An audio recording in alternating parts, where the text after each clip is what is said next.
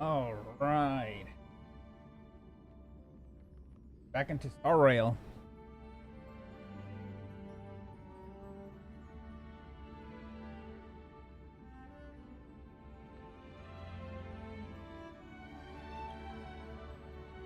Okay, let me just download some key stuff.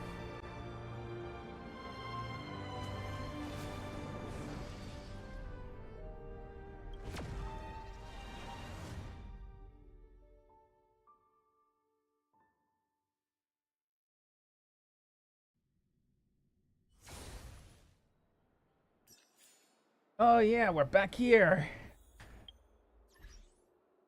Um, might as well enable the Trailblazing mission because I want to do this event.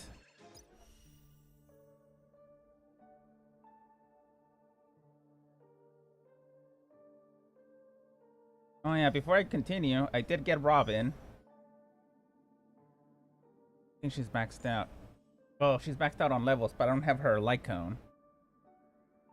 Because I can't not afford it. Few details, records. Oh yeah, I don't have any pity. Although this is a good light cone. I think that's a good light cone for healers, actually. Oh, so yeah, I only got her leveled up. I still need to grab all the materials for her, which is these. This I don't have so much issues.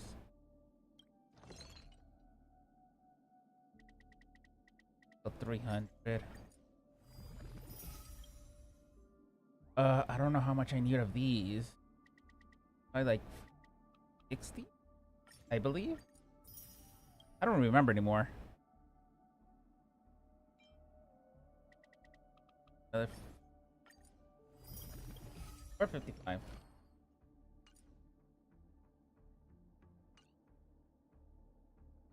At least I got her thing almost perfect. I just need one more of this type of gear for her. Her eidolons. Oh, that is so good. Hey there, Kathia. All the considerable active speed increases by 60. That's still good.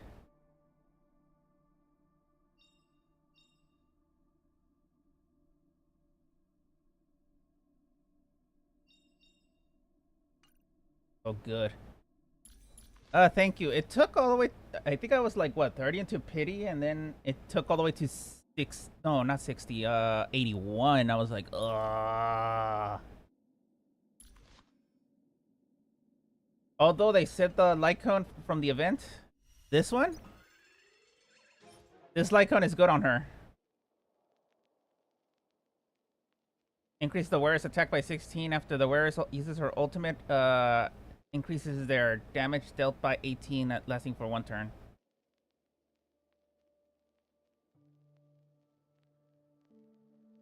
Although for this one, the only effect is going to be this one, the increase attack. This one, not so much.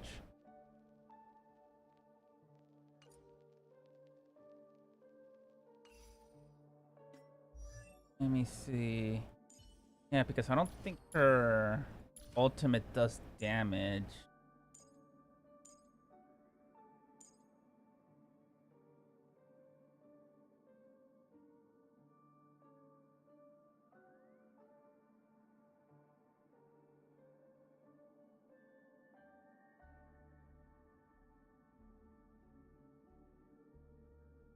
Oh, immediately take action. Okay. That makes her like kind of like running up the entire party.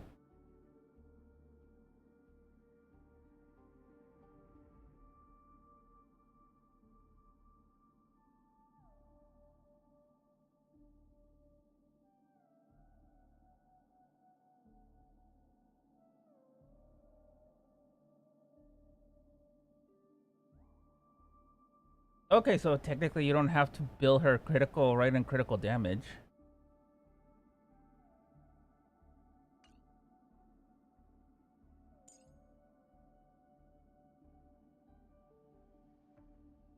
Okay, that's good.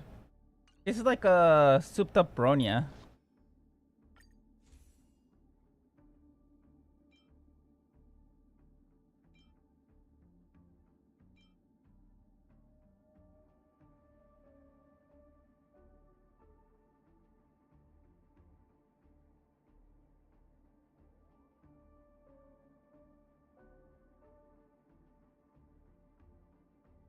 This is gonna be pretty good on Robin.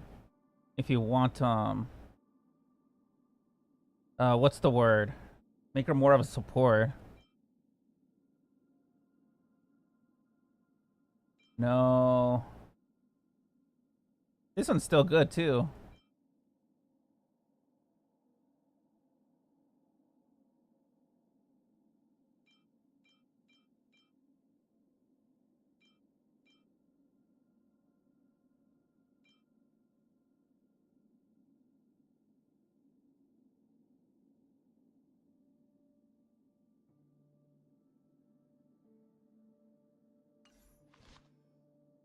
Okay, if I'm remember correctly, she's Harmony. Yeah, she is. Okay. Let me double check on. Oh, where is it? Where is it? Where is it? Where is it? Okay, that's from the battle pass. So the battle pass is not good enough.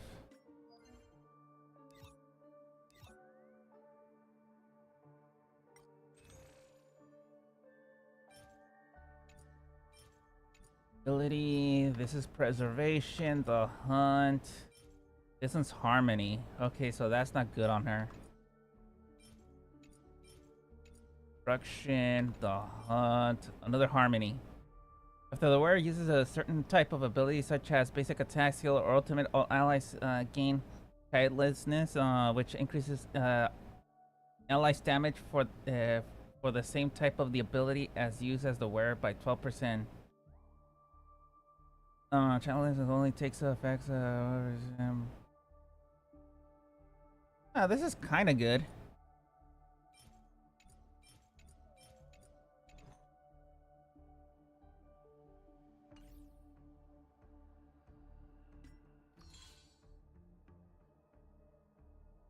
Yeah, that's a good one, especially if you like saved.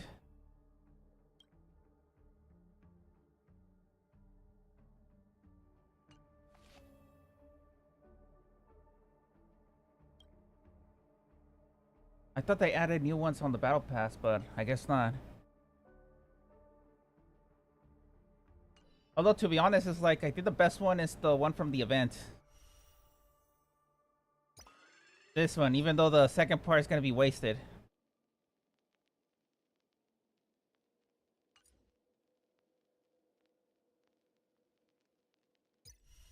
Well, anyways, let's just start this. Top navigation. Okay, let's go to the map.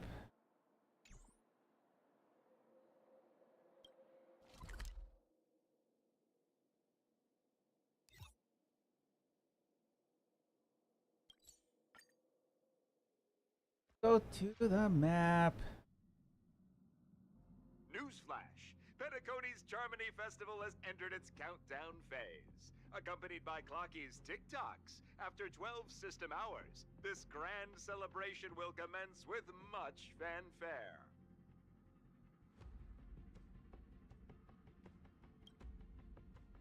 I already told you! We can talk things out! I'm sorry, Fluffy. I really have something urgent to attend to, so I had no choice but to resort to asking this favor of you all. Since you already know what you're doing, I'll also have to remind you of its risks. Hey, partner, what's with the hostility? I thought pulling this thing out was just a way of saying hello. For the last time, state your identity and purpose. My name's Boot Hill, and I'm a Galaxy Ranger. A Galaxy Ranger? You look like you seen a ghost. Did you think we all went extinct? Well, that's the price you pay for being off-grid for too long. The righteous heroes of the hunt would never hijack the Astral Express. I ain't hijacked anything. What, chatting with someone while holding a gun is considered a hijacking? It probably is. Pardon my frankness, but there are plenty of rumors in the cosmos regarding the Galaxy Ranger's current status, and none of them are pretty stories. I have a hard time believing you. This is hilarious. The tale that this bunch of fools spin is getting out of hand. There's even a bit about the Galaxy Rangers being turned into gibbons by Dr. Primitive, and they're in some valley screwing around on swings. Of course, I know you won't believe me, which is also why, similarly, I have a hard time believing that you're the real Nameless. See the bullets in this gun? 9mm, an eternal classic. I may need the Astral Express's help right now, but if you're an imposter just like that one, then this bullet might just end up in my head. I can't allow myself to be exposed to danger. That's just the way it goes, so you all have to first prove yourselves. Huh? Where are you going?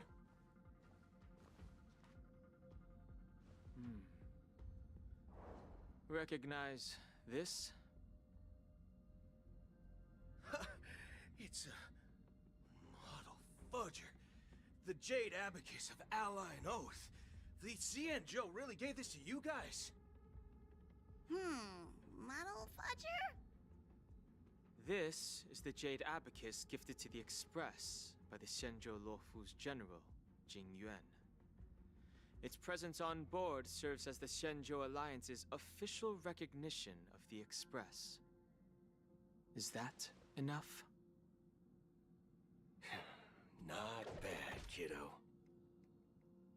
And across these sprawling stars, a gentle squeeze is all it takes to rustle up a whole legion of Cloud Knights. Now, I reckon that'd be one fudging sight to behold. Now it's your turn. Been ages since the Galaxy Rangers had the spotlight shown on them. We ain't equipped with such fancy gadgets. But I've been around the block enough to know the way to handle these types of situations is easy as pie. Alright then. Feel free to toss any questions my way. Let's see if my answers can't turn your trust. If your gut tells you otherwise, still ain't too late to show me the door. And why would I play along? If I truly am a real Galaxy Ranger, you stand to lose nothing. All right then. Tell me, what kind of organization are the Galaxy Rangers? My friend, this question is a hard one. I don't think I can even consider us an organization to begin with. Everyone's on their own fated path along the hunt, with their own resolute sense of righteousness and not so welcome among such so-called universal values. This reply does not instill trust, and only makes your predicament more precarious. I'm guessing you're gonna ask about some form of shared faith, right? But us Galaxy Rangers don't need that sort of thing. What brings us together is a shared bottom line. Never bully the weak. Never kill the innocent. These oaths aren't some lofty beliefs, but the fundamental bottom line that one must never cross as a person. As Galaxy Rangers, we strictly adhere to the bottom line. When someone crosses them, the hunt's vengeance will surely come knocking. And in this moment, the other crucial meaning of bottom line comes into play. As long as you don't cross it, you're free to do whatever you please. You catch my drift? Second question. Why do you seek trouble with the Astral Express? I already said that I seek no trouble. I must go to Penacony for a matter. But I don't have an invite. And I can't even enter the family's hotel doors. If only I could borrow the Nameless's identity. The entire cosmos knows you're guests of the family. Aren't the Galaxy Rangers also esteemed guests?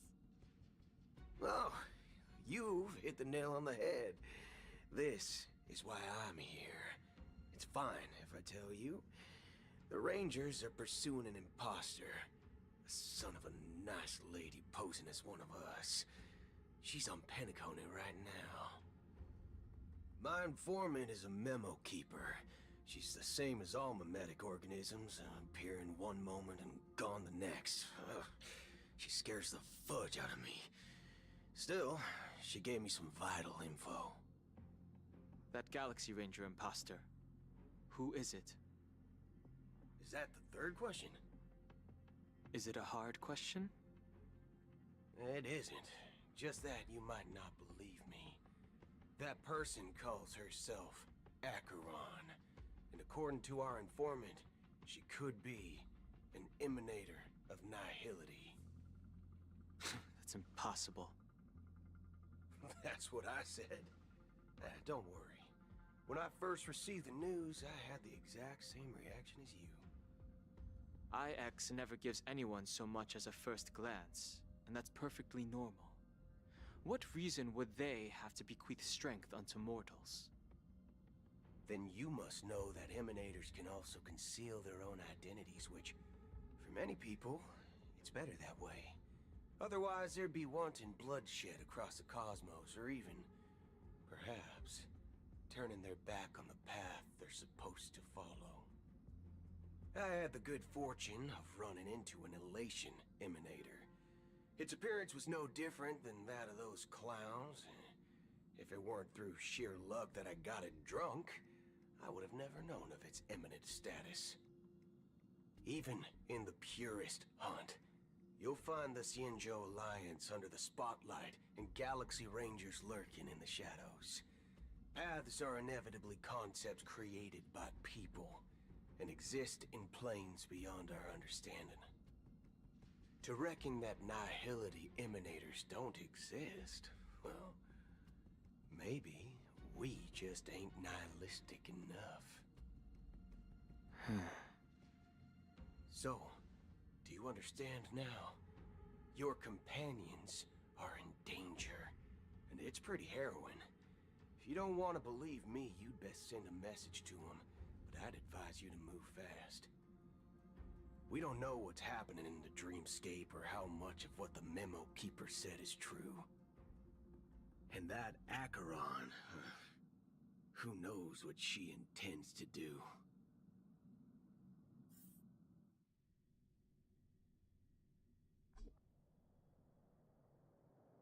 I don't intend to do anything. That's not up to you. Did you know? People who come to the land of dreams for the first time, they'll subconsciously stop to reaffirm that they're still walking on solid ground. And then they will unanimously raise their heads to gaze at the sky. Be it reality or dream, staring at the sky is instinctual for humanity. Since the day that the golden hour was completed, it's always been there, watching over every single night of decadence. But now this night sky has been mercilessly severed, dyed with the mist of nihility. And this whole event happened within the course of a single slash of a blade. A single slash of a blade. Isn't really accurate. It was actually 2 blades, just that the second one was faster.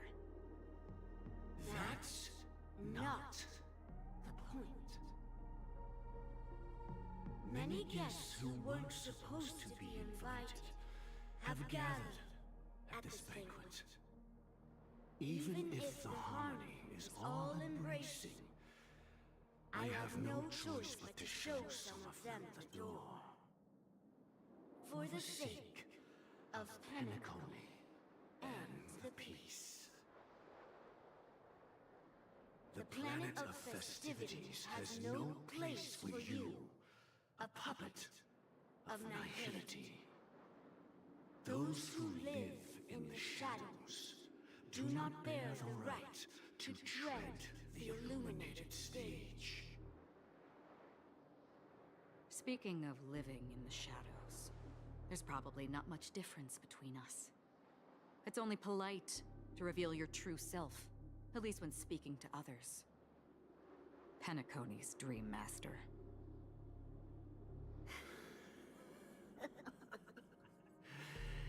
That's just another reason that you can't stay. Whether you believe it or not, this is the real me. We are one.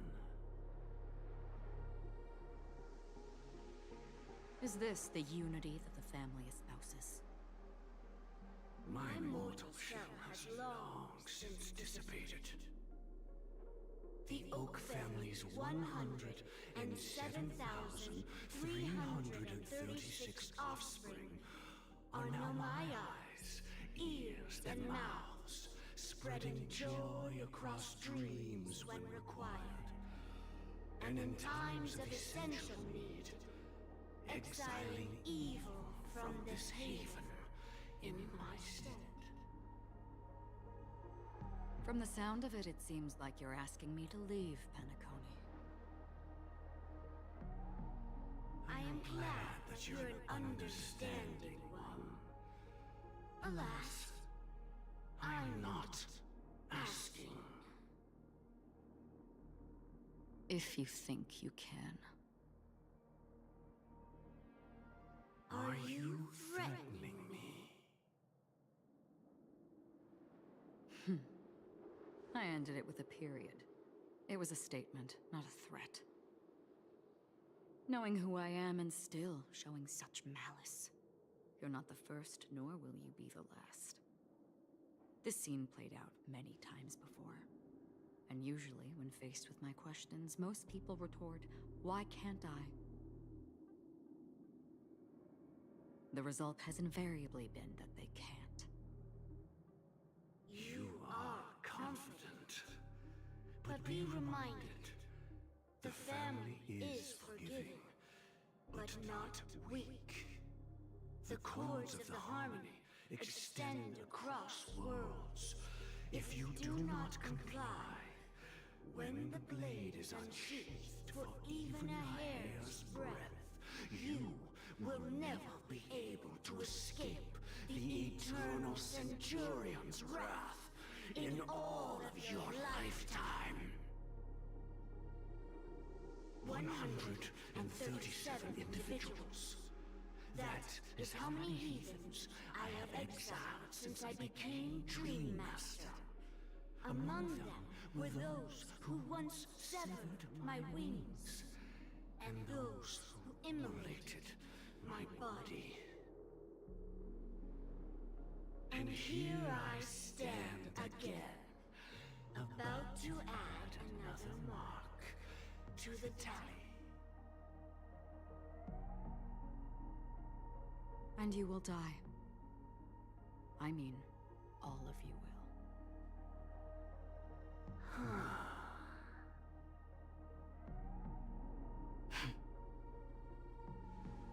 But that won't come to pass. I'll do as you ask. I'll leave. A wise choice. I wasn't aware there was a choice. To you, that surely is the only option. Please bear in mind, you and Penacony are of different worlds. Those born on the far bank cannot seek solace across the river. Leave and never return. The radiance of the planet of festivities is overwhelmingly bright, luring in tricksters, wrongdoers, and criminals. But even the harmony itself will never welcome the self-annihilator of nihility. And even more so, when this self-annihilator heralds the destruction of everything. Your strength is obviously a gift of the sleeping and shapeless, immeasurable and fathomless, like a tributary spawned from the abyss that brings death and sin to all. Acheron, a befitting name.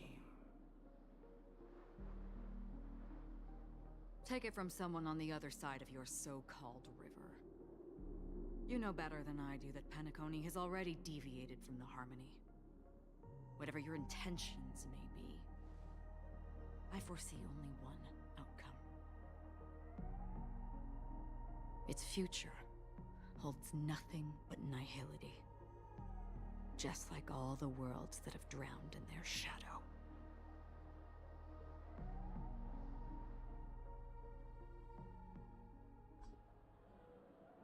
Attention, please. The unusual event that occurred moments ago was due to a technical malfunction at Clock Studios theme park. The family has promptly responded to secure the area, and we're happy to report that there have been no injuries.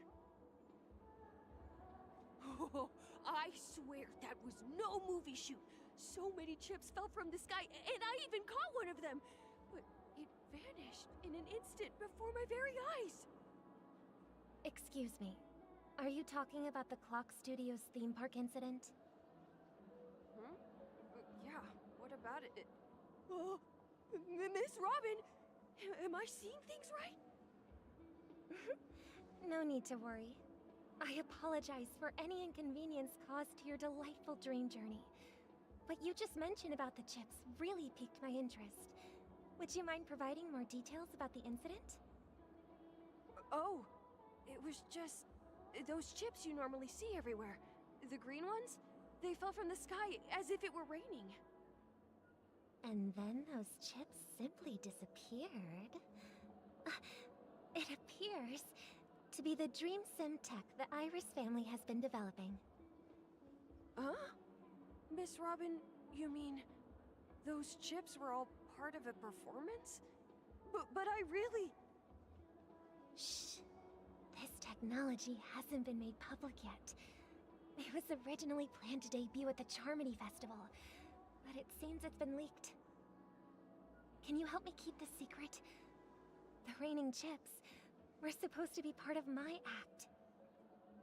Oh, I see! Then it all makes sense now. I'll do anything to help make the Charmony Festival a success! Thank you. As appreciation, I'd like to give you a token gift. Oh, this button is... Press it at just the right moment in the celebration, and there could be an unexpected treat in store for you. All right. It looks like there are other guests who are also confused.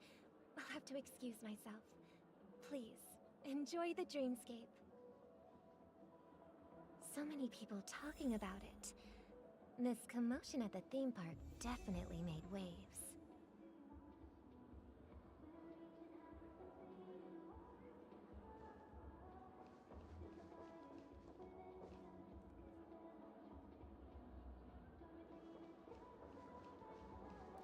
Oh, I see how this is going.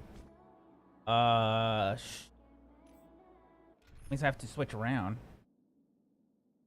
Oh. Oh god, what's the best party?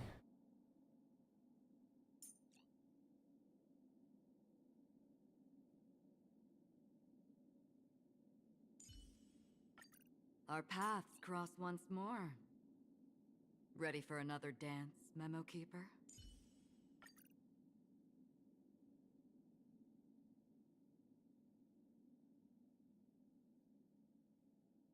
Let me see. I gotta look up like what's her best team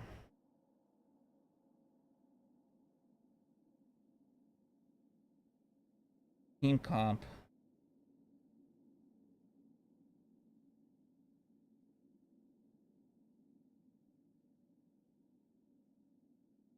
Oh, I could have used Kafka.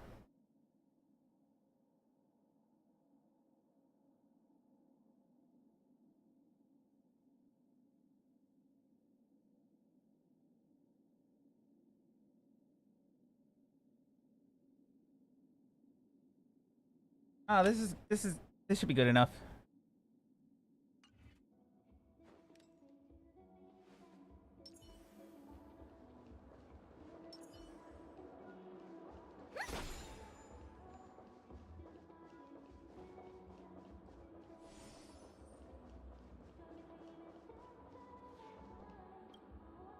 The family promised they would protect the guests within the dreamscape, but I witnessed a group of organic life forms making their way to the theme park. And soon after, a rip tore through the sky, and black rain started leaking out of the void. The family needs to provide a reasonable explanation, or I'll take my loved ones and return to reality. I thought the dreamscape was supposed to be a paradise. If it's not, then there's no point staying here. It appears the good sir has seen many great events. And it's true that an uninvited guest has unexpectedly entered the dreamscape. However, their target is not the ordinary guests, but the ambassadors of the IPC. The family will certainly ensure that the safety of the guests is of the highest importance. Miss Robin, I know the Bloodhound family has already sealed off the theme park and has control over the situation, but it won't resolve the problem. The family can try their best to protect their reputation, but as a guest, I don't wish to gamble with my life. But as you can see, sir, no innocent bystanders were affected in this incident. Perhaps the dreamscape is not as perfect as promised, but there's no place safer than dreams under the family's rule. I believe you know this better than I do. If this incident happened in real life, how many people would be able to walk away from it? I could stay here, but keep in mind, guests come to Penacony to enjoy the dreamscapes. They do not wish to be entangled in a conflict between the family and the IPC, so let's not have any more unnecessary incidents. Of course. With the Charmony Festival about to commence, we will spare no effort in our preparations. Rest assured. To express our apologies, the family has arranged this gift for the guests. Thank you for understanding.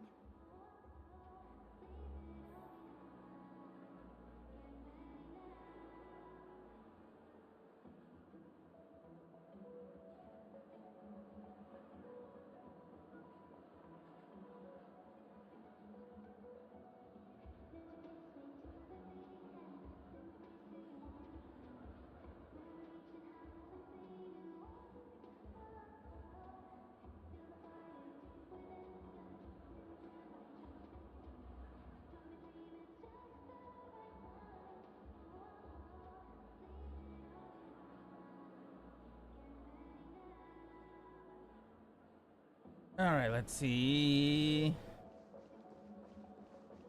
What is this?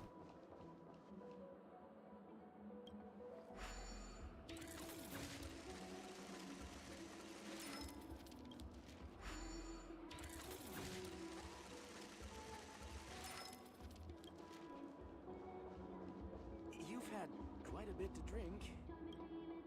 Hello. May I ask what happened here? nothing to be worried about. There's been a small rehearsal mishap at Clock Studios theme park. Please stay calm.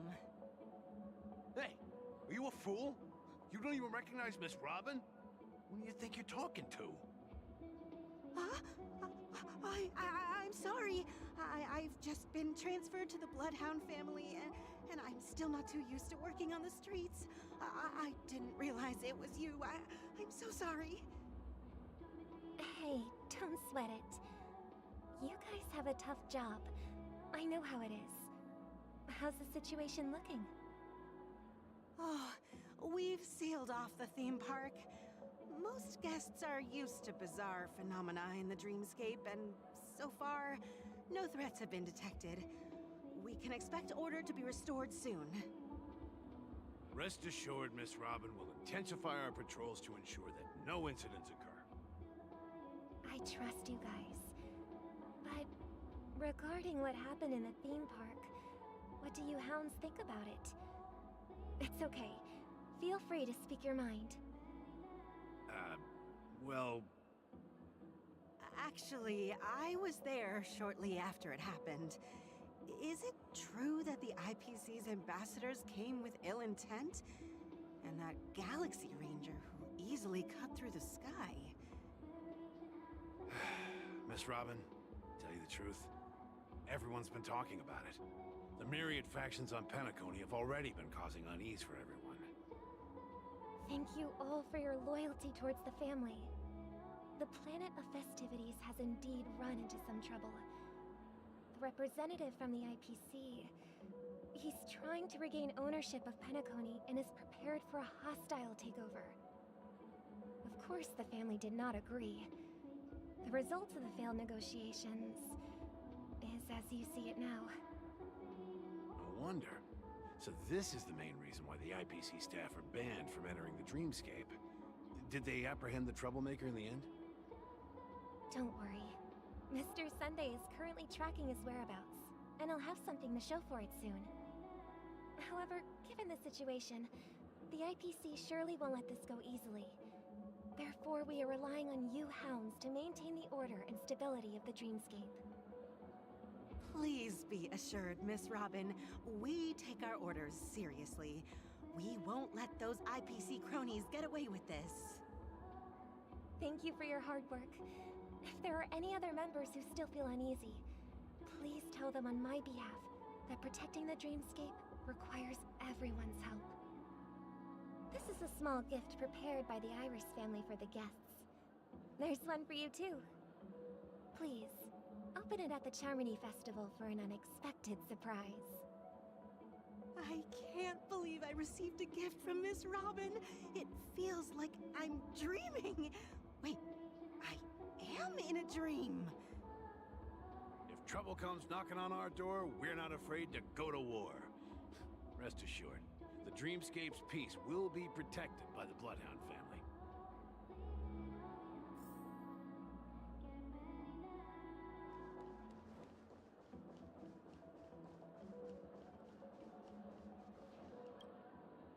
Miss Robin?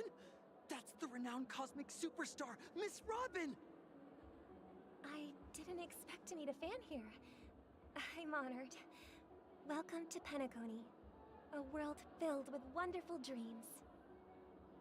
I can't believe I'm actually meeting the real Robin! Shouldn't you be preparing for the Charmony Festival?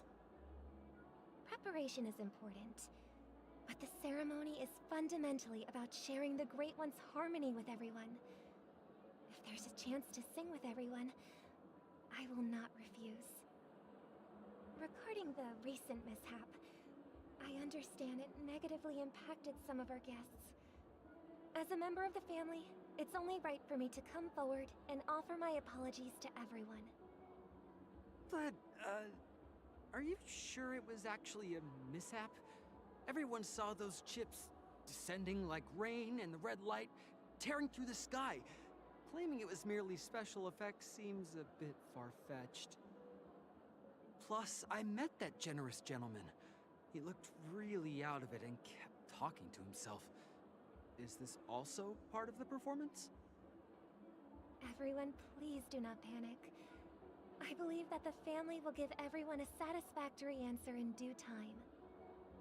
Even if you say so, Miss Robin, it's hard to believe. Some people just never listen, do they? It's never ending. It just goes on and on. I'm getting really tired of this. Miss Robin? Still, I suppose I should keep on helping everyone. I am the epitome of joy, kindness, and goodness, after all. Huh? What was I just doing? And, who might you be, miss? Here, take this, little guest. This gift has been specially prepared for you by the family. Make sure to take good care of it until the opening of the Charmony Festival. Then, when the show reaches its climax, press the button together with the others around you. You never know. Something very exciting might happen.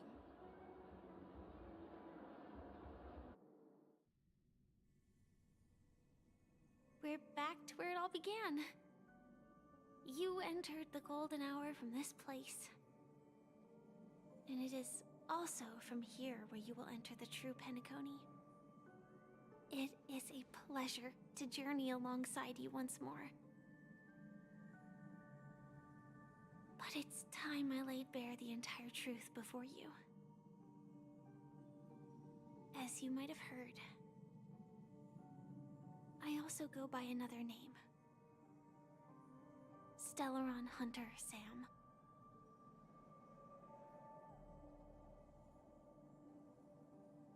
I'm fine. Sorry, I hope I haven't scared you. I know you have many questions. Do you remember when we encountered death in that strange dreamscape? When I was caught by that meme? In that instant before it killed me? I saw the reflection of another dreamscape in its ghastly pupils. So, following the clues in the script, I came up with some theories about the meme. That's why I instructed Silverwolf to issue invitations, drawing everyone to the Dreams Hotel. I intended to call upon death before you arrived, to solve the riddle using more direct means, and then invite you to join. However, contrary to my wishes, I couldn't defy the script. And I didn't get a chance to explain it to you. It is how you see now. I was impaled by the bladed wings of death. The heavy pressure of concentrated memoria miasma exploded in my mind as if it was actually reality. But after the momentary numbness subsided, I found that my body was absolutely unscathed. I was still alive. And it was just as I thought. I had arrived at a place starkly different from this beautiful dream. Beneath the dreamscape of Penacony lies another, more chaotic, more primal memory zone. Its name? Land of the Exiles. And so, then I returned to the hotel in the dreamscape, hoping to tell you of its existence. Yet I could not reveal my own identity. So, I could only divert your party's attention and lure you away from the battlefield. And after, all my attempts proved futile. It wasn't until not long ago when a crimson blade of light shattered the high wall of the dream, causing you all to fall far into the abyssal depths of the dreamscape, that I was able to awaken you and your companions one by one. And that's it. That is all that's happened so far.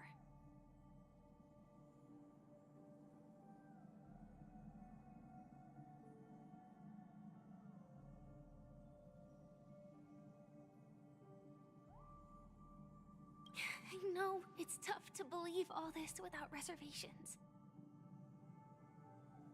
I just want to say, you are very close to the final answer.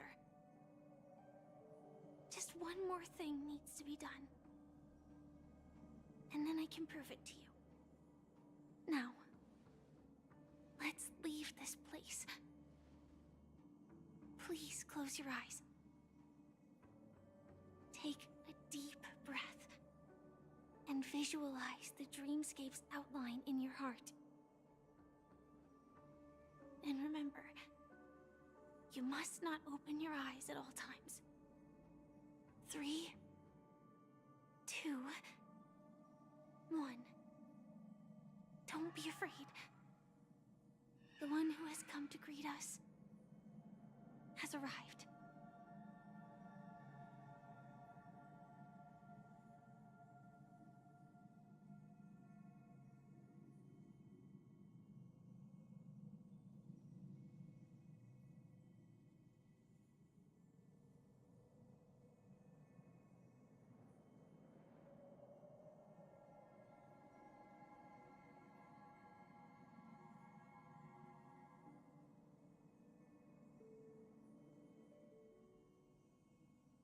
I never knew you could do this.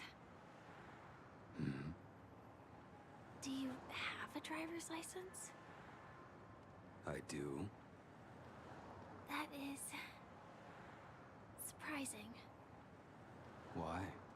Because this is Japella, the city of sins? No, it's nothing. I'm just thinking that you haven't slept in 20 system hours. Are you sure you're okay? I'm fine. I'll survive. Same goes for you. I'm not so sure about that. Slow down a bit. Infiltration is over. Feel free to activate Sam anytime you like.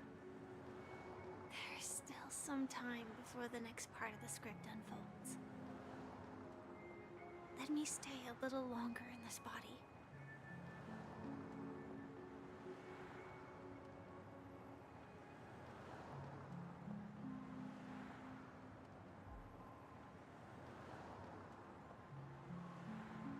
Such a long tunnel. Didn't feel this long when I set off. In half a system hour, it will lead us to Kafka. And then comes the downfall of the Japella Brotherhood. Is that also part of the script? It's in your script too. Sorry. I didn't notice. Their destiny won't change just because of your selective ignorance.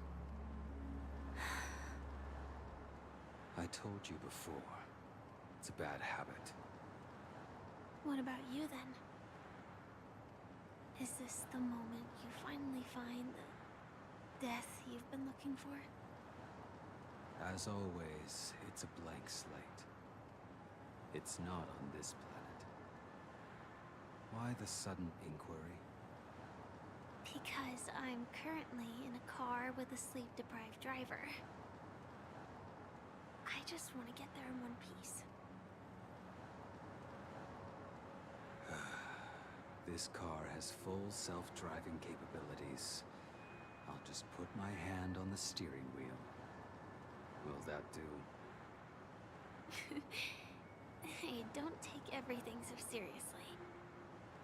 Elio would always say there's only one type of destiny. The inescapable type. He can see the future, and we, likewise, are aware of our predetermined end. But before that moment arrives, we can still choose what we do. We all have this right, don't we? After today, Japella's name will disappear from cosmic history, and the Everflame Mansion will take its place. In the not-too-distant future, you'll receive an invitation. That's your next stop. Land of the Dreams. Penacony. I hope you find whatever you seek there. Be it answers or salvation.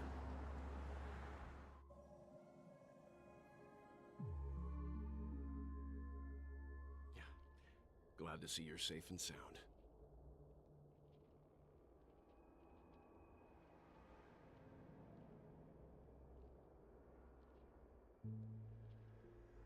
Close your eyes. This is the answer. Isn't it incredible? The monster that we have always known as Death is actually the guardian of the land of the exiles. It abides by a certain rule, abducting people from their dreams and bringing them here.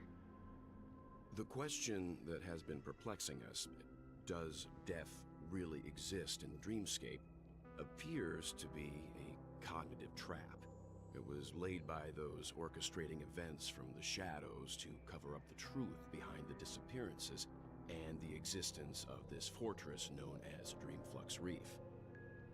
Every emergence of that meme is related to the Watchmaker. Since Dreamflux Reef is where it brings its captives, it's likely that many of our long-standing questions will be answered in this place. The atmosphere here is starkly different from the beautiful dream. There are no regulators here like the family. And they all look like they're mildly dazed. But from the whispers of the residents, I've heard a familiar name. Gallagher. It's that man again. Always in the right place at the right time. Though that does save us the trouble of looking for him. Himiko and March have already made a move. Get ready. We're about to set off. The real dreamscape. The land of the exiles. Before we go, should we speak to everyone first?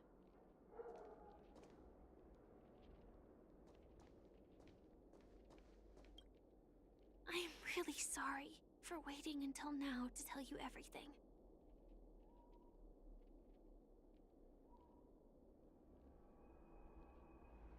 Two reasons. Firstly, the script. In the future that Elio saw, Sam and the Astral Express's confrontation was inevitable. I tried to break the shackles of the prophecy, but this is as far as I could go. That aside, there were also my personal motives. I wished to travel with you as Firefly, and not Sam.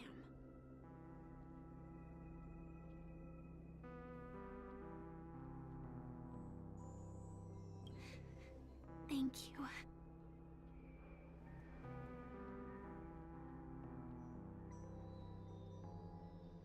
Elio only gave me one instruction. Allow the Astral Express to pursue the Grand Legacy. It means that the Watchmaker's legacy holds great significance to Trailblazing. And to you. Elio's scripts used to revolve and expand around certain specific Stellarons. But with your appearance, this condition has apparently ceased to be appropriate.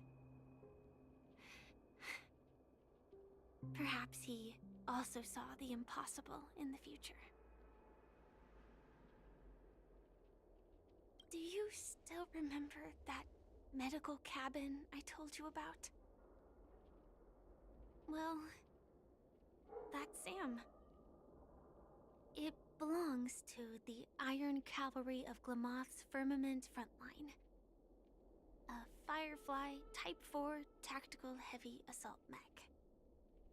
It is the cradle of my vitality. And the meaning of my birth. And for the longest time it was... how I should have looked to the rest of the world.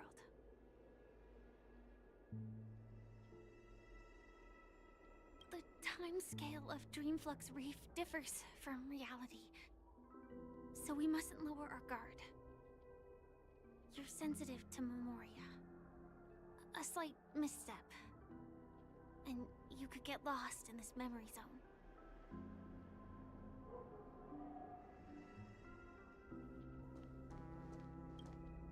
Something on your mind? Let's talk about it. No wonder Miss Acheron is so averse to drawing her blade. It's hard to imagine such terrifying power could reside in an ordinary sheath. If it weren't for the fact that Aventurine's power originated from the preservation, the entire dreamscape would have been affected. Don't feel burdened by this. Even without that Stellaron inside you, Aventurine would still have found other methods to accomplish his goal.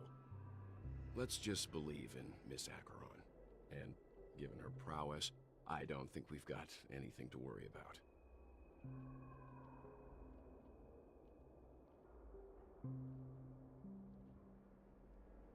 During your investigation, he shared a vital piece of information. Mikhail, the former watchmaker who collaborated with the family to construct the Penacony we're familiar with today, had a falling out with the family for specific reasons. But this is precisely where the problem lies.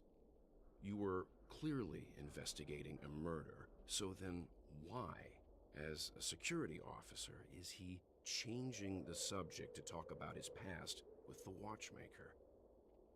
And now, with Firefly mentioning his name again, it's hard not to be suspicious. Before we found you, she'd already revealed her Stellaron hunter identity and shared a lot of information. Who would have thought that the Molten Knight's true identity was actually a young girl? For her, this is a secret that she cannot allow others to know. That being the case, I think we can believe she's willing to cooperate. But she didn't reveal all her secrets. I just can't shake the feeling that her situation is different from that of the typical dreamer. And I hope that doesn't lead to any dangerous predicaments. I hope you've regained a little composure. We'll move out when you're ready.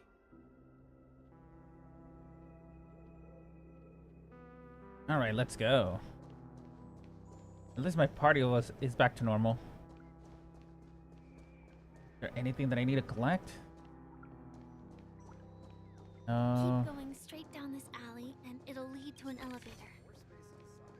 It'll take us to the center of the land of the exiles.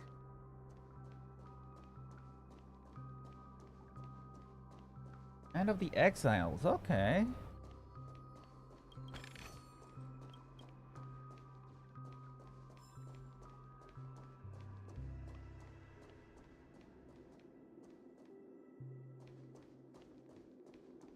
What a huge clocky. Looks like the watchmaker also left his mark on Dreamflux Reef.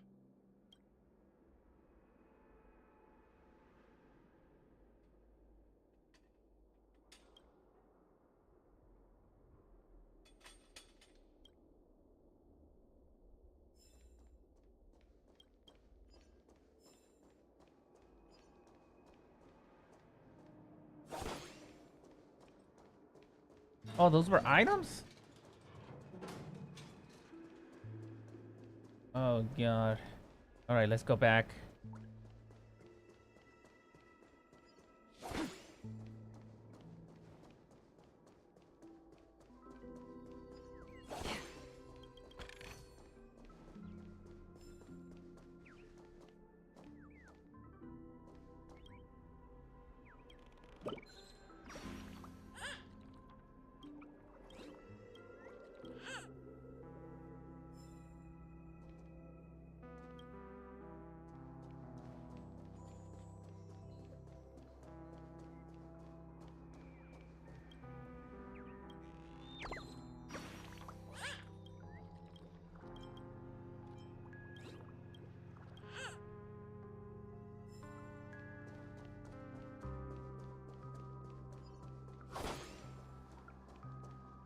Anything else here?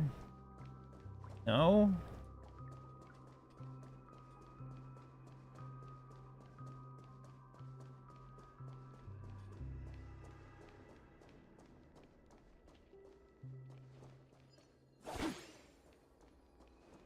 Okay, another chest.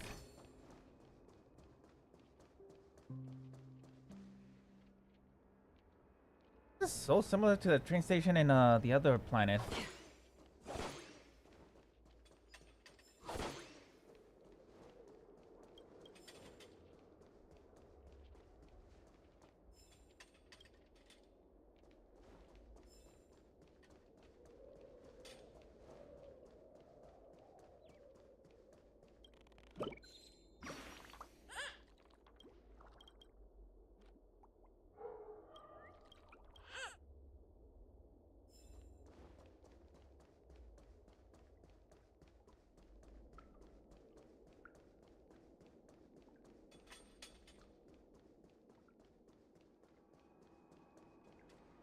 Okay, I think we got most of the things on this side.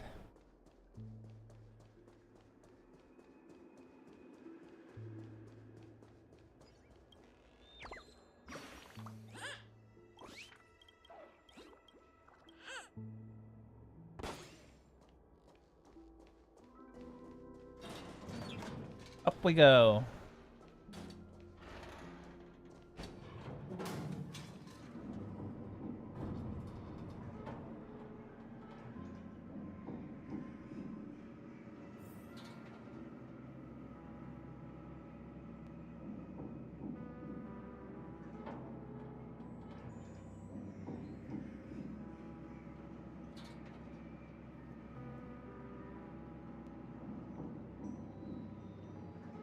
Unbelievable.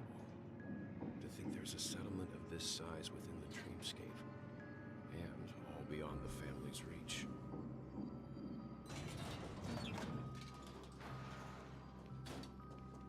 The atmosphere in this fortress is pretty different from that in the beautiful dream. When I first saw it, I was in awe too. The sky here, it's like a reflection of the 12 dreamscapes. What's even more bizarre is that this place is also separated into trade and residential areas. The layout may be simple, but the facilities are very comprehensive. It seems that there are quite a number of people living here. Though both dreamscapes have distinct styles, the architectural designs are quite similar. Works of the same hand, perhaps. Hard not to speculate on the connection. But there's no point in overthinking things. Let's meet up with Himiko and the others first. Take a right turn at the end of this road and you'll reach the trade district. There are more people there. And perhaps someone knows where she is. Not coming with us? The Astral Express likely needs room for some internal deliberation. In the meantime, I'll try and locate Gallagher. Sure. Let's reconnect later. Letting her go was the right decision. Further observations are needed before we decide whether to trust her. But first, there's someone I need to talk to. Let's go. I'm sure you've already noticed him.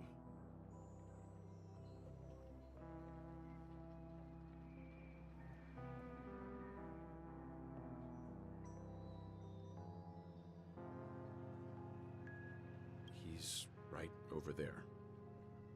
The Reverie Hotel's bellboy. How did he end up here? And right after Miss Acheron severed the beautiful dream. We'd better check, just to be sure. Trash can is perfect for me, and perfectly legal for me to stay in. All right, new area.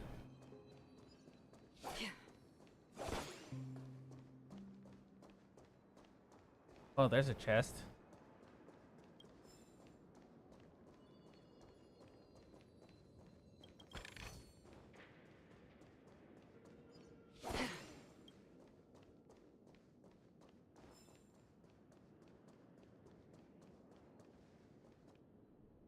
Let's just go around.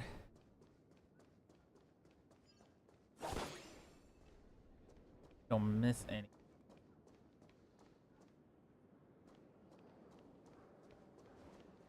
Goes an upstairs?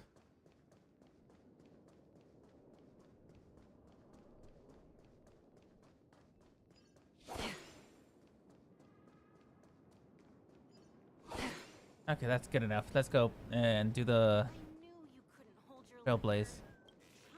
Since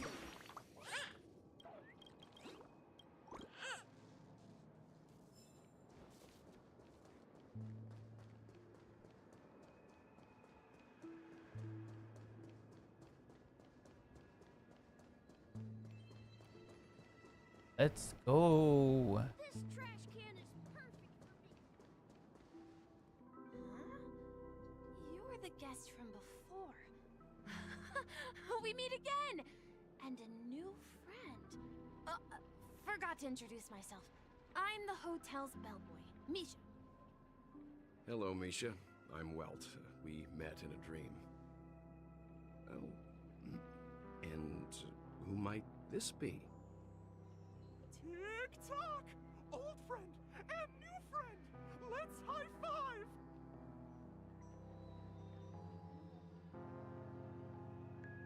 Your, memory zone mean? Nope. Clocky is a good friend of mine. We all live here. How did you two get here? This dreamscape isn't supposed to be open to the public. I wonder if it has something to do with Sleepy. So, this is your home? Yep. After my work in the beautiful dream ends, I'll go back home. Commuting used to be more convenient, but ever since travel became cumbersome, Sleepy started ferrying people back and forth between the two dreamscapes.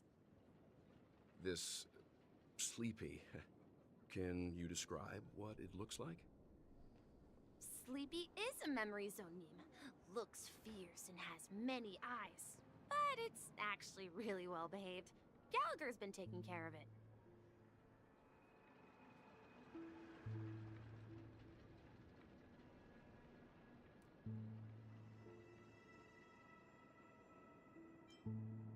Based on the description, that meme is indisputably death. A nightmare for the family, but for the people who live here, well, that couldn't be further from the truth. Death? Not in a dream, surely. Sleepy's just a little aggressive, and sometimes messes up by fetching the wrong guess. But it would never hurt anyone. I see. Has it brought back any guests recently? Say, in the last day or two? We're currently investigating a missing person case that occurred within the beautiful dream. I see. Then you'll have to speak with Gallagher. But he's currently busy hosting a visitor from the Oak family and specifically asked not to be disturbed. Mr. Yang, the person you're looking for, is it Miss Robin? Just as I thought. Considering what happened with Miss Firefly, this doesn't come as a surprise. If you're looking for Miss Robin, I can lead the way. She told me that she'd be willing to meet with outside guests. If it's not too much trouble. Also, we're looking for our missing companions. A woman with red hair accompanied by a girl with pink hair. Have you seen them? Oh, I haven't. But please, rest assured. Dreamflux Reef is a small place, and it's not as bustling as the beautiful dream, but its safety is unmatched. How about this? Since it's your first time here in Dreamflux Reef, I'll be your guide and help you find your companions. And then we can all go visit Miss Robin together. She's gone to Mrs. Grace's to visit the children. She won't be leaving anytime soon, so there should be enough time.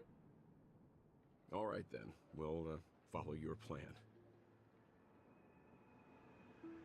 Well, we now know the answer to both murder cases that have caused such commotion in Penacony. As for the intentions of the mastermind behind it all, we're still none the wiser.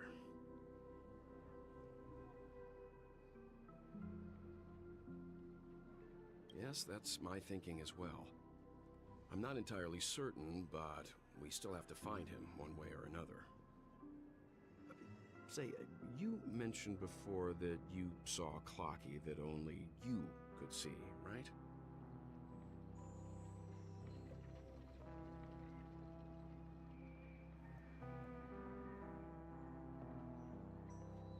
I can't shake off this strange feeling.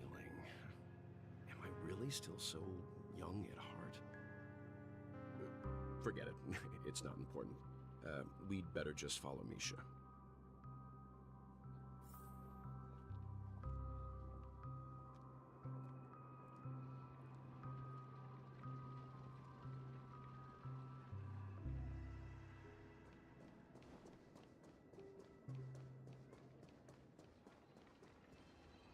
Everyone, look!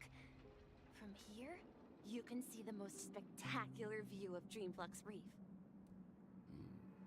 A black hole? No. An accretion disk formed from consolidated memoria? Was Dreamflux Reef built on such unstable memoria? Oh, so Mr. Yang is also versed in Memoria dynamics. I was just trying to figure out how to explain this huge hole to everyone. I bet you guys have a lot in common with Miss Kami.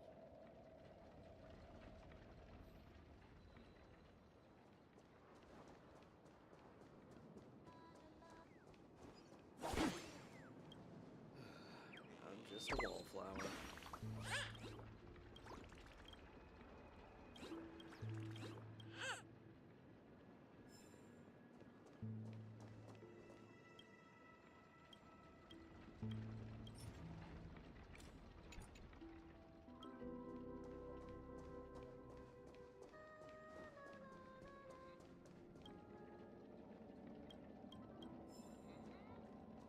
Look!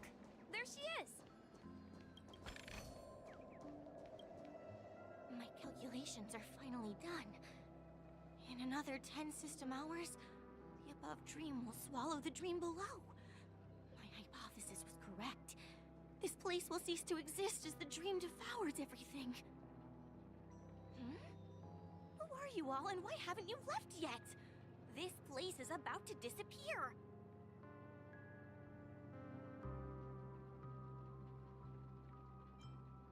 I'm Kami, a dreamscape surveyor specializing in Memoria dynamics, and this is my life's work that I'm researching. See that huge gaping hole? It was just a narrow rift many years ago, but now it's grown into a giant hole. The surrounding Memoria has been flowing towards the other end of the hole at a constant velocity, slowly but surely.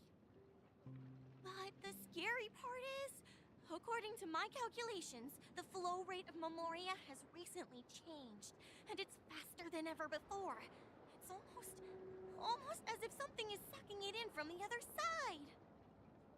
By constantly improving upon Madame Rosalina's Memoria measurement method, I've finally obtained accurate results. After 10 system hours, the Dreamflux Reef will cease to exist. Just like the melting of glaciers, everything will crumble and disintegrate.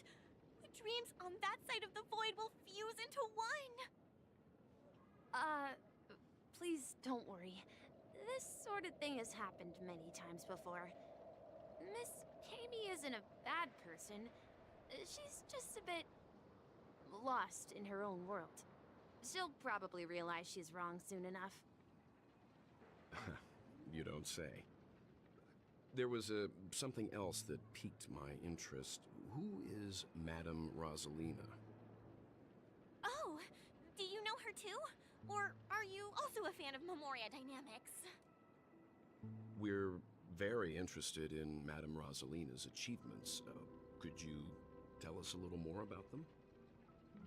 Why, of course!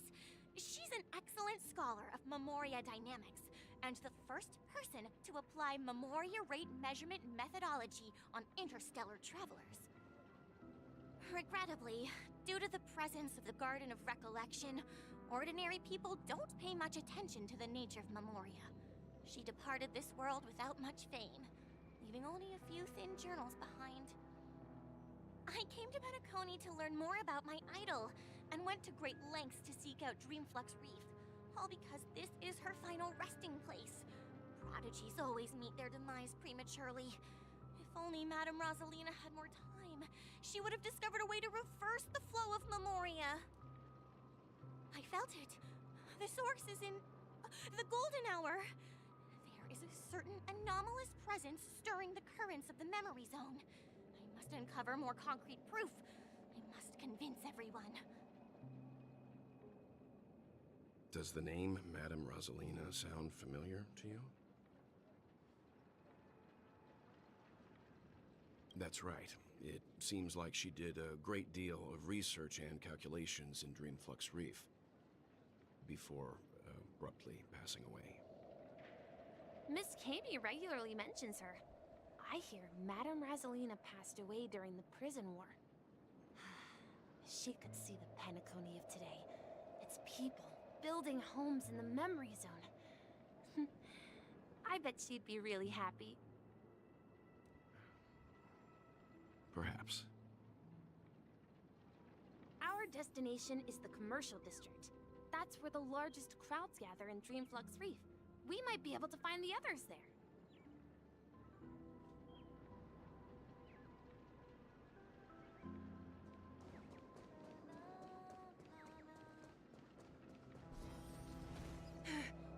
Let me go!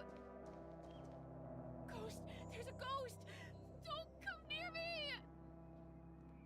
Oh my. I'm human and so are you. Can you get a grip? Mr. Yang and Miss Trailblazer, I've been waiting for you. Quickly, come help. I bumped into a member of the family on the way here. He was so scared and I just wanted to calm him down. But... Let me go! Let me go! I've only done good in my life. Why can't I rest in peace after death? well, this is how it turned out.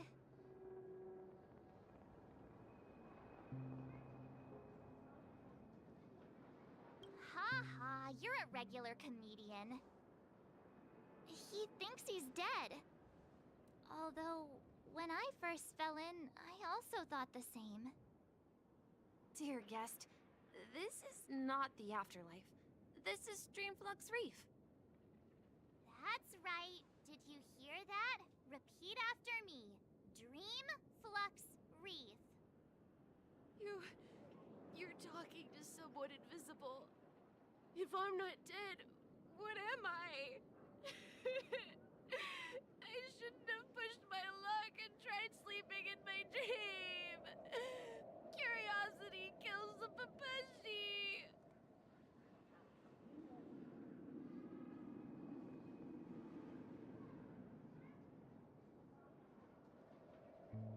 Stop asking!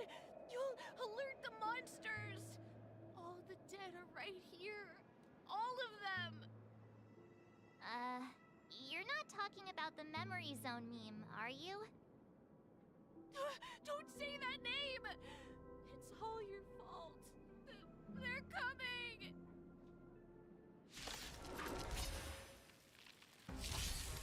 Battle time. Auto. Destined for oblivion. Ill tidings manifest. Beneath the waters lies an endless abyss. I weep for the departed. It too shall fall.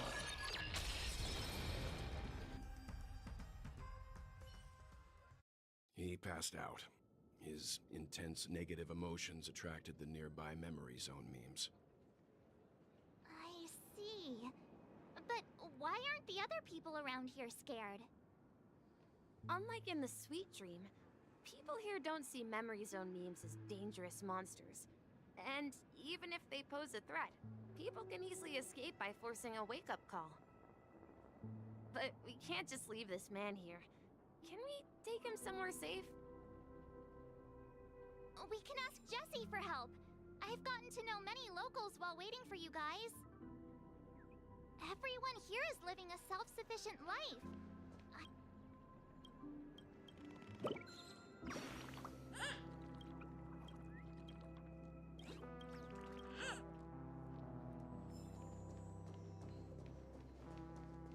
I remember when...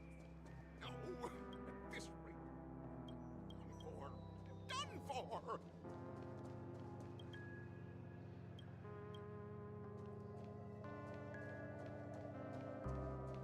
I knew you couldn't hold your liquor.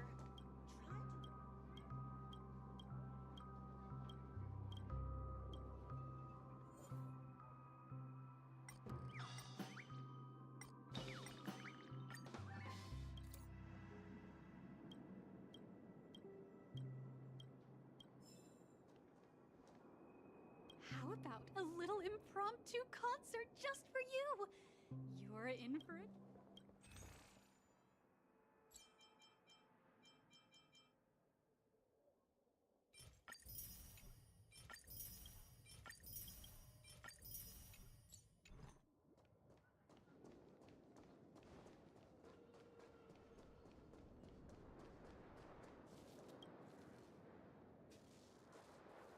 I might as well do this.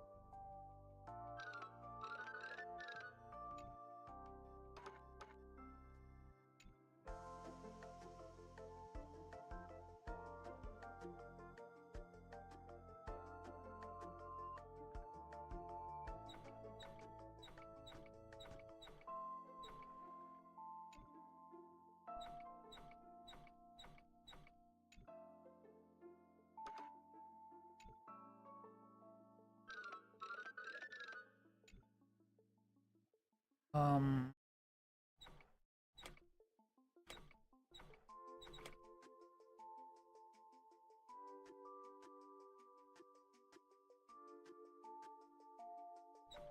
Confusing.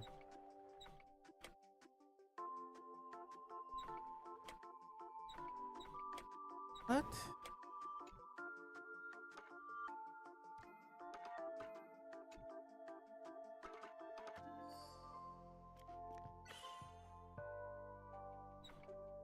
Oh, I got it.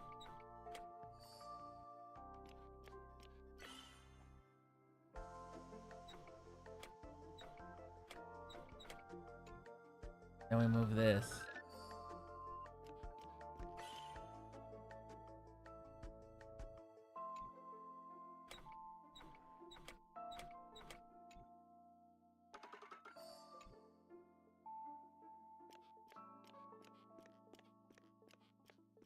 Oh, that was a brain fart.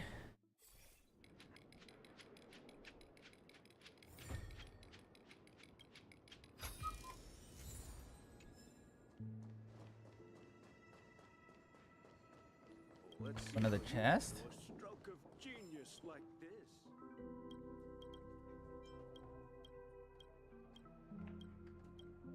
Oh, did not want to talk to you.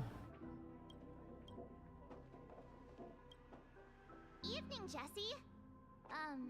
Is it evening? Welcome, Miss March. Who might these be? These two are my friends.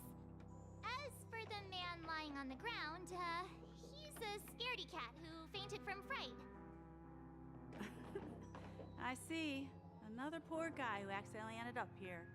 I'll take care of him. There have been a lot of new faces lately. Things must be tough in the beautiful dream. The few remaining havens of freedom in Asdana will soon face trouble. Do such things often happen here? Not really, but they're becoming more frequent now. Guess it's one of the signs of the Sweet Dreams collapse.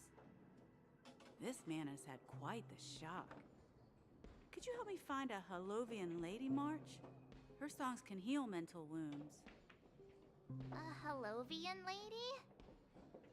That must be Robin. She's also here in Dreamflux Reef. Huh? Robin? But I thought she... Oh, right. If Firefly is here safe and sound, then it means Robin must be okay too. Misha is about to take us to her to find out what happened. But before that, let's meet up with Himiko. You were with her earlier, right? We met some stowaways in the residential area. Most of them came from neighboring star systems. I heard that places like Dreamflux Reef are scattered throughout the memory zone of Asdana, like islands in the ocean. They existed before the family arrived. I also heard that when Dreamflux Reef took shape, it was the center of all dreamscapes in Penacony. If that's true, it's no wonder there are so many similarities between this place and the Sweet Dream. Himiko must be gathering information. Let's hurry up and get going.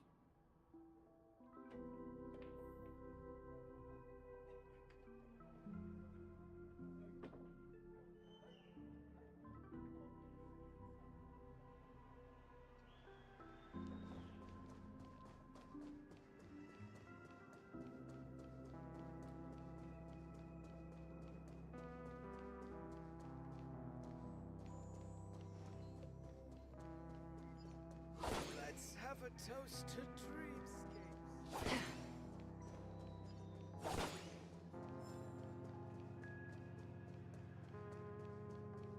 This is where we split up. She can't be too far away.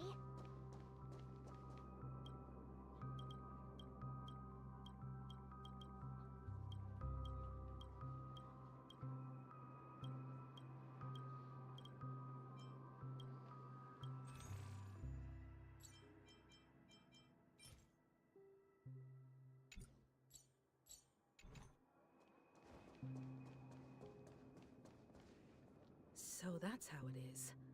I never imagined we'd gather the remaining details here.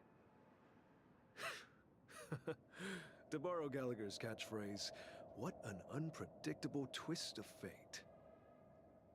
Himiko, here they are. Ah, perfect timing. Now that everyone's here, I'd like to introduce everyone to Micah, who's partly in charge of the Land of the Exiles. Micah, these are my companions. It's a pleasure to meet the Nameless. You know us? I've been keeping an eye on you since the day you arrived in Penacony. We would have met under more appropriate circumstances if Dreamflux Reef hadn't been isolated from the 12 Dreamscapes. Please, allow me to formally introduce myself. I'm Micah, the Gravekeeper of Dreamflux Reef. Gravekeeper? Life in Dreamflux Reef is pretty liberating. Everyone here mostly keeps to themselves, without meddling in others' affairs. My daily task involves cleaning a few tombstones. You're too modest, Micah. When lost dream chasers stumble upon this place, you're the one who takes care of them, guiding them back to the Sweet Dream, or showing them how to survive the wild dream chaos. So, guardian of sorts. Were you talking to me, Mr. Yang?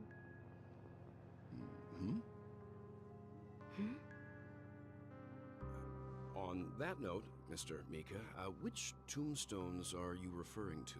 We didn't come across any graveyard when we arrived. They're actually just symbolic stones. But since you're curious, Mr. Yang, I'll take you there. I have a feeling you might find something of interest there. But before that, you have an important guest joining you. An important guest? Who could it be? This way, please. The roads here in Dreamflux Reef are a bit run down, so watch your step.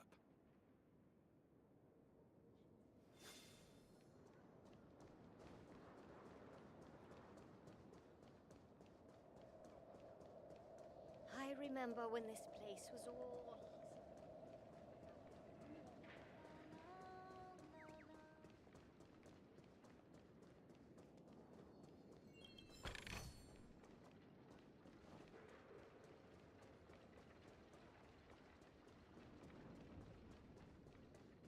There she is.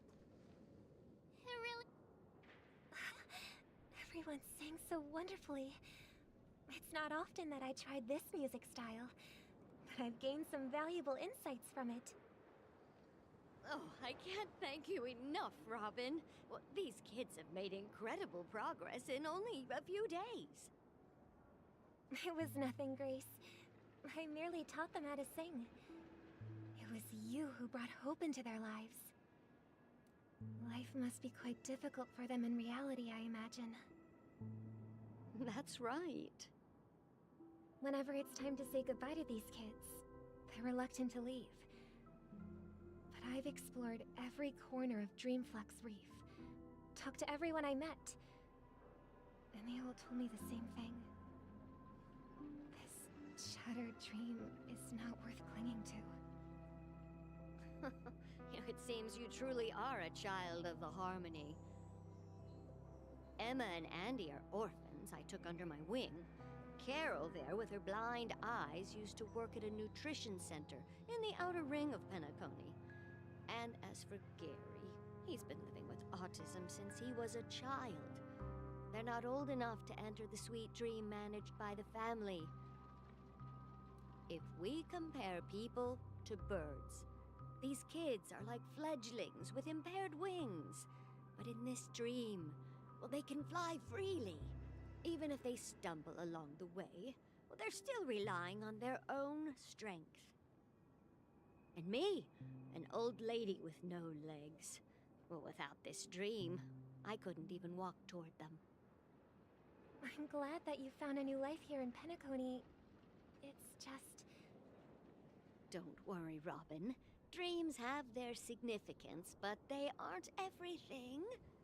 Both the children and I understand this. No matter how long we fly through this dream, we will one day return to reality. But you know what? Emma and Gary aren't plagued by their insecurities anymore.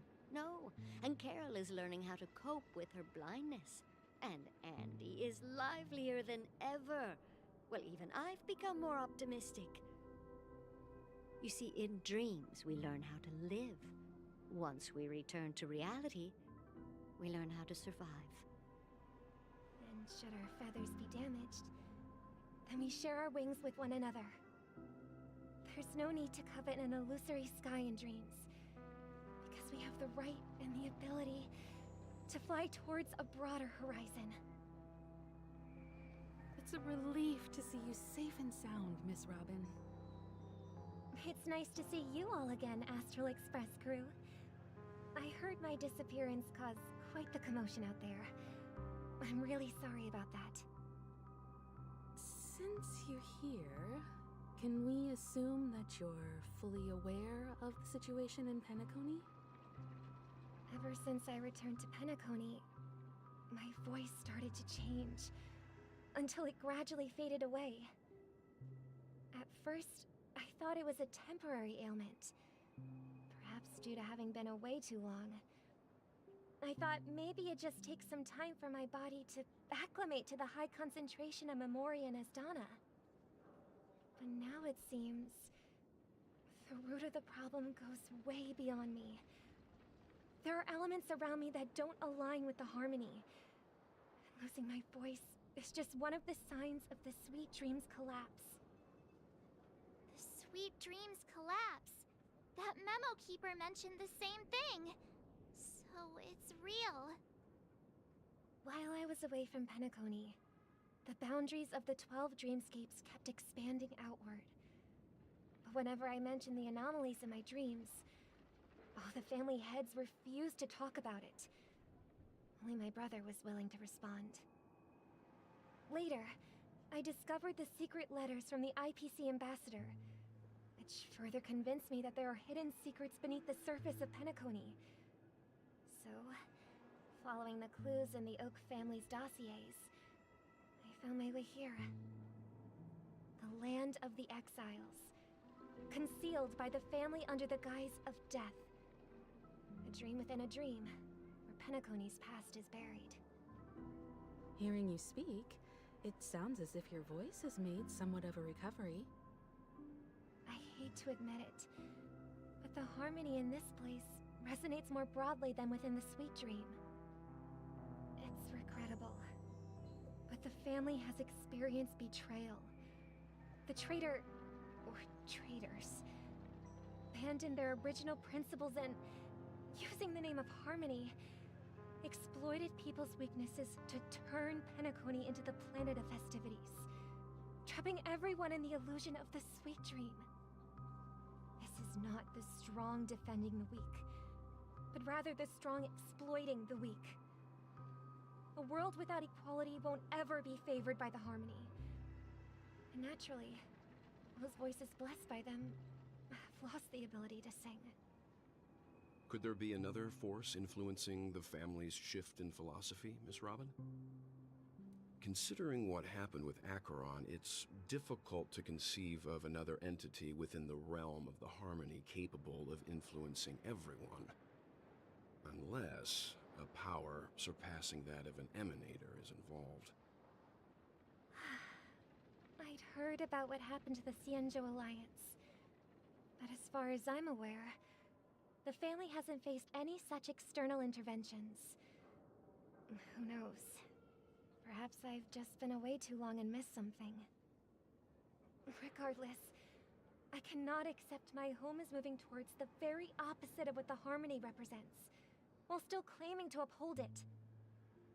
I must uncover the reason why Mikhail cut ties with the family, and who exactly it was who betrayed us all.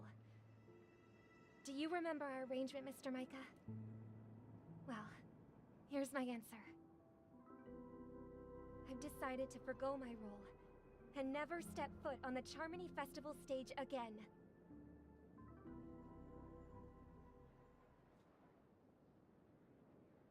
Look here, brother. A little bird. Looks like a fledgling Charmony dove. But Charmony doves don't live here. So how did this little bird get here? Maybe its parents abandoned it? It looks weak and frail. Why don't we find something soft and make a nest for it? This place is too dangerous for a fledgling. Let's take it with us. We can put it on the wooden shelf in front of your window. Okay. A bird like that must have a beautiful singing voice. But where will it live? I'll ask the family head to build a cage for it. A cage? Then it won't have the freedom to fly, right? Let's see. What is it that has captured the attention of the two best interpreters of the Great One? To the point that they've forgotten how to enjoy their dessert. Oh, poor little thing. Doesn't look like it's doing well. Do you want to rescue it? I do. But I don't want to lock it up in a cage. Why? Even if it's small and not fully feathered, and can't sing, it didn't come into this world just to be locked up in a cage. Birds, they should be flying free in the sky. That's quite the romantic idea. And what about you, a young scholar? Do you agree with your sister? I think she's right. But if we leave it out in the wild, it won't survive for more than a few days at best. Ah, I see. It seems our little scholar is still a bit unsure. Well, let me tell you youngsters a story. As you probably know, Charmony doves can fly through the air. When they fly really high, the friction caused by the flapping of their feathers against the atmosphere creates amazing lights, so that they look like shooting stars. We've seen this spectacle so many times that we think it's just something they can naturally do. But that's not the truth. Their radiant display is the result of countless struggles against nature over generations.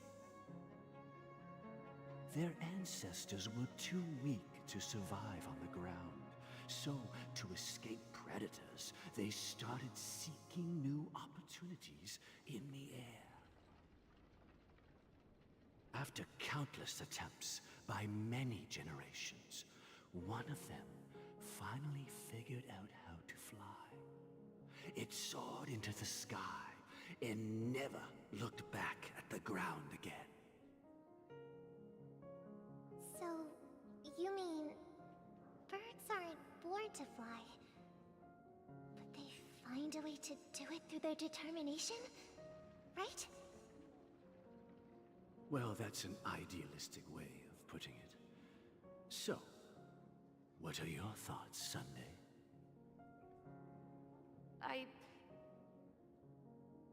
I think people believe birds are meant to fly because they've never seen those birds crashing to their death. That's an interesting perspective. So, have you decided what to do with the bird now? For now, I'll keep it in a cage until it can take care of itself because I want it to live, no matter what. Well said, kids. It seems each of you has found your own answer. Your insights are truly remarkable. And I hope they come true in their own way. We will take good care of it, won't we, brother? Yeah, but Mr. Gopherwood, there's one thing I don't quite understand. And what might that be, my son? What if this little Charmony dove never learns to fly in the end? I mean, if there are fledglings in this world that can never fly throughout their lives, should we let them go back to the sky, only to see them crash to the ground and die? Talking in your sleep, Birdie? Time to wake up.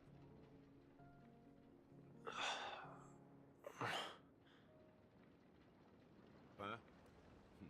Need a hand? I'm still alive? Yeah. Happy about that. Where is Robin? Tell me. Now. I knew that was going to be the first thing you'd ask. Don't worry, your sister is here, safe and sound. She's probably walking around the streets now. If I were you, I'd be more worried about myself. After all, right in front of you is the guy who just stabbed you in the chest with a dagger. If you wanted to kill me, you wouldn't give me the chance to speak. Just tell me your demands, lackey of the Watchmaker. So, you figured out who I am, huh? No wonder you had the guts to go against the Dream Master and the Four Families. Looks like I made the right choice. Choice? You are aware of my plan and see through my act. Time is running out, so let's drop the charades. I'm suggesting we cooperate. Cooperate? What makes you think I'd cooperate with you? The fact that the famous Robin has chosen my side. Plus, some clues about a traitor and a bright future for Penacony. Any of that catch your interest? I find it hard to believe a man who's full of deception. Fine. You don't have to trust me. What you should trust is the sense of justice inside of you. Show me Robin first. All right, as you wish. here she is. Huh? What's your trick this time? Just kidding. I mean, this lady will lead us to Robin, right? And the crew, too. There are too many people who you owe an explanation. That'd be great. Please follow me, Honorable Oak Family Head. Now, all the actors are on the stage.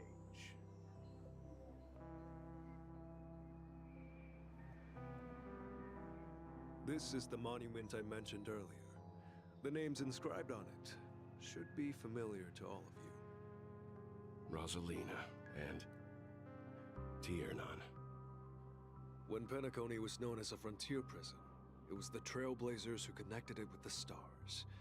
They were the heroes who saved Astana, and their names deserve to be immortalized. Not just on this small stone tablet, but in the annals of history for all of time.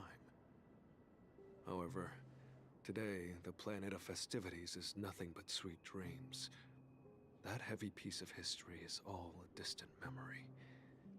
Just like that prison. If their names are inscribed here, then that means... According to Micah, they died long ago. Rosalina was killed during the War of Independence. She ventured alone into the heart of the star system to investigate the flow of Memoria, but she never returned. Tiernan was a skilled gunslinger, strong and reliable. He led the people through countless battles, but he didn't live long enough to witness the arrival of true peace. In the decade following the war, Penacony faced challenges internal and external. To protect Astana, Tiernan took up the way of the Trailblaze and led the Lampmoth family to explore beyond the system, only to be surrounded and wiped out by the swarm. Though I had expected as much, the tales of these heroes truly are sorrowful. True to the title of Trailblazer, they spent their lives venturing into the unknown. But what about this tablet? There are no names carved on it. When Dreamflux Reef was created, its owner was still alive. However, he insisted on erecting a monument for himself, saying that it will happen someday. Here we meet again. Everyone from the Astral Express. Robin.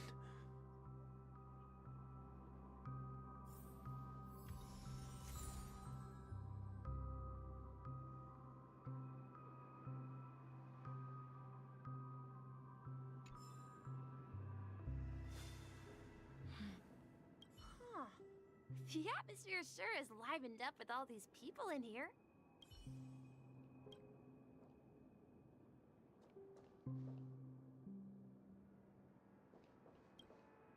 I promised to give the siblings some privacy, so let's talk about our business first.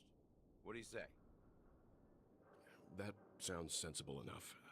Since you went through the trouble of gathering the family head, the crew, and the Stellaron hunters, I'm guessing you have something important to say, Mr. Gallagher? Oh? Is it that obvious? The look on your face is practically screaming, I'm the one behind all this. You're right, Mr. Yang. It is indeed time to come clean on everything.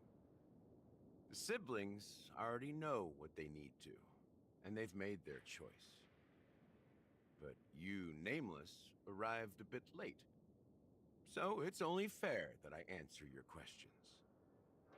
Before we begin, let me reintroduce myself. I'm the founder of Dreamflux Reef, the deputy of the Watchmaker, and the one who sent out that invitation.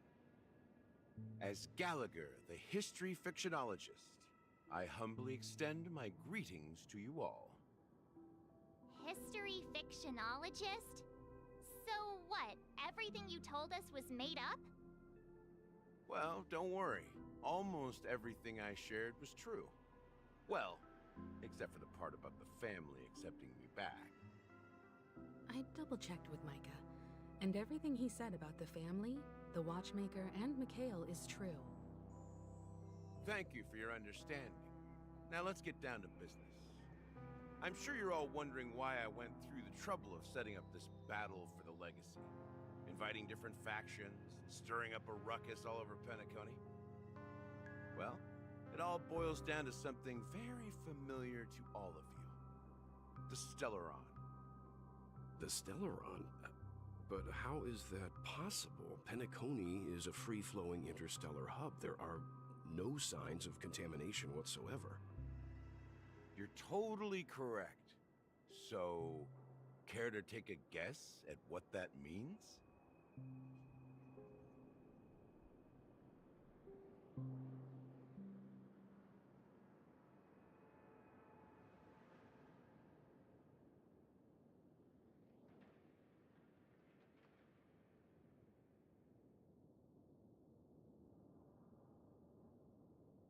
I wish that were the truth. But if that were the case, I wouldn't have invited all of you.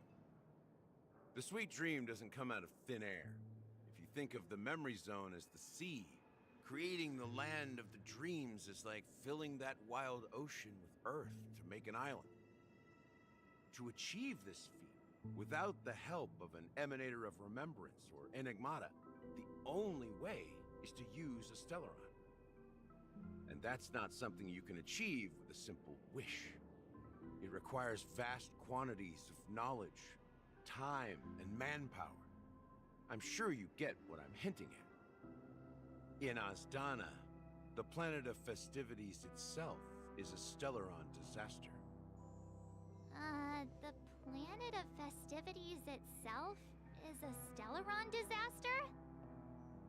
It all started a long time ago, back when the Watchmaker and his crew liberated the frontier prison. They faced countless challenges as they began building Penacony from the ground up. That's when the idea of using the Stellaron came into play. The Stellaron first entered the Azdana system during the war. The Nameless warned everyone against the folly of attempting to tamper with such a power, and most heeded their words. But there are always people in the shadows with ulterior motives. The turning point came after Tiernan's death. With two of the Nameless gone, the Watchmaker had to go to the front lines. It was at that moment his rivals saw an opportunity. By the time a representative from the Montour System's family arrived at the Watchmaker's call, the Stellaron had already been activated and was seeping into the primordial synesthesia dreamscape. And I suppose the family happened to possess the knowledge to seal the Stellaron? Not just that. They knew far more about the Stellaron than the average person. They helped Mikhail swiftly quell the civil unrest and played a part in building Penacony under the disguise of the Harmony. Those three eras were known as the Age of Dreaming. The Watchmaker, who had been left in the dark, sent out invitations across the universe, spreading the hype around the land of the dreams. Then, how did they turn against each other? Remember the island in the ocean metaphor? The truth is, the Stellaron was never truly sealed. It existed in a different form within the dreamscape. Think about this. What would it cost to create and maintain such a lavish dreamland? It's people's lives. The opulent dream is built upon the decay of spirits, with a toxic elixir called pleasure flowing through the dreamscape. It tempts people to indulge in the dreamscape, and gradually their minds succumb, becoming nourishment for the sweet dream. Confusion, laziness, and cowardice, weaknesses that plague humanity, were magnified and nourished by the family. Penacony became a new kind of prison, even more impenetrable than the previous one. Sadly, we realized this far too late. By then, the family had a firm grip on Penacony, swiftly quelling any opposition that arose. At my wit's end, I had to use the power of the Enigmata, and sought refuge in this chaotic realm. Over the years, I created a meme within this dream for our use. dormancy. That's its real name. We exploited a loophole. You see, regular people can't fall asleep again while they are inside the dreamscape. So this is the true meaning of the impossible. You sent out invitations in the Watchmaker's name to find forces capable of resolving the Stellaron disaster and draw them into Penacony to uncover the truth. It's not just that. Above all, I wanted to see what happens when the major factions engage in a struggle for the legacy. Since this is the Watchmaker's first announcement in decades, the traitor within the family is bound to reveal themselves. So, the legacy is just a facade. If you want to consider the Stellaron as the legacy, I'm totally fine with that. If that's the case, where is the Stellaron now? That's a question for Mr. Wings. The Stellaron is still under the family's control, and as the head of the Oak family, I'm sure he holds all the answers.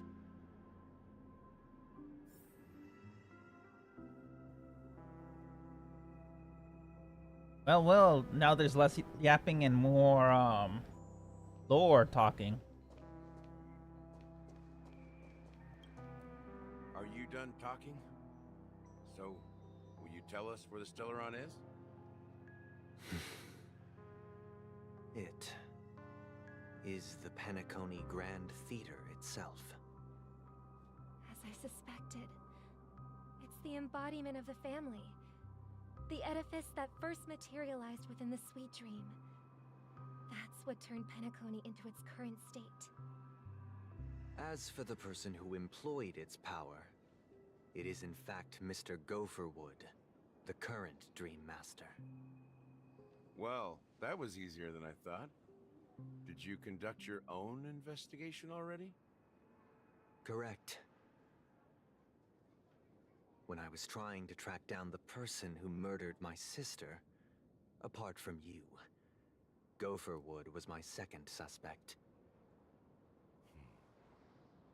Confronting me first turned out to be a smart move on your part. I didn't have other options. The Dream Master has been elusive, and even the heads of the families can hardly get an audience with him. Moreover, Mr. Gopherwood has been kind to my sister and me. And I didn't want it all to end like this. What do you mean by that?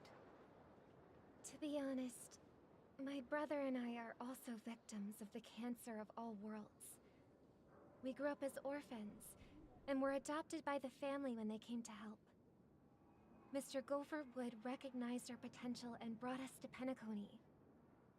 But I can't just stand by and watch Mr. Gopherwood become an enemy of the Harmony. I won't use my voice to support an evil cause. I won't step on that stage and sing, no matter who the traitor is, or what orders they give me. I won't let the Charmony Festival become an event that destroys Harmony itself, or the paradise in our dreams. Indeed, for the paradise in our dreams. As the head of the Oak family, I'm responsible for ensuring Penacony's promising future. Robin and I will head into the Sweet Dream and confront the Dream Master. And if it turns out that the family has truly strayed from the Harmony, I'll fight alongside you. We'll put the Charmony Festival on hold and make sure Mr. Gopherwood pays for his blood debt. The enemies you are about to face aren't like this old dog here, who can barely even bark. Since our interests are aligned, why don't we team up? Maybe, just maybe, we'll have a shot at success. We have always been following in the footsteps of our nameless predecessors, and there's no reason to stop now. Yeah, we Nameless won't back down from a challenge. Isn't that right, Miss Trailblazer?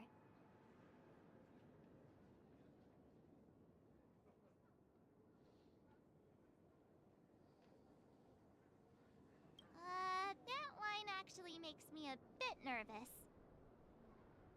Rest assured, sitting on the sidelines isn't in our nature. Mr. Sunday, Miss Robin, I'm willing to accompany you on behalf of the Astral Express. Having a third party present should help with negotiations, and could make all the difference if things get ugly.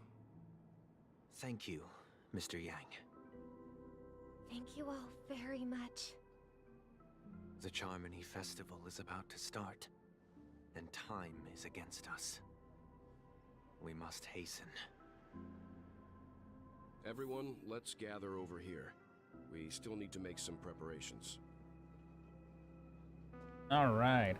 Okay, did see a chest. Yep. Was a chest.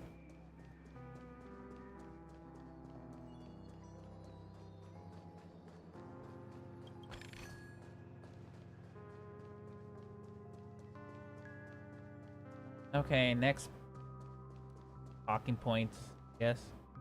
I may have been quick to step up to the plate, but confronting the Dream Master could be a very dangerous affair. Huh? Even you're saying that, Mr. Yang? How powerful is that Dream Master? He's the leader of the families of Penacony, and he has the entire power of the Harmony behind him. Not to mention the Stellaron in his possession. We must proceed with great caution. Maybe you can just stay behind this time, Mr. Yang? No, that won't do. Even if we count Robin as an ally, something felt off about Mr. Sunday just now. Although, I can't quite put my finger on it. I have to make sure he won't turn against us when things start to get dicey. You're still carrying the keepsake the IPC envoy gave you, right? May I borrow it for a moment? Huh. I knew it.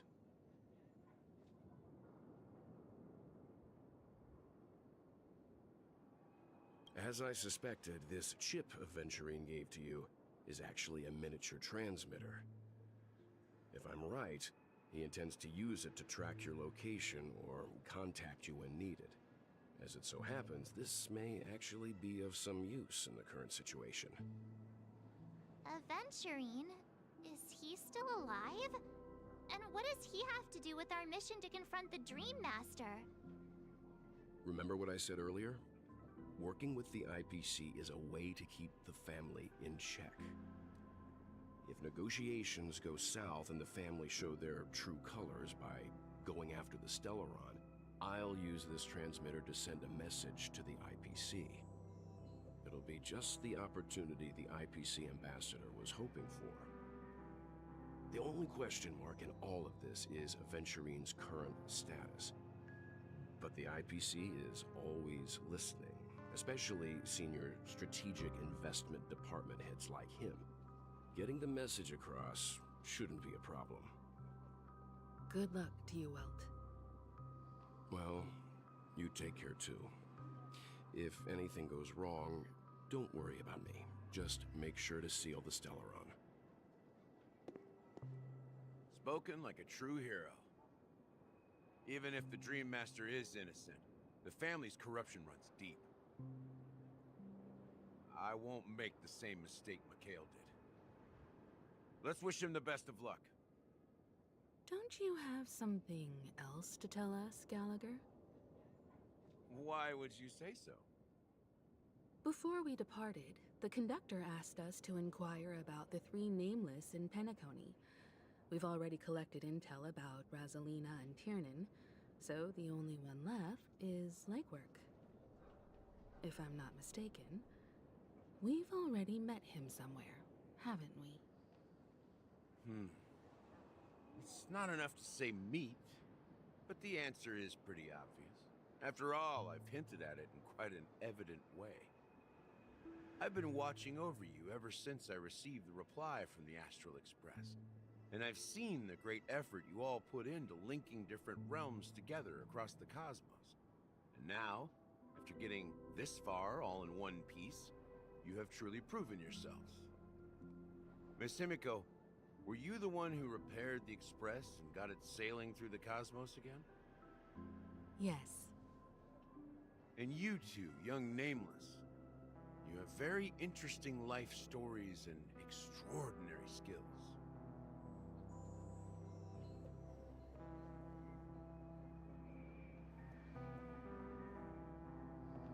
I don't know much about my life story, but I do have extraordinary skills. You're full of energy. Please send my regards to the conductor, Pom Pom. Please let them know that their friend had fond memories from his time aboard the Express, which he reminisce on every time he had a good drink.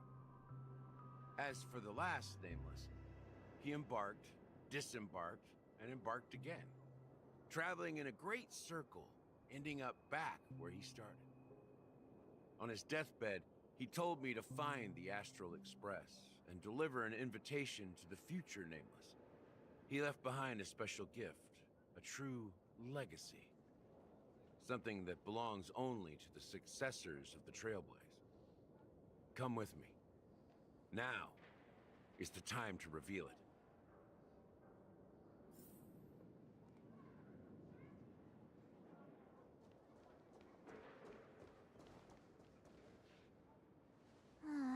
Back here again. Sometimes I feel like you're still alive, old friend. Like you've still got so much to say and do. I've kept my promise, brought the future Trailblazers you've waited so long for. I don't know why you were so obsessed with that train, but I remember your last words. Don't let us down, old man.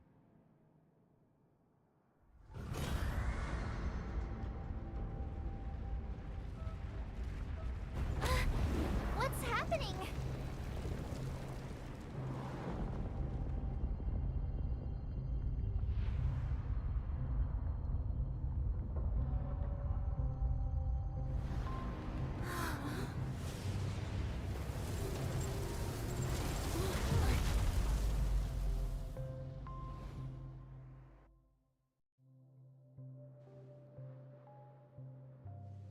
Go ahead. His resting place lies in the garden up ahead. The first and last nameless of Penacony. Mikhail Char Legward, the Watchmaker.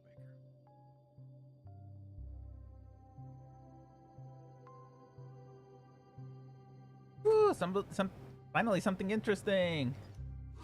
Slash. And more slash.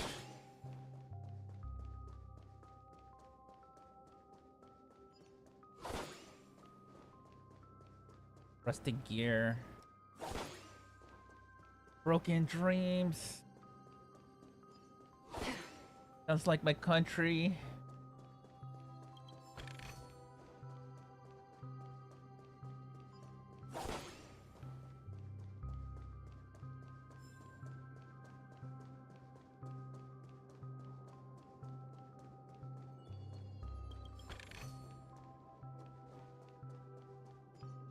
Just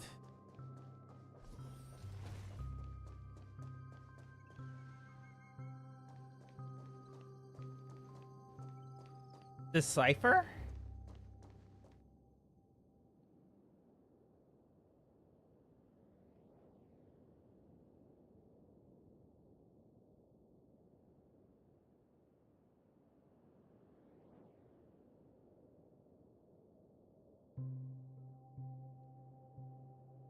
Sure enough, the Watchmaker is the third nameless.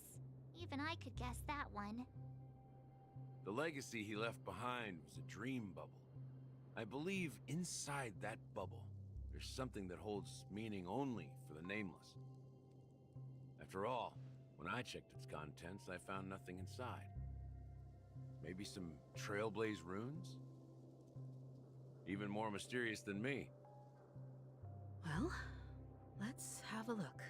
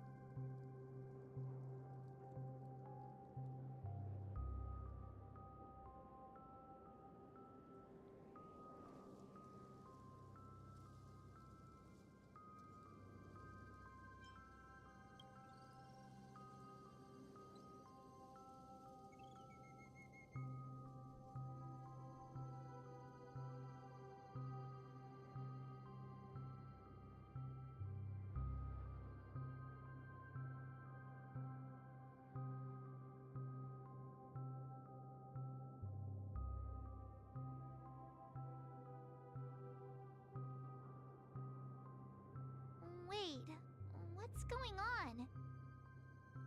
Seriously? There's nothing inside this dream bubble? How could a dream bubble be empty? Just as I suspected. That old man always had this strange belief in the Nameless and the Trailblaze. And I never understood where he got that confidence from. Especially since he never managed to get in touch with the Express while he was alive. I could never figure out what was going on in that old man's head. But this empty dream bubble is so typical of him. He was always full of weird fantasies and incomprehensible romanticism. That mischievous old man. Well, I didn't expect him to leave anything concrete behind anyway. Don't think that's the case, Gallagher. I'm sure Mikhail has left us the most precious thing of all. Don't start getting all philosophical on me, all right? Just as Mikhail believes in the Nameless of the future, we unconditionally believe in the Nameless of the past. How could they leave with regrets for the future when they were ready to dedicate their lives to the land they loved? There must be something contained in this dream bubble. It's just we haven't figured it out yet. You also have faith in the Watchmaker, don't you, Gallagher? Well, I'm a follower of the Enigmata. My philosophy forbids me to have faith in anything. That's why I understand what faith means in the path of Trailblaze. And I also want to know what he left behind. I'll leave it to you guys then. Can I borrow your pet? I need to make a trip back to Golden Hour and check something at the Dreamscape sales store. It's for Mikhail, and for the future of Penacony.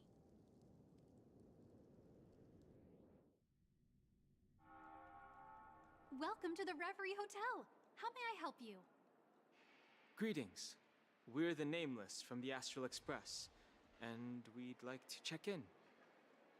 The Astral Express? But I thought... Yes, my companion's already checked in. My name is Dan Hung, and I believe my personal information is recorded in your system. I see, but your companion said you wouldn't be coming due to a change of plans. Now the plans have changed again. And you are... Me? I'm Pom Pom, a new Nameless who's also with the Astral Express. He's my fellow Trailblazer. We responded to the family's invitation before he boarded the Express, so he wasn't registered in your system. Is it possible to accommodate him as well?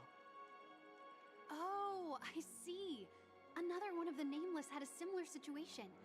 Seems like a lot of people are joining the Trailblaze these days.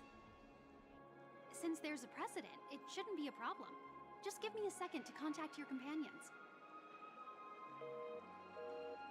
I'm sorry, dear guests, but it seems I'm unable to reach the other members of the Astral Express.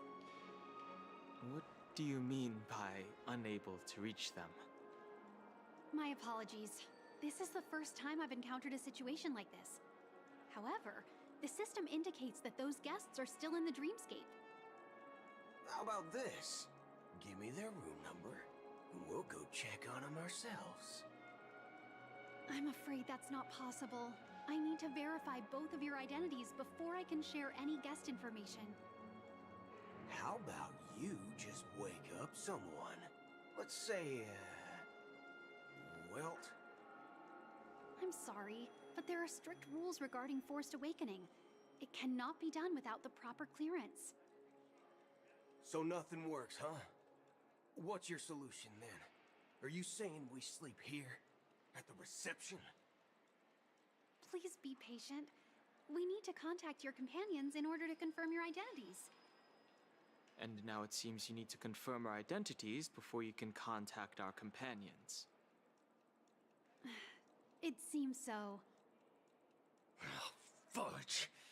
Look, nothing personal, but if you can't handle this, go find someone else who can, okay? Please calm down, dear guests. I do recall that Mr. Sunday, the Oak family head, personally handled this issue earlier. Oh, please wait a moment while I contact him. I don't think she's trying to give us a hard time. She really just doesn't know what to do. I have a bad feeling about this. You tried to contact them on the Express earlier, but they didn't respond. Something doesn't seem right. I need to leave for a moment. You can stay here with the receptionist. Sure thing. Just don't keep me waiting forever. Don Hung seems pretty worried about his companions. I should give him some space. Stressing out about it won't help anything.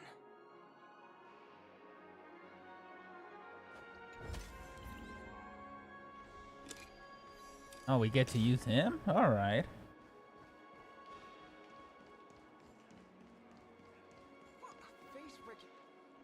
Greetings. I'm Cody of the Bloodhound family, head of security for the hotel. How may I assist you? Hello. So, there's something I wanted to ask about. I've been hearing some unsettling rumors about certain incidents that might affect the Charmony Festival. Do you think there's anything to be worried about? I've traveled all the way from the Hayai Federation, and I don't want my trip to be ruined. What do you mean? Wait. You haven't heard? I'm not sure where you heard those rumors, but they're completely baseless. I can assure you, as a representative of the Bloodhound family, that everything is going smoothly for the Charmony Festival. At present, all of the families are focused on making sure the festival starts on time. Even the Dream Master himself has arrived. So don't worry, your trip won't be in vain. That's a relief to hear. She doesn't appear to be acting. So, it seems that even the hotel staff are out of the loop.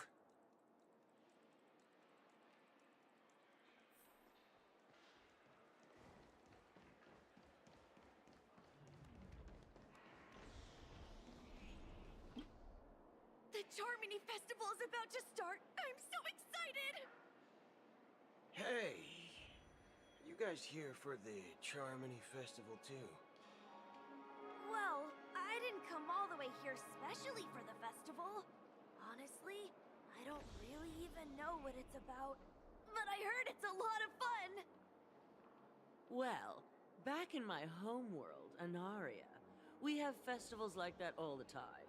My dad threw me a birthday party one time that was just as extravagant as the Charmony Festival. Oh, come on! The Charmony Festival is a once-in-an-amber era event. How can a birthday party compare? Well, you never know, right? Maybe on her world, birthdays only happen once in Amber Era. Anyway, let's forget about that.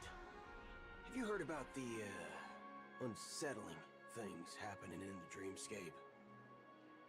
Unsettling things? What could possibly go wrong? It better not ruin the Charmony Festival! I've been looking forward to it! Relax. With a big event like this, there's bound to be lots of gossip and rumors. Don't worry. If anything does happen, the family will be on top of it. Oh, that's a relief. I didn't come all this way to see the festival go down the drain. Well, looks like I won't get any fudging clues out of these two. They're clueless. Back already? Hasn't she returned yet? Nope. I'm starting to wonder if sending her to contact Sunday was a good idea. Neither the staff nor the guests seem to know anything about what's happening in the dreamscape, and wherever we go, all we see is people enjoying themselves. Definitely not a good sign.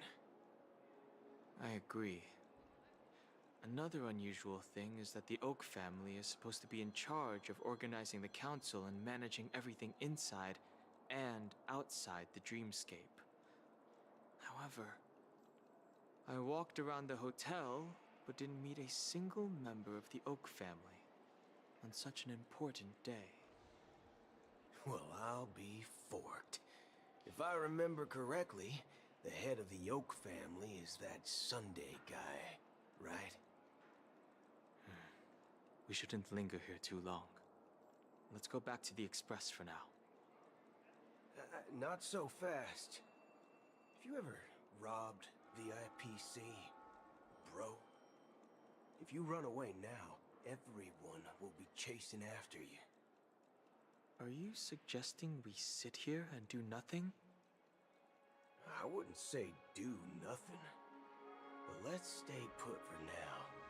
Even if the family has ulterior motives, they couldn't have anticipated us showing up here. We're the surprise factor for them. They don't want to attract unwanted attention from certain outsiders, so they won't do anything reckless. See? The IPC lackeys are keeping a close eye on this hotel. If I were a family member, I'd find an official excuse and keep the surprise factors here. If we just wait here, that would be like walking into their trap. Of course, we don't need to walk into their trap.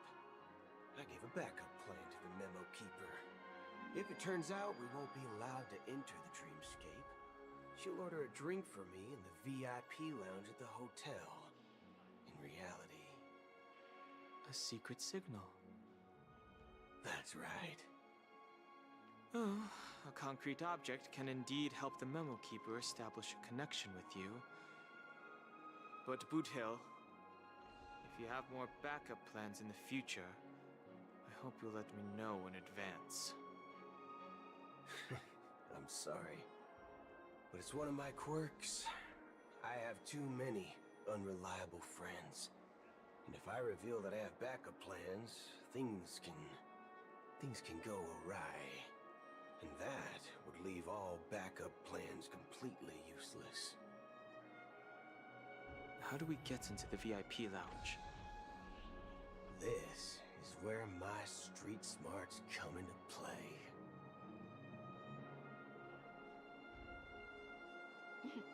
At my age, what's left for me to dream about? You can actually book a stay on credit. You're the lobby manager, right? Yes, I am. How may I assist you? We're the Nameless from the Astral Express. We wanted to check in, but there's something wrong with your system. The lady at the front desk said she would contact the manager, but now she's nowhere to be found. Now, we've been waiting here forever, without any food or water. What the fork, man? Is this how the family treats its guests? Is this your idea of street smarts? Starting an altercation? It's called standing up for your rights. I apologize for the inconvenience. Please wait while we try to contact Mr. Sunday. I'll arrange 2 premium seats in the VIP lounge so you can rest there while you wait. See? Just like that. Just don't call yourself Nameless next time. Wow, this bar's something else. Certainly worthy of the planet of festivities. 1 peach sold, lad? Good evening, gentlemen. Hey, an order for a bottle of Hasdana's White Oak. Can you help us find it? Hasdana's White Oak? I think there might be a misunderstanding.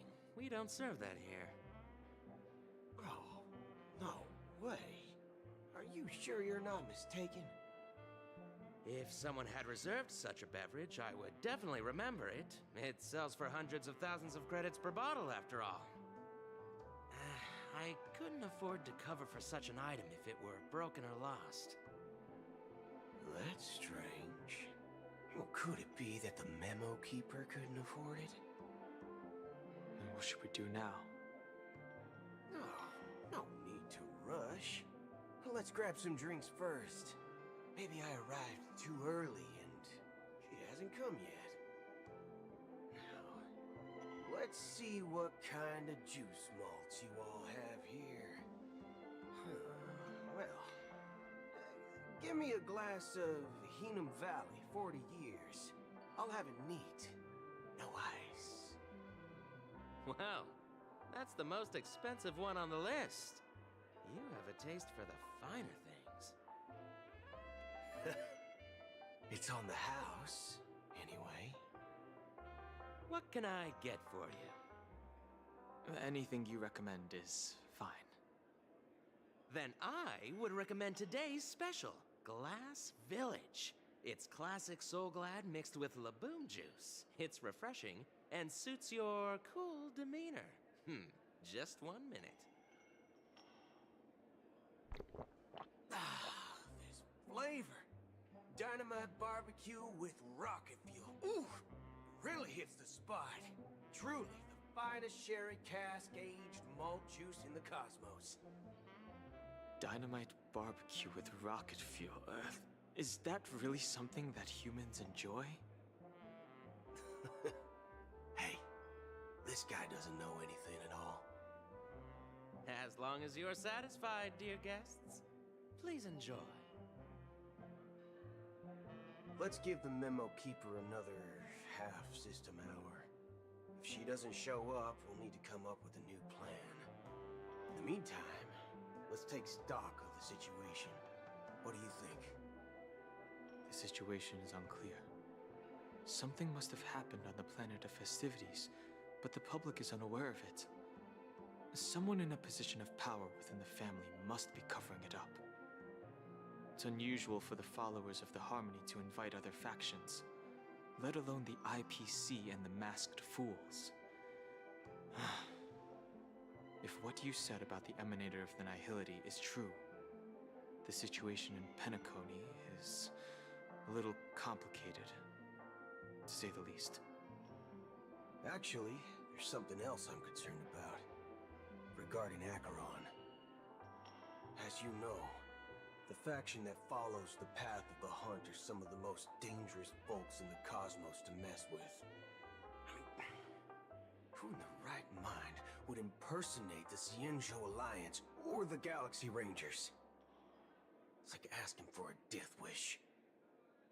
Isn't there a saying among the Xianzhou people that the Rainbow Sect lets their Lux arrow do all the beating? Talking. Do all the talking. Well, you know what I mean. Even though the Galaxy Rangers have been out of sight for years, we've been keeping an eye on this region. Even the dumbest criminals know better than to mess with the Annihilation Gang, much less the Rangers. But that Acheron lady, she doesn't seem like a lunatic at all. On the contrary, she's highly logical and organized. She knows exactly when to hold back and when to strike without mercy. And do you believe that someone like her would have an ulterior motive for impersonating a Galaxy Ranger? I'm not entirely sure, but I do have my suspicions. Maybe she knows a Galaxy Ranger, or perhaps she's trying to lure us out for some reason, which I can't figure out. Anyway, what worries me more are the anomalies within the family. They've summoned followers from various paths for the festival. No matter how generous such a gesture is, This move seems highly unusual. Unless the invitations weren't sent by them. If that's the case, it's even more intriguing that the family insists on organizing the Charmony Festival, despite the chaos. Maybe it's Shipei the Harmony pulling the strings.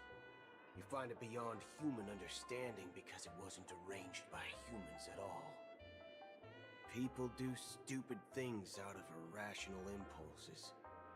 They abandon their principles when self-interest is involved. They believe in things they know they shouldn't and fudge, even break their own rules. But eons don't. They stick to their determined path and never turn back, even if they reach a dead end. You think Shipei's will is behind all this? It may not necessarily be Shipei, but there's definitely some higher entity involved. I know it may sound pessimistic, but if human free will were reliable, why would we even need Galaxy Rangers? It's much simpler when you boil it down to the eons and paths. Like how Lon always follows the path of the hunt, or how the Express stays true to the Trailblaze despite Akavili's disappearance. But in my opinion, Akavili's fall holds significance for the Nameless. Oh, so you're saying the Nameless now have to take responsibility for their own choices because their absolutely right leader is gone? Exactly. I believe the purpose of the journey isn't just about following a path that's always considered absolutely right. It's more about doing your best to choose the right path for yourself among countless possibilities, even with limited insight and judgment. I don't know what you've been through, but I agree that people must take responsibility for their choices, because no one else can do it for them. That's why the Galaxy Rangers need to uncover the imposter and figure out her true intentions. Just in case. I have a backup plan if the Memo Keeper doesn't show up. This is my final backup plan. I promise. You sure have a lot of cards up your sleeve. Well, going back to my old career would make things a lot easier. By the way, when you were walking around the hotel, did you happen to see any important-looking guests? What's your plan? It's simple. We just grab some hostages and use them as bargaining chips with the family. Or maybe we can even take their identities. No need for that. We'll return to the Express now. Wait. Are you getting scared? Draw your weapon. Let's make a big scene. Are you leaving, esteemed guests? Would you like to cancel that Asdana's White Oak you just ordered? Huh? Asdana's White Oak? But didn't you just say... Ha ha. Looks like you are a bit intoxicated, esteemed guests. You ordered a bottle of Asdana's White Oak just a moment ago. Looks like your Memo Keeper friend has finally arrived. Oh, right. Sorry, my memory's not the best. You know, too many modifications and all. Anyway, let me check. Well, fork me. It says Donna's White Oak, all right. And there's a note. I'll be waiting for you on the Astral Express. No mistake. That's her message to you. She knew the hotel wasn't safe, so she suggested we find another place. Well, looks like we took a detour, but now it's back to the Astral Express. So, what are we waiting for? Let's go.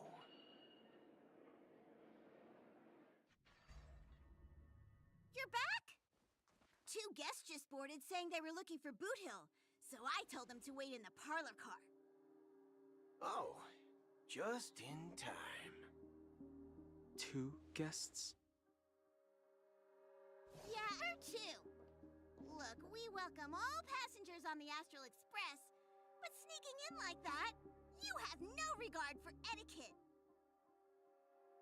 My apologies, conductor. It was an oversight on my part. I assumed you were already acquainted with the garden. Given the chaotic situation in Penacony, the Nameless are the only ones we can truly trust right now. You are the memo keeper. Pleased to meet you, Dan Hung. I've seen you in others' memories. And as for Boot Hill, this is our first face-to-face meeting. I hope you enjoyed that bottle of Astana's White Oak. You sure have a refined taste. Finally, Memo Keeper. Well, let's cut to the chase. Spill everything you know. That's precisely what I intend to do. But before that, please allow me to introduce myself. My name is Black Swan, and I serve the Garden of Recollection as a memo keeper. As for Acheron's story, I'm sure she knows it better than I do. Greetings. I'm Acheron. What? You Garden of Recollection shirtbag! You betrayed me! I apologize, but she did that at my request. Due to certain reasons, I have been exiled by the family. Thankfully, this memo keeper came to my aid and helped me escape their surveillance unnoticed. To be honest, it was more like stalking than helping. And the process was far from unnoticed. But we did escape. I asked her to guide me to a place beyond the family's reach and to contact a few trustworthy individuals, namely all of you. Trustworthy? Son of a nice lady. You think I'm dumb or something? How about this? I'll put a few bullet holes in your head and see what secrets spill out. Then, we can talk about trust. It doesn't have to be like that. I'm willing to answer all your questions, but not right now. If my cover hadn't been blown, we might have had more time, but at the moment, we don't have any other options. No other options? What do you mean? This is the only way I can ensure everyone's safety. I kindly request an immediate warp jump out of the Astana star system.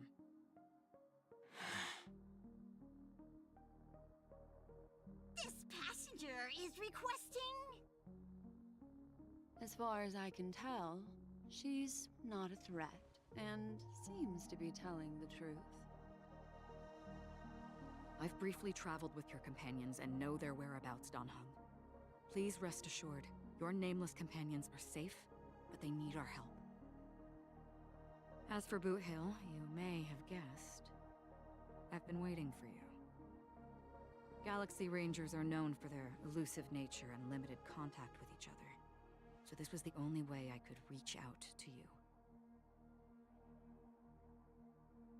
Only by doing this can I find a true Galaxy Ranger and fulfill a long-standing promise. To return his relics to their rightful owner. Someone once told me that every rainfall is like a gift from the heavens, a sign of their mercy upon the world. Raindrops are said to be the tears of the gods, shed in response to the sorrows of the world. Their constant pouring is a reminder that the gods haven't abandoned us yet. So, how long has this rain been going on for? I used to believe, just like you, that it would eventually stop. Years and decades passed. And in the end, hope faded away before the rain did. Looks like the god you mentioned doesn't exist after all.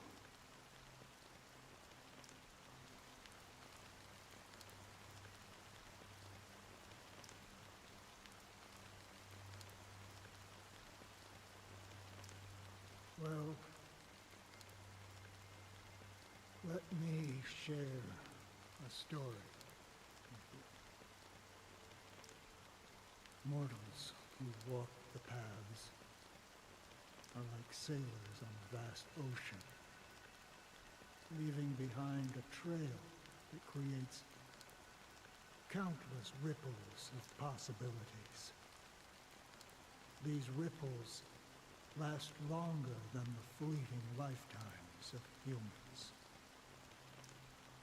And for some, their presence leaves such a strong mark that it's reflected in the waves. Like those shadows on the ocean. Sin-thirsters, the obsessions of the Pathstriders. They emerge from the depths of IX, seeing themselves as masters of their own destiny, unknowingly repeated the actions of their past lives. They emerge from the nihility and head toward it, leading purposeless lives. However, these hollow phantoms, they were once my dear companions. A group of Galaxy Rangers. Are you watching over them? Watching over them? No. I'm guiding them toward transcendence. It was a brutal war. A crusade that shook the universe. The universe witnessed the fall of Zulo, the Lord Ravager, but it came at a price. A price so hefty that only those who were there still remember. The unwavering determination of the Hunt followers persists even in death. So someone must guide these lost souls to their life beyond. They were heroes in their time, and they shouldn't be reduced to mere puppets of nihility. As for me,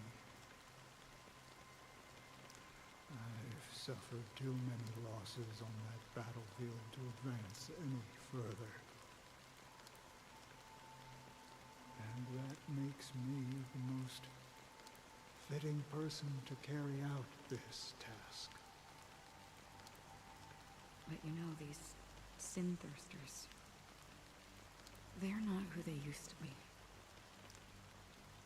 Does this seem pointless to you? Well, some tasks have to be done, even if they are pointless.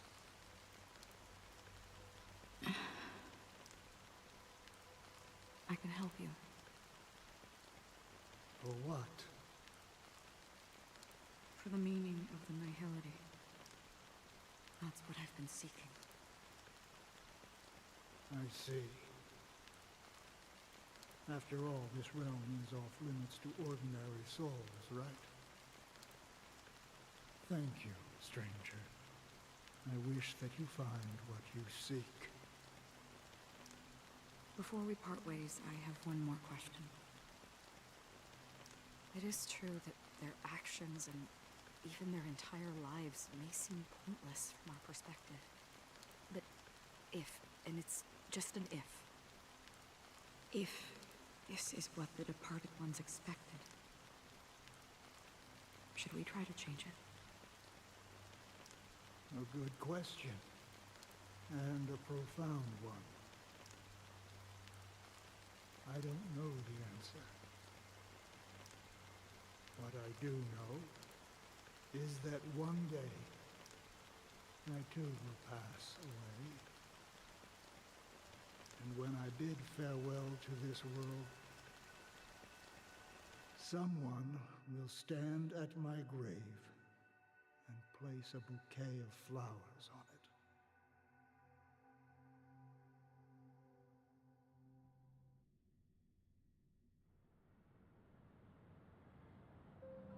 When I appeared as a child, my speech, mindset, and soul reflected immaturity and innocence. As I grew into adulthood, I left behind my childlike side.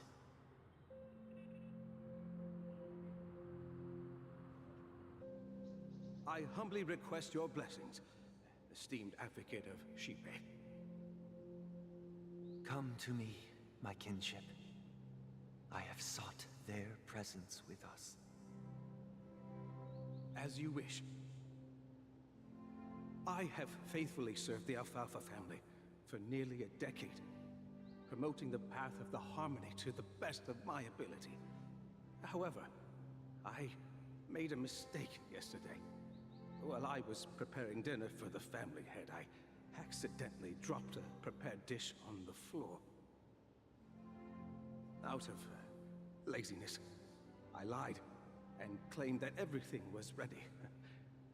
Although the head has dismissed me as punishment, it has been tough to sleep with the guilt still gnawing at me, as I worried that the seeds of evilness may have taken root in my soul. So, I confess to you now, to seek atonement for my sins. Do you sincerely repent and vow to change your ways? Yes.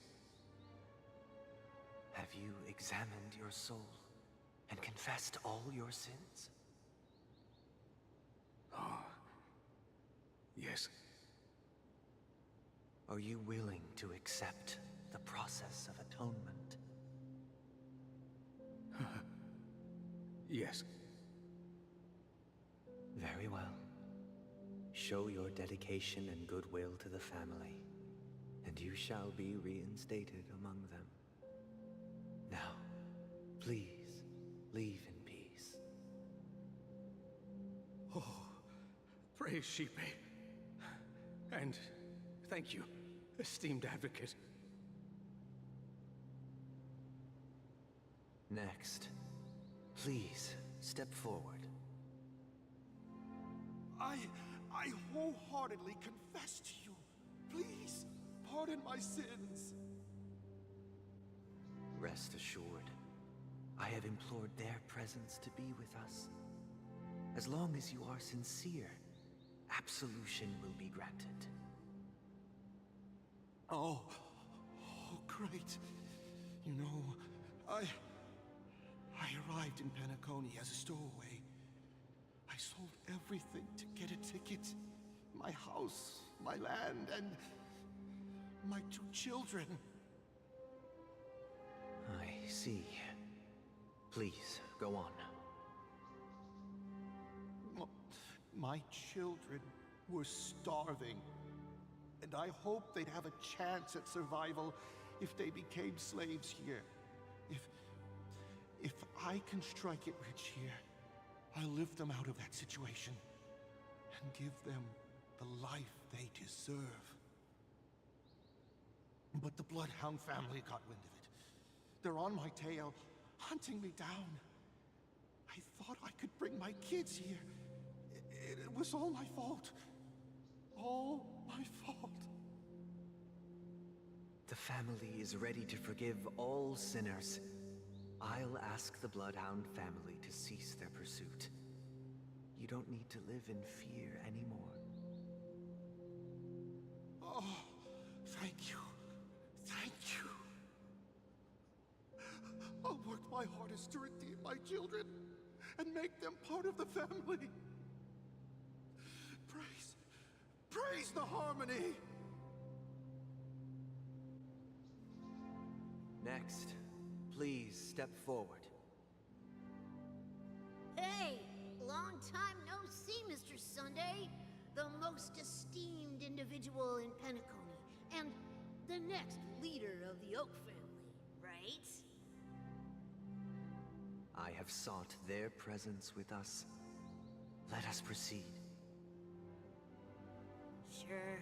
Let's just get this over with. I have sinned. Please forgive me. I wasted half a pizza at breakfast, and a bottle of Soul Glad. That's it. Nothing more. Can we wrap this up? I've got a robo-ball game to catch, you know? Do you seek to atone for your sins through good deeds? My sins? Wow, started to sound like a saint, huh? Well, let me tell you something. Neither the family nor you have the right to judge me. You think nobody knows what your precious family has done? About the watchmaker? Huh? Don't kid yourself, Featherbrain. Those dream chasers might be fooled by your act, but don't fool yourself. Before you start spouting off your holy verses, answer me this. Where does the power of the Oak family come from? And your power? What makes you think you can sit there all high and mighty, looking down on everyone else? Well, I've spent enough time in confession today to enter the Harmony's paradise, right? Then I'll take my leave. Good luck with your election, and, don't make me regret my investments in you.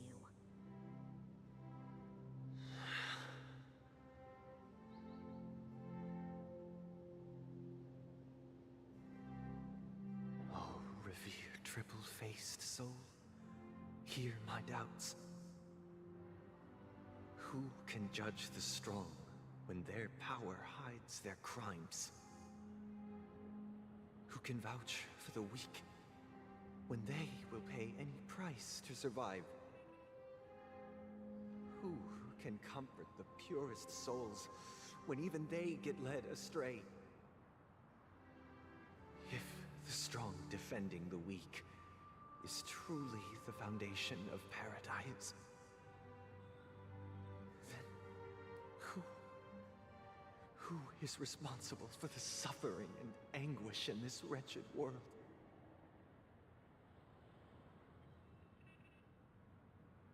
Brother?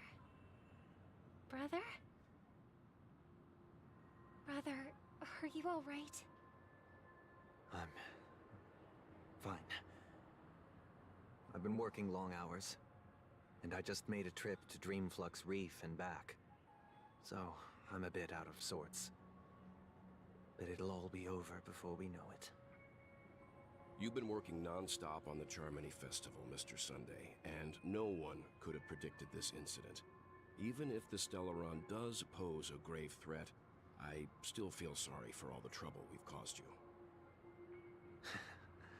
No need to worry about troubling anyone. The Charmony Festival was meant to spread joy and harmony across the cosmos. But now that we know the truth, I'm afraid we'll have to cancel it. It has always been our wish to make everyone happy, so... we'll do our best to explain everything to the Dream Master. I'm sure he'll understand. Even if the negotiation does not go smoothly, I'll refuse to go on stage.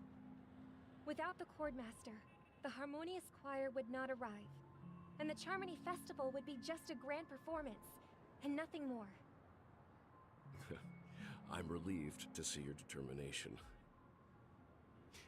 You know, since arriving in Penacony, we haven't had any contact with this Dream Master himself. I'd heard of the heads of the 5 major lineages, but the Dream Master is a mystery to me. The Dream Master rarely grants an audience, even for us.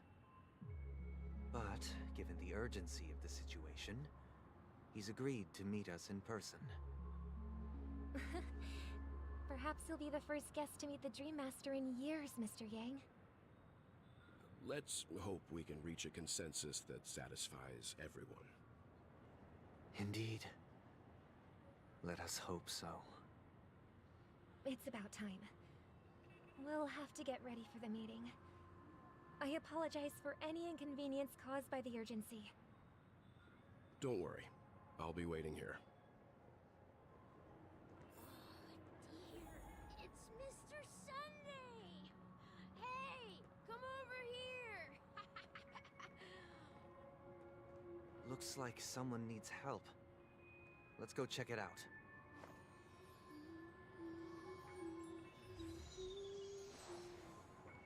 All right. Actually, give me 1 second.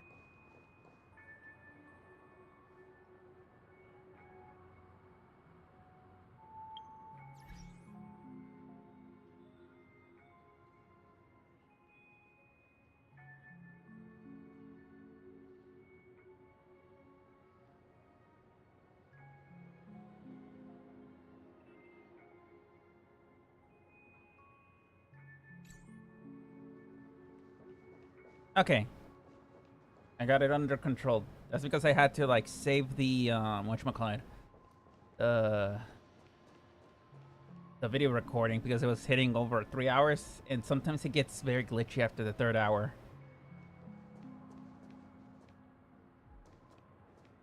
Especially between the video and the audio. Mr. Sunday. Hey there! Okay, see the moon in the sky? It's about the size of the cap on my Soul Glad bottle. If I just reached out my hand, I could grab the moon, couldn't I? The moon? You mean the Grand Theater? Yeah. Look at me. I've been away from home for too long. I must be missing that moon. But it's no big deal. The Grand Theater here looks much better than the moon back home.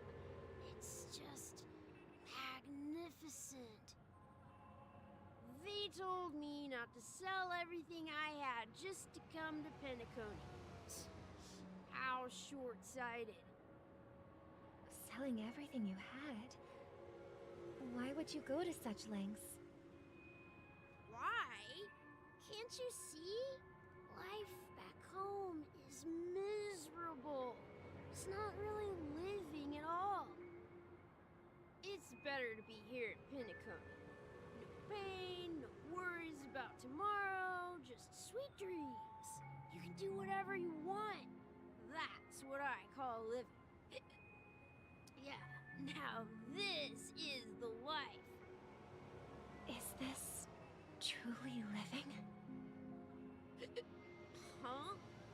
What did you say, young lady? I didn't quite catch that.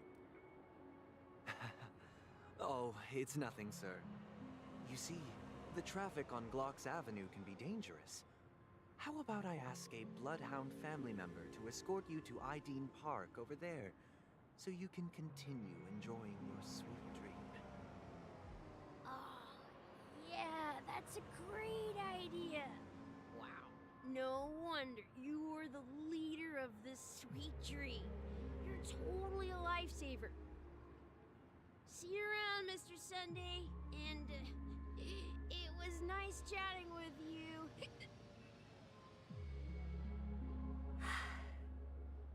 What's up, sister? This is the land of the dreams. But why do they live like this? The man we ran into, he doesn't seem happy at all. Even though sweet dreams are nice, they're just illusions. But for him, they're the only way to survive, even if it means giving up on reality. That's not really living at all. I suppose you have a point. But, in my opinion, that's how most people live their lives. Why do you say that? You think that man is not actually living, but that's not quite accurate. Even without Penacony, people create their own illusions called self-value. People believe they have a predetermined value to fulfill. Gaining value means gaining power, and those deemed worthless are seen as the weak. However, value doesn't come out of thin air, and there's a limit to it. To accumulate value, people have to take from others. So, the weak get exploited and oppressed. Are you suggesting that this is not how things should be? Exactly. But, ironically, people don't think there's anything wrong with it, because they uphold the illusory notion of self-value, and even the weak believe in it. The survival of the fittest. That's where all the tragedies in the world come from. People come to the sweet dream in Penacony to escape from that reality and find solace. No tragedies exist here, only happiness, although in its nascent form. Isn't that the same paradise we yearn for in our dreams? Perhaps that man is just an exception. Let's not jump to conclusions. We should experience the dreamscape ourselves, just as I did at Dreamflux Reef. Yes, seeing is believing. I'll accompany you. The Dream Master hasn't shown up yet, so we have some time for a stroll.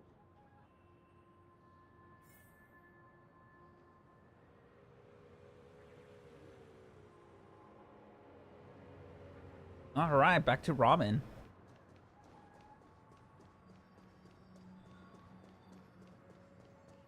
Damn, I still gotta explore this area.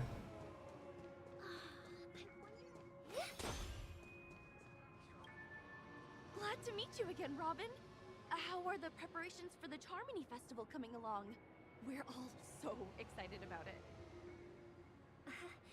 It's going smoothly. Thanks for making the trip to join the festival. You're too kind, Robin. It's a pleasure to have guests from all over the universe celebrating day and night. I can't stand being lonely or bored, so this jubilant dreamscape is perfect for me. But if this went on forever, would it get boring too? Nah, not at all. Who would get tired of having so much fun? Every day, you get to wear fancy clothes, explore all sorts of dream bubbles, indulge in delicious food without gaining weight, and you never get old or sick. As long as you can afford a room, this place is the ultimate paradise. But you know that only a few things can be brought back from the dreamscape to reality, right? That's exactly why I don't plan on bringing anything back. Just enjoying the dream itself is good enough for me. I mean, I'm not one of those long-living species. I only have around 60 or 70 years in this lifetime, and there's so much to worry about. Being happy here is pure bliss. Only in this sweet dream can I truly feel like I'm in control of my life and fate. Who would want to go back to reality after experiencing this bliss? I see. I genuinely wish you all the happiness in the world. And I wish you a fantastic performance, Robin! I'm off to the Blue Hour for the ball. See you later.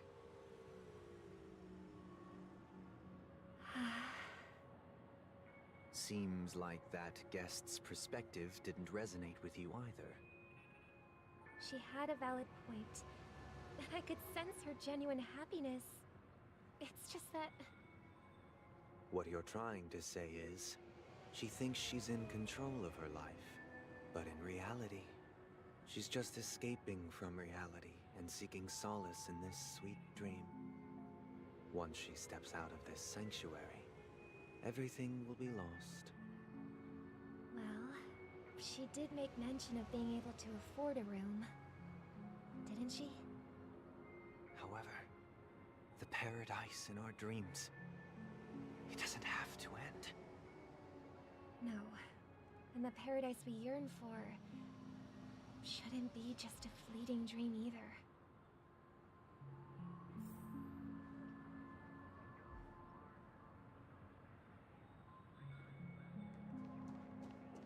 Ooh, it just gets worse and worse. Hello.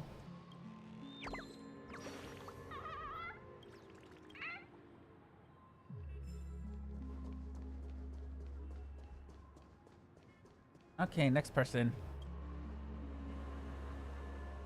The scenery in this dreamscape is truly breathtaking, isn't it? Oh, Robin. Can't believe I'm meeting you in person here. What an honor. You're right. Even though time stands still in this dreamscape, it always feels fresh. I find something new every time. A philosophical mind. I hope I'm not intruding. Oh, not at all. No. With little time left, I yearn for meaningful conversations, especially with someone as esteemed as you. Do you mind if we chat? It's my pleasure. No need to be formal. Just speak your mind. You said, with little time left. Please, forgive me for being blunt. But is that why you came to Penacony? Yeah. I was part of a war, and while escaping from the Sarkosian mothership, I got exposed to some radioactive materials. And then, all my comrades died, and my hometown was wiped out by neutron bombardments. I couldn't bear to live with everything I knew gone. That's when I heard about a possible solution here, so I came. How heart-wrenching. I hope the family has been able to help you. They have, and I'm truly grateful for that. They provided me with a comfortable room, the most advanced life support devices in the cosmos, and a stellar team of caregivers. My physical body is now in the dream pool, sustained by life support. The me you see here is whole, rational, and no different from any other person. But I can't say the same for the me in the hotel room. My true appearance. Well, I hope you never have to witness it, Robin. So, you'll be living forever in this dreamscape, right? Just being able to live at all is good enough for me. Whether it's in this dreamscape or not, well, I don't really have much say in the matter.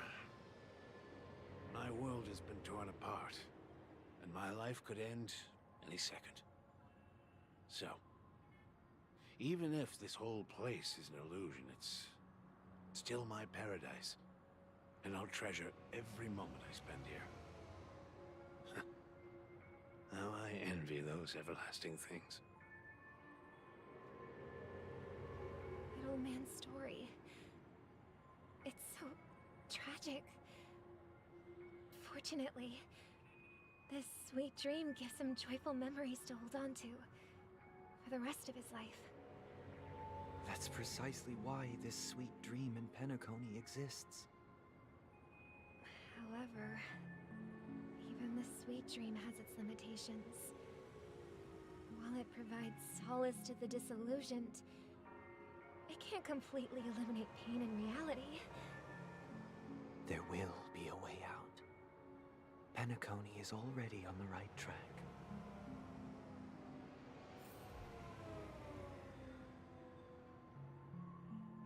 Oh, that old man's story is depressing.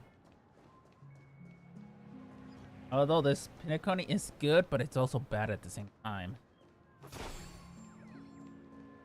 Oh no, it's that girl. Look what we have here. A lovely young lady. Wait, is that me? Brother, what a surprise to see you again. Show yourself. Your trick won't work on us. I've heard that a skilled masked fool received an invitation too. That must be you, right? Did you enjoy yourself? Barely. The people here are way too gullible. A little bait is all it takes for them to bite. And they run away at the slightest hint of danger. In other words, they're naive and cowardly. Now that you've had your fill, it'd be wise to leave before it's too late. The music of the harmony doesn't tolerate discord. What? Now that you have the real Robin, I'm useless? Oh, how disheartening. I've done so much for the family. You should be thanking me, because if it weren't for me cleaning up this mess, Penacony would still be in shambles. Don't you think? That was a personal request from the head of the Iris family, and it has nothing to do with us. Step aside and stop causing trouble for the Charmony Festival. The Charmony Festival? You think you can scare me? You think I've no idea what you're planning? I don't care what you're thinking, Chicken Wing Boy. But I'm pretty sure lovely Robin won't be appearing on stage. After all, you're well aware of what a sorry state this dreamscape is in under the banner of harmony. Penacony, the land of the dreams. Is this truly the paradise you desire? Stop it. What's the rush, Chicken Wing Boy? Did I get to you? Our paradise is none of your concern, masked fool. Leave now, or the family won't tolerate you anymore. All right. I'll go. But Robin, I suggest you seriously consider this.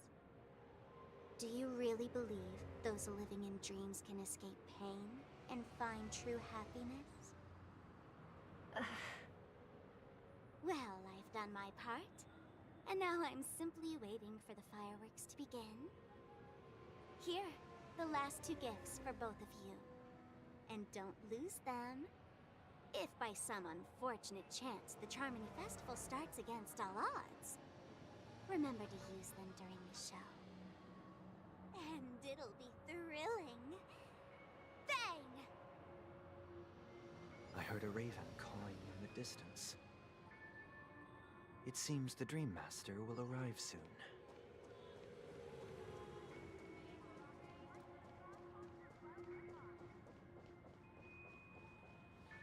Let's wait here for the Dream Master to arrive. Okay. By the way, brother, I heard you no longer have a sweet tooth. Back when we were kids, you used to steal my desserts. Seems like a lot has changed during my absence. What exactly happened? Well, someone has to stay awake even in this sweet dream. But that someone doesn't have to be you, or anyone in particular.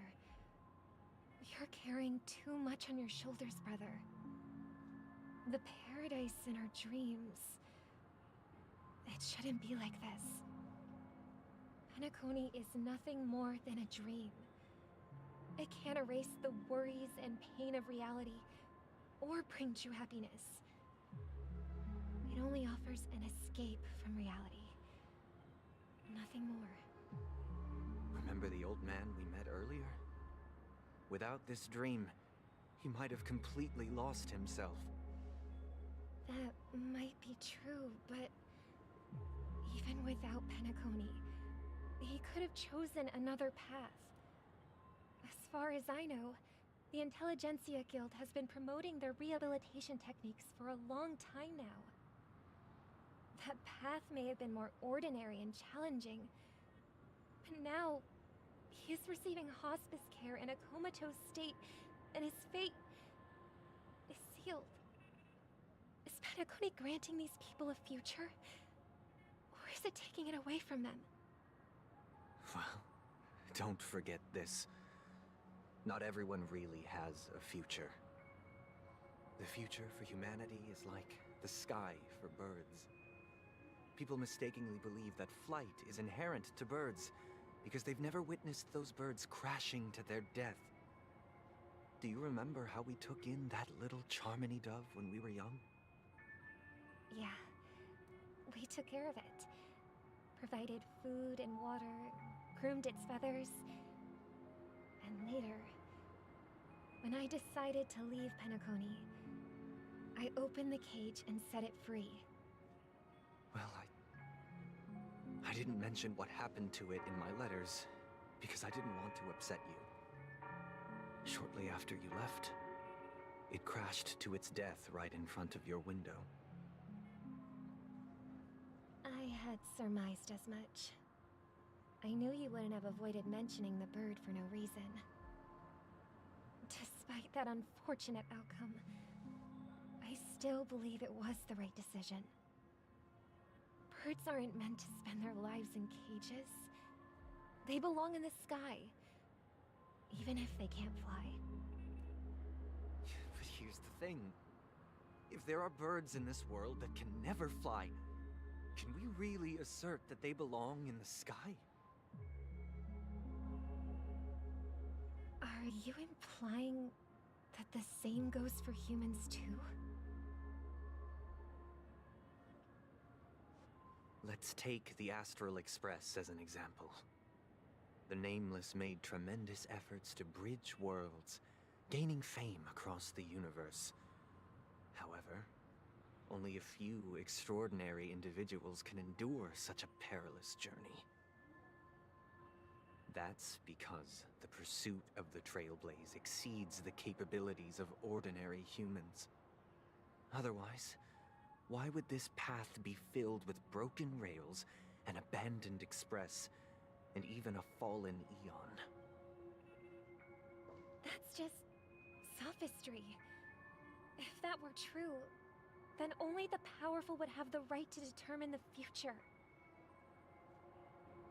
Unfortunately, that's exactly what happens. Another name for the future is self-value. While this world has its fair share of heroes who inspire people and garner admiration for their heroic deeds, the majority of ordinary people will never become heroes in their lifetime. Some are born weak and vulnerable. Some find themselves trapped in unfortunate circumstances. Some fall victim to malice and cowardice. When it comes to survival, everyone is equal. And the weak can only watch as their value gets constantly diminished by external forces. That's why we should care for the weak and support them as if their suffering were our own. That's what the Odes of Harmony have always taught us. While the Harmony holds noble aspirations, the strong will always be strong, and the weak will always be weak. Even in this carefree dream. Human nature contains greatness, but it also harbors inherent weaknesses that can't be eradicated. In the end, if people can't even secure their own survival, they won't care about the illusory future of equality.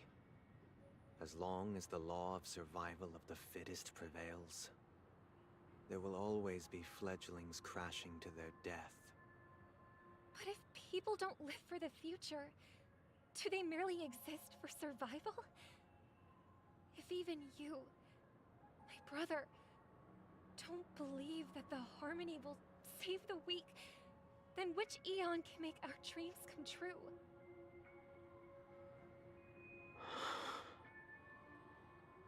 People often forget that when the first bird took flight, the entire world envisioned a future where no more fledglings would ever crash to their death.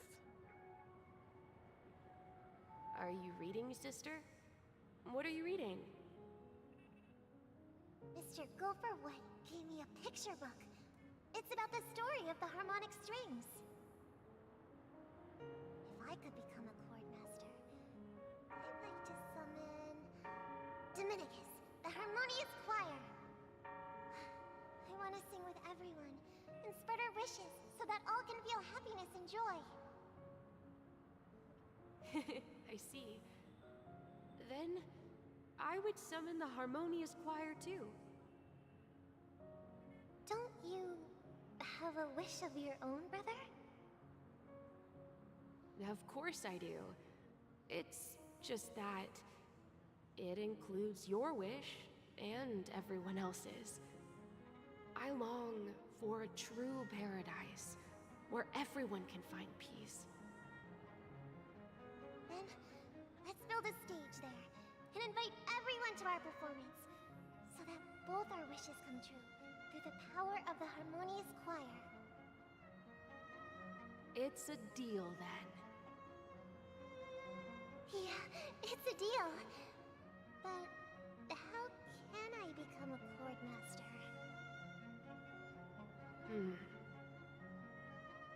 Maybe you'll have to become a star first.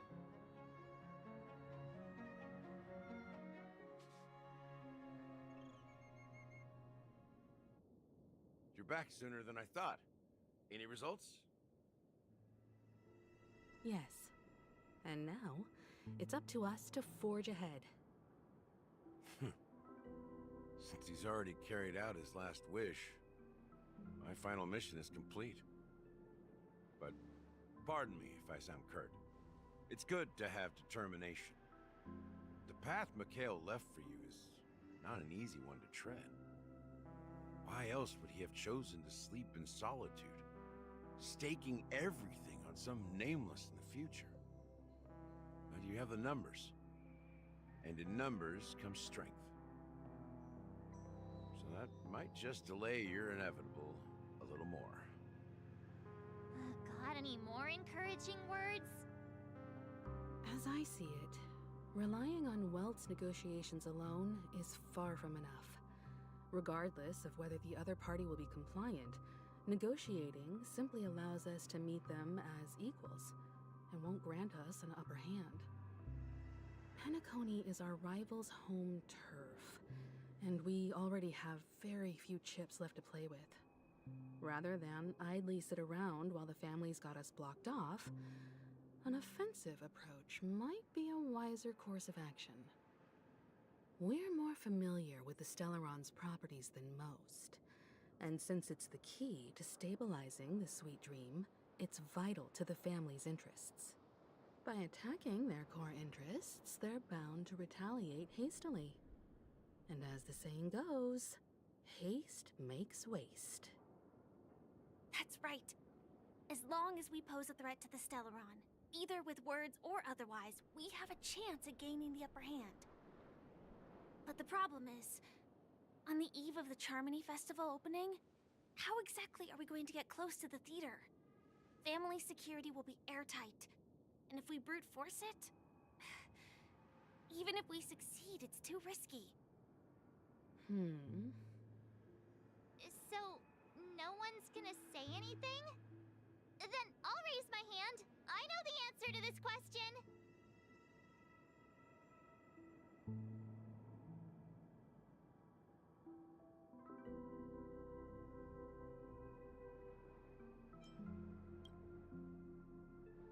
The Express crew would have been disbanded long ago if it weren't for me.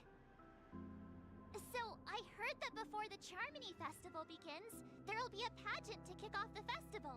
It's called the Soulglad TM Festivity Auditions, or something, and it's going to be held in the moment of Scorch Sand. As long as we clinch the top spot, we'll be able to attain the title of Festive Superstar, and be able to personally bask in the graces of Miss Robin. Not that that's important. What's crucial is that we can enter the Grand Theater before the audience arrives. So, how do we go about participating in these festivity auditions? I've already procured special invite tickets from Miss Robin's fan club. To tell you the truth, I had been preparing to join the auditions all along. But now it looks like even if I scrape through, I probably still won't have the chance to shake Miss Robin's hand. So they're still running this thing, huh? It was originally just a publicity stunt, set up by Mikhail to drum up attention. But it looks like it might be worth a shot. We'll follow March's plan. Mr. Gallagher, will you be joining us? I'm afraid I won't have the time. As a virtual character, I've already completed my final mission. Whether Penacony can awaken from this dream is all down to you. Should we ever cross paths again? I'd love for you to visit the Express. All right. I'll have to add to that databank of yours you've got on the Express. And Miss Firefly, we thank you for all your support. We're faced with a formidable enemy. As long as the Astral Express and Stellaron Hunter's objectives are aligned, we're willing to cooperate with you. We've already come this far together. I'd like to join you for the rest of your journey on Penacony. I'm pleased that we can finally fight shoulder to shoulder. I couldn't ask for a better ending. This is also the spirit of the Trailblaze. Now everyone, let's prepare to move out.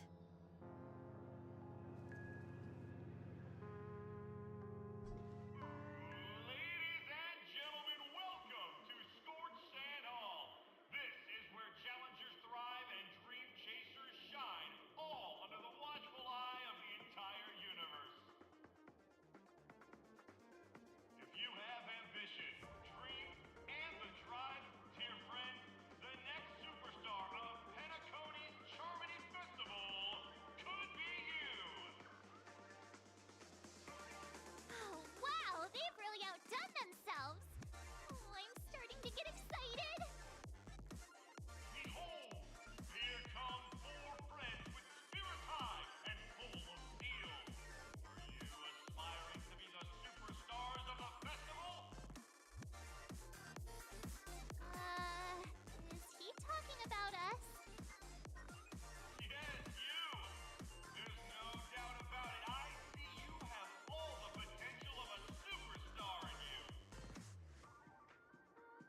Excuse me, you four. What are you hoping to get out of all this? As the last group of contestants, how confident are you in overcoming all of the challenges?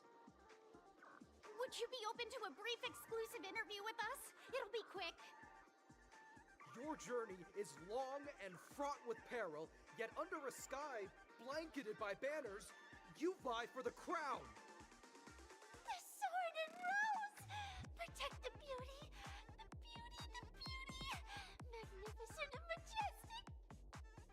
A knight's head is hard as steel. Brother Lance's focus is stubborn as a heel. We don't all have to be winners, but if we don't have fun, we'd all be sinners. People are pouring in. Kinda feels like all sorts of baddies are showing up. Let's get in there quickly and enter the competition. Ladies and gentlemen, please make way. Make way. Coming towards us now is one of Penacony's top 10 wealthiest tycoons and the soul-glad business empire's founder, Mr. Dean.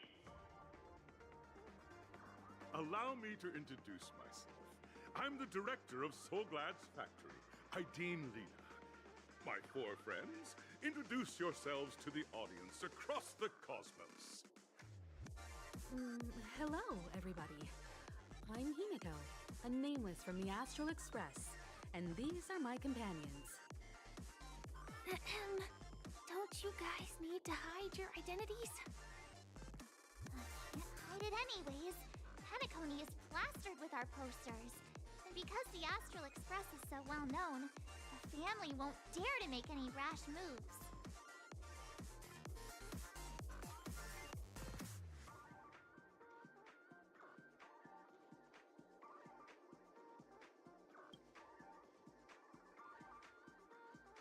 Hello, everyone! I'm March 7th. I'm an ordinary girl who loves adventures. Hello, everyone. I'm Firefly. I am also an ordinary girl who enjoys adventures. So it's a bunch of nameless guests. This final face-off is bound to be spectacular. Time is precious. My four friends, come with me. Grab a bottle of Soul Glad and make your dreams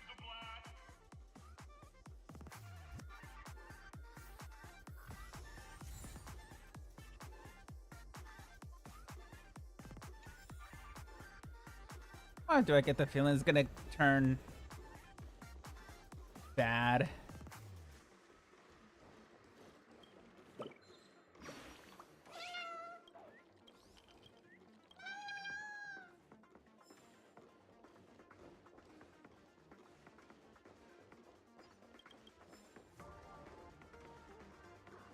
Hope there's a fight. I want to fight already. Yeah, I'm using a PlayStation 5 controller, and let's say the Bluetooth dongle is not has a weak signal. That's right. This venue is a miniature representation of that time known as the era filled with boundless possibilities. Ink. Ink again.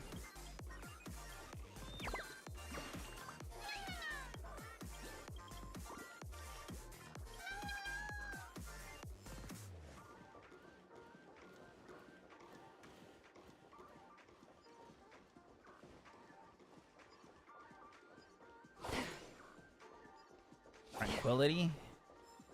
Or tranquility, okay. Okay, to the next room. Uh-oh. Oh, yank.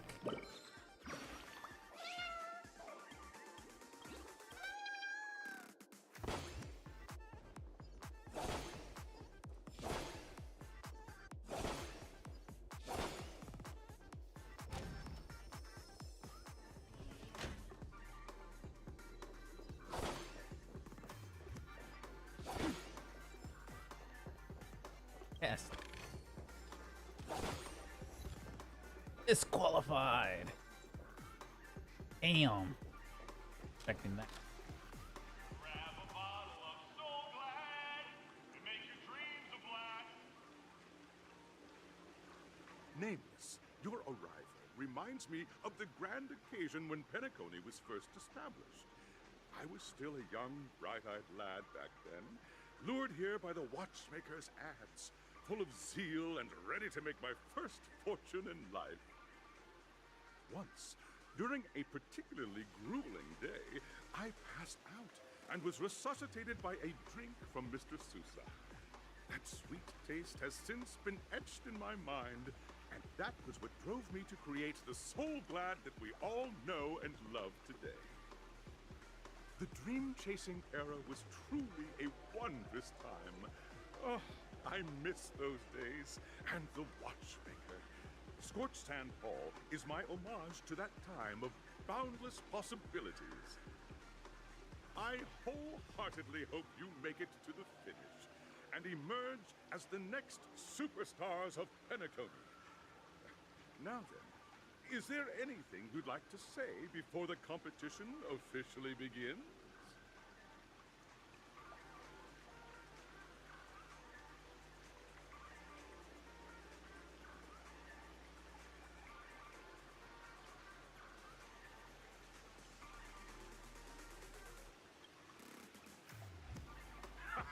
That's the trailblazing spirit. How about you, Miss March? Hello, everyone! Next up, get ready for the Mega March 7th adventure, where I'm going to break the speedrun world record! Trailblazing into the uncharted and challenging the limits. That's Miss March 7th for you. How about Miss Firefly? I hope that by the end of this journey, everyone will have achieved the outcome that they hoped for. Ah, a wonderful wish! Miss Himiko, what are you expecting from your team? Safety first, everyone. Simple words, but full of warmth. Waiting for you are 3 stages, each connected to that era. The first 2 stages offer 2 distinct paths to choose from, with unique challenges on each route. And in the last stage, you will face off against a champion who has defended the title to this very day. A beloved contender whose noble virtues are unrivaled. Those are the rules. Simple, Everyone clear? Now, I hereby announce that the 33rd Scorched Sand Festival of the 20th season, sponsored by Soul Glad Enterprises, has started.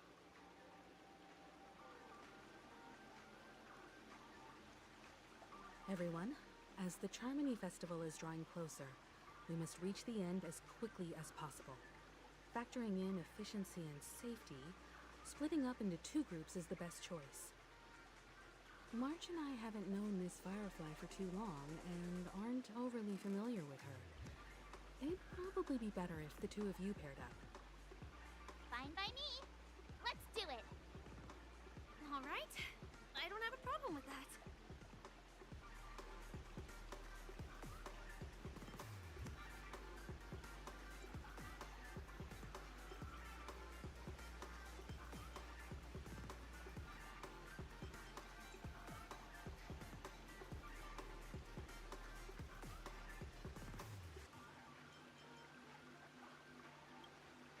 We'll split into the assigned groups then. Let's not waste time.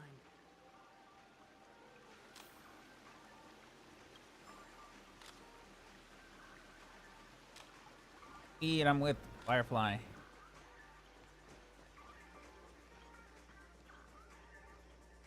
Welcome to the first stage of Soul Glad Enterprises' 33rd Scorched Sand Festival of the 20th season, Dream Play Fantasia! In this stage, you can choose between 2 challenges, the School of Acting or School of Action. In the School of Acting challenge, you have to complete 3 performances from 3 scripts and move the panel judges. In the School of Action challenge, you have to defeat 3 groups of enemies convincingly and reach the end. Now, make your choice.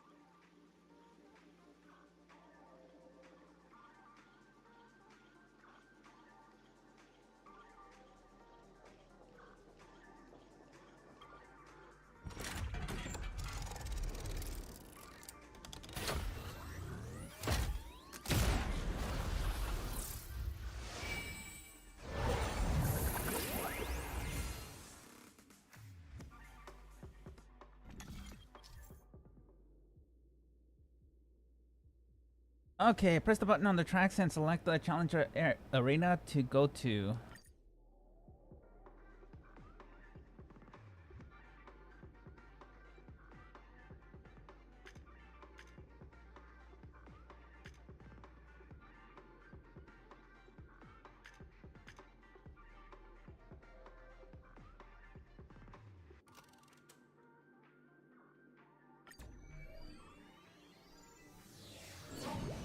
The champion's crown awaits you on the stage.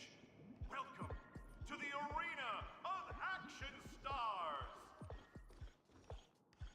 Please make your way to the stage and vanquish those malevolent scoundrels. Competitors, allow me to introduce the rules of this challenge to you. Oh, great. There are a total of 3 stages up ahead, each with their own challenges. The enemies you will contend against are antagonists from the film Once Upon a Time in Dreams. Defeat them swiftly and decisively to set a new record. It's worth mentioning that the fastest time of this stage was achieved by a contestant with fiery red hair. Astoundingly, he overcame all enemies across the 3 stages in only 5 minutes. Time is of the essence. Let's make this quick.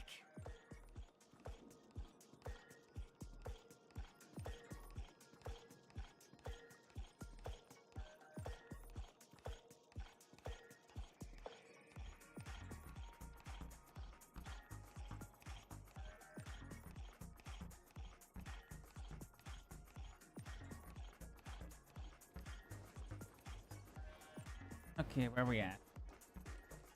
Contestants, you are about to confront the monsters of the primordial dreamscape. During this period, Penacony was nothing but a barren wasteland. The dreamscape was fraught with strife and disorder, with memory zone memes running rampant.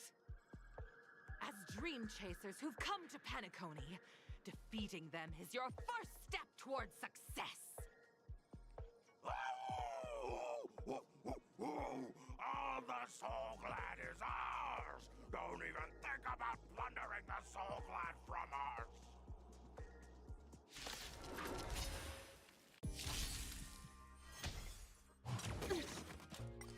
Okay, let's auto this. We'll be fine. For oblivion. Ill fate descends. I weep for the departed. It too shall fall.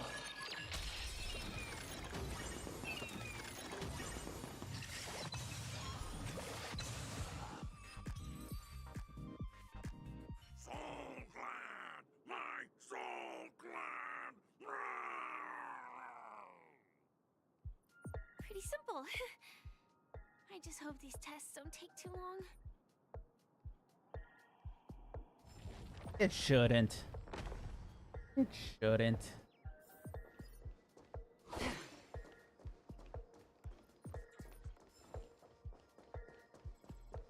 Oh, let's do this one.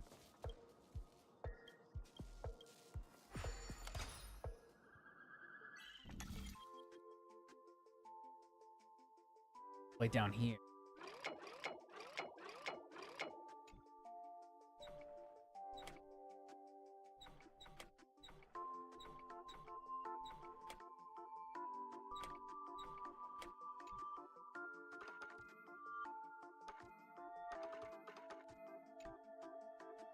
This dude.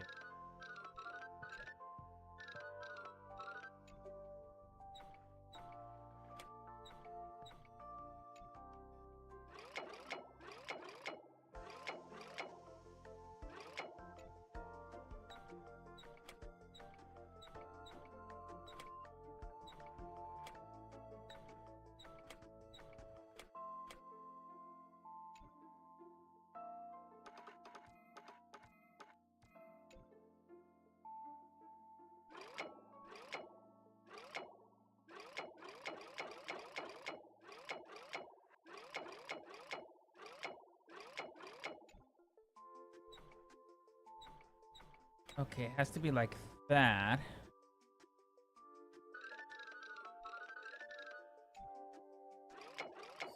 There we go.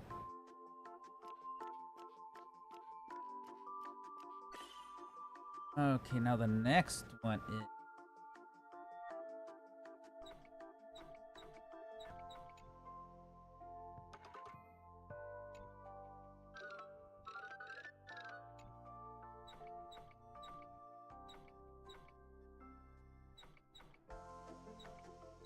Oh, that kind of works.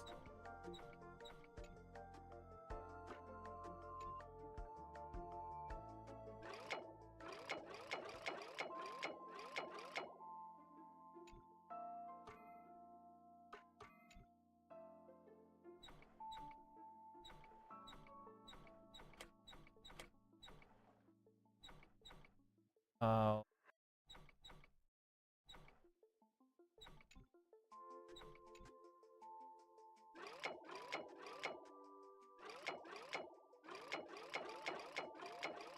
Oh no, it has.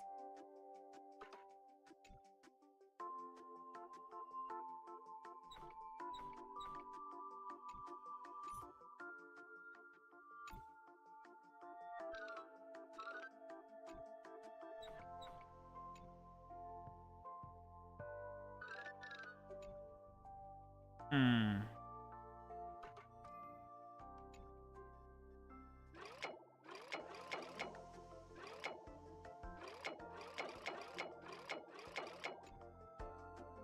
It has to be like that, so it has to be something here.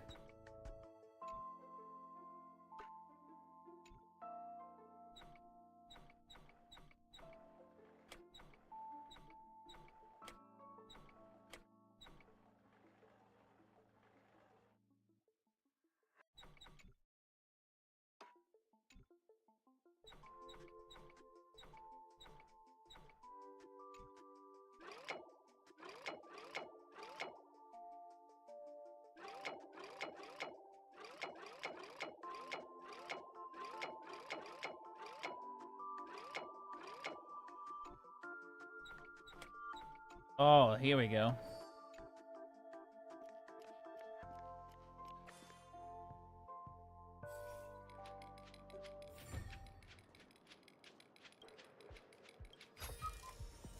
Don't forget to let your friends in on the action.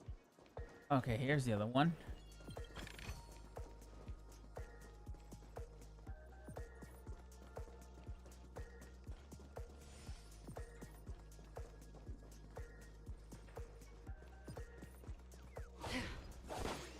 Oh, this was ink. Okay, the bird has been yanked. Yep. Okay, round 2. Congratulations on becoming the first group of Dream Chasers! Answering the call from the Watchmaker, you are disappointed to learn that Penacony isn't paved with gold. Resigned to your current plight, you start from the hierarchical dredges, biding your time for a chance at success. Just as you're about to give up, a downpour sparks a business idea. You enter the umbrella business! But just as things are looking up, you encounter a competitor. Defeat them and emerge victorious from this trade war. Why is our opponent Soulglad? Because this is Soulglad Enterprises' 33rd festivity auditions of the 20th season! Isn't this just product placement? To safeguard the integrity of Soulglad, I will soar high into the sky and become its shiniest star. Whoosh!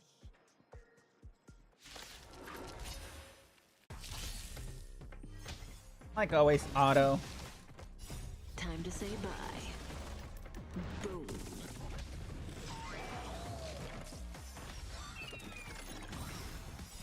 Beneath the waters lies an endless abyss. I weep for the departed. It too shall fall.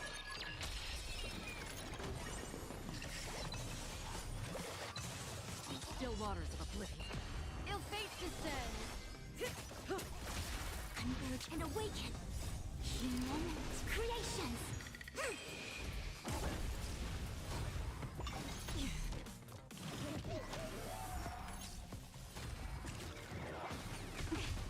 Destined for oblivion.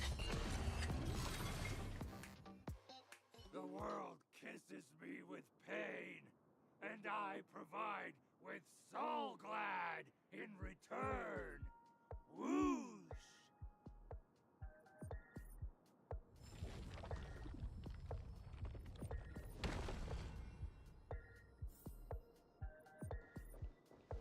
Alright, next. Anything else that I could pick up here? Oh, there's a chest here.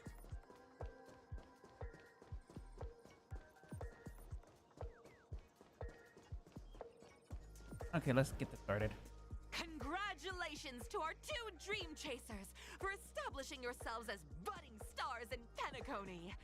However, now you face a competitor selling at low prices, pushing you to the brink of bankruptcy. No matter how lengthy the battle, you always persevere. Topple this powerful opponent, and the tides will turn, paving a way to success! None will take my Soulglad away from me. I will use the Transmutation Arcanum to turn into a dinosaur! Oh, dinosaur! Devour my enemies! Grab a bottle of Soulglad and make your dreams a blast!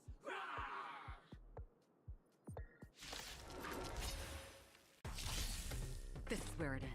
Like always, auto. Still waters of oblivion. Ill tidings manifest. Beneath the waters lies an endless abyss. I weep for the departed. It too shall fall. Together as one.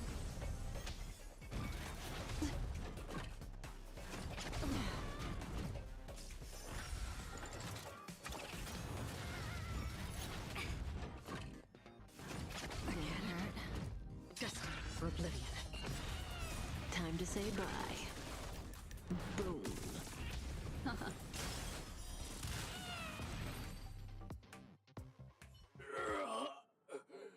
The body withers, but the soul-glad name shall not. You truly are a beast, more than I can ever be. That should do it! Okay. Let's go. Mr. Yang is waiting for us. Isn't this fight way off from the actual storyline? Transforming into a dinosaur isn't imaginative enough for you? This is the sort of magic only seen on Penacony. Anyway, let's get back on track. Where were we?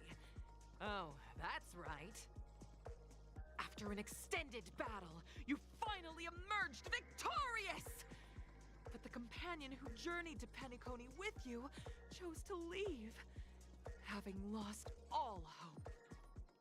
In the years that followed, you encountered each other once more on the prosperous streets of Penacony, but dared not call out to one another. Perhaps akin to the lingering regret of every dream chaser. Well done! You brought to life the thrilling action scenes from Once Upon a Time in Dreams with your fighting skills.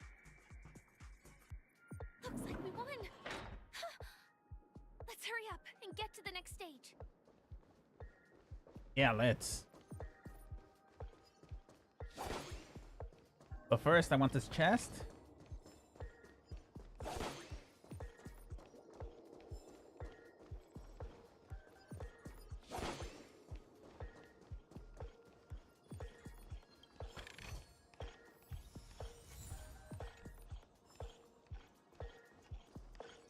Alright, next stage.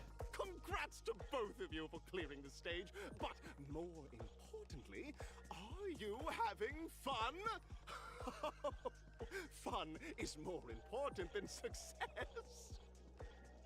Look at the time!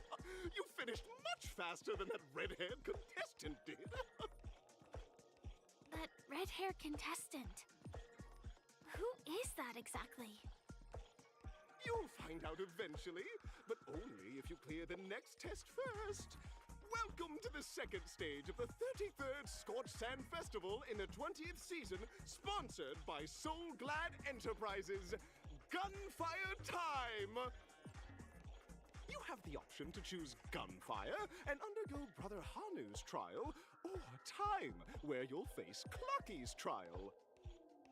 Now, make your choice!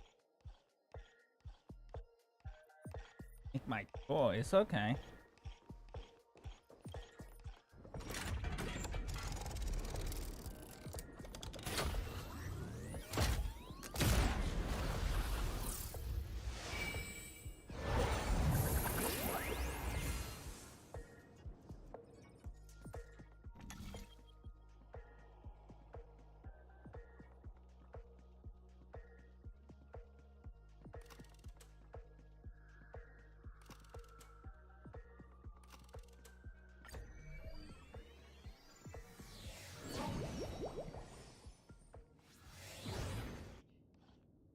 Friends, welcome to the enchanting universe created by the Watchmaker.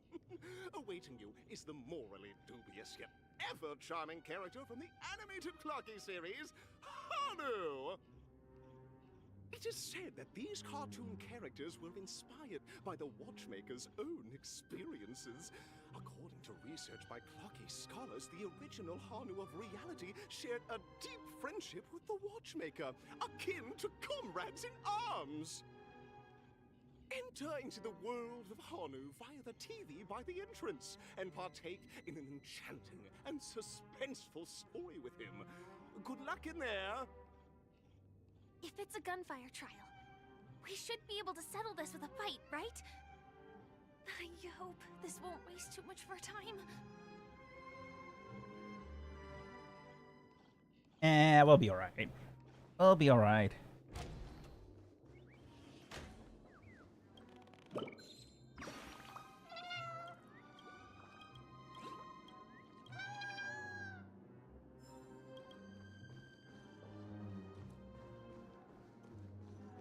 Oh, okay, nothing. Ready? 1, 2, 3. Are we both in control of this Hanu character? Very good. Looks like you've got the hang of it. In this Hanu's Adventure episode, Boss Stone has gathered his battleships for an assault on Dreamville. All Buzzfly, Cousin Wolf, and Bombhead are all raring to go. The brave Hanu must thwart their advance and protect his home. Alas, Hanu presently is ill-equipped to fend off the malevolent mischief makers, which is why he is preparing to seek out the Puzzle Gentleman's aid. Go forth and speak to him.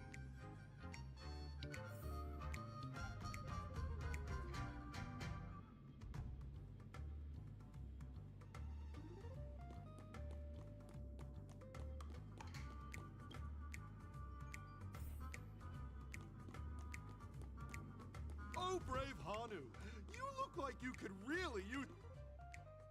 Long time no see, Hanu. You look pretty stressed out. How about an intense and thrilling game of Dream Jigsaw to blow off some steam?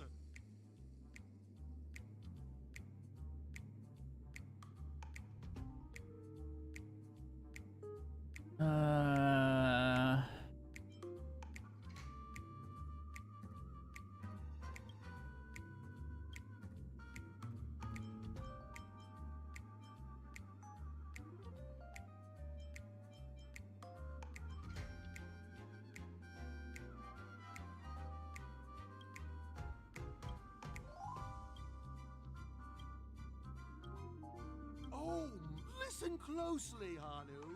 I'm aware you're in need of a suitable weapon. And I also know there's one just upstairs. But you know what? You'll have to play an exhilarating round of Dream Jigsaw first. No Jigsaw, no moving forward.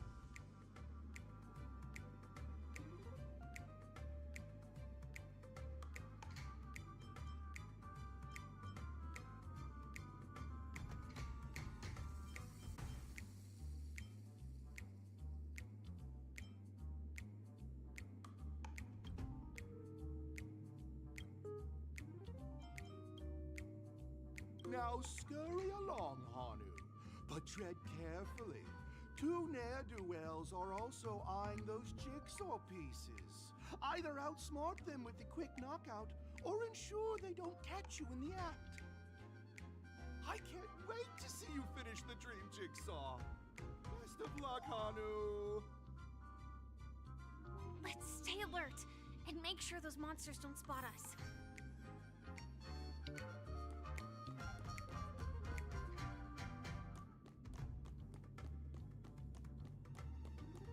Look up there! If we can push that thing down, do you think that would do the trick? Uh-oh.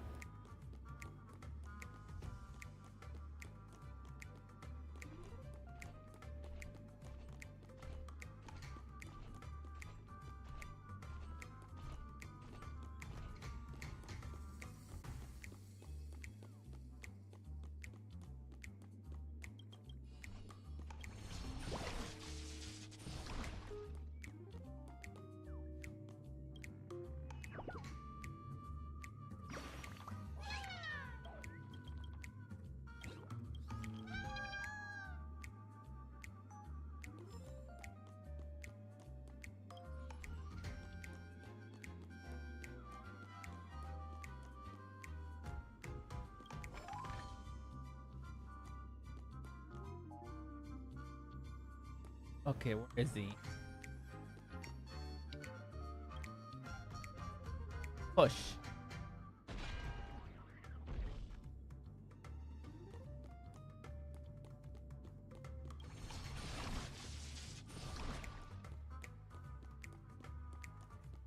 Finally, that's all the jigsaw pieces. Let's hurry back. Okay, this goes there. Hmm.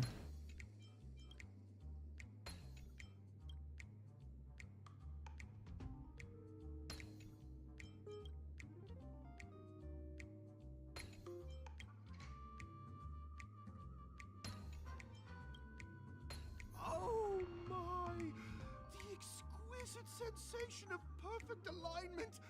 My organizational itch has been quite thoroughly scratched. Hurry now, Hanu. Touch that TV set and transform back into your old self. Then head upstairs.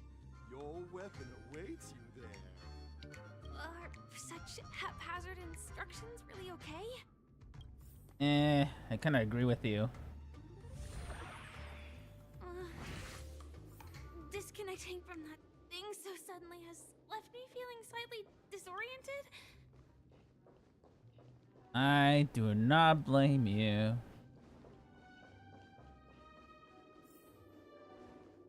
Okay, let's. Is that Hanu?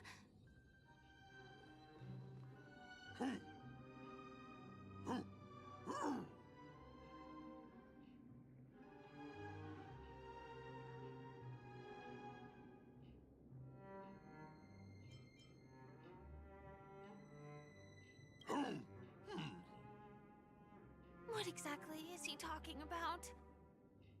Tick-tock! It's time for me to make an appearance!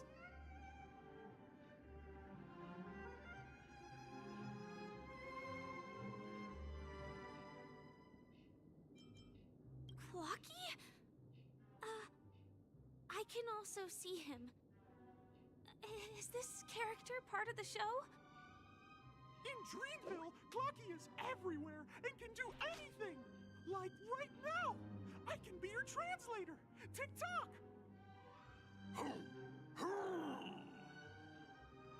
Hanu says, battle! We must do battle!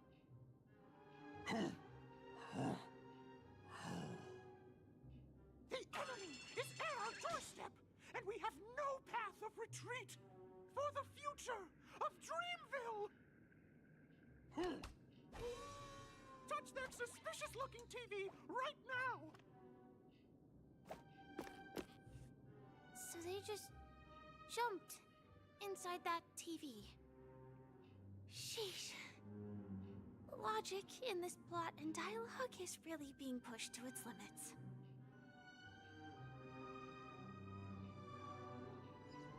Flash. Well, here we go again. Ready?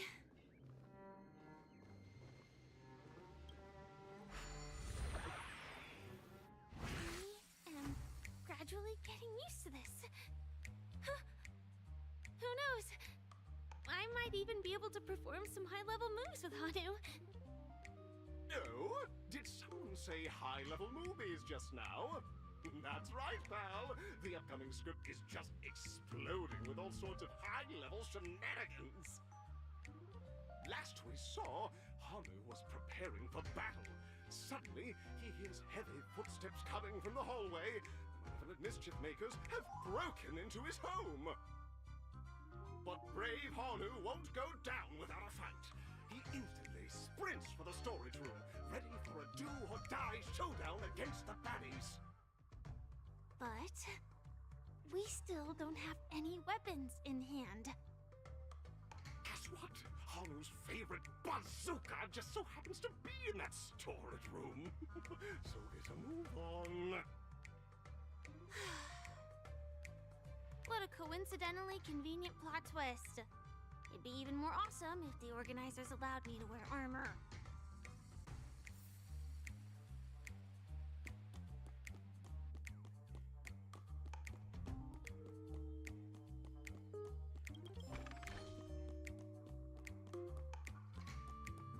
The storage room. It's behind the shelves, right?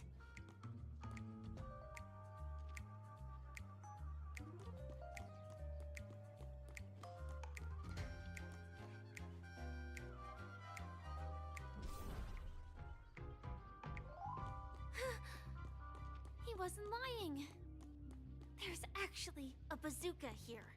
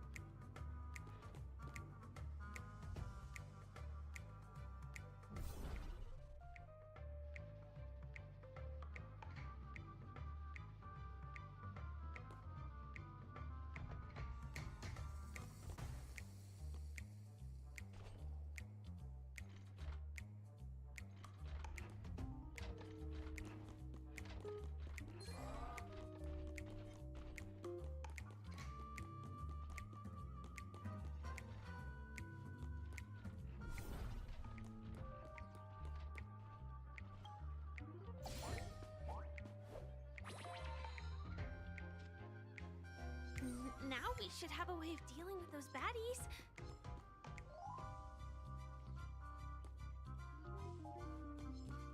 This thing feels just like the Soaring Locust too.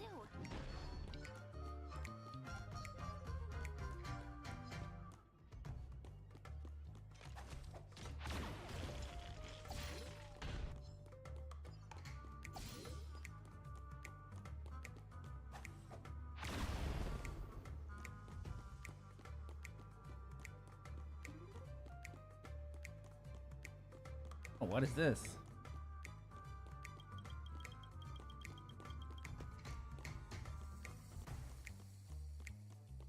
Oh, defeat the enemies. Okay. That's fine. Boom.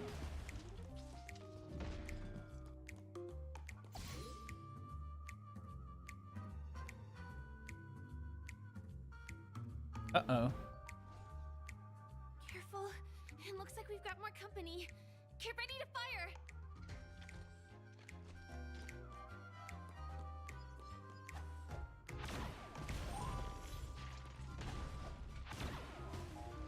Oh, I just wasted.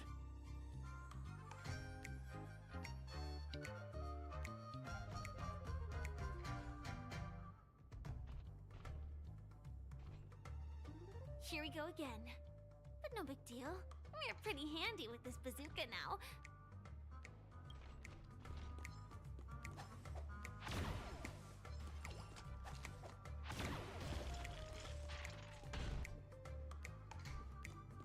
I'm out.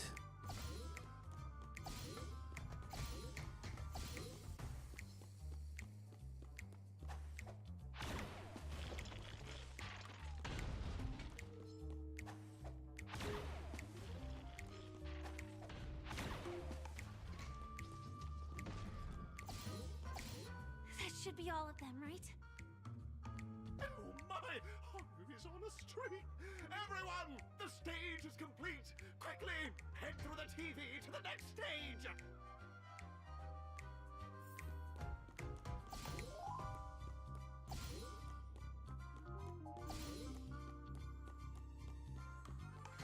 One, two, one, two, one, two, one, two, one. Oh yeah, I can do that.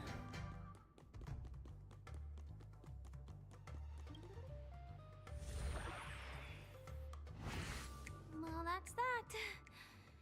But it is gonna be hard to let go of this bazooka. Never mind.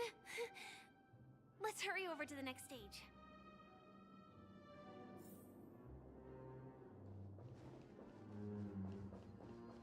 Yay! What do we get? Oh crap. Of course. I wish they would give us like a decent gear out of that.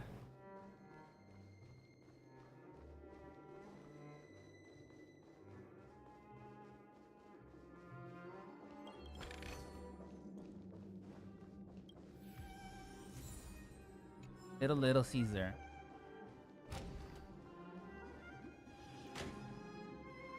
Congratulations to both of you! Oh, you've overcome all obstacles and proven yourselves! But, unfortunately, there is only one who can be Penacony's festive superstar. In the final stage, you will face the defending champion. If you fail, you will lose the opportunity to become the festive superstar. Welcome to the 33rd Scorch Sand Festival's third stage in the 20th season, sponsored by Soulglad Enterprises' Superstar Showdown.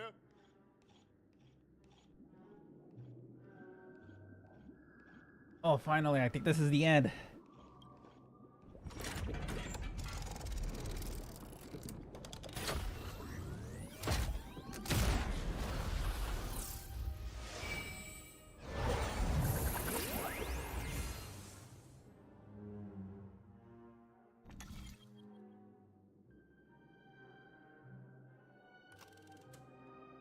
Arena 2.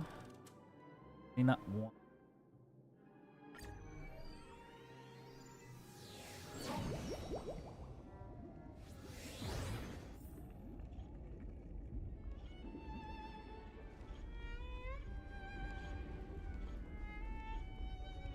Oh no. No way. I think I just saw someone. Someone extraordinary.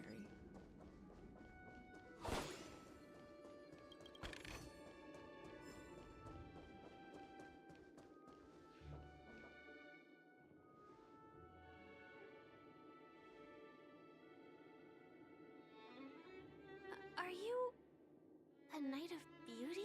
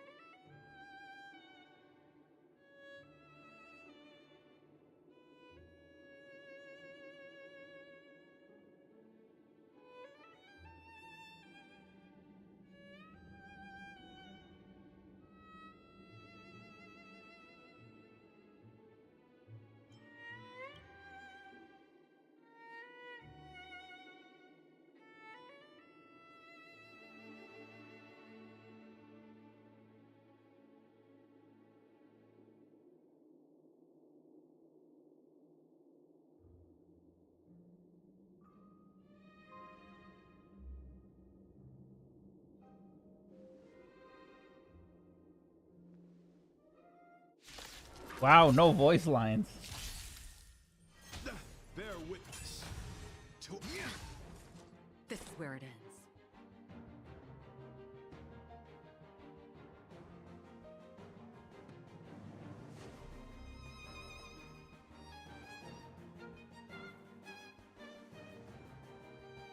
Hasten. We've hardly any time left to say farewell.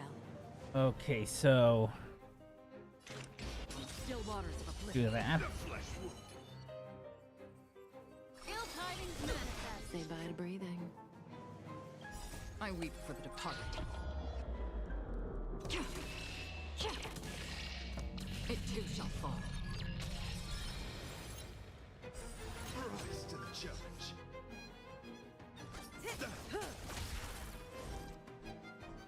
Oh, damn. Stand still. Didn't hurt. Free will, or was it fate? Destined for oblivion. Destiny isn't chosen. May as well kill them all. I see through you. Together as one. Good times. Time to say bye. Boom. All things in this world have human creations. Okay, that should give me a buff on HP. Duel commence. I weep for the departed. It too shall fall.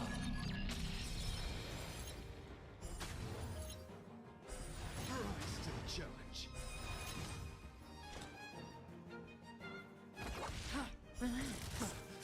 Rise, confess. Forth all your might. Memories are beneath the waters lies an endless abyss.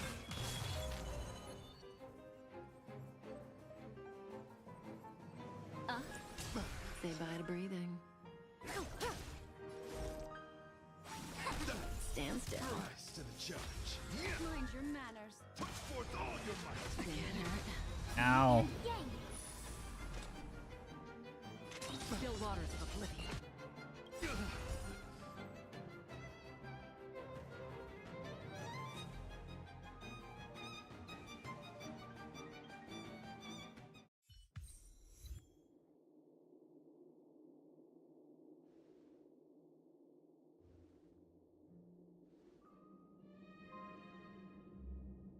We don't have much time. May fate allow us to meet again, Knight of Beauty. In that case, let's make our way to the end. Penacony's really thronging with talent. I hope we make it in time. Should.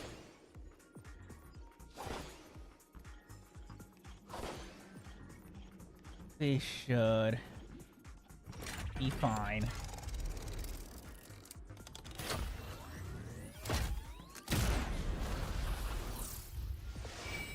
We're the only one.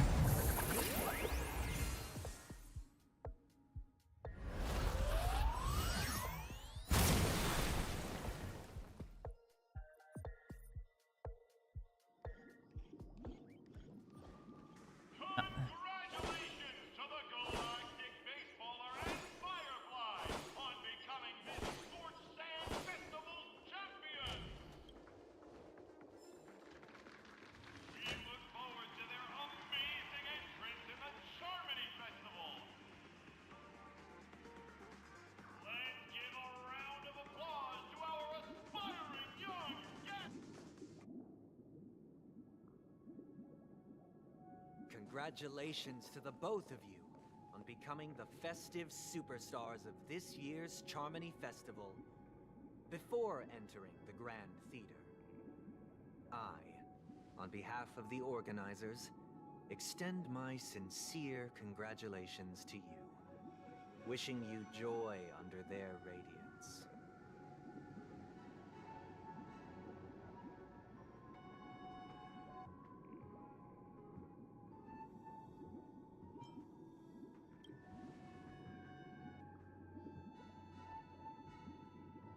As previously promised, my sister, Mr. Yang, and I have met with the Dream Master. We delved into the truth about Penacony and its Stellaron, and have come to a consensus. Both I and the Oak family cannot acquiesce to your request. Just as expected. We acknowledge the perspective of you, Nameless. Penacony does require change, but not as you propose. The planet of festivities cannot and will not revert to a place characterized by chaos, disorder, or anarchy. Through your journey of overcoming obstacles, you must have glimpsed the essence of that era. The vulnerable ruthlessly eliminated, equality non-existent, common folk living precarious lives, eking out a dreary existence. Ultimately, only heroes like yourselves manage to achieve success. But I would dare ask, if you did not possess the special status of having a Stellaron, and you were but an anonymous and frail member among the masses, which Penacony would you prefer? A dystopia for the survival of the fittest, or a sweet dream paradise for all?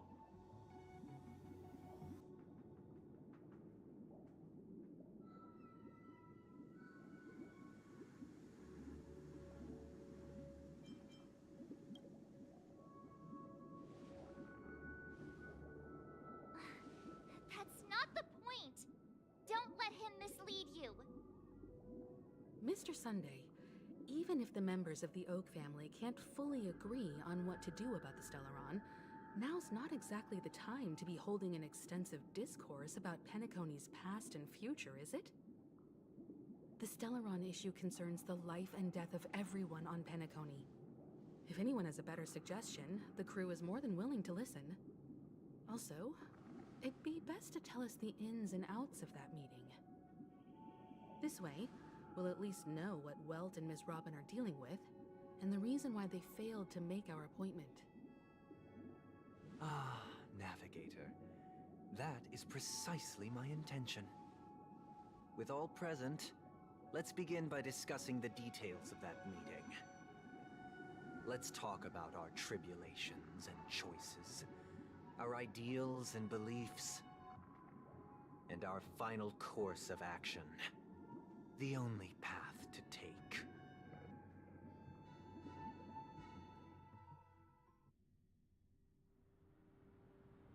You mean to say that for the longest time, there have been scoundrels who would use the Charmony Festival that I have bequeathed to the masses as a tool to realize their ambition? Indeed, Dream Master. Once the Charmony Festival begins, the Stellaron's powers, along with the song, will be broadcast across the entire planet of Penacony. And then everyone in their dreams will be unable to awaken. This is indeed surprising to me. The dreamscape is maintained by the collective effort of the 5 families.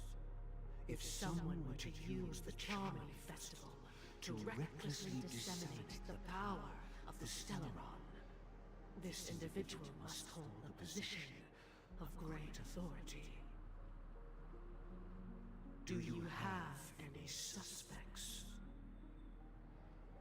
I'd like to ask, did you really not know of the Stellaron's existence?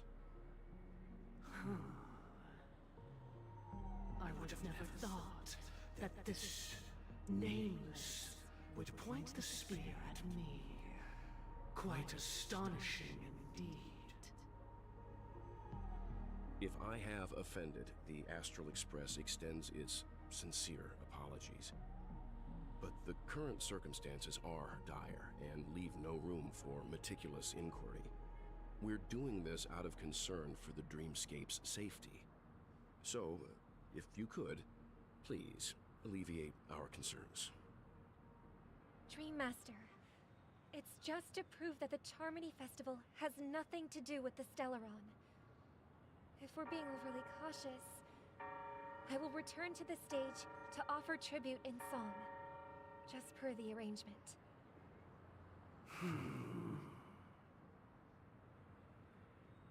Sunday, Robin. I've watched you two grow up, and know your dispositions like the back of my hand. Both of you, right now, can surely be lauded as their most devout advocates. I already know your resolve. The magnitude of this matter is enormous, and cannot be taken lightly. Since Mr. Yang has asked with such earnestness, I will personally respond in kind. If there is a need, the entire Oak family will be mobilized to heed your call. Sunday, might I ask you to beseech them to cast their light unto me, and question me in their stead, so that no lies may be concealed? I will do as you command. Robin, could I entrust you to be present as a witness, to document the truth, and to proclaim my innocence, so that all slander may be utterly dispelled? I will do as you command. May thy will be carried out on earth, just as it is in the heavens. Oh, triple-faced soul, please sear his tongue and palms with a hot iron, so that he will not be able to fabricate lies and make false vows. Let us begin. There is nothing else to prepare. Understood. Question. Have you devoted your life to your god, never worshipping other gods? Naturally. Do you love your god as you do yourself, always heeding their admonishments? Naturally.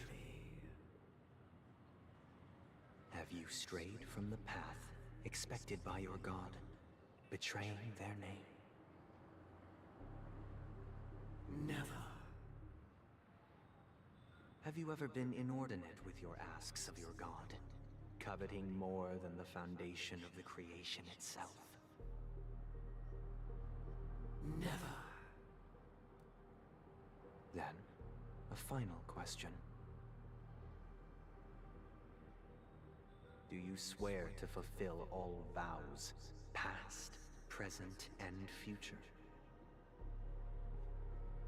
With the Eon as my witness, if I do not deliver on my words, or if I renege on my vows, may I be cursed in accordance with divine law. They have seen your faith, and have endorsed your faith. With this, it can be evidenced... Just a moment. What is it, Mr. Yang? I have another question I hope to have answered. To my understanding, the family's harmony and prosperity have never relied on so-called divine laws. The god you both mentioned, are they truly Shipe? Mr. Yang should know that those belonging to the family toil together as if they were kin, embracing solidarity and unity under their light. All duplicity is laid bare before the harmony. Such a delicate and complex symphony. Which other god could perfectly harmonize this, if not for the great one, Shibe?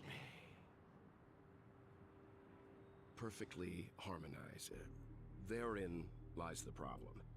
It isn't an outsider lurking in the shadows who changed the harmony, but a dissonance that has surreptitiously emerged from within this very symphony itself. In the distant past, there existed an Eon. With one flick of the wrist, they crafted the laws of the cosmos. Their followers formed the Beyond the Sky Choir, spreading solemn and reverent hymns throughout the universe. Later, they fell. The route traversed by this Eon clashed with the harmony, ultimately being absorbed and fused into it. The chorus that once reverberated across worlds fell silent, and when it echoed anew, it was transformed into the hymn of harmony. Though an Eon may perish, paths with no masters still linger. In the all-forgiving harmony, echoes of bygone dissonance may subtly arise. Mr. Yang, being overly astute can be a detriment, especially when you find yourself alone and without allies. So this is how it is. For the sake of our grand cause someday, please afford these two an opportunity to rest. What?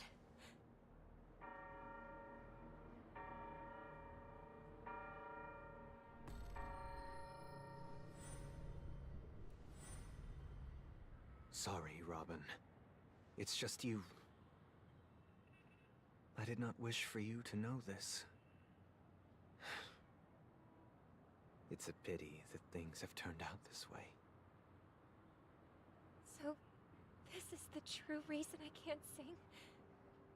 The shadow that envelops Penacony is actually... We were never children of the harmony. Our ideal paradise could not have been crafted by Shipe. True bliss can only be guaranteed by the one who transcends the many. Within the foundation of law, humanity establishes civilization, and through harmony, we obtain order.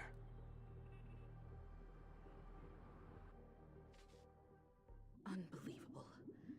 To think that there would be remnants of the Order on Penacony. What have you done with Mr. Yang and Miss Robin? Don't worry. I just gave them some time alone to ponder their fates. You should know that these actions make you an enemy of the Astral Express. Should we need to stand against the Nameless, it would only be myself and the Oak family involved. But we haven't reached that point yet, have we? Your efforts for the justice of Penacony are evident to everyone, and have been widely observed.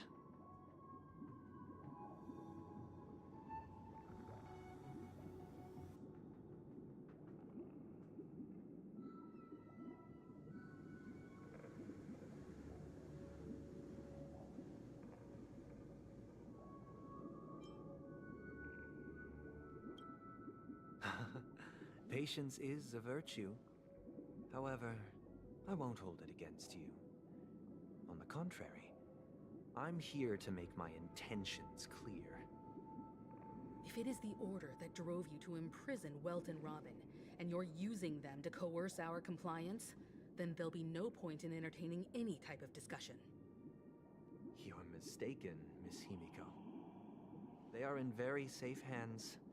And just as the family has always proclaimed, no one can be harmed in the dreamscape, least of all in the beautiful new world belonging to the Order. Penacony and the entire universe have witnessed far too much innocent bloodshed. The strong wield their blades against the weak, and the victors push the vanquished to the brink of life. Natural selection. The world abides by this principle, establishing the well-being of humanity atop the corpses of the downtrodden. Only we, or rather, I, possess the power to put an end to this farce. So you've decided to resurrect a dead Eon? No one's ever done such a thing. If Miss Himiko is interested, let's draw back the veil and speak candidly. I've always firmly believed that people can understand one another through peaceful means. I'm willing to divulge the unembellished truth as to the intentions of the Order's Pathstriders, so that you will make better judgment for the Astral Express, for Penacony, and for this stretch of the universe. Words can hardly do justice to the beauty of that ideal. So, come with me, everyone. Let us retrace our steps and see once again where this road leads. Huh? Where'd he go? Welcome. This isn't any location in Penacony's dreamscape. It's my inner world. The reason the scenery before you remains unchanged is because your consciousness has drawn on similar concepts to fill in the gaps.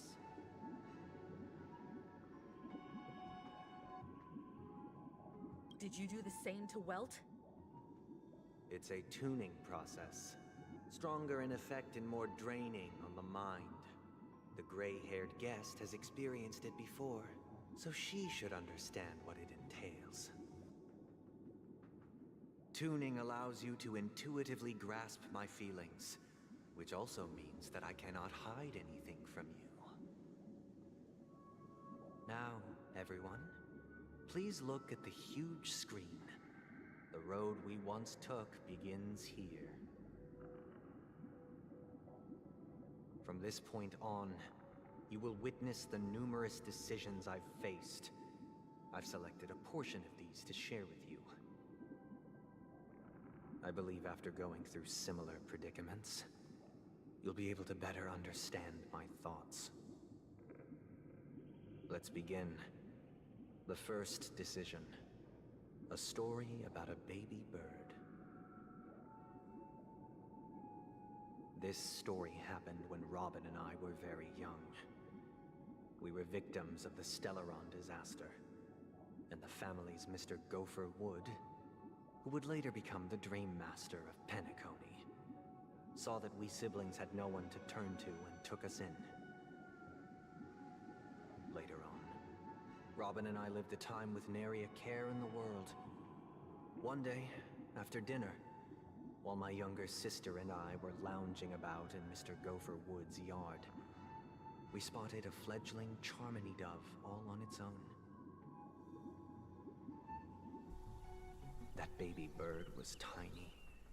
It didn't even have all of its feathers, and it couldn't sing.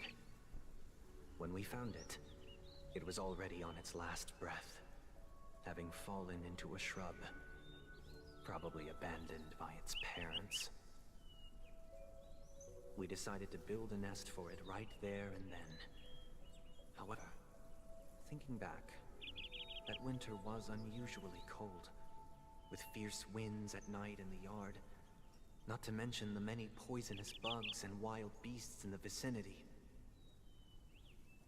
It was clear that if we left the fledgling in the yard, it stood no chance of surviving until spring. So, I suggested we take it inside, place it on the shelf by the window, and asked the adults to fashion a cage for it. We decided that when it regained its strength enough to spread its wings, we would release it back into the wild. The tragic part, something that we'd never considered, was that this bird's fate had already been determined long before this moment. Its destiny was determined by our momentary whim. Now, I pass the power of choice to you all. Faced with this situation, what choice would you make? Stick to the original plan, and build a nest with soft net where the Charmony dove fell. Or build a cage for it, and feed it, giving it the utmost care from within the warmth of a home. I eagerly await your answer.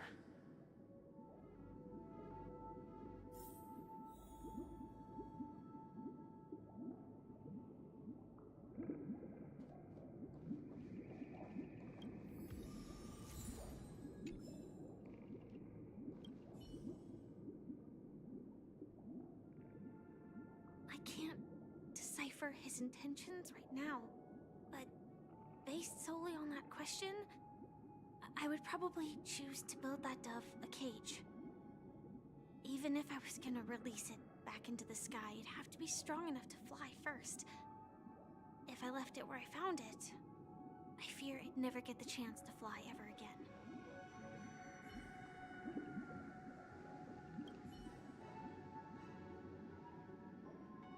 It looks like he really has no intention of imprisoning us.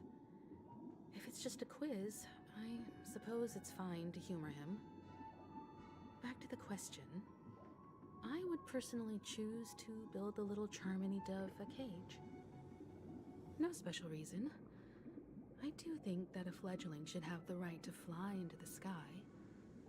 But if it can't even live to that point, then there's nothing to talk about to begin with.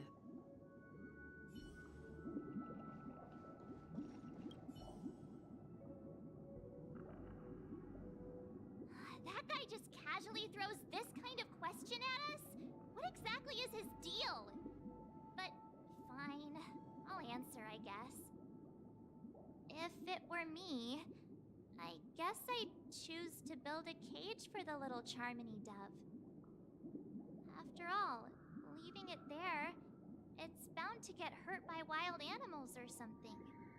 And that'd just be too sad.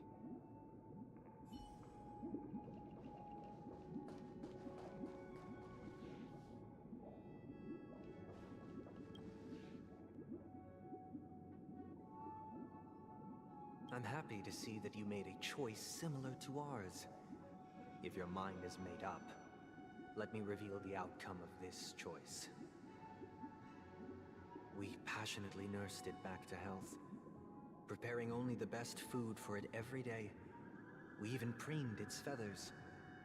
Later, on the day that Robin left Penacony, we opened the cage door and let it fly back into the sky. I watched it for a long while by the window, probably about 3 or so days. In those 3 long days, the little Charmony dove tried again and again to spread its wings to fly into the sky, but fell to the ground, only to keep trying. Finally, on the 137th attempt, it succeeded. But its attempt did not go perfectly. After flying unsteadily for a while, it fell to the ground, unable to grasp the direction of the air currents. The fall shattered its wings. It writhed helplessly in my embrace. But it was all for naught, finally succumbing to a painful demise. And in that instant, our tender care, our given love and hopes, they all became the inevitable push that sent it to its death. I deeply regret the choices we made. Next, let us head to the second decision. This time, it's the story of a dream chaser.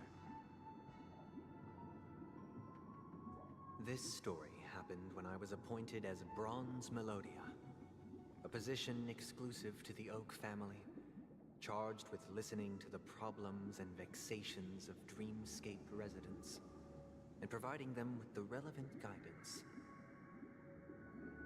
It was during that period that I had the opportunity to hear voices from all corners of the dreamscape. Joy, sorrow, arrogance, regret.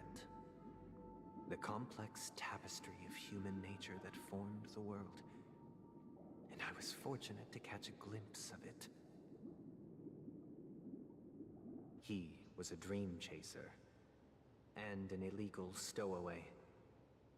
Just like the rest of them, he came to Penacony in search of a better life, except that, to most people, the price he paid,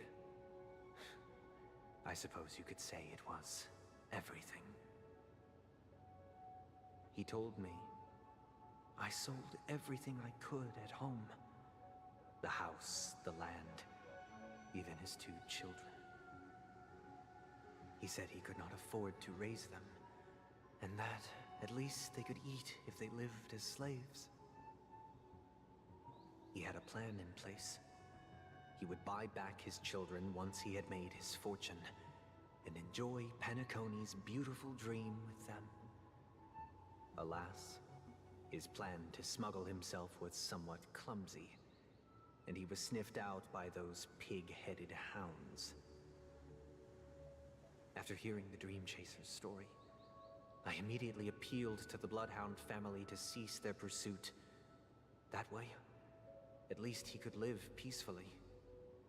But I was still too naive to the ways of the world. I did not anticipate that what I thought was a kind gesture would later lead to dire consequences. I'll tell you the outcome soon. For now, I'd like you all to make a choice. Will you do as I did, and try to convince the Bloodhound family to stop their pursuit, so that the Dream Chaser may live peacefully and realize his wishes? Or will you remain silent, leaving him to languish while the hounds are hot on his heels, until his inevitable judgment arrives? I look forward to everyone's decisions. Who knows? Perhaps they might even alter the outcome of this tragedy.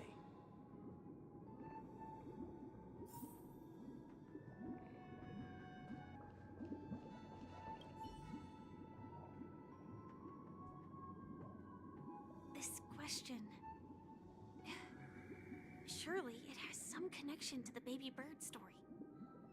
And this connection is precisely the breakthrough Sunday aims to use to persuade us. I'd probably choose to ask the Bloodhounds to cease their pursuit.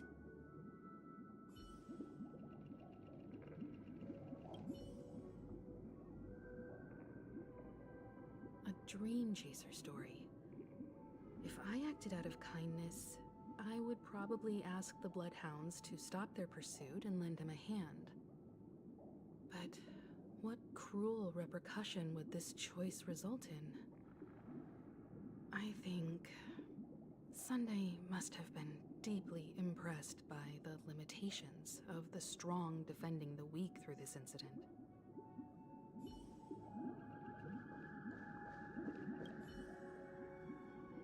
It seems illegal stowaways are really quite common on Penacony. But that guy in the story, I don't think he deserves any sympathy at all. He sold his kids to chase a dream. Even if he intended to go back for them, it's still insanely irresponsible.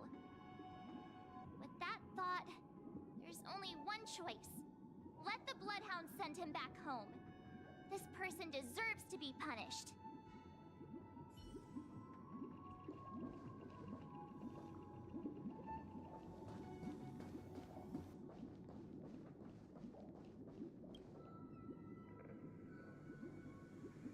I'm honored to witness you arriving at the same decision. Out of respect, I'll share with you the dire consequences that my choice back then brought about. First, the outcome. He attained major success. After avoiding capture, he ran a business for a few years, very quickly making a name for himself, elevating his status. He might not have become a tycoon like old Audie, but he was considered a character of excellent repute. Now then, did he realize the wish he set out to achieve? No. The last time I saw him was in the real world, where the Hounds were going to permanently exile him, and I was the accompanying Bronze Melodia. The mission was simple. Listen to the criminal's repentance. He told me the reason he was in this predicament was because he conspired to usurp the head of the Alfalfa family. When I asked him about his 2 children, he instead responded with a question. What children? In the end, my heart aligned with the harmony, and the good deed I dared to undertake held no value, turning instead into a wrongdoing. It created a lamentable oppressor and countless oppressed individuals. As to your choice, I once again offer my heartfelt apologies. Next comes the third and final decision. And the story this time is my own. This story happened the day I was appointed the Oak family head. At that time, Mr. Gopherwood was the current Dream Master, and as per his wish, we had a private conversation. What surprised me was that the Dream Master had only come to deliver a letter to me. He let me read its contents, and it was a letter from my sister. The letter contained the usual pleasantries, anecdotes from her travels, nothing out of the ordinary. Just as I started wondering how this letter related to our discussion, the Dream Master began to speak. Do you know who wrote this letter? My sister, of course. But why would you personally visit me to hand me a letter from my sister containing mere trivialities? To help you grasp the full scope of this issue. Do you know where Robin is at this moment? From what the letter indicates, she must be in Caspelina 8, correct? She's touring there right now. Correct. Has she mentioned anything about a stray bullet? A stray bullet? What? A war has broken out on that planet. It is because of this very reason that Robin chose this destination. To spread the word of the harmony. And to save the lives of that planet. She personally made for the front lines. She hoped to ease the people's suffering with song, and was willing to brave mortal danger to deliver the IPC's medical supplies. Unfortunately, stray bullets show no such compassion. Is she all right? If the operation was successful, she should probably be recovering in the field hospital.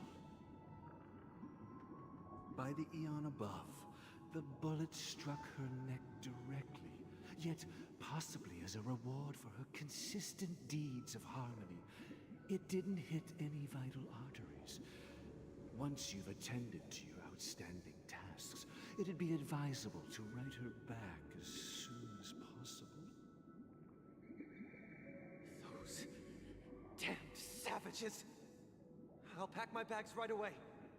My gratitude for bringing this to my attention, Mr. Gopherwood. Now you understand why she always wears such elaborate neck ornaments, don't you? How could this happen? Miss Robin? It's all in the past, so please don't worry. I share this in the meager hope that you will understand the harmony's limitations and predicament. As grandiose as the strong defending the weak sounds, many times, it is nothing more than wishful thinking. Likewise, I've prepared one last question, one last choice. But rest assured, this choice will not have any grave consequences. Because this is merely a figment of imagination, a nightmare that has haunted me through countless nights. If you ever had the opportunity to make a choice like I did, would you still support Robin's journey on the path of harmony?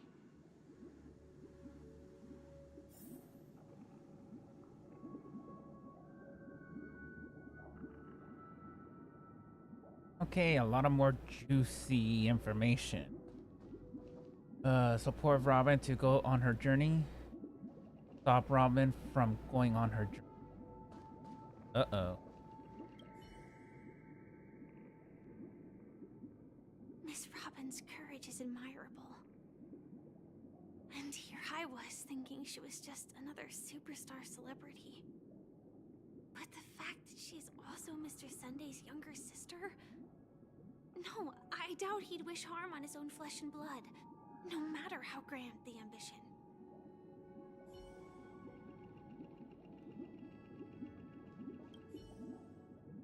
I often feel like I've dreamt of similar scenes on certain nights. In the dream, I see blurry faces. I don't know who they are, but I sympathize with all of them, fighting for survival against some unfathomable force. Their confusion and fear are lucid to me, but I also remember they chose never to give up. Just like Miss Robin. If Mr. Sunday's question leaves you puzzled, you should find the answer from your own experiences. With each Trailblaze, dangers and tribulations will surely follow. But would you ever back away? Would you stop March and Don Hung from reaching their next destination? I believe you have an answer of your own in your heart.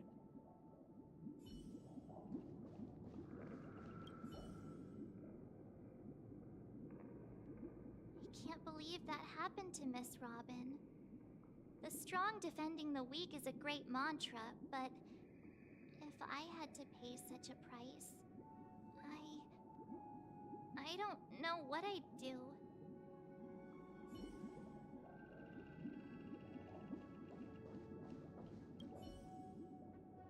Miss Robin's courage is admirable. But the fact that she's also Mr. Sunday's younger sister?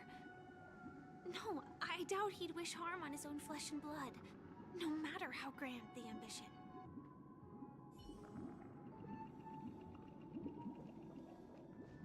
Oh my god.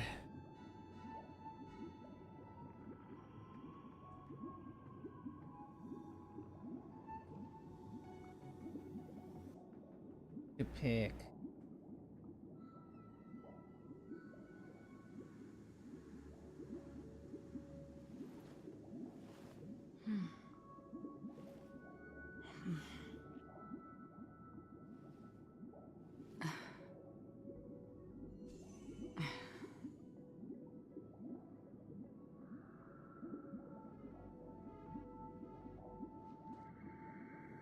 Stop Robin from going on her journey, or support Robin to go on her journey?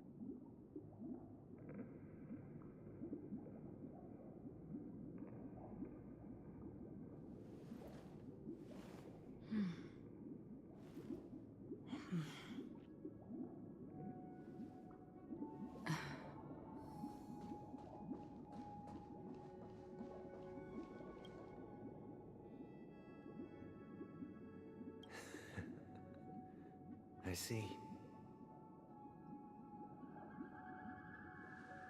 I am now aware of everyone's stances. Raising these questions merely serves to illustrate one point. The plight of Penacony cannot be salvaged by the harmony, The true foundation for a sweet dream paradise can only be established through the order, where the strong govern the weak. I know the suffering of being tormented, the turmoil of losing your way, how sorrow and even despair set in when matters don't work out. All of this causes me unending pain, because this is not what happiness is at all. We must teach the weak how to live a happy life. And this life isn't some noble propriety that the upper crust preaches, but in definitive terms, a way of survival that belongs to everyone. So what is your definition of living a happy life? Good question. Human consciousness is fundamentally an illusion, a cage known as self-worth. People lured in by this illusion make mistakes, yet still ask that external influences bear the burden. When one mistake after the next permeates the masses, they become impossible to trace. Thus, the amassing of these individual cages culminate to form a prison, a place dictated only by the rule of survival of the fittest. Nature is always accompanied by predation and sacrifice. Its antithesis is known as order. That is what I want to do. Unite people's happiness under the banner of order. They won't need to make bitter choices any longer, nor face the weaknesses of humanity. They can cast aside their primal instincts to build a haven for mankind. Simply describing thoughts is far too abstract, so allow me to provide a simple example. As you all may know, there are societal norms like weekends and long weekends that exist on some worlds. During these hard-earned rest days, people are given the chance to extricate themselves from the stresses of everyday life, allowing a certain tranquility to return to their souls. And it is only on these days that people do not have to adhere to the law where the strong prey on the weak. They can live out their lives happily during these brief intermissions. It's just a pity that 2 or 3 days are still too fleeting compared to the span of a lifetime. From where I stand, society's ideal system should be 7 rest days. Following Sunday, there should ensue a second, a third, and indeed an infinite procession of Sundays. This should be the face of the new world. Idyllic, eternal, peaceful days. And thus, every person can return to their base selves in this utopia. Some gaze in reverence at the stars, pouring their whole beings into calculating the distance between us and the isolated world of Pagana. Meanwhile, some seek refuge in quiet corners, holding one another, unencumbered by the chains of unwelcome obligations. There would be no need to bear the hardships of reality. Only in this way can humanity face the inevitable end with the purest of spirit, living a life of dignity. This is what it is to live in bliss. Miss Firefly, you who are stricken with entropy loss syndrome, you of all would surely understand this.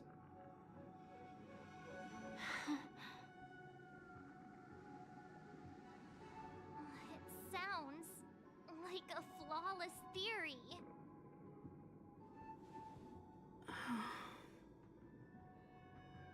But what is the price to attain all this? The cost is minute, merely a personal and eternal sacrifice. If this paradise is to be maintained for everyone, someone must remain trapped in solitary awakening. until the end of the cosmos. Awakening. Which means that this so-called paradise is still a dream. Stepping into this paradise means forsaking reality, correct? It is not forsaking, but transcending. Flesh, blood, sorrow, weakness. If the physical is the root of spiritual suffering, it is only logical that we defeat it. But in this supposed bliss, people won't have defeated their demons. The chance to overcome their tribulations would be forever lost to them. In other words, it is an escape. That's another way of understanding it. But there is no shame in escape. On the contrary, the seeds of escape exist in everyone's hearts. Don't you agree, Miss Firefly? And as to why we sleep, it is because we are afraid to awaken from our dreams. But this is not in conflict with the grand plan. Only in acknowledging this can we truly understand the frailty of human nature, and from there, show compassion and protection.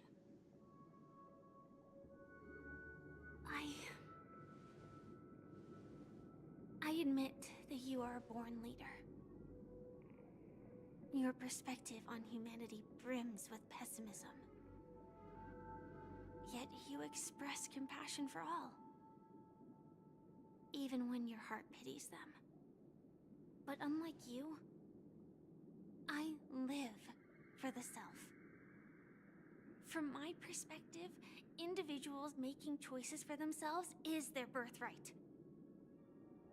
The want to escape may be innate in the weak. But whether they are weak or not, it is not up to another to decide. Perhaps in your mind, you also view me as weak?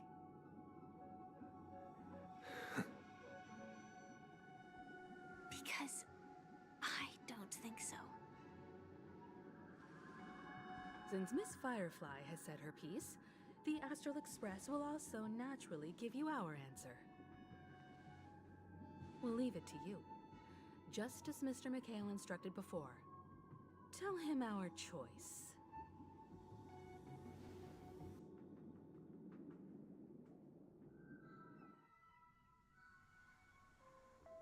What is this place? Does this place ring any bells, Misha? I don't know, but I feel a sense of deja vu. What is this place? It's the realm within a dream bubble. This was left to the Astral Express by a nameless, but weirdly, when we entered it, it was completely empty. Dr. Edward from the Dreamscape sales store told me that dreams are formed from memories, and a dream bubble can't take shape if its core is empty. So I thought you might be able to help us in unraveling this mystery, Misha. As a hotel doorman, you know Penacony best among us. I don't know much about dream bubbles, but if you want to figure out what this mansion is, I'll do my best. I'm counting on you then. Himeko, I still don't get it. Why were you so sure that Misha had a connection with this dream bubble? I wasn't sure. It was just a hunch. But since Misha feels familiar with this place, my hunch might be correct.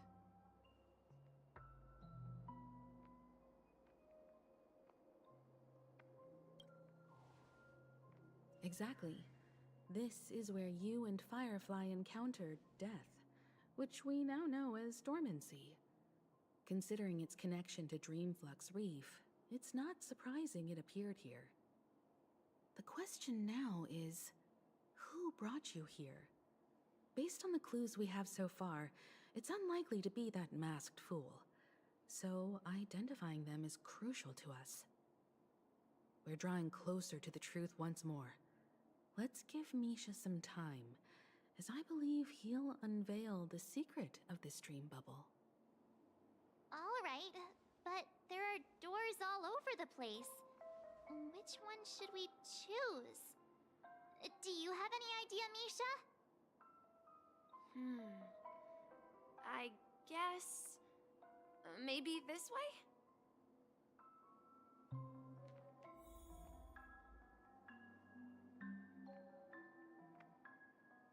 Right, here we go.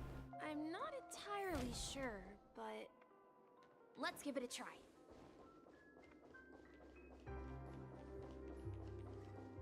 Wait, you managed to choose the right door. Weird. This place is quite different from the hotel. But I feel like I've been here before, and even lived here for a while. If I remember correctly, there should be a fireplace down that hallway. Clocky and I used to sit by the fire, listening to the crackling of firewood. And the room on the other side was a toy room. I loved spreading out all the toys from the box on the floor and making up stories for each of them. Hold on. This doesn't make sense. Didn't I grow up in Dreamflux Reef? So, what is this place? This could be a case of amnesia. Don't worry, Misha. It's common for everyone to forget certain aspects of the past. Those memories haven't vanished. They're just lying in the depths of your mind. We can surely get them back. Since this place seems familiar to you, why don't we explore a few more rooms and see if you can recall anything more? Yeah, then let's check out the rooms I just mentioned.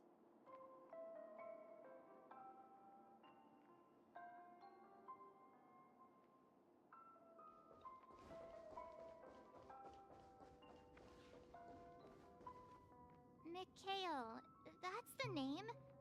Now we all know him as the Watchmaker.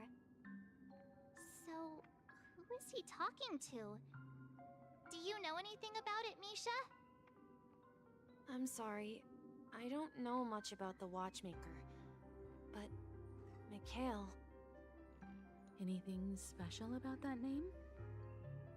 Mikhail is Grandpa's name. Grandpa? Do you mean you're the Watchmaker's grandson? But we haven't heard anything about the Watchmaker having descendants. And the name Mikhail is not rare. Perhaps it's merely a coincidence. Could you tell us more about your grandpa, Mikhail? Yeah, sure. He was a seafarer who fearlessly ventured into mysterious seas and storms. He was always on the sea and had lots of friends who accompanied him on his travels. He didn't want me to call him Grandpa because that would make him sound old. He believed he was still young. The name Mikhail was given to him by his parents, Mihaly and Elise, both renowned seafarers. Every time he came back, he'd share his logbook with me and tell me about his adventures at sea. I want to become a great adventurer, just like him. It appears that the Seafarer has nothing to do with the Watchmaker. So, perhaps it's just a coincidence? So, where is your grandpa now? He went off on a new journey, and it's been quite a while since I last saw him. So, where has Clocky gone? Did he leave to protect Dreamville?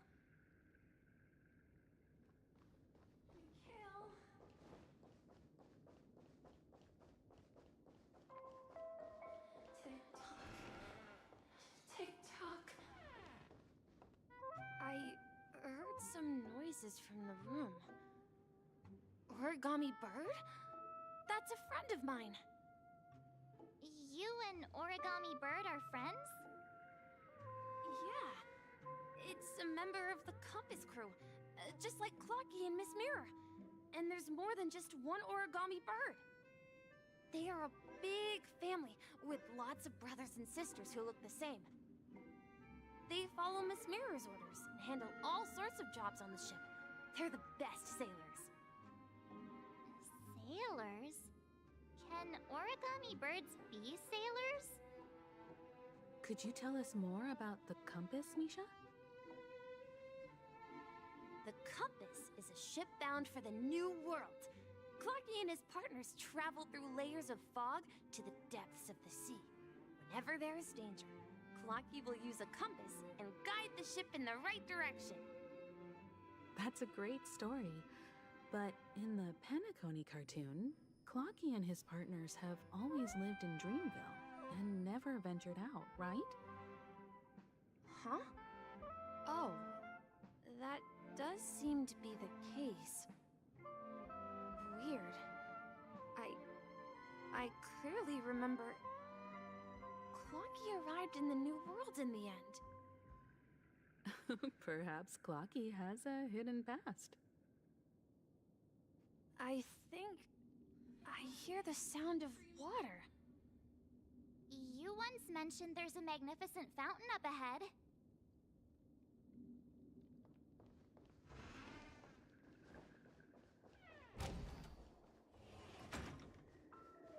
Look, there it is! The water resembles a precious jewel embedded in the dreams of all seafarers. Every time I gaze at the shimmering lights beneath the waves, it feels as though I'm back in this place, standing by your side. Have you recalled anything, Misha? Yeah, I saw these sentences in Grandpa's logbook. He used to say that despite the perils of the sea, whenever he stood on the deck in the afternoon, overlooking the sparkling waves, he would think of this fountain in front of his house.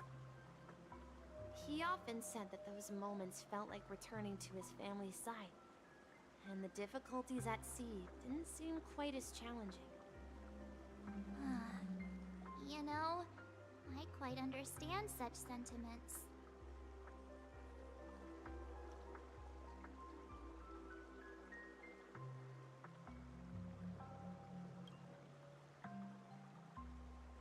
Hey, don't tease! I was just being a bit sentimental. Perhaps every adventurer far from home carries a fountain within their soul. Even though the other side of the sea remains shrouded in the unknown, the fountain in front of his house serves as a compass, leading him back to his cherished ones.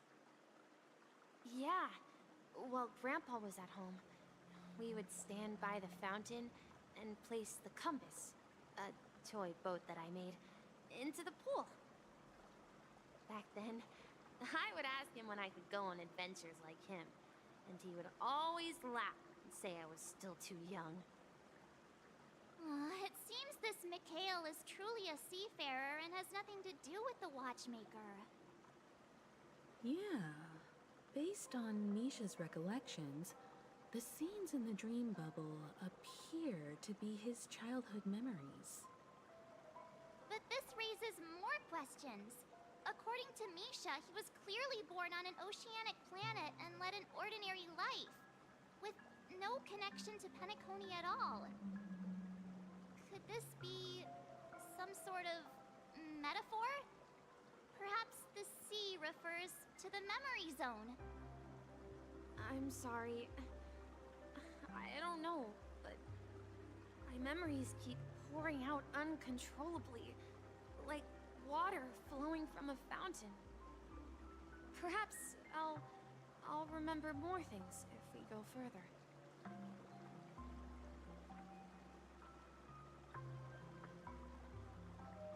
I wish to share your burden. We're going to the opposite side, right? No, we should turn left here. Huh? Something feels different about this place. This is it. I I remember this corridor. Up ahead is Grandpa's study. It was in that room that I saw him the last time.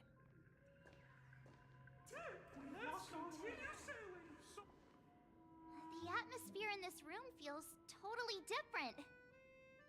Misha! You finally come! Clocky! You're here! Huh.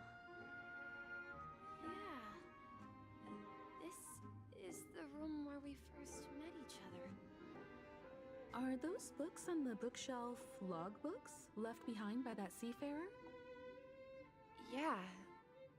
Whenever he came back, he placed a logbook on the bookshelf in his room.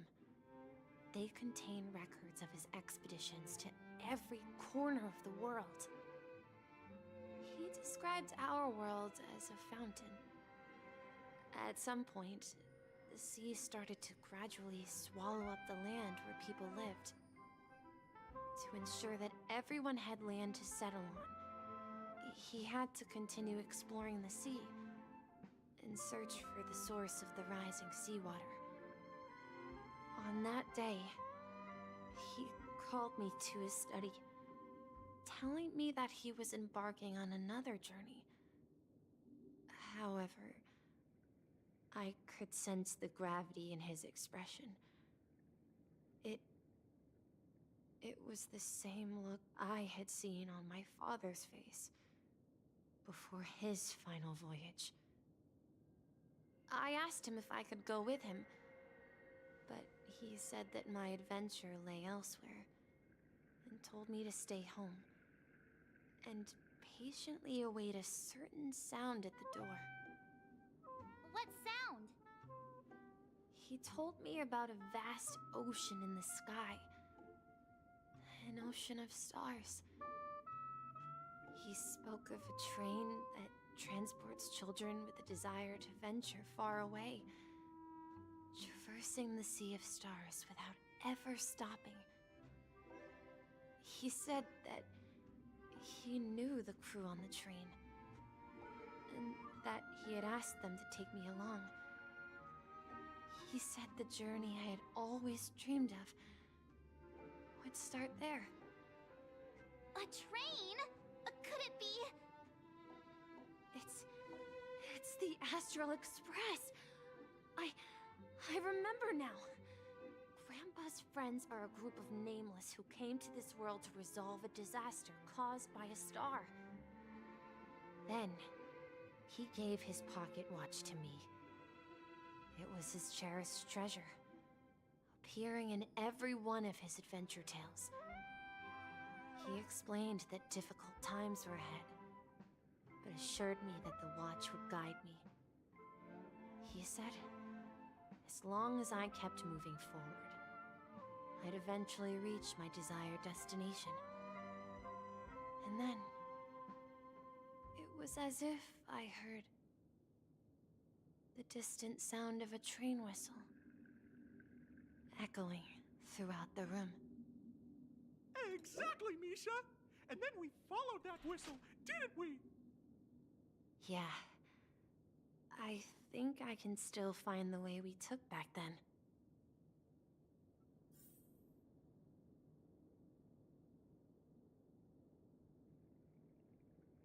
Okay, let's solve this. This is the dream jigsaw, right? So we're supposed to find the exit. But where can we find the last piece? Do you remember? You said you obtained a mysterious shard when you stumbled into this place. Hey, the shape seems to match. So this shard is also connected to Misha? Looks like we're just one step from revealing the truth. Let's get to the other side and investigate.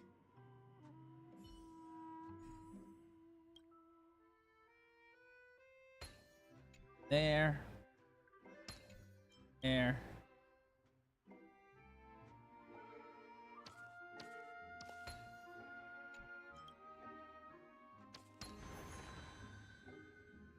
A card.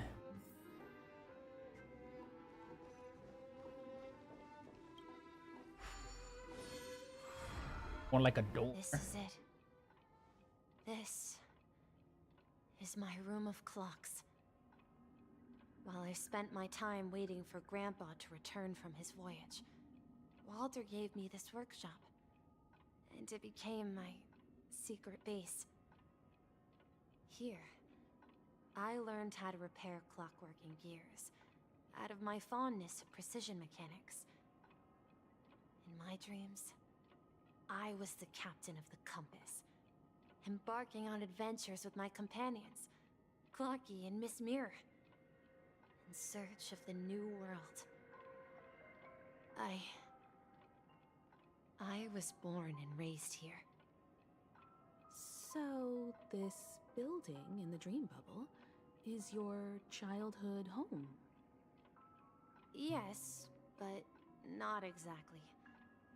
To be more precise, this dream bubble itself is my home. Looks like you've remembered everything now. Wait. Why does it feel like everyone else knows something I don't?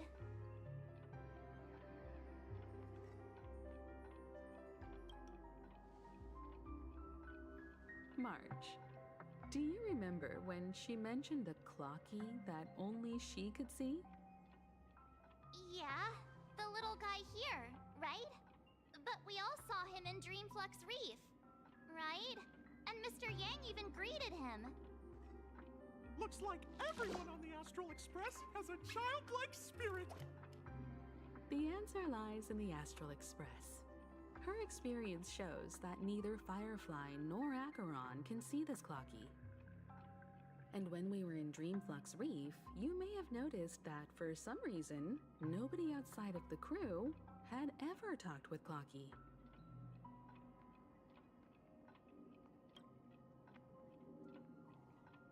A mimetic life that can only be seen by a select few. It's just like a hidden message left by someone for the nameless. But Misha can see Clocky too, right? They even grew up together. But Misha hasn't started the way of the Trailblaze yet. That's the key to the mystery, March. Now take a moment to recall. Have you ever seen anyone outside of the crew interact with Misha? Wait. No way! That's the answer, March 7th. This dream bubble is the place where I was born. And I'm a dweller in this dream. Just like a memory zone meme. I should have stayed here and waited for you. But when reality and memories merged, I unconsciously pushed open that door and left the bubble with Clocky. So it's not that the Watchmaker's dream bubble is empty, but rather the stuff inside ran away? And the whistle you heard was the sound of the Express arriving at Penacony? That's one way to see it, but I believe there's a longer story behind all this. It's best for Misha himself to explain all the details. How about we start with your name? Now, should we call you Misha, or... Thank you all for helping me rediscover my true self. Now, please allow me to reintroduce myself. I was born on Lushaka, in the Presmere system, adopted by seafarers Mikhail and Char. They gave me a treasure, a name that carried their hopes. Mikhail Char Legwork, or simply Misha. If you prefer, you can call me by a more familiar name, the Watchmaker. So, you're the Watchmaker himself? Unfortunately, that legendary figure is no more. I'm only a reflection of his life. As for the child who has been with you, He's the innocent protagonist of Misha's childhood dream. A friend of Clocky. A young apprentice. And a future mechanic on the Express. And this also marks the beginning of his journey, devoted to the Trailblaze. At the end of the journey, I left this little flame, which I so cherished, in my deepest dreams, hoping to pass it on to the nameless of future generations. However, he somehow left the dream bubble and forgot all about his task. I apologize for all the confusion this caused. Because he was born with a desire to trailblaze, wasn't he? I don't think Misha has forgotten his role as a guide. He remembered it, and that's why he mistakenly appeared as a hotel doorman in her dream from the very beginning. The one who brought our unconscious friend here must have been Misha. If that's the case, we encountered the Watchmaker's legacy from the beginning, didn't we?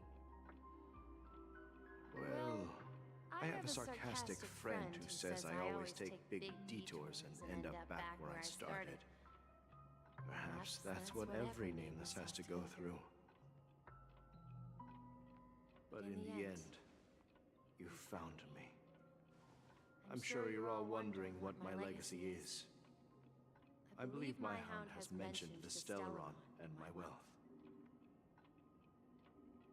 If I may apologize, the Stellaron part is real. As for my wealth, however, it's nothing more than a baseless rumor. I left my homeland as a child and embarked on the journey of Trailblaze. I traveled to various planets until finally reaching Asdana, where my friends and I built the original Penacony and fought for its future ever since. I've been moving forward all my life, doing what I could to overcome the obstacles in my path. But ultimately, my journey reached its end, and I left behind no possessions worth entrusting. So, if you ask what's left within this worn-out train engine that can be called a legacy, I suppose it's the things that are still burning in the engine's furnace. Now that you're well aware of the current situation of Penacony, I certainly hope that you'll help me get this world back on track. But I'll leave that decision to you, for the path of Trailblaze is never paved by others. All I have for you is a story and 2 gifts. I want to give you my pocket watch. It has accompanied me throughout my long journey, guiding that naive child forward, and has been blessed with the presence of so many great people up to this day. And my hat, too. The one who navigated for me placed it on my head and planted a fanciful thought in my mind. The Trailblazing expedition will never end. Now, it's time for you to make your choice. Once you've made up your mind, open that door and enter the long dream of an old man. I'll be waiting for you at the end of this corridor of time. All right, everyone, let's make a decision. Although I don't think anyone will have any objections.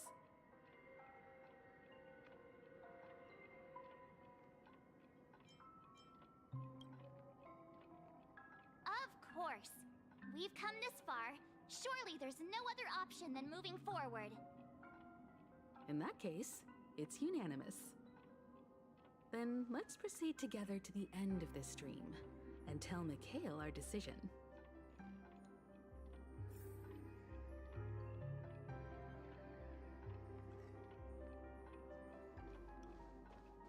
Alright, hopefully this will end quest.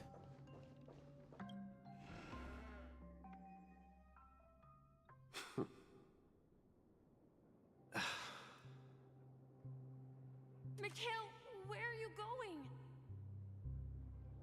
Someone has to step up and save Lushaka. So why can't it be me, Misha? Please don't go. And if you must, please take me with you. Don't leave me alone. Even without me, you know how to proceed forward, brave Captain Misha. The compass is waiting for you. Haven't you always wanted to be a better adventurer than me? Now go, board that train and start your journey. Where are you going, Mikhail? I'm going to clean the floor in the parlor car. I've promised the conductor. Wait, first tell me, did you fix this watch? Yeah? I know what it looked like before. Its chain was broken, the back case torn, and the marks on the dial all worn out. How did you manage to fix it? Well, it's hard to explain, but I knew it could be fixed. It's the hands, Mr. Amundsen. Its hands were intact and pointing in the right direction, so I knew there would be a way to fix the rest. I see. You'll work with me from now on. Haven't you always wanted to tinker with this train? You're its mechanic now. As for the conductor, I'll do the talking. But I only know how to fix watches. Don't worry. You've got what it takes. I'll teach you what you need to know. Where are you going, legwork? It's time to head to our next stop.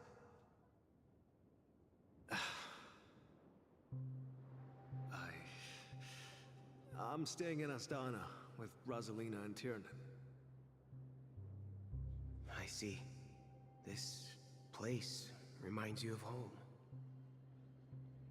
The people of Astana have only achieved a tiny victory, and still have a long way to go towards true freedom.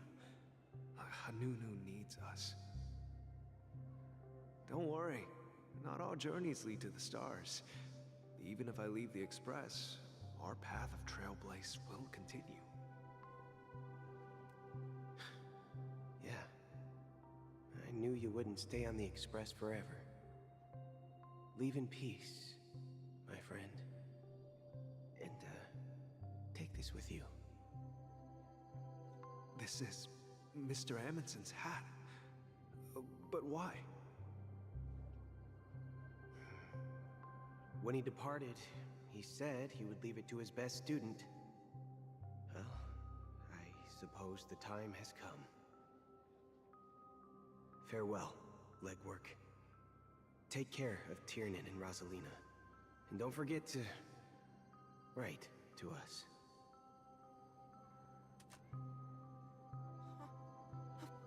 Where are you going, Watchmaker? Don't worry, Micah. Just going on a little trip. Someone has to be at the forefront of the interstellar frontier, and I'm the only former Nameless in Penacony. So why can't it be me? Because you're all we have! Have you forgotten about Tiernan? The cosmos is way more dangerous now. What will happen to Penacony if we lose you too? But what will happen to Penacony if we don't find a way out? Tiernan. How could I ever forget him? I've spent countless sleepless nights asking myself why I didn't go with him back then. We Nameless won't stop. Don't worry, Micah. It's just a matter of getting back to my old profession. Just wait for me to come back. But if, and it's a big if I don't come back in one piece, then you'll become the next Watchmaker. Where are you going, old man? Oh, you're here. Answer my question. What are you up to? Relax, Gallagher. I just came up with a great idea. Wanna hear it? Oh, come on. Aren't all your ideas just ways to get yourself killed? I may be blunt here, but you're the last remaining hero in Penacony. If you die too, the secret of the Stellaron will go to the grave with you. Yes, I'm afraid there's no way out in Penacony, so I'll have to consider alternatives beyond Asdana. We'll organize a festival using the Watchmaker's legacy as a facade, and send invitations to the entire cosmos to gather people here. So, a desperate struggle against the family? Desperate? Don't we have you here, my friend? This task is challenging, but what hasn't been challenging for us along the way? Well, whatever you do, remember, make sure to send an invitation to the Astral Express. Misha! Where are you going? Oh, it's you, Clocky. Take me to Dreamflux Reef. Last night, I had a long dream about the day we met. I want to write down that dream. Write it down? Why? Oh, so I won't forget it. Do you remember how you got your name, Clocky? Of course! You told me that when you were a kid, you lived in a room full of clocks. Those wall clocks and pocket watches grew up with you and were your best friends. Yes, but what I didn't mention was there's a funny misunderstanding behind it. I was a kid, and there was always a special pocket watch in my memories. It was with my grandpa, guiding him on his sea voyages and leading the way in his every adventure story. I wanted to have a pocket watch like that too. And that's when you appeared in my dreams. Yeah.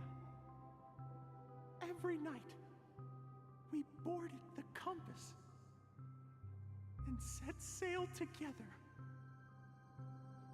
But you know what? It wasn't until the day my grandpa gave it to me that I realized it wasn't a pocket watch at all. It was a compass. So, your name should have been Compassy. And the Watchmaker is just a nameless.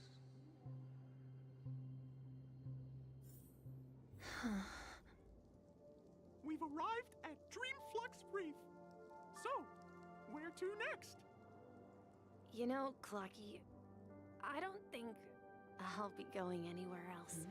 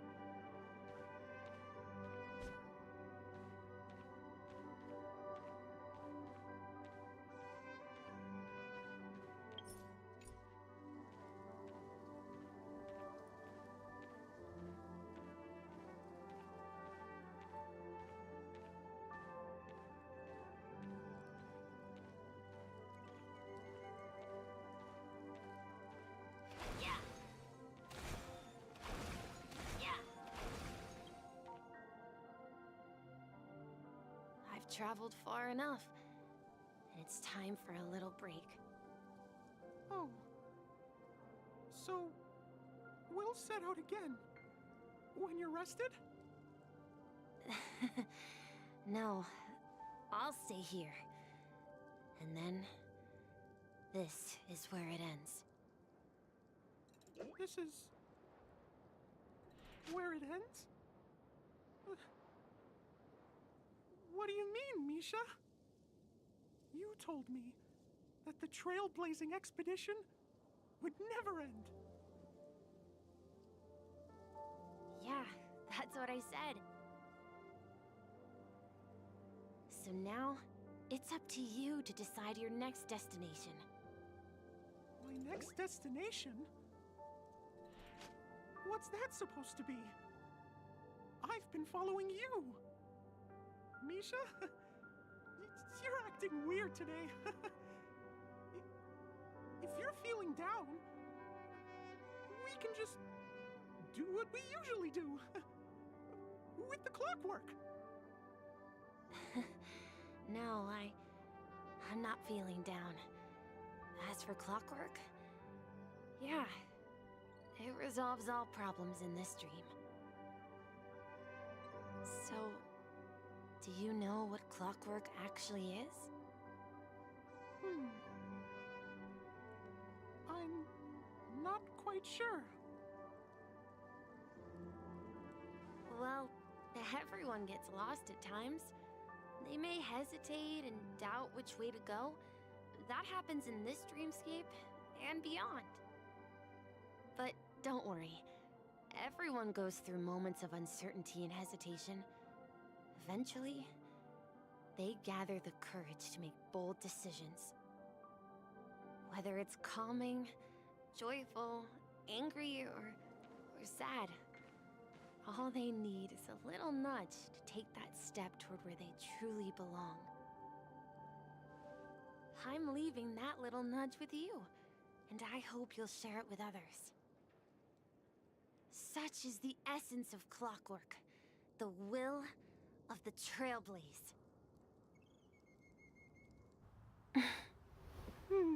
Clocky's hands spin around non-stop, indicating confusion, frustration, and weakness. But ultimately, people still need to move forward. Just like your hands, always pointing ahead.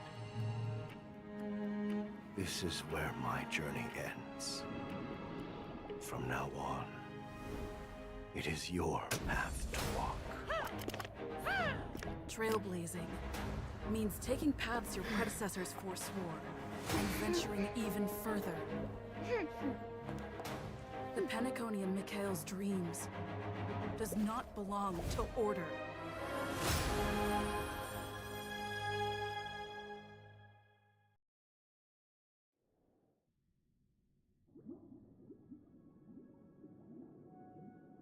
I can't believe that Eon would cast a glance at Penacony at a time like this. Is it because of the resonance from the legacy of the Trailblaze? Or perhaps the bond between you is so strong that it even impresses an Eon? Well, there might be another possibility. Perhaps they want to witness, on behalf of the fallen Eons, who will hold the future of Penacony. If that's the case, on behalf of the Dream Master of Penacony and the 107,336 members of the Oak family, I'm extending a formal invitation to all of you. I'm cordially inviting you all to the Penacony Grand Theater to participate in the upcoming Charmony Festival. And, of course, you won't be in the audience, but on center stage. Since the future of the Stellaron, Penacony, and even the entire cosmos is at stake, let's draw a conclusion there, in all fairness. If you truly believe in Akavili's path, then show me their courage and determination.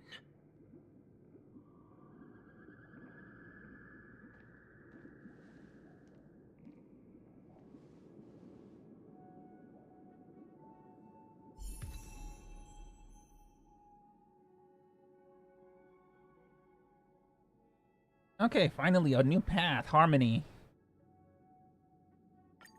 Okay, let's go.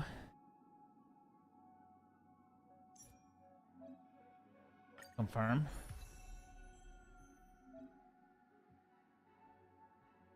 Can trial the current path here for further understanding the combat.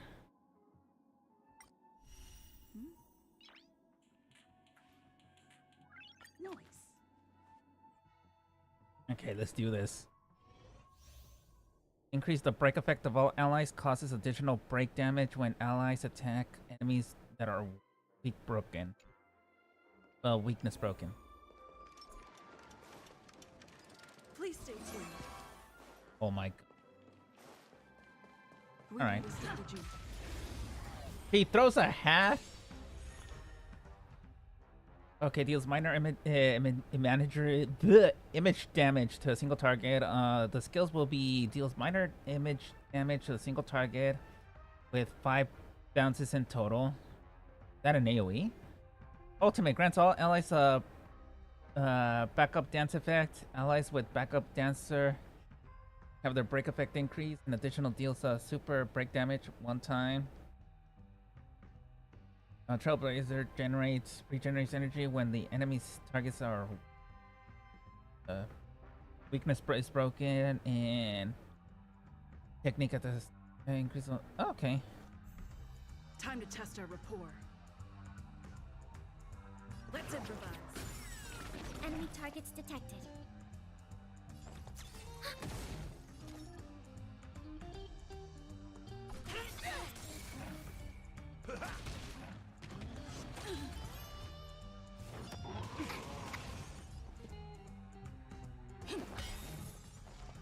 The mood is set just right. Let the show begin.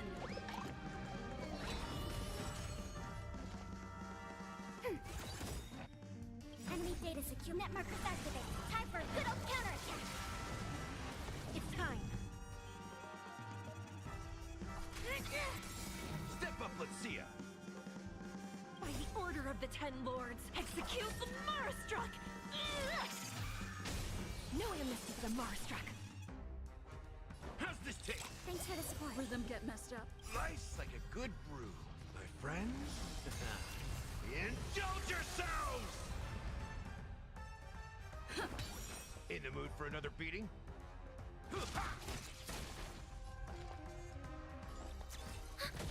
Do you admit this crime? Take your positions. Commencing support. Ready for another? Ooh. I don't know. I kind of feel like the fire's more better.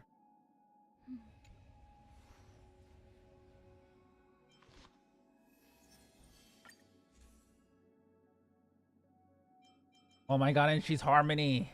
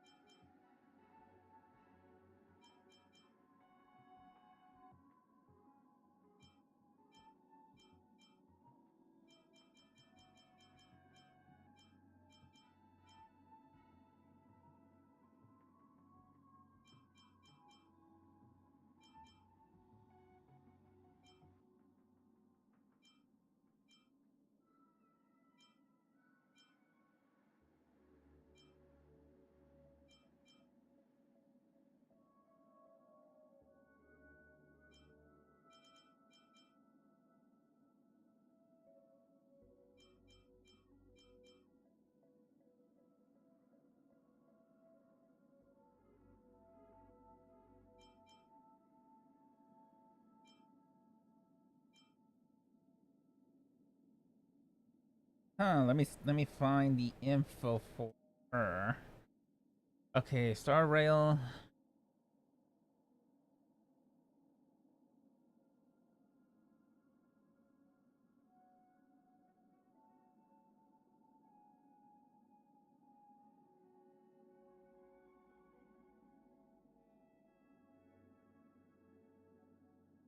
Apparently people says like she's already a double S.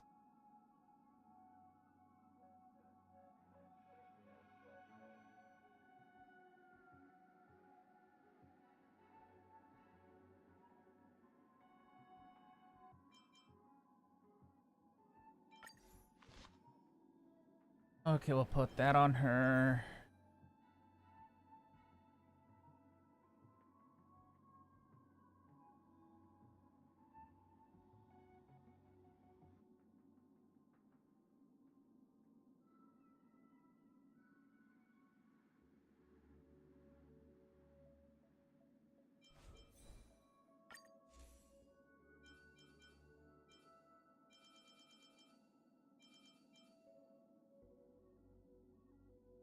Stats is supposed to be.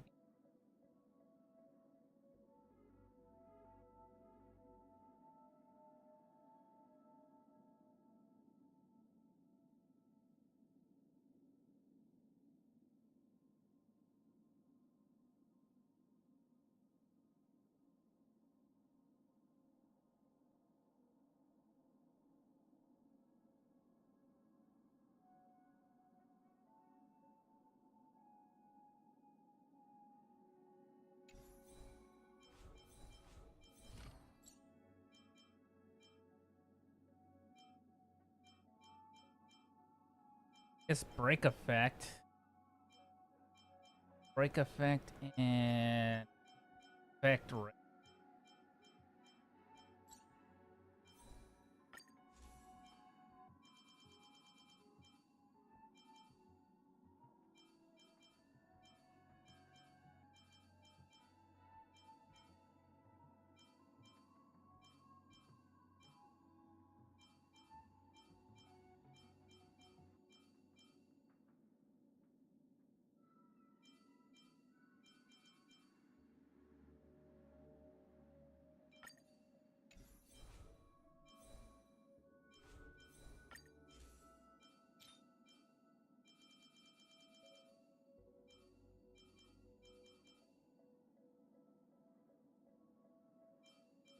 Okay, break effect or speed.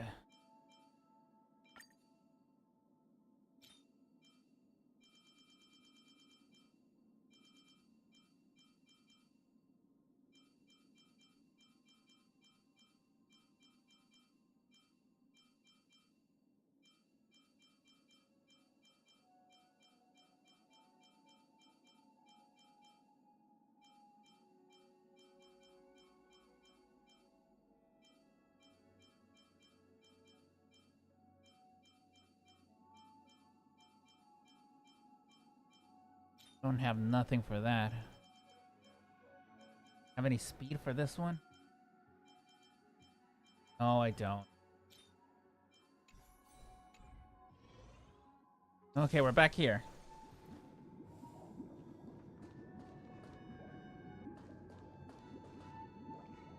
Does that mean he wants to fight us during the Charmony Festival? I'm afraid so. This is weird. Aren't Arc villains usually plotting some dirty conspiracy in the end? But he actually said something like, "In all fairness." Could it be that he's underestimating us? Well, in my opinion, Sunday is deeply committed to his own philosophy and genuinely wants to prove that the Order is right. I sensed a strong conviction and a desire for dominance in him.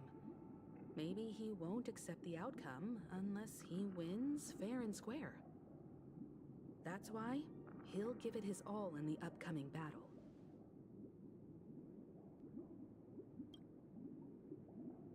Yeah, you're right.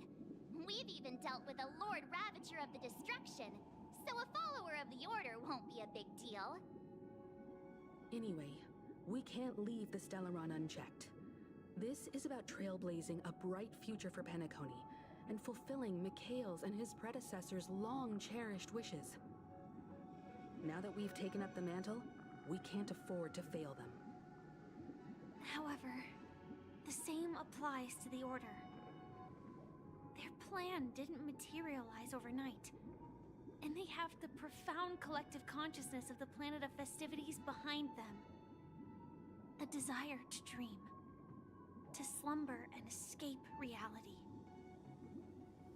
All those hidden emotions have given birth to the sweet dream of the Order.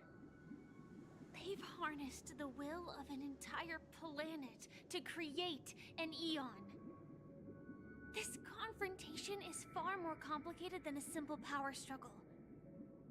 To secure Penacony's future, fighting on the stage alone is not enough. What do you mean? Are you not coming with us? I believe Firefly is trying to say that she's heading off to another battle.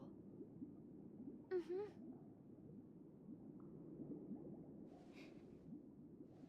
Before I left, the Destiny Slave told me that this journey would bring unforgettable rewards. Even though the script he gave me only had a few lines, I couldn't ignore them. Because one of the lines said, "I'll experience death 3 times in the land of the dreams." 3 times? This can't be serious, right? The first time was a painful death when I was stabbed by the Blade of Dormancy, which led to all subsequent events. The script will always come true, but in a way that will only be revealed when that page is turned. So now I've understood the meaning of my second death. And I am prepared to face it. If all goes well, my efforts will provide crucial support for you. Only by achieving victory in this battle can we secure a future for Penacony. And only then, my third and final death won't come true in the most terrible form. The most terrible form? Does that mean... The true death, where everyone in Penacony loses themselves completely in the eternal sweet dream of the Order. We must do everything we can to prevent that. Have you made up your mind, Firefly? Yes. Otherwise, I wouldn't be here. Thank you again for your assistance for the Astral Express. May we meet again, in reality. Yeah. Farewell, everyone. May your trailblazing expedition never end.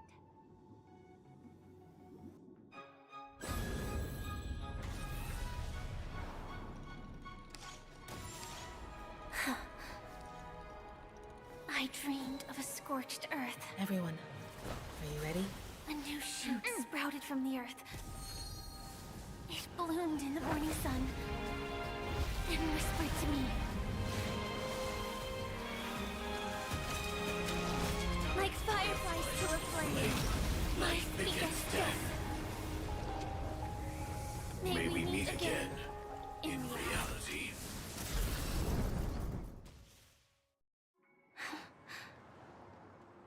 After today, Japella's name will disappear from cosmic history, and the Everflame Mansion will take its place.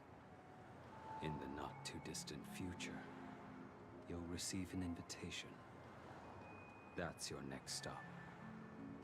Land of the Dreams. Penacony. I hope you find whatever you seek there. Be it answers or salvation. You mean my 3 deaths? Silverwolf told me about it. It's such a shame that it's not part of my script. Well, I want to live. I'm never afraid of death. The opposite of death is eternal life, and that's something I'll never desire. People die, and I am no exception. Death is like a script, a fate that cannot be defied. But that's exactly why we have to choose where we want to rest forever. exist just to perish? Are you not the same, Blade? The end you desire is not one dictated by others. If I were to die now, I would only be a weapon. I believe I should die as a human. Though its definition escapes me, isn't this the answer that ordinary people look for their whole lives? A name that can be carved onto their tombstone. The tombstone that belongs to me once bore the inscription, Glamoth's Iron Cavalry. Then it changed to Stellaron Hunter. But one day, it will bear the name Firefly.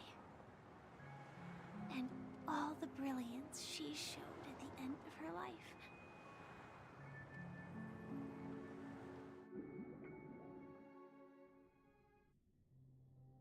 That's quite unexpected, old man.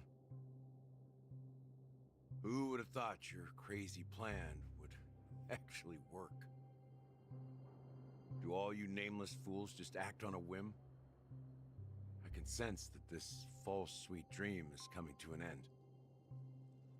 The Nameless may be young, but they had the ability to achieve this goal. Just like you did in your time. It's a shame you won't be able to see it firsthand. Maybe I won't either. Once something fictional is seen through, it ceases to exist. Yeah, not just those Nameless. Even Mr. Wings is just like you. Stubborn, won't listen or give up, no matter what. Well, fate is unpredictable, I guess. If we weren't bound by those cursed paths, maybe we could have had some good talks. But in the end, we managed to do it. And now we can find solace. Remember how those idiots cursed us? They said, "Go to hell, you worthless traitors."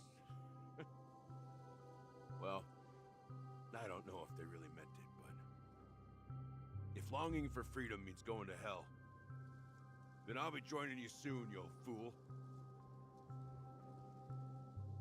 Let's get together and have supper again in hell. Oh, I almost forgot. There's one more thing. Here's to you. A glass of hello and goodbye, Trailblazer. To the imperfect tomorrow.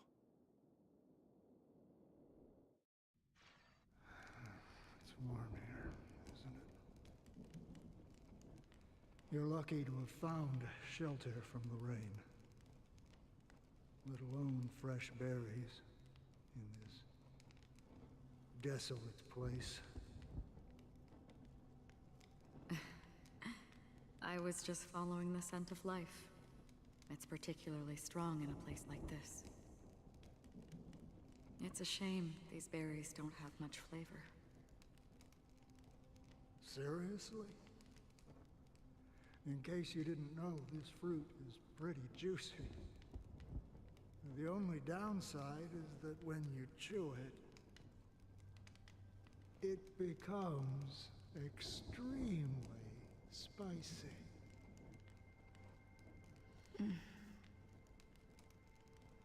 Have you lost your sense of taste? I can still taste certain things, like a faint sweetness. Before coming here, I stopped by a place called Orkron. It had barren cliffs and nights lit by bonfires. Burgundy snow would fall from the sky, and when it landed on my tongue, it tasted like raspberries. The flavor wasn't exactly sweet, but it left a lasting impression. When I think back on my past, I realize that what's tying everything together isn't the big events, but rather these small yet unforgettable moments. Don't worry about it. Losing oneself is a reality that every self-annihilator must face. At least, I haven't completely lost my senses and memories yet. Well, congratulations on adding another footnote to your journey. By the way, are you always alone? No, I had a companion in Orkron. She's a short, nameless girl who aspired to explore IX. She always said she'd walk a path deeper and farther than Akavilis. Quite an ambition for such a small girl. So, what happened? She became stagnant water. Well, my condolences. Condolences. I don't need them. The girl left with a smile. She never regretted her choice and most definitely wanted me to say goodbye with a smile. So, that's what I did. That's proof that you're grieving for her. Or perhaps I'm just afraid. Afraid? I rarely sense that emotion from you. What do you fear? I'm afraid I'll forget the 30 days I spent with her. Just like all the other days in my life. Most of them have already washed away with the rain, disappearing into an unseen realm. I fear that those vivid red memories will fade away too. There isn't much color left. And besides this faint, warm red, there's almost nothing. Hard to imagine. A ranger accustomed to bloodshed, destruction, and chaos finding warmth in the red color. Because I have experienced this warmth many times. Long ago, I promised someone that I'd bring it to more people. And that for every remaining moment of my life, I'd strive for a better ending for all. As long as this red color still lingers, I have a chance to fulfill that promise. It represents a burning fire, a blooming flower, the berries in this cave, and life itself, fleeting yet still dazzling. In the end, it will lead me beyond the horizon of existence. And on the other side, I will cut off nihility. The one blessed by the sleeping and shapeless is considering how to kill them. That's truly pure nihility. But you're right about one thing. After spending so much time near this stagnant water, only when I look at this vibrant red fire do I realize that I'm still alive. When will this rain ever stop? Perhaps when the sorrows of the departed have finally quieted down, the sky will clear up.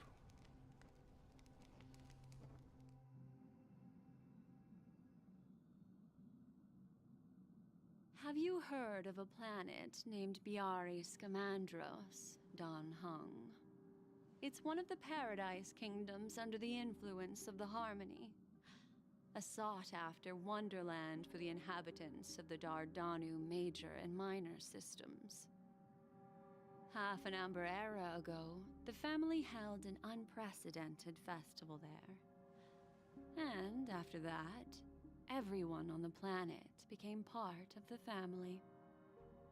Do you think the same thing will happen on Penacony? Yes. Or how else can we explain it? The family deliberately used the Watchmaker's invitation to keep all the Pathstriders here, but banished the Emanator of the Nihility. Because of the Nihility, I'm rarely affected by the power of other paths, but somehow I can unconsciously infiltrate them. Maybe that's the risk they're trying to avoid. I would disagree. Biaris Commandros is not part of the credit system or connected to the Silver Rail. It's nothing more than a remote civilization sheltered by the Harmony. But Penacony is different. If the family messes with Penacony, that would be like declaring war on almost half of the factions in the cosmos. They have no reason to do that. No, they don't. If they truly serve the Harmony, that is. What do you mean? The path in Penacony is impure. The Harmony here has impurities. Do you remember the Ancient Swarm disaster? Tazerond, the propagation, brought endless havoc to the universe, and it eventually evolved into a fierce battle among all eons. 2 paths lost their eons in that war, the propagation and the Order. Coincidentally, their downfall is related to a certain eon. Shipe, the Harmony. Legend has it that they participated in the crusade against the Imperator Insectorum, and devoured Anna the Order for unknown reasons. Holy Forgaroni. So you're saying that the 2 leaderless paths are working behind the scenes? But I don't see any descendants of the propagation in Penacony. Could it be that the remnants of Beyond the Sky Choir are hiding within the family, trying to resurrect a fallen eon? I can't say for sure, but they're definitely planning something for the Charmony Festival. This is getting way too complicated. Is this why you want us to leave Astana right away?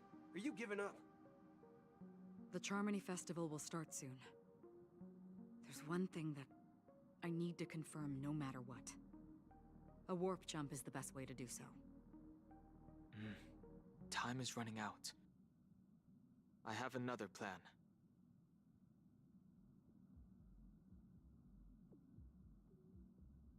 Hold on. Are you thinking of using the Jade Abacus of Allying Oath? Exactly. The assistance from the Lawful Cloud Knights would be enough. Think it over carefully. You can only use that once in your lifetime. I have considered it thoroughly. My companions are... they're also once-in-a-lifetime treasures.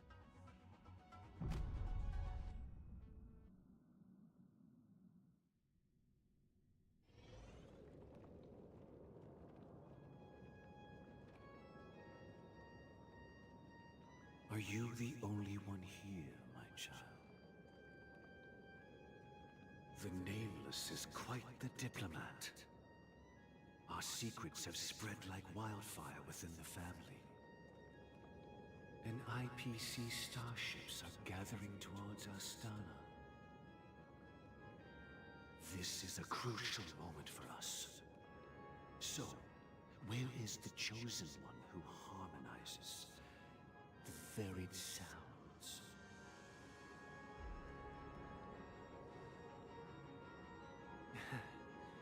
What do you mean, Master? I'm right here in front of you, aren't I?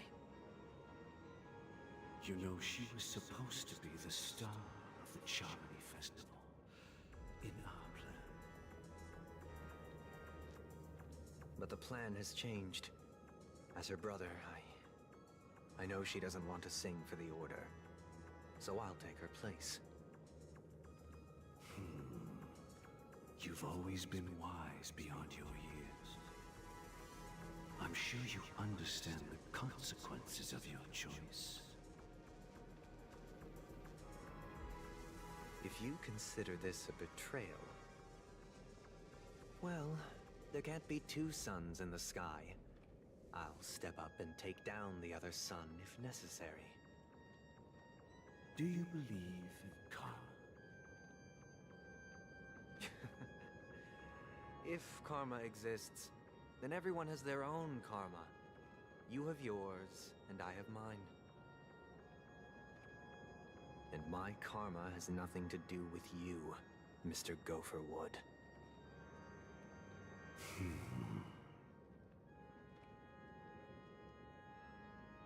All right. Since you're willing to sacrifice yourself for her, I'll grant your wish. Well, the compromise came sooner than expected. Why? You and your sister were born as twins of the Order. And one of you is destined to follow this path to the end.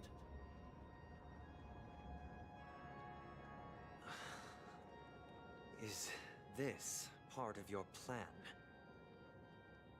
Of course. You're still as clever as you were when you were a child. The opening is near. Go, my child. Seize the power of the harmony and reveal your karma. I have one final question, Master. Why did you choose to bring the Order to Penacony? Wouldn't it have been better to choose a desperate world instead of a city filled with hope and dreams? Why? It's for justice, my child. If we lose justice in our hearts, we'll make the same mistake as the Harmony did. So, it's not you who manipulates the dreamscape with the Stellaron, but... Well, that's where our conversation ends. Go ahead. The 107,336 souls of the Oak family have dreamed of this moment too many times.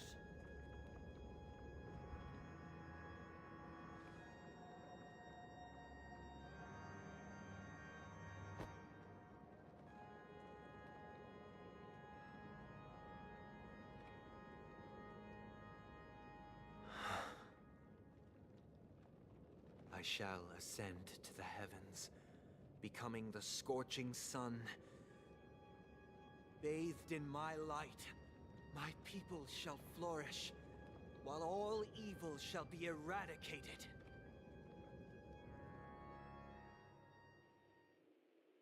This is the interior of the Penacony Grand Theater. It's quite exhilarating to be flushed into the air by Soulglad. But why is the venue still closed when the Charmony Festival is about to start? And not only that, the entire theater is eerily quiet. No audience, no staff, no one around.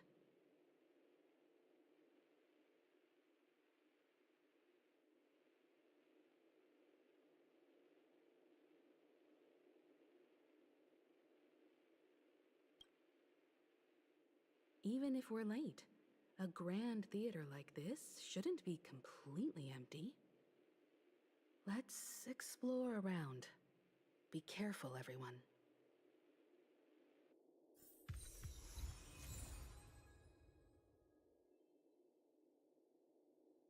Ooh, I hope this is the end. Oh, there's a chest. What the hell is that?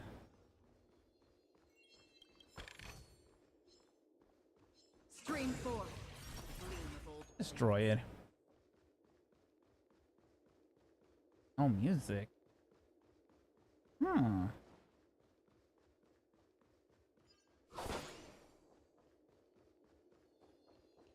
Gosh, the atmosphere here is so creepy and unsettling. True. There's no audience yet. There should be some staff around. Why is it so silent?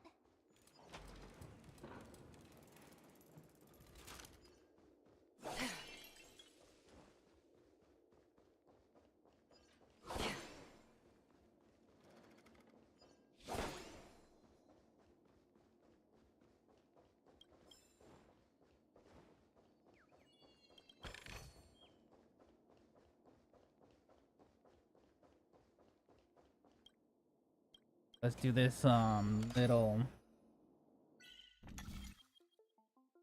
puzzle. Okay, clock is there. Okay.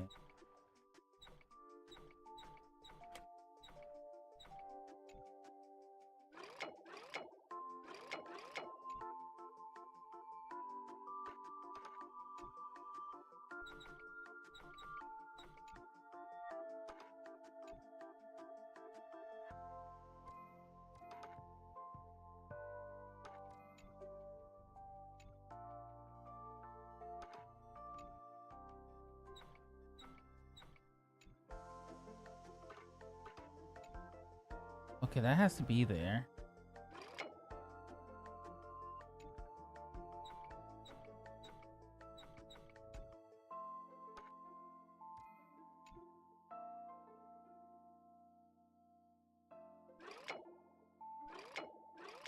Hmm.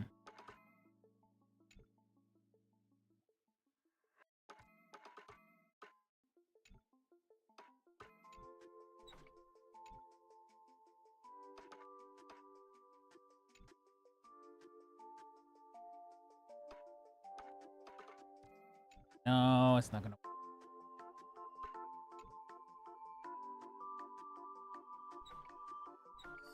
There we go.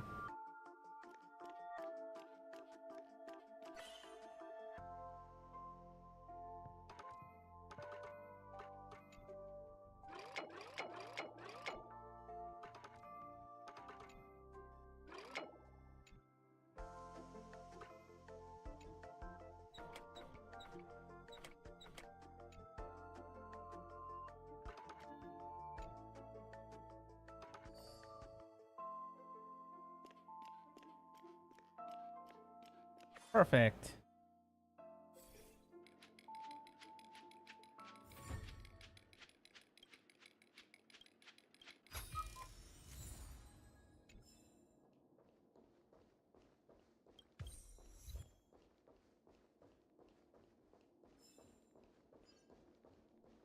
How do I get over there?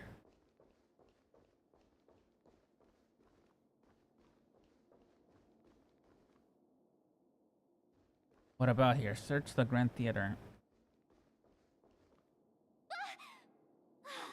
Yikes! They scared the life out of me!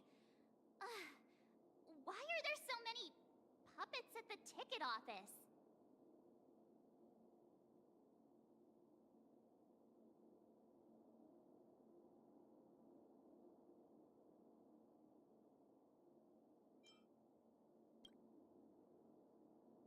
I can't believe you're in the mood to crack jokes. Are these puppets part of the stage setup? Even so, it's so eerie that the entire front hall is empty.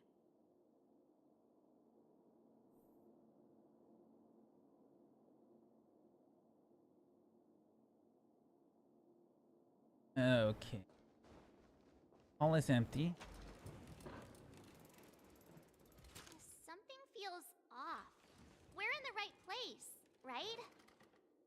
There's no other grand theater in the dreamscape. So Sunday's messing with us?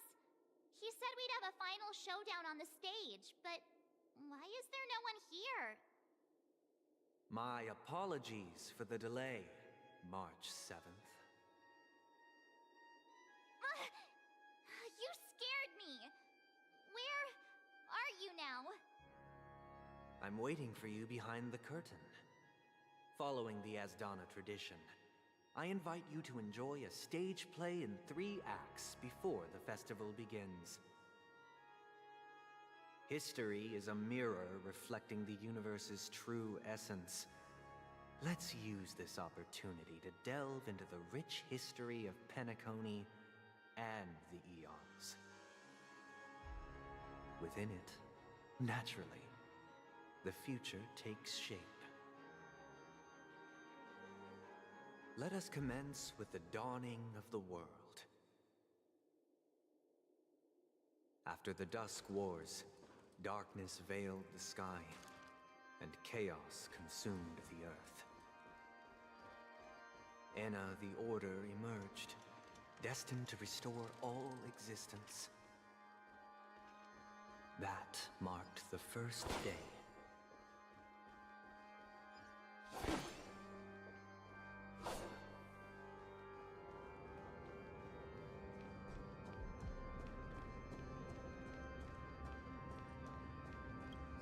They Okay, gathered that's the nebulae sage. and forged them into picks, thus creating a grand lyre with black and white keys. Strike the white keys, and the sun rose. Strike the black keys, and the moon rose. And so, the cycle of day and night arose. That marked the second day.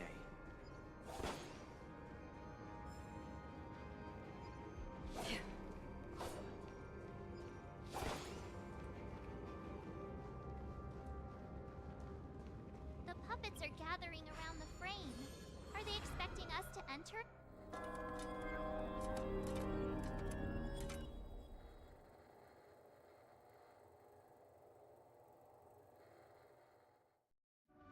Where are we now? The atmosphere here looks similar to Sunday's inner world. Perhaps this so-called stage play is created with his abilities.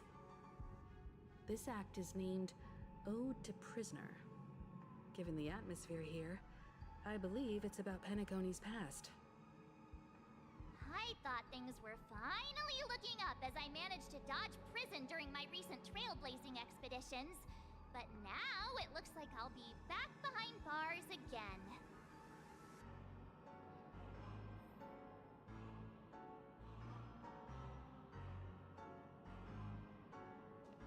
I genuinely wish to avoid a violent clash with my esteemed guests from afar. Therefore, I've arranged 3 acts before the situation becomes irreparable.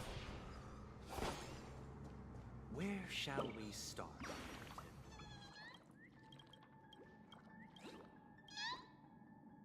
Where shall we start our narrative?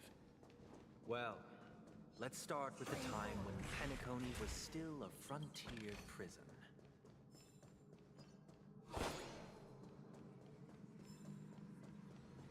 Oh, this is gonna be easy.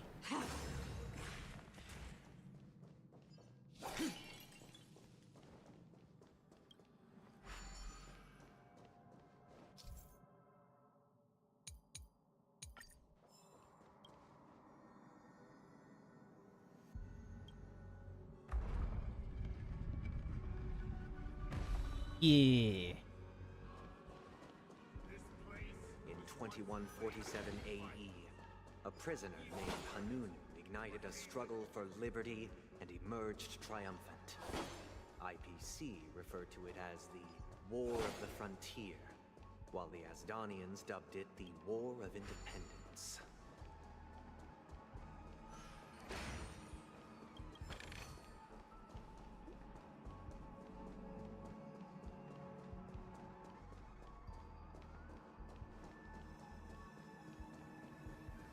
Okay, let's grab this again.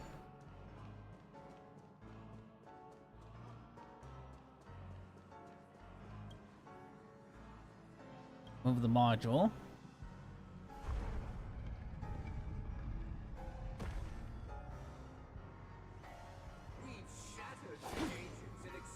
It's true that Hanunu was a legendary hero, but it must be acknowledged that while he bestowed freedom upon the prisoners, he didn't grant them true liberation.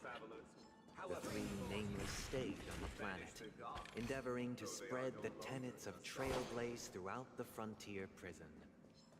Alas, their efforts proved futile.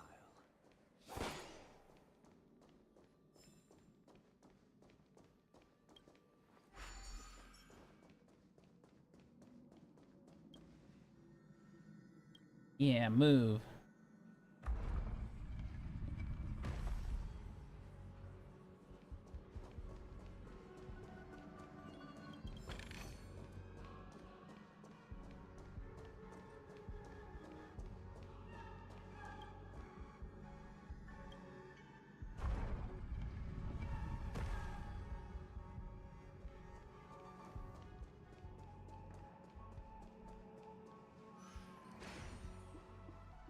Eee. Once again, as Dana was engulfed in war, this time the enemies originating from within. The prisoners remained prisoners for the rest of their lives, fighting for freedom rather than living for it. I hope you like this land of freedom on a scorched earth. As you can see, their sentences have long ended, and the IPC guards have long been expelled.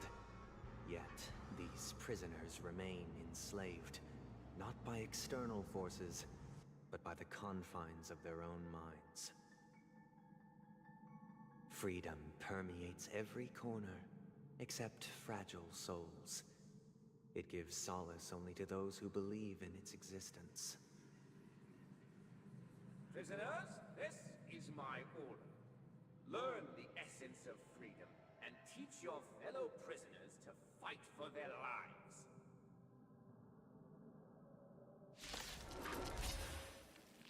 Hey! Why don't we have to fight while enjoying the show? For I desire not only your enjoyment, but also your assistance in defeat. And awaken! Again? Destined for oblivion. Stand still. Time to say bye. Boom. Relax. I weep for the departed. It too shall fall. No one can restrain you anymore. You are free. Thus concludes the first act. Amidst a raging war, the frontier prison headed toward becoming Land of the Exiles. This must be how Penacony was constructed. With the aid of outsiders, the prisoners were finally liberated and established the Land of the Exiles. However, it appears that Sunday aims to convey the spiritual plight of the prisoners more than the physical aspects of imprisonment. This show is a bit too literary for my taste. But the battle part is quite easy to understand. Anyway, we've arrived at the exit. Let's go!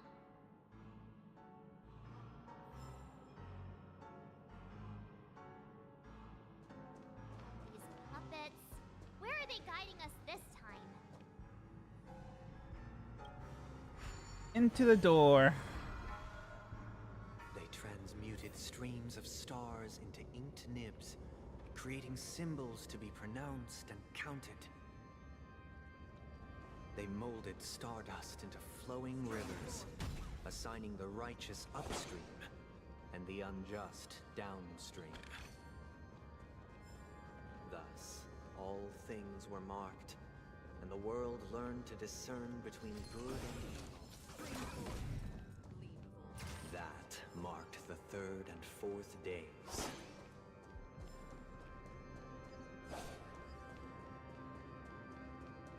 Have all the puzzles? Probably.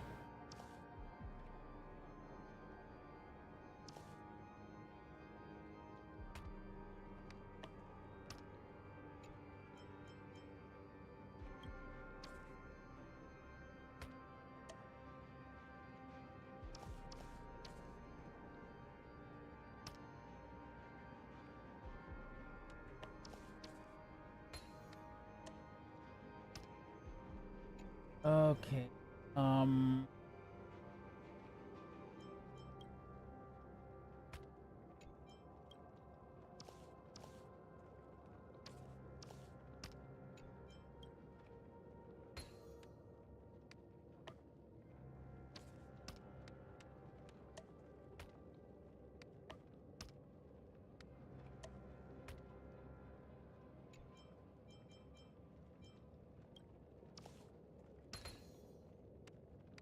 Got that done. That done. Okay, where's the other edge?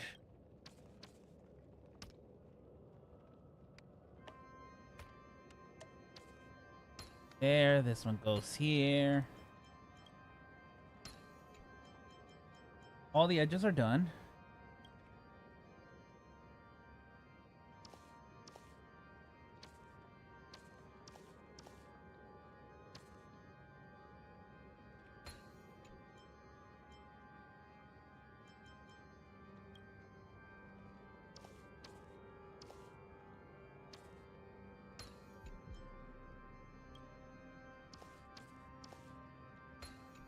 Not one.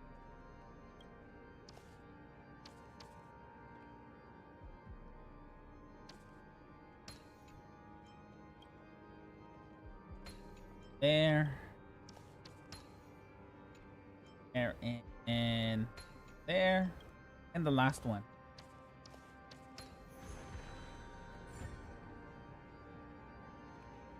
Perfect.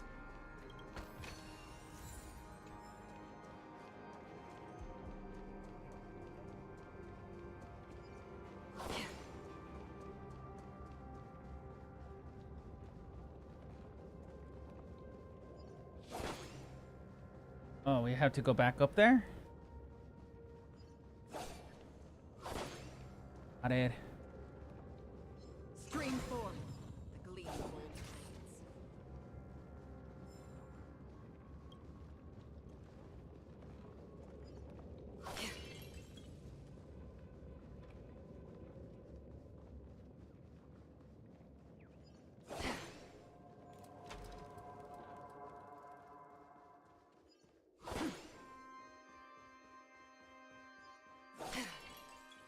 Grab that for now. Okay, upstairs, and let's see. Oh, they're pointing. I see what it is. I see how it is. And for what it is.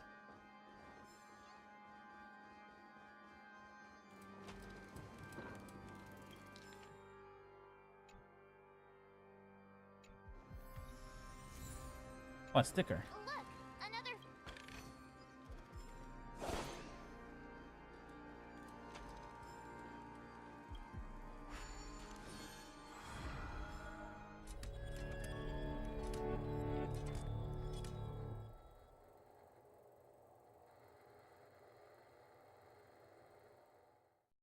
Ode to Fool.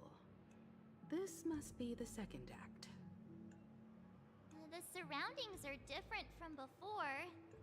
The stage decorations look a bit tidier now. Yeah, a bit. Behold, the peace never truly graced land of the exiles. The history in this era is rich and intricate, so please allow me to present it in allegorical form. Sure, whatever. Okay, where's the edge one? Ooh.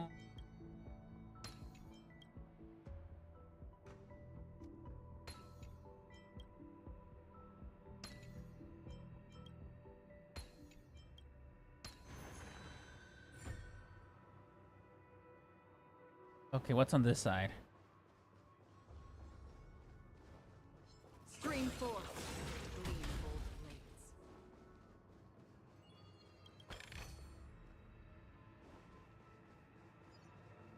My child, you did not serve the old The leader master of the Alfalfa family sought to defect to the IPC, trading freedom for survival. However, his eldest son slew him in the name of righteousness and ascended as the new family head. Welcome to this mansion, dear outsider. Land of the Exiles was in disarray, besieged by both internal and external perils. Though the 7 major lineages appeared united on the surface, each harbored their own ambitions, leading to ceaseless conflict.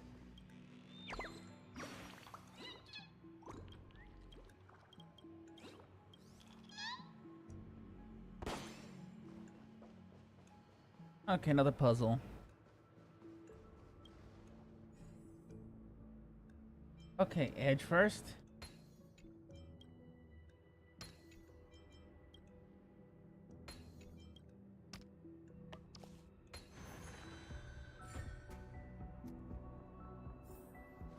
Another one. The Black Plum family was the first to fall. They withered away in the White Desert event, orchestrated by the Alfalfa Because family. Master shaped you from clay, but forged me from fire. I'm superior. Okay, edge first.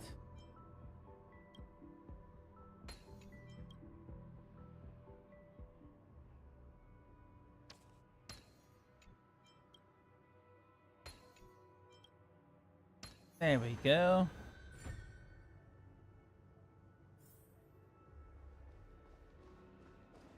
Okay, back up.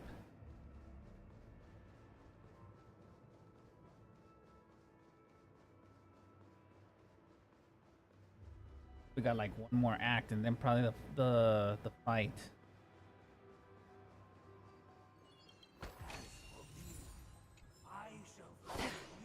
Only when Gopher Wood led the family to Land of the Exiles and earned recognition from all 5 major lineages did Penacony earn its new name. Dear outsider, I beseech your aid in purging this mansion of the poison spread by the lurking instigators.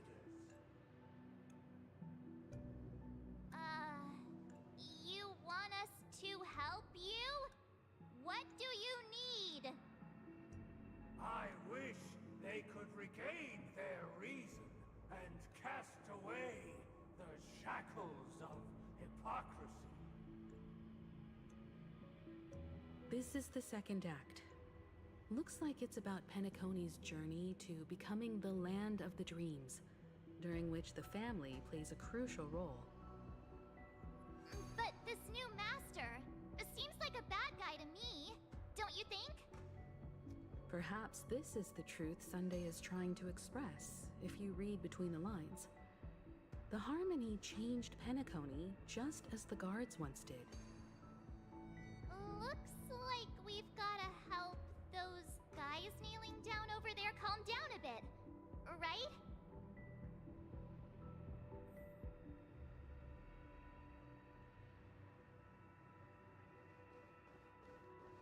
Either I shall be my own master, or I shall return.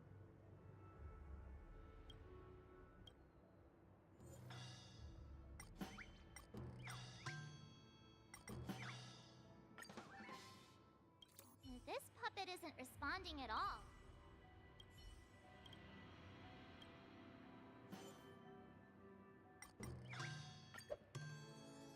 Without a master. Master is no longer...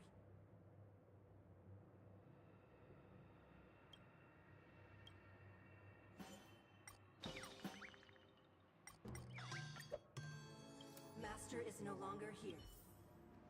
Once I stood.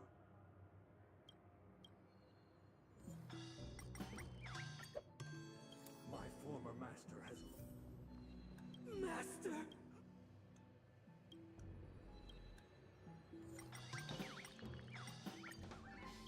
This puppet isn't...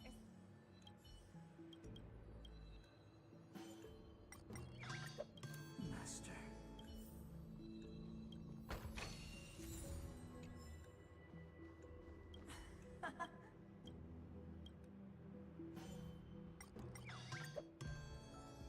I shall sing for my new master. Thank you, dear outsiders. My servants have regained their sanity. Heed me, one and all. Your former master shall not return.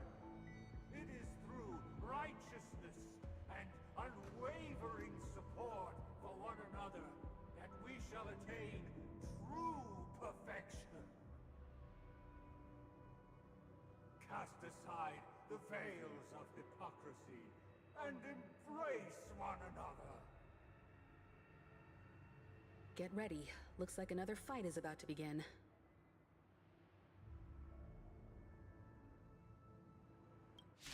Yep, I knew it.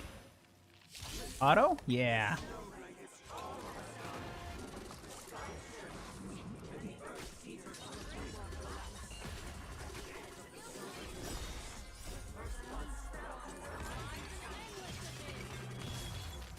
I weep for the target. It too shall fall. Together as one. Human creations.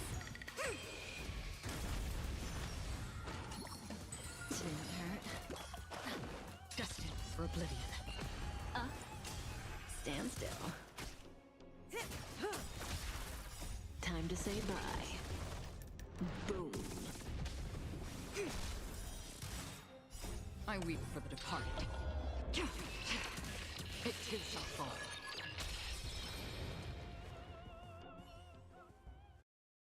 Alas, they remain but slaves till the very end, with the illusion of freedom. Thus concludes the second act. Amidst an illusory harmony, Land of the Exiles charted its course toward becoming the planet of festivities. This is how Penacony fell under the family's control. Since the arrival of the Harmony, the Land of the Exiles has undergone dramatic changes, not all of which have proven beneficial. This guy really loves dramatic scenes. Bet he comes from a whole lineage of stage performers.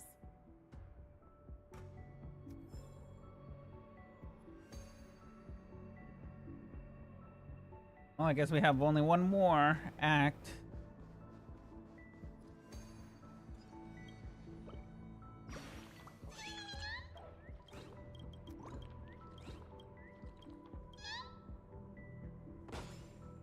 Boom.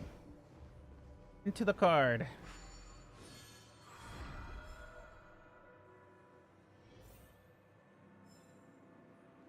That way, that way. Okay. Thank you. Used the planetary rings to establish the law, forging a code of conduct among the masses.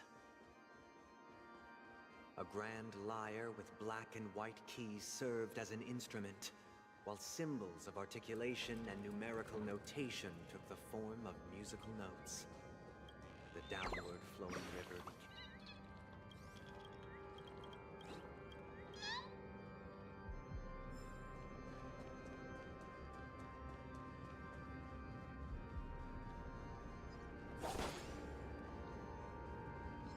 Flash. The gleam of old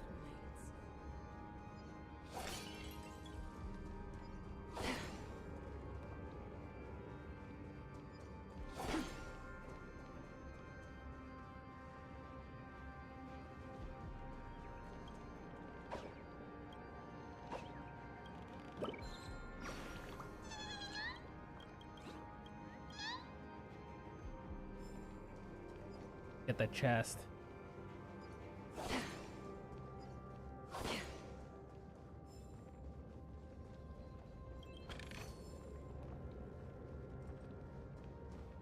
Oh, there's another clock over here.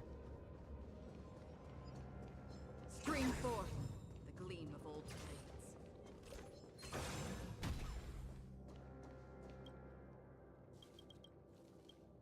Okay, let's try to fix it. All right, let's see.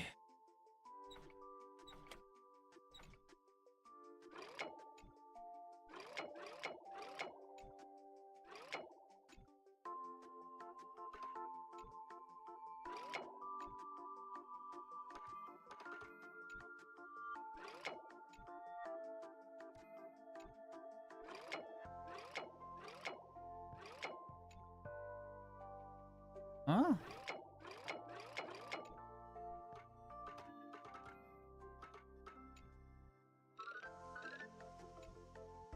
Okay, it's gonna be this.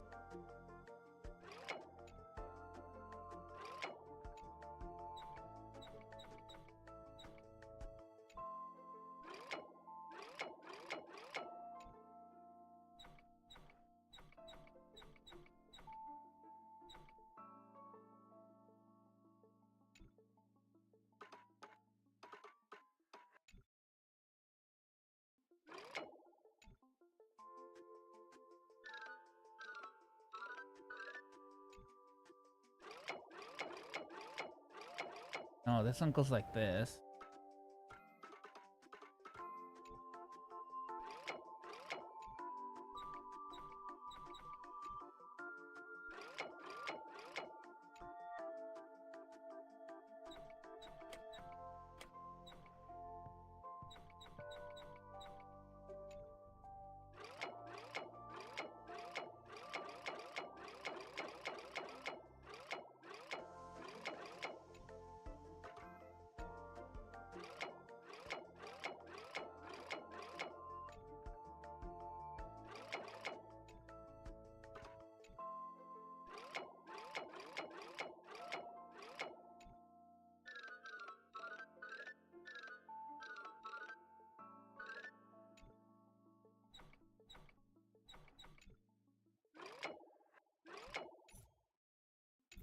Don't leave.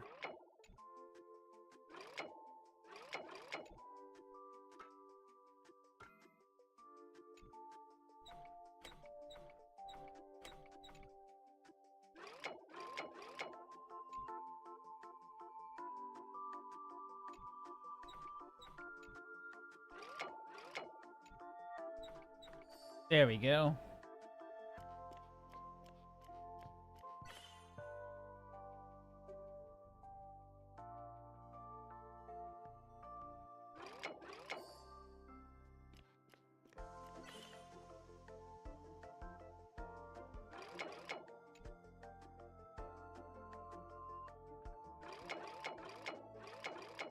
Okay, it's that.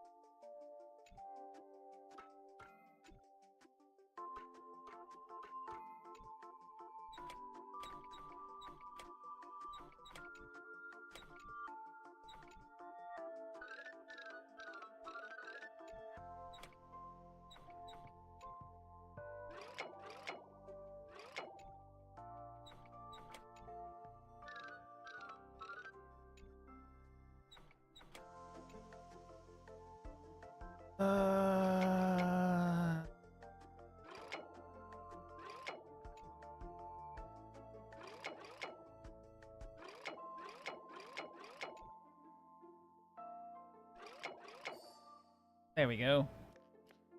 Now one more.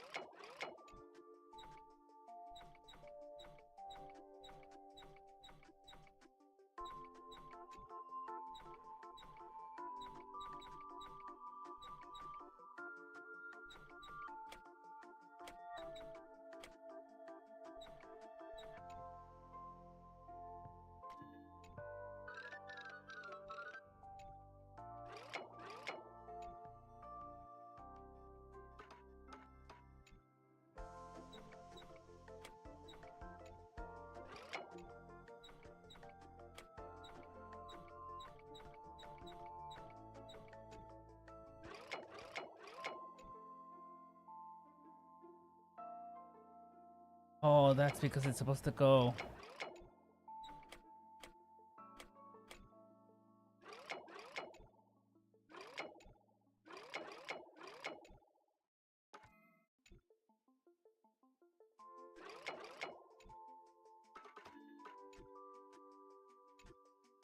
Suck.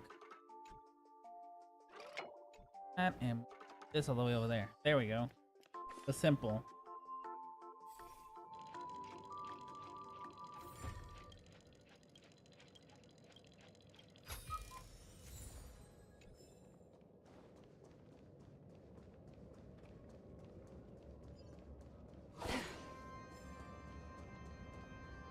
All right, let's go.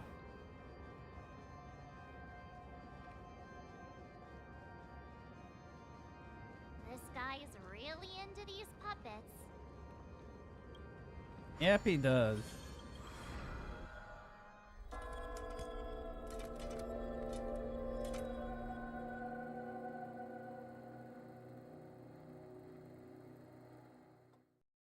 Oh, I get it now. The last scene is all about singing the praises of the Order. And the atmosphere here is completely different from the previous two scenes.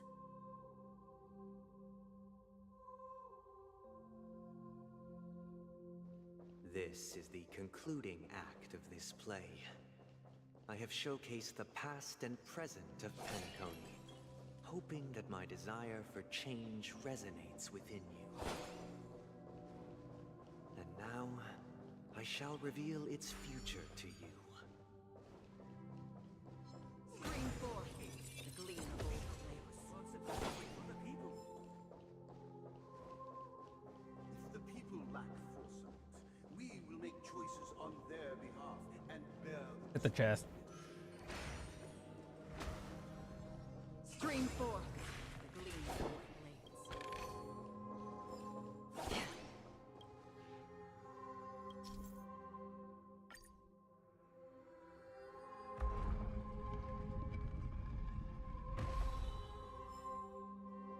Okay, what's up on one side? What's on the other? Oh.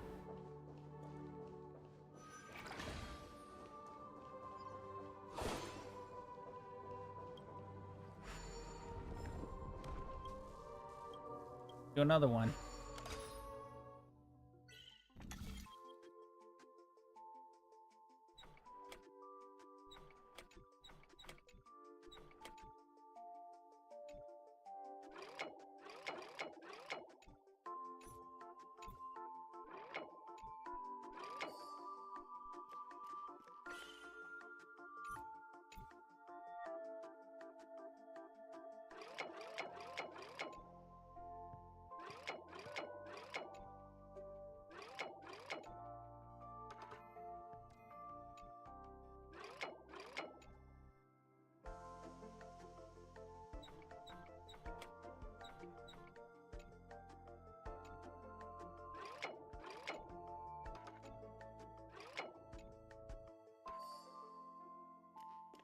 That's it.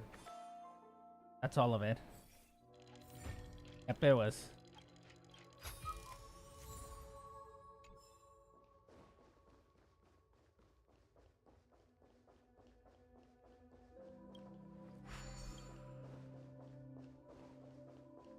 Okay, time to go this side.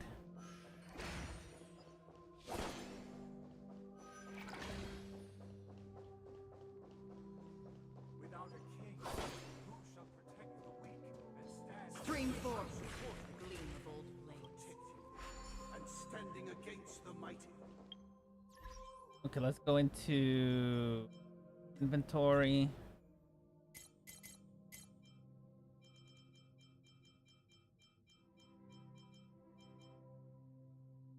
Okay, which one was it?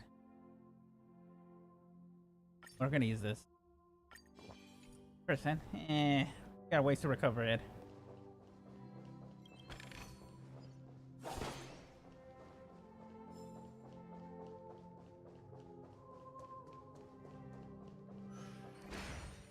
Okay, puzzle time.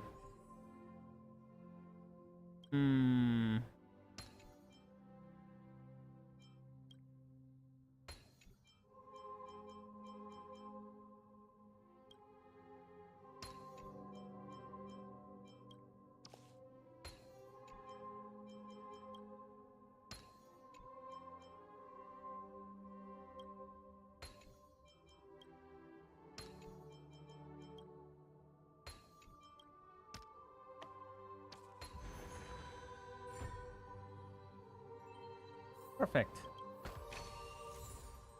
More shoes.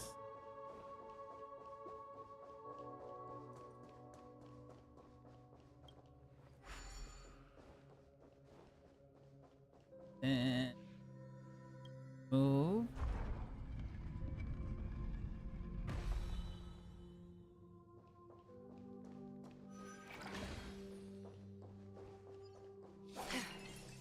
Without a king, who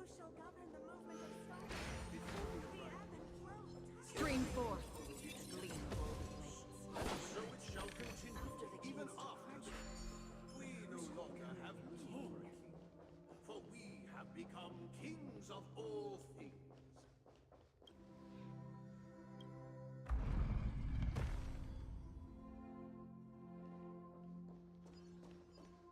So I get over there.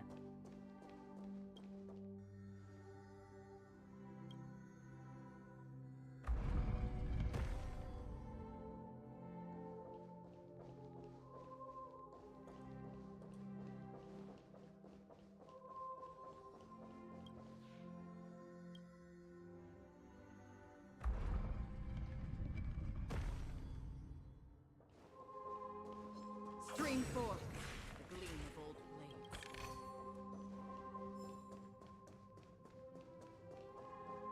Okay, now we go around.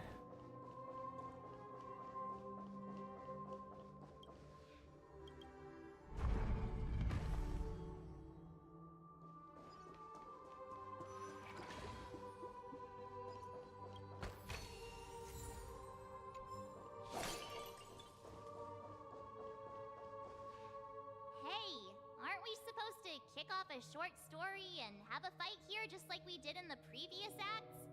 Why aren't any of these puppets saying anything? Perhaps we'll need to complete the story ourselves, just like we did before. So, do you think their mind needs tinkering or something?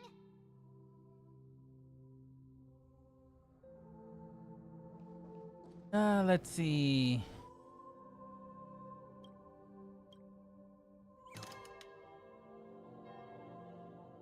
Farewell, former king. How did it go? You can't change them? What does that mean? My apologies for my negligence. I forgot to inform you that the final part was scripted long ago. Let our previous king recount it to you. Now it is time for the final rite. Prepare for battle. Looks like we'll have to fight again.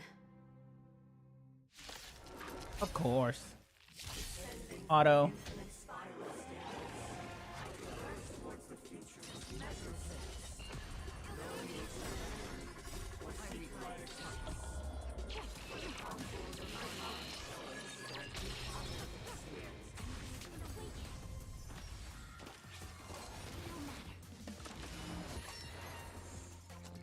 Still waters of oblivion. Relax. Stand still.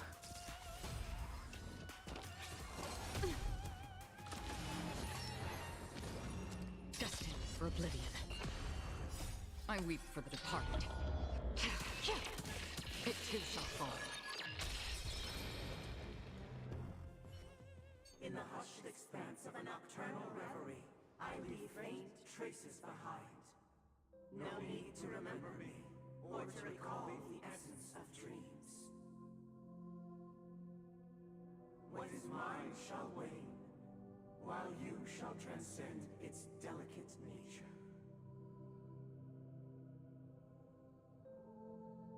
This is the final scene. It's much more straightforward. He wants to expel the Harmony and establish an empire based on the Order. Let's go. Once this stage play concludes, it'll be time for the main event, the Charmony Festival.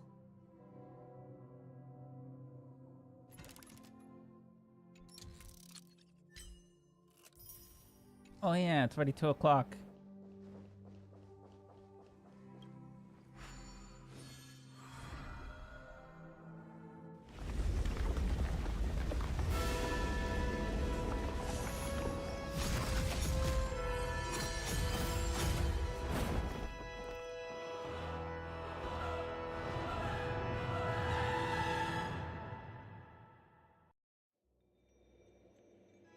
They imbued the world with meaning, perfecting all things in the heavens and on earth. Then, they rested from the labors of creation. Yet, all beings cried out to Enna. Under the banner of the Order, you have defined all things in the cosmos. But this made us realize that we are but puppets in your hands. Thus, on that day, all beings united and cast the Eon into the abyss of oblivion. This Grand Theater looks totally different. Is this the power of the Order? Everyone, get ready. This could be a tough battle.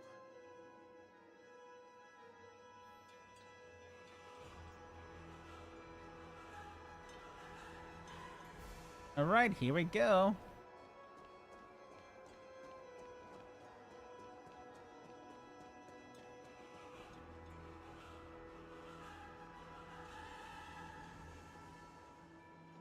That marked the 7th day. Cheers and chants reverberated in the hills.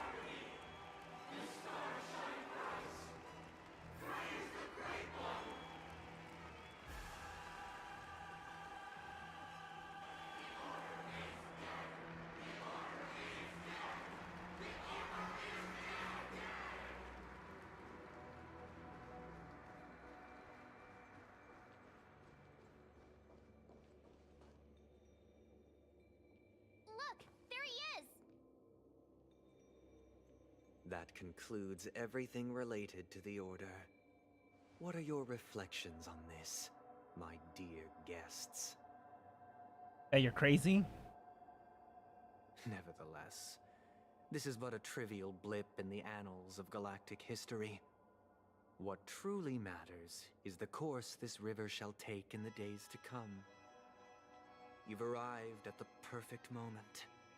The Charmony Festival is about to commence, and it would be a shame if you were absent for the Harmony's prologue. Allow me to extend my warmest welcome once more. Welcome to Penacony Theater, the very core of the Sweet Dream, the abode of the Stellaron, the grand stage of the Charmony Festival, and the very place where the future of Penacony shall be determined through conflict.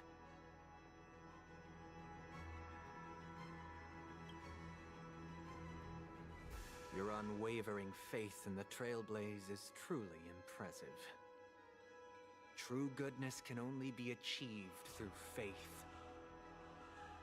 Allow me to point out that falling into a permanent slumber is not happiness, especially when those people are driven by someone else's will in their sleep. Do you still believe that the Order only seeks to control the universe as their puppet, Himiko? No matter how perfect your vision of paradise may be, a cage remains a cage. People will never achieve true happiness in a world like that. They would just be toys for the Eon. It seems you have misunderstood my intentions. Allow me to clarify. My desire is not to resurrect a fallen Eon, or become one myself. My sole objective is to create a paradise free from Eons, where the Order ensures the dignity and happiness of all humanity. A paradise exclusive to us human beings. That's not the case. If people are to live with dignity, there must be nothing and no one above them. In your so-called paradise, you would be the one reigning supreme. Looks like we won't be able to convince each other. Now that our conflict has been destined, let's unveil our paths and reveal to the universe the true path. However, before the prelude to the future begins, please take a moment to ponder the questions I've posed. Is darkness equal to daylight? Are sinners equal to the righteous? If you are born weak, which god should you turn to for solace?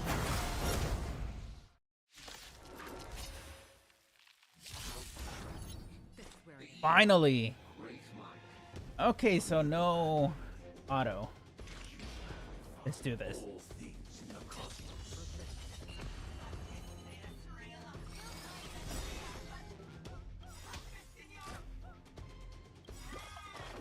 Memories are ever changing. Beneath the waters lies an endless abyss. I weep for the departed.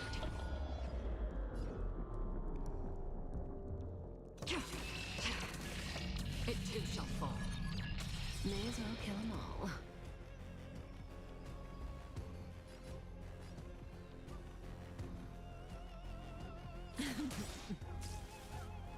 Good times never last. Time to say bye. Boom. We came together. Together as one.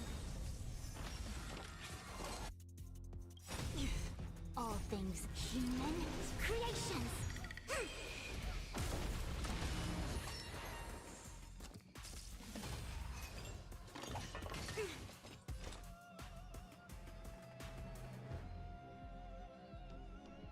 Still waters of oblivion. Destiny is apparent. Stand still. Ow. Say bye to breathing. A quick divination. Relax. Bad luck. Another journey begins. I weep for the departed. It too shall fall. Part 2. Okay. Destined for oblivion.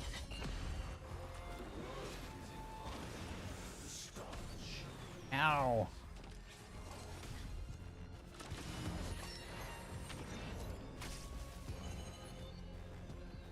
Ill fate descends. Yin and yang.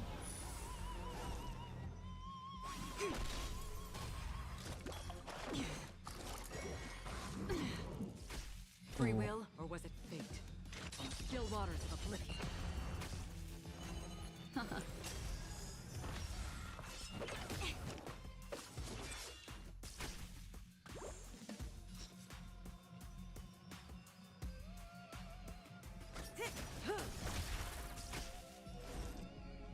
Together as one. All things in this world have their laws.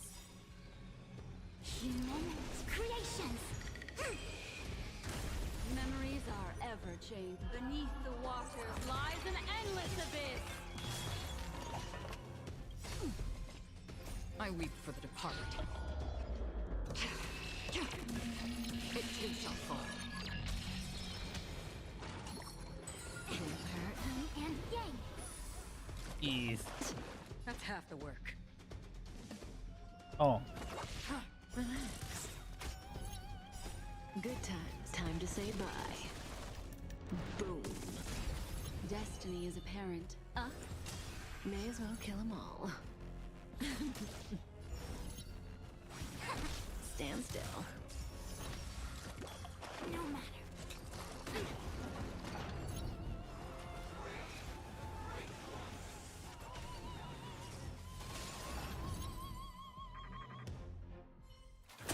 I already know your decision. I now permit you to gaze into the sun.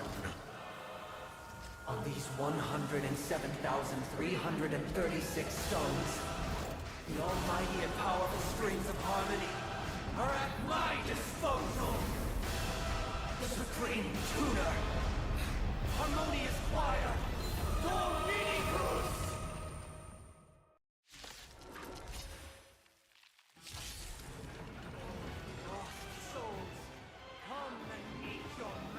Here we go. The embodiment of the harmony. So the true purpose of the Charmony Festival is to usurp it? What is his weakness? Okay, I got the party for it. Oblivion, I guide the wandering soul.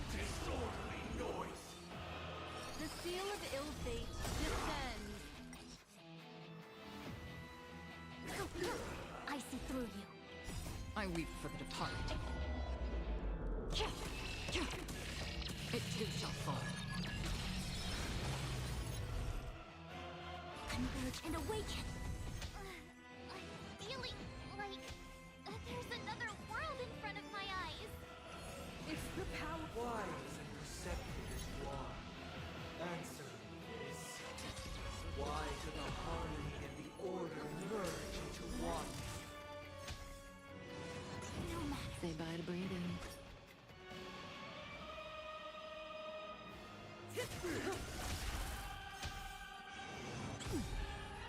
Good times never last. Time to say bye. Boom.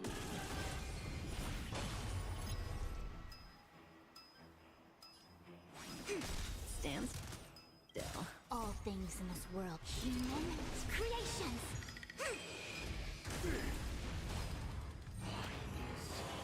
Nobody resonates. Noise is fading. Memories are ever changing. Oh, all of them? Beneath the waters lies an endless abyss.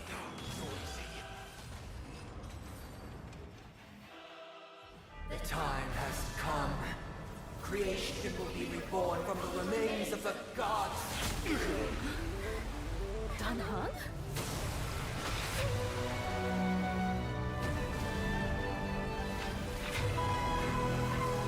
Radiant spirits, heed my word.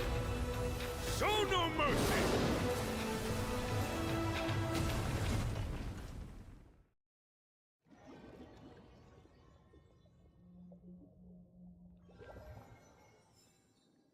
Wake up! Wake up! Hey, wake up! The sun's frying your butt! Are you alright? Can you hear me? Do you remember your name?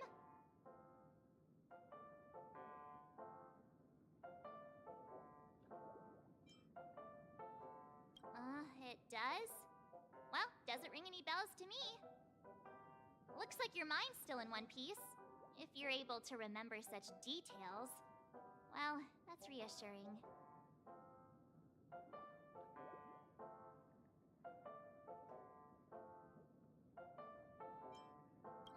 It's a long story. Simply put, Don Hung used the Jade Abacus of Allying Oath when we were in the middle of a fierce battle, and summoned the General to help us just in time.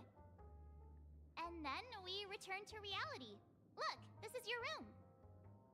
Everyone else has also returned from the dreamscape. Himeko and the rest are at the lobby discussing matters with the General. And now that you're awake, we should tell the crew that you're all right. Come with me. Not going to come chat with me, sleepyhead. That voice. Is that Black Swan?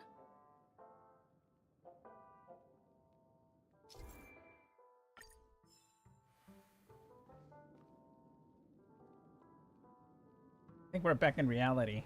Yep, we are.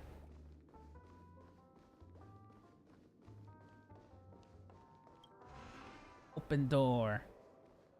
Hey, where are you going? Hey, we meet again, sleepyhead.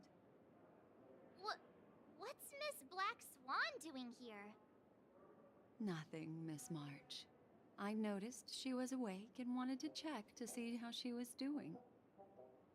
Though the strike from the General was timely, its destruction was also immense. When emanators collide, ordinary people inevitably suffer. But, luckily for them, the dreamscape is my home turf. Thankfully, I managed to get everyone out before the harmonious choir collapsed. Oh, so that's what happened! Thank you, Miss Black Swan! Don't mention it. After all, I wouldn't want to see such precious memories vanish. You're heading to see your friends, aren't you? Would it bother you if I walked with you for a short while? Of course not. But you're not planning on doing something like last time, are you? Why would you think that? I've never harbored any ill intentions. Well, not when you were around, anyway. Himeko and Mr. Yang are probably still busy. Let's go look for Don Hung first. Yeah, let's do that.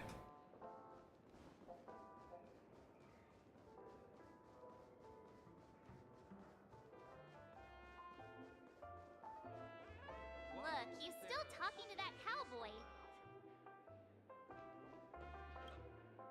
You're awake. How do you feel? Well, fork me. You must be that Stellaron they were talking about.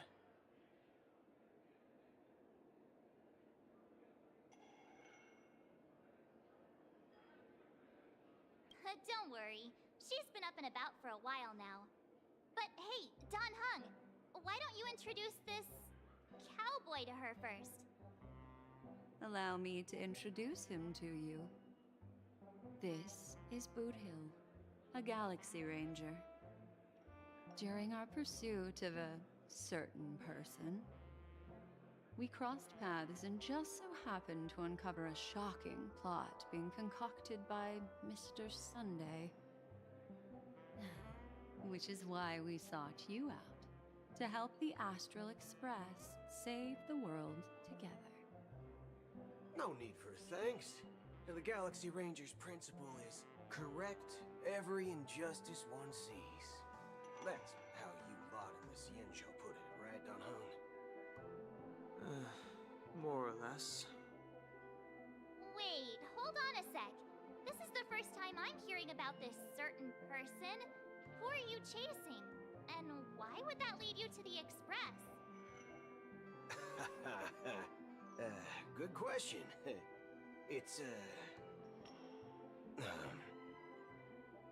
it again? Don Hung. Do you remember?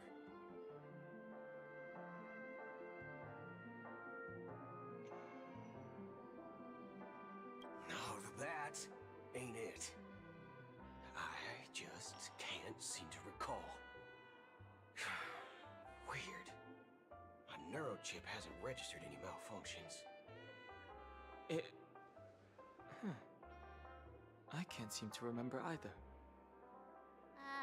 What's going on? Heck. Forget about it. If it slipped all our minds, reckon that person was just a minor scoundrel. Unimportant.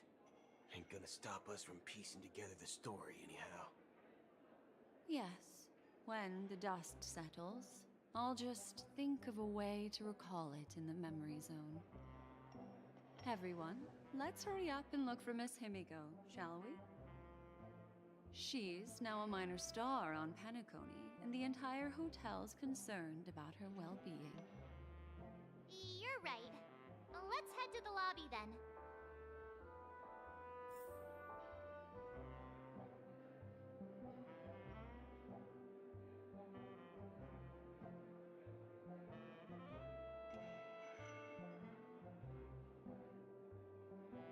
One peach soul glad, shaken, not stirred.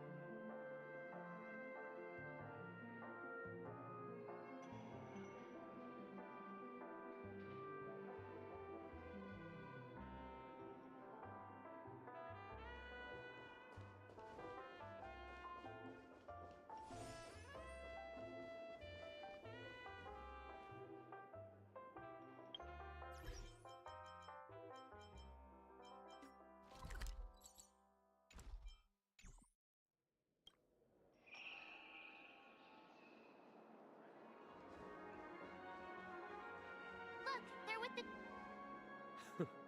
That's all right.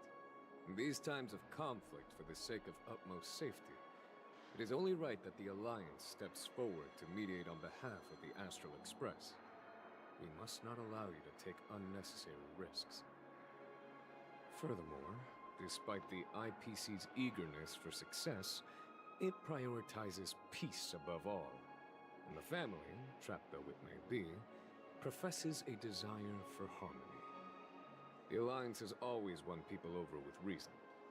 I firmly believe both parties can indeed put aside their differences and come to a peaceful agreement. The General possesses a deep understanding of the greater good. With the Cienjo Alliance mediating, peace for Penacony is within reach. You flatter me. But ultimately, it's been all down to the Express. Without your efforts, this sweet dream paradise would have been claimed by the last remnants of order before there was even a shot at peace. Well, would you look at that? Here comes the big hero.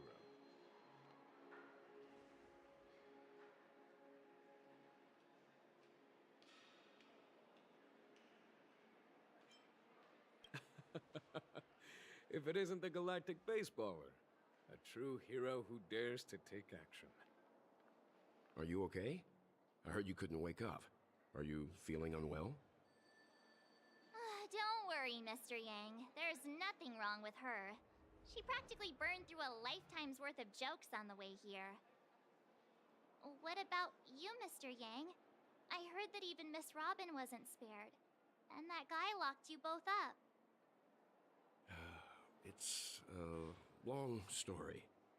But at least Mr. Sunday took it easy on us. He used an ability called tuning to connect our consciousnesses with his. In other words, he imprisoned us within his consciousness.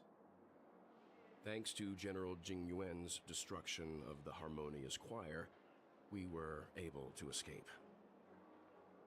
He used that tuning on us too. Does that mean that we were almost imprisoned as well?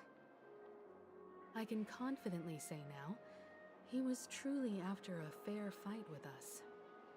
Had he wanted, he could have easily taken us down, without so much as lifting a finger. Speaking of the Oak family head, where is he now? It's complicated, but in a nutshell, he's now the former Oak family head. The IPC has named him the key figure in the family's Penacony split, citing a threat to cosmic peace.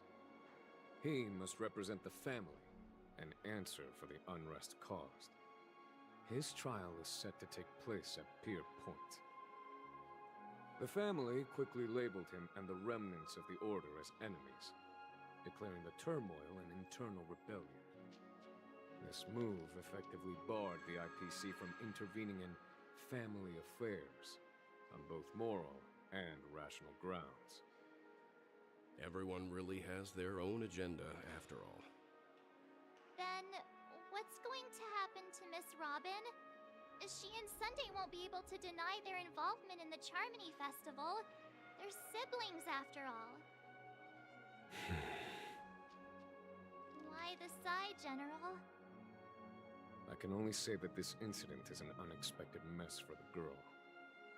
The Alliance will try to persuade the family to consider this matter carefully during mediation. It's time, everyone. The IPC's key members and I have agreed to consult one another before the upcoming negotiation. Do any of you wish to sit in? Given the General's invitation and the matter's significance to the universe, the crew will naturally accept.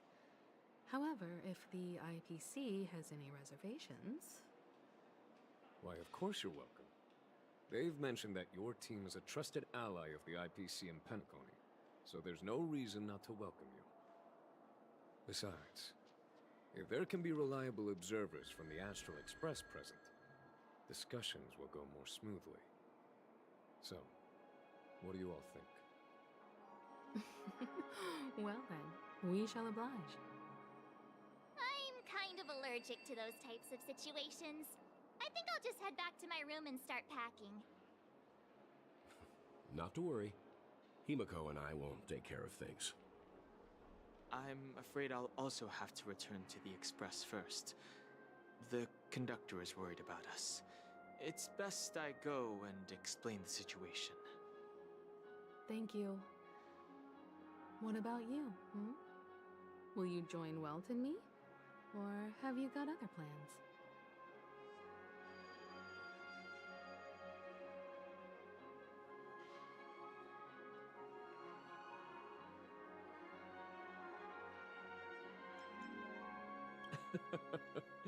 Good guess. Although I'm not too sure of the reason, the representatives from the IPC have insisted on her presence. Allow me to lead the way. Follow me, please. The negotiation will commence at the hotel lobby.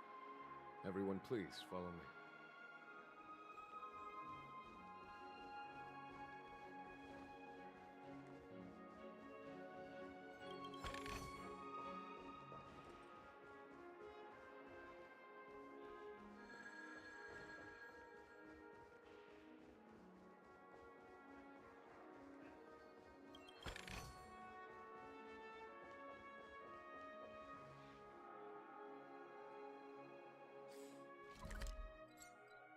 Mr. Aventurine and Miss Topaz are here too. Oh, and who is that over there? The Intelligentsia Guild's Dr. Ratio. This assembly is quite something. It's been a while, my Astral Express friends.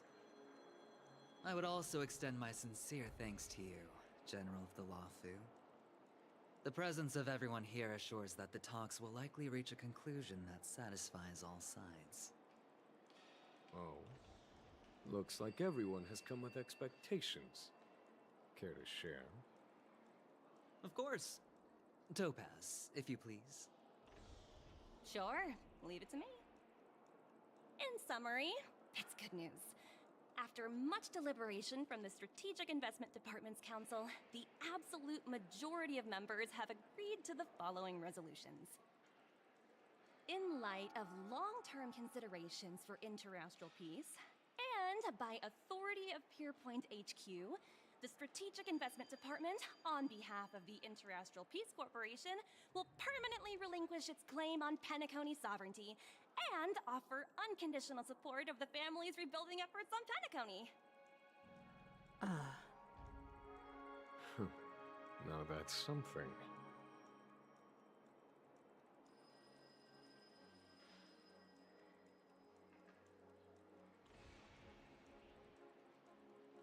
All in the name of peace. That's our motto.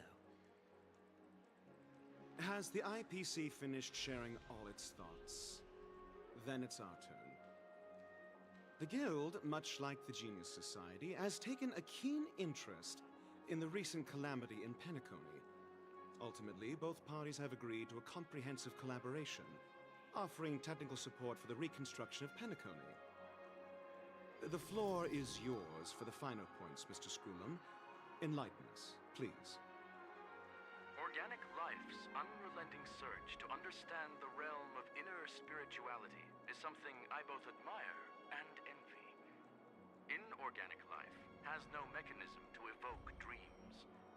But when my mechanical impulses are activated, my inspiration circuits will start to operate, and I will enter a state defined as imagination. Every time, within the realm of imagination, there emerges a fire from the shadows. It is warm, bright. I frequently ponder this flame might represent the essence of intelligence. A cluster of inspiration ignited by high temperatures. The future direction of the universe may well lie within it. Alas, they are nothing but projections of my thought system to me. Desired, but unattainable. But after learning of Penacony's accomplishments, I have come to realize that the flame is not beyond my grasp. After deliberations with my partners, we have decided to defer the progress of the Simulated Universe project, and instead assist the Intelligentsia Guild as technological consultants in the research of the dreamscape and memory zone, so that these assets may be better used to serve humanity. Not only that, we've also established contact with the Garden of Recollection through the IPC, and they've pledged their support for our research endeavors. I'm truly happy for the Dream Chasers on Penacony. The cosmos' brightest and, let's admit, dimmer intellects are now at their service.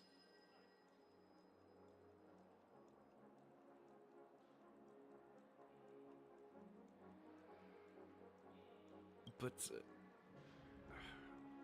never mind. At the end of the day, this is a positive outcome. No wonder everyone insisted that she be there. It heartens me to learn that everyone is willing to put aside their differences for Penacony's plight. I trust that everyone will surely reach consensus in the upcoming negotiations. Looks like Penacony's future is decided. I'm wondering, is there anything else the crew is concerned about? Peace is our greatest wish.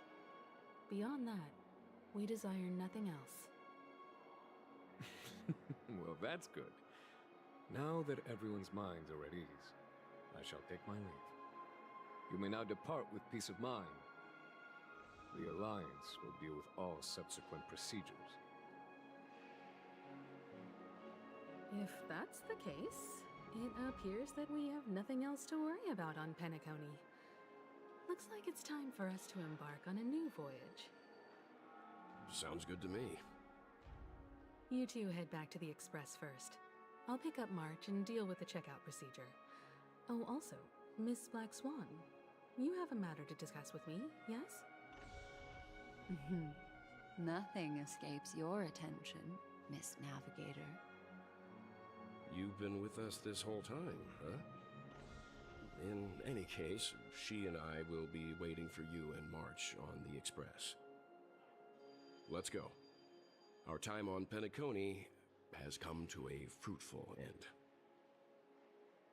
Penacony's journey ends here. I guess it was pretty fruitful.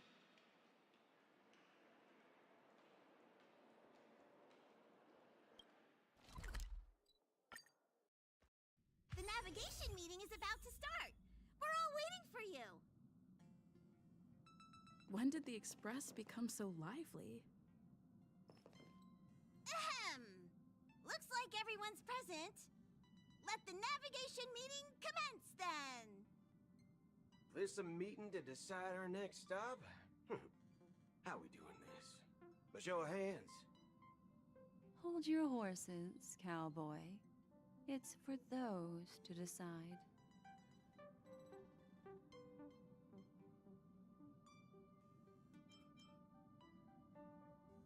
Allow me to explain.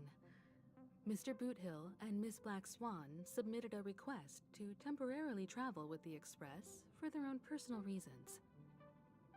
As you all may know, the Astral Express never declines any passenger whose heart yearns for the distant stars. Therefore, they will be traveling with us for a while until they reach their destinations. Whoa, the Express is going to be much livelier now. But, Miss Black Swan, you better not use your Memo Keeper abilities to pull any pranks. Understood, Miss March. I promise you, you'll never see me in your room while you're taking a break. Don't! You're freaking me out. All right. Now that everyone's met everyone, we can continue our navigation meeting. Firstly, Pom-Pom wishes to thank everyone. If it weren't for you all unearthing the truth about Penacony, Pom-Pom would have never known where Mikhail and the rest had gone. What they had to go through was regrettable, but I reckon they all fulfilled their wishes. And it was thanks to all of you. Thank you, everyone. Now then, we come to the crux of this navigation meeting. We must decide on the Express's next stop. Let me introduce our current options. The first choice is from Himiko, the oceanic planet of Lushaka, a planet composed entirely of water. Many aquatic races reside there. Of course, it's also the home planet of the venerable, nameless Mikhail. The second choice is the agate world Melustanen, suggested by Welt. It's famed as one of the initial sites of the Stellaron disaster, and the place where the beauty Idrilla ascended. Today, it's celebrated as a planet of undying allure. The third choice is Edostar, a planet nestled within a vast ion storm region, currently under assault by the Antimatter Legion. However, the distress signals from there have recently ceased, prompting the IPC's wish for us to check in on the situation. The last choice, courtesy of Black Swan, is the glass belt Petravia, a massive belt of asteroids that was turned to glass by the Lord Ravager Zephyro. These days, it's apparently known to house one of the branches of the Morning Actors Troupe. Ooh, so many options. I'm seeing stars already. Next up, everyone will select the destination that they wish to visit, and then we'll put it to a vote.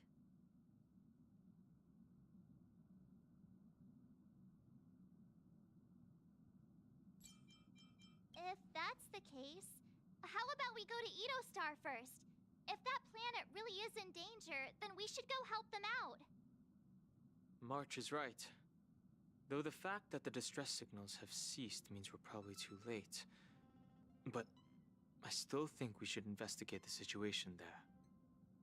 You and Dan Heng make good points. I'll throw in a vote for Edostar too. If that's the general sentiment, then we should indeed investigate. I vote for Edostar too. 4 votes for Edostar. 1 vote abstained. Looks like we have a winner. Next stop, Edostar. Then this navigation meeting is adjourned. I'll go check the warp jump coordinates. Everyone can catch up on some rest in the meantime. When it's time to make the jump, Pom-Pom will make an announcement. There's still some time before the jump. What should I do?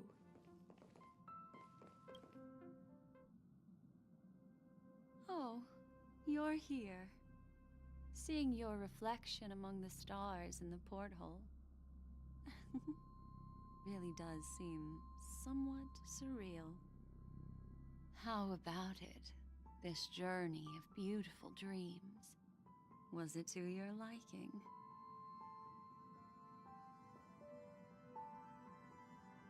I can feel your obvious excitement. That means your memories will also become even more beautiful. So, how about you hand that small parting gift back to me? I'm quite eager to have it back.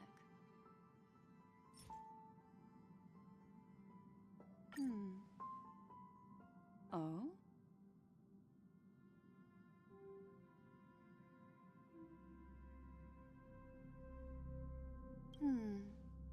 Never mind. I just stumbled upon a particularly fascinating spot in your memory. Before I explain, I would like to apologize to you. This farewell gift I gave you isn't really a compass from the memory zone, but merely an empty light cone. Remember when we entered the hotel in the dreamscape for the first time, and I procured a few trinkets from your companions? Their functions are similar. This way, I can always be attuned to your location, ready to assist immediately if you encounter any threats.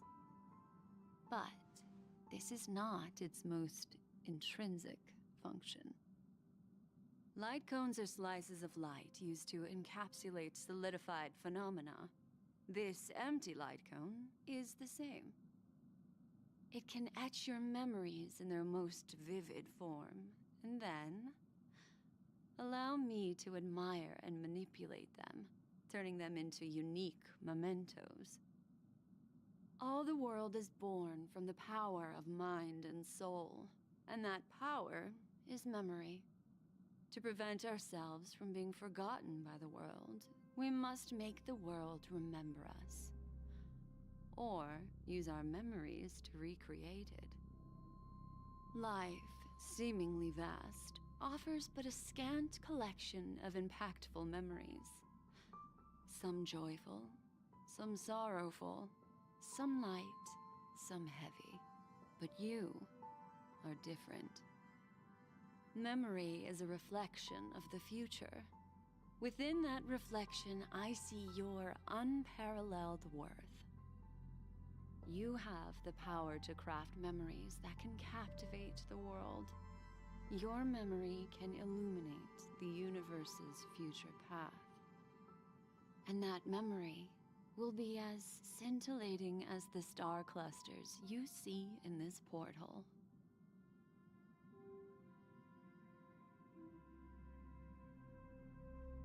Precisely. But do you know the deeper meaning behind it? The reason is simple. In this grandiose and ostentatious dream of the families, only you personally experienced the entire course.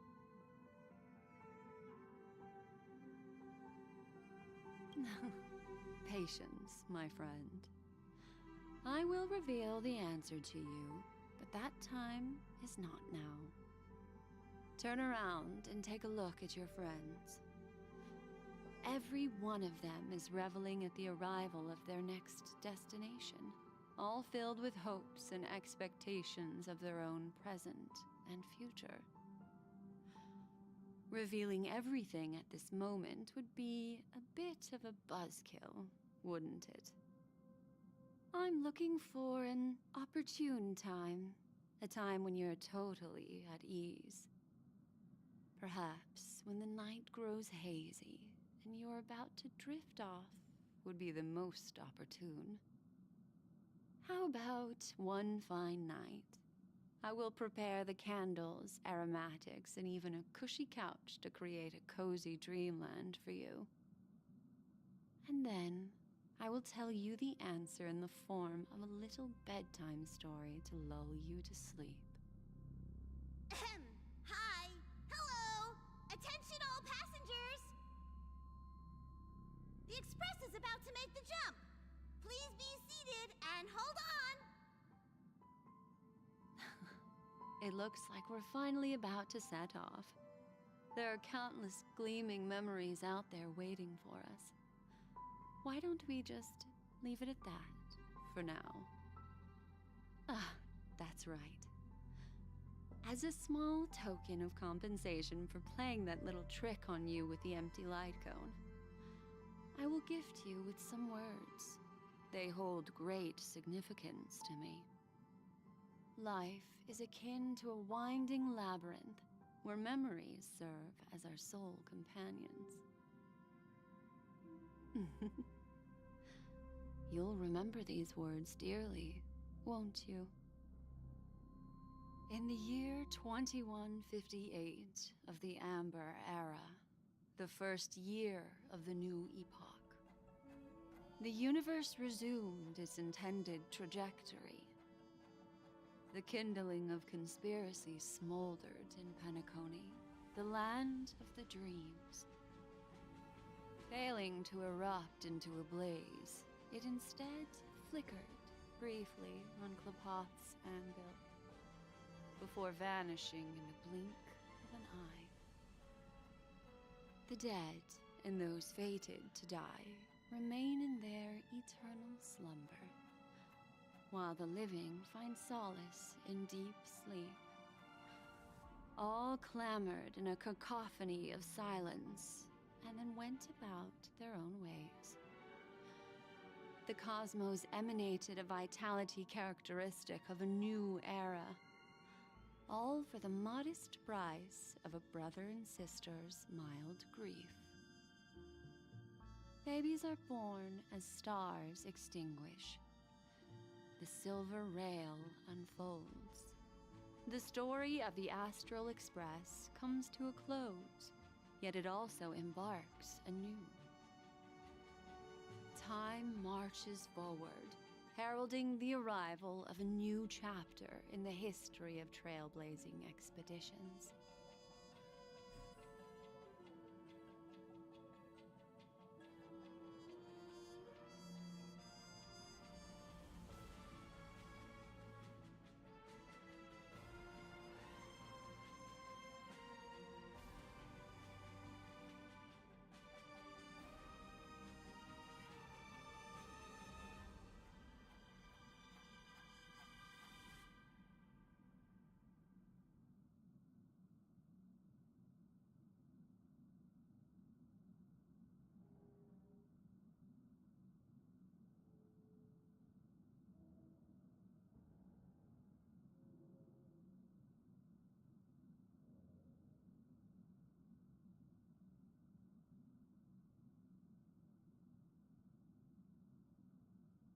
Countless shooting stars streak the sky tonight.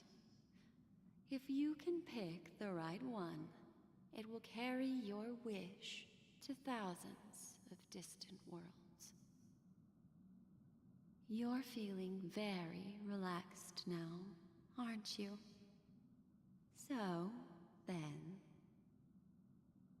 it's time to tell you a little bedtime story. Well, let's start with a conclusion. The crew was defeated in the battle against Sunday. Everyone in Penacony failed, and no one survived. But don't panic. The truth, as horrifying as it may be, is not yet irreversible. There's still a glimmer of hope, and that's why I'm here. Next, I'll use this empty light cone that carries all your memories to relive everything that happened before. And when this story reaches its end, I'm sure someone as clever as you will notice that. There's a major flaw in the story you have experienced, yet within that flaw lies a glimmer of hope. Are you ready for it? Do you remember everything? When the clock turned back, the Express started a warp jump, sending you to a strange dream. You were bewildered back then, and then a Galaxy Ranger named Acheron showed you a way out. When you arrived at the Reverie Hotel, you met the doorman Misha and had a confrontation with Aventurine, an IPC representative. Thankfully, Acheron appeared again and helped you. After that, you saved Firefly and explored Penacony together. During the tour, you ran into Sparkle disguised as Sampo and accidentally entered a child's dream. There, I rescued both of you from death, but Firefly didn't return to reality. She realized the truth and tried to involve you in her plan, but that resulted in an accidental death. Even more unsettling, you soon encountered another murder. The two cases of death prompted you to investigate the truth behind the sweet dream. Despite your efforts to gather information about the two victims, you didn't make much progress. But you did learn about the watchmaker from Gallagher. Meanwhile, Aventurine was secretly carrying out his scheme, in which you were one of the pawns. In the midst of a fierce battle, Acheron revealed her true identity as an emanator of the Nihility and unsheathed her sword. That strike foiled Aventurine's plan and opened a passage between the sweet dream and the original memory zone. Upon your arrival at Dreamflux Reef, you learned the truth that death was actually dormancy, as well as the truth about the dreamscape, the Stellaron, and the bellboy, Misha. You split up with Sunday and Robin, looking for a way to seal the Stellaron. However, it turned out that Sunday and the Dream Master had their own hidden agenda. And you had to engage in an ultimate duel on the stage of the Charmony Festival. Finally, the story reached its conclusion. You emerged victorious, with the Trailblaze triumphing over the Order, and Penacony embracing a bright and peaceful future. This marks the end of the thrilling journey in Penacony. I'm sure you've already noticed something unusual, haven't you? The major flaw, which contradicts all the known information, hides in this story.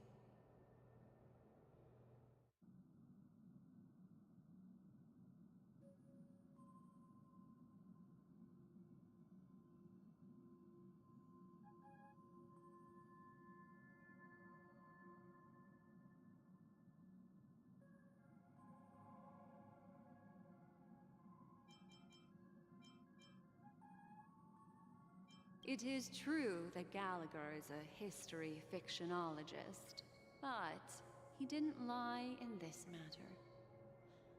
In addition, death and dormancy do arise from the same concept, don't they? This is not the fatal variable in your adventure. Take your time and think it through.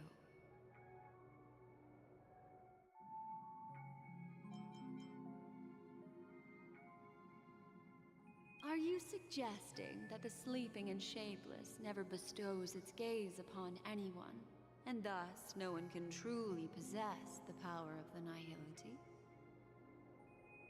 That's a very astute guess. But unfortunately, Acheron did progress further down the path of the nihility. Her unwavering belief in liberating the world from the grasp of paths surpasses the capabilities of ordinary humans. I'll discard that incorrect answer for you. Take your time and think it through. What is the fatal variable?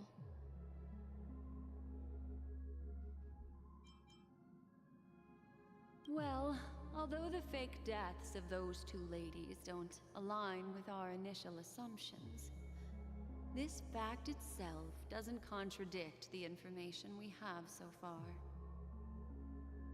I'll go ahead and eliminate that incorrect answer for you.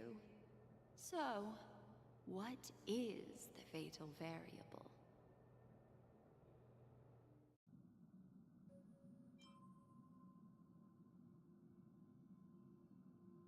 Sparkle. Yes, Sparkle. The most enigmatic and elusive character in the entire story. But, unfortunately, she was the first to uncover the truth, and she did purposefully attack you to create confusion. By the way, she left me a message to pass on to you. Always make sure you can distinguish reality from imagination.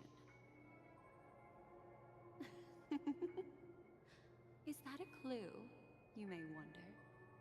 I'm not sure, although I'm pretty sure that the fatal variable has nothing to do with that masked fool.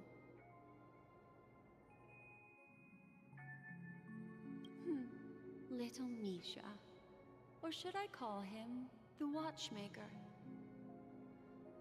He's only a segment of memory in a dream bubble, but his ambition for the Trailblaze led him to leave the bubble and embark on a grand adventure in Penacony. While Misha is a rather special Memory Zone meme, and he was granted power by the Trailblaze, there's still one thing that he shouldn't be able to do. A life born in the Memory Zone could never manifest in reality. So, why did he appear in the Reverie Hotel in reality? The answer is simple. He is the one fatal variable that contradicts all our known information. This means that you, who wholeheartedly believe in this memory, are still trapped in the dreamscape at this very moment. Wake up, sleepyhead. Break free from this eternal dream and return to the real world. We'll find our answers there. The train is about to make the jump. 5, 4, 3, 2.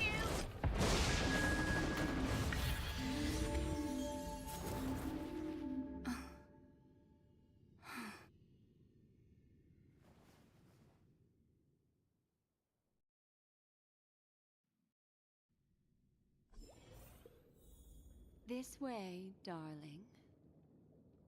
Oh no.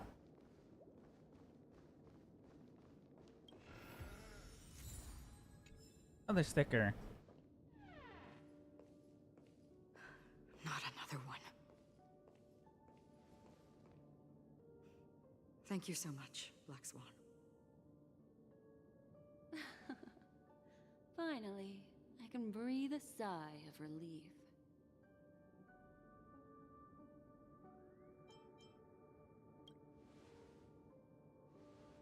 I understand you must be confused, and will do our best to shed light on the situation. However, before that, it's essential to know that this place is the rift between dream and reality. A place reserved only for those who have awakened from Enna's dream. Do you remember Sunday's ambitious plan? He intended to harness the power of the Stellaron, the collective will of over 100,000 Oak family members, and the desires of everyone in Penacony to usurp the harmony and restore the order. Unfortunately, it didn't stop there. From the early days of our journey into Asdana, we were already affected by the Stellaron. That strange dreamscape where we met. Maybe it was a sign that your thoughts were beginning to drift away.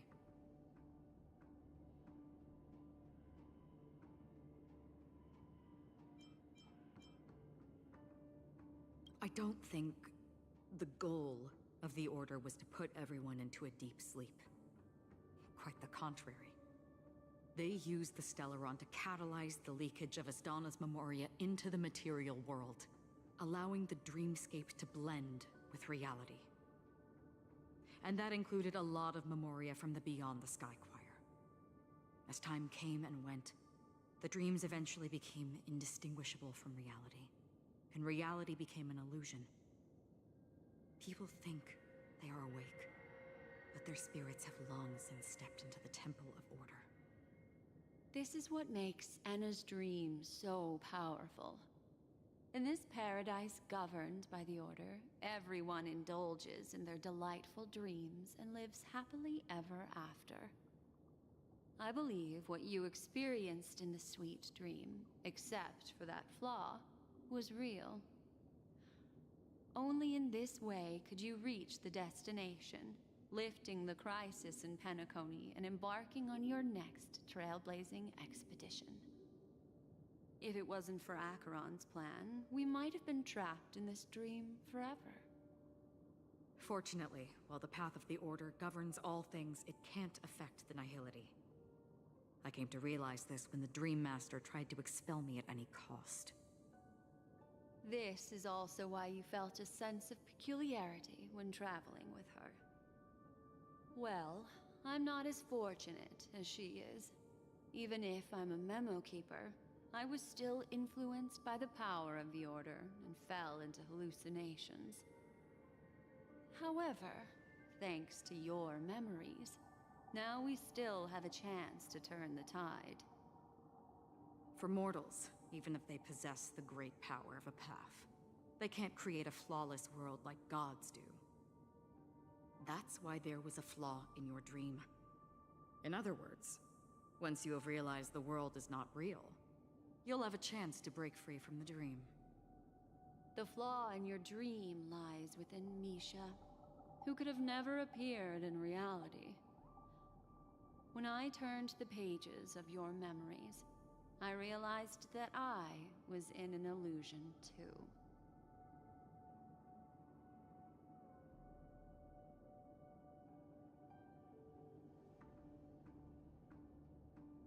Now Sunday has usurped the power of the Harmonious Choir through the Charmony Festival.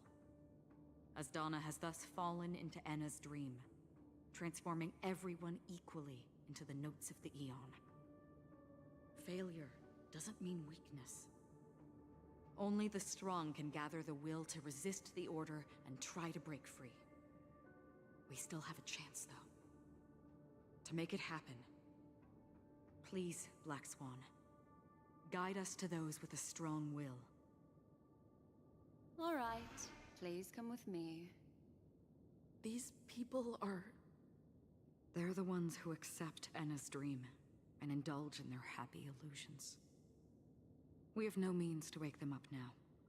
Not even your clockwork will do the trick. However, there are still other things we can do. Let's keep going.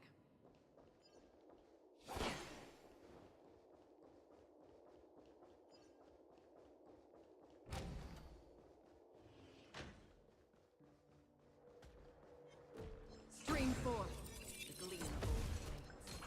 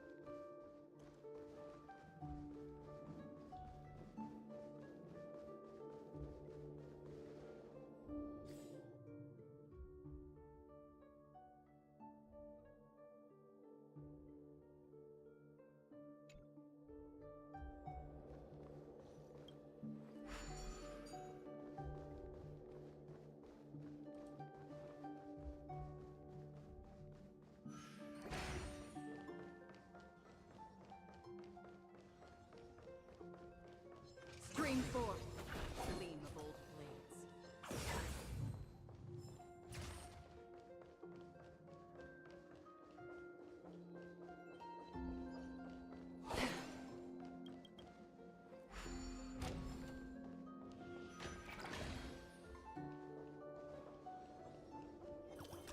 Stream forth the gleam of old blades.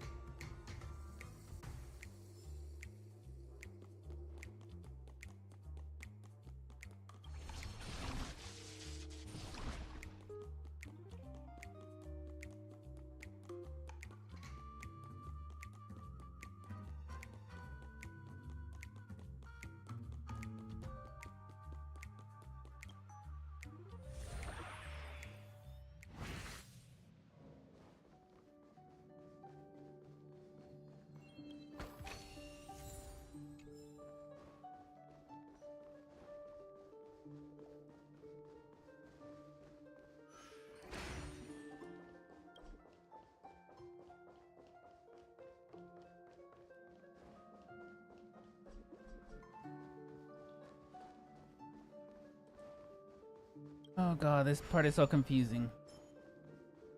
Okay, got 3.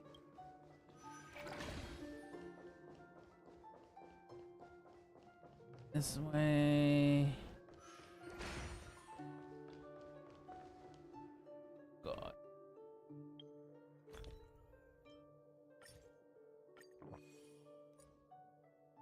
Okay, let's do one more.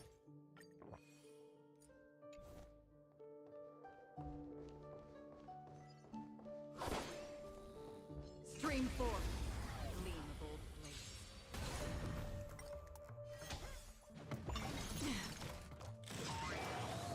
Destined for oblivion. I weep for the departed.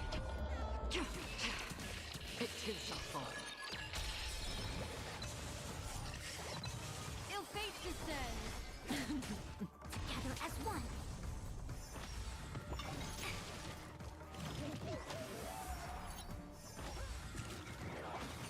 Didn't hurt. Still waters of oblivion.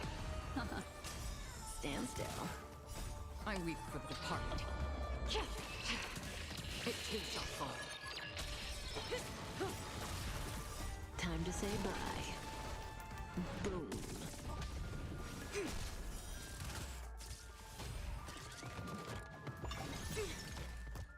Humans, creations.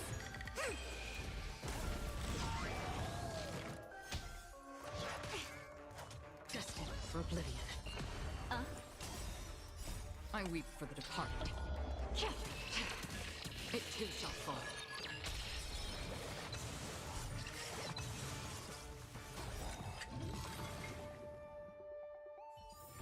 Okay, that was easy.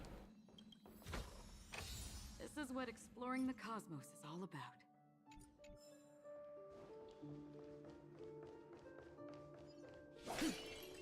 Okay, now I'm full.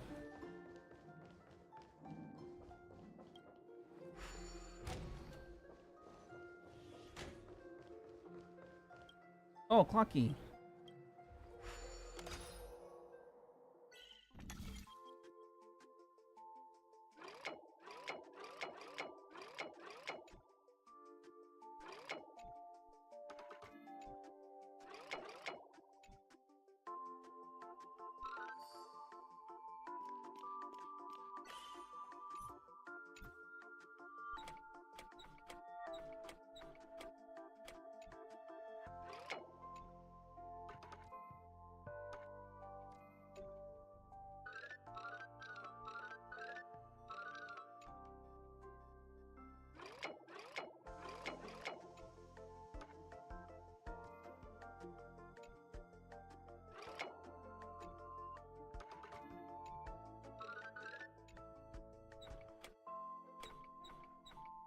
Oh, I see how it is.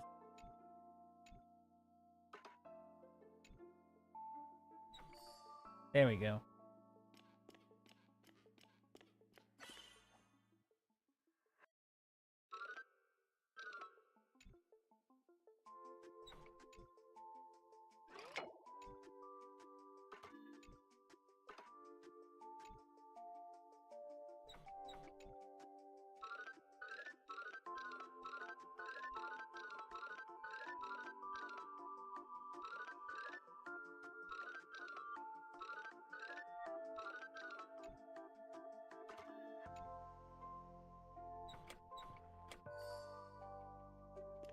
Boom.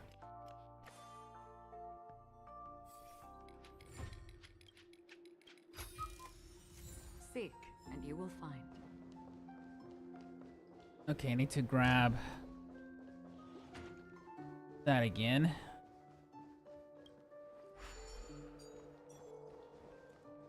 E?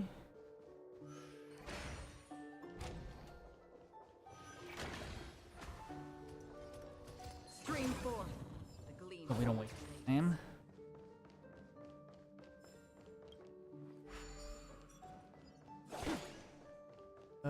Which way, which way, which way, which way, which way?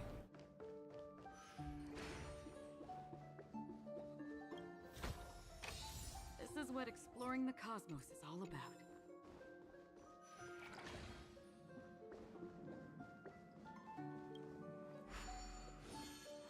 Ooh, that took a while.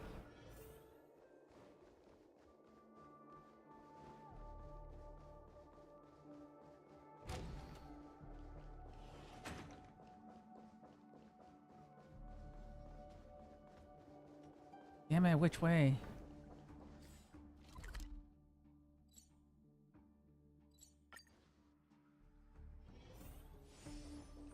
I should have done this from the beginning. It's Here Robin. we are. It's Robin?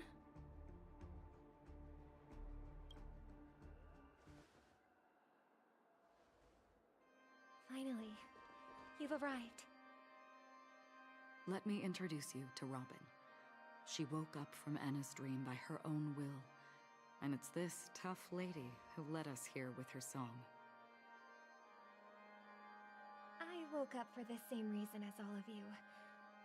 In the dream, I experienced something that could never occur in reality. Are we going to lock it up in a cage? I want to see it fly freely in the sky. Without us, this bird would be too fragile to survive on its own. Do you want it to die? No, but... Then let's take care of it together until it can return to the sky. Huh? Birds have wings because they're meant to fly. Even if they may crash on the ground one day, they shouldn't be trapped in a cage. Birds belong to the sky, so we should help them return there, right? The illusion was so impossibly blissful that I realized it was just a dream. And this is our final hope. Anna's dream is founded upon the harmonious choir, namely everyone's shared wishes. It will only materialize once the aspirations of all beings in Penacony merge as one. At present, it has become impervious due to people's desire to remain slumbering within the dream. And in order to destroy it, we must make everyone in Penacony want to wake up. Now comes the tricky part. How do we do it?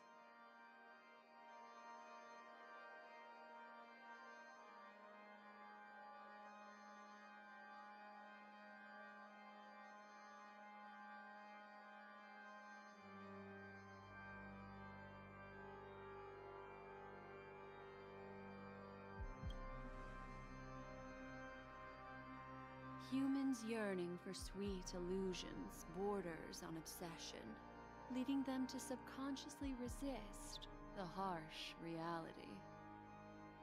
Therefore, I carefully selected a moment where she was completely unguarded, guiding her to uncover the truth herself to make her regain her consciousness. However, to wake up everyone in Penacony and get them to share the same determination, that would be nearly impossible. Indeed. I'm afraid it's almost as difficult as resurrecting an Eon. But we can't just stay here and do nothing. This is a critical moment for the whole universe. Who cares about some dumb number?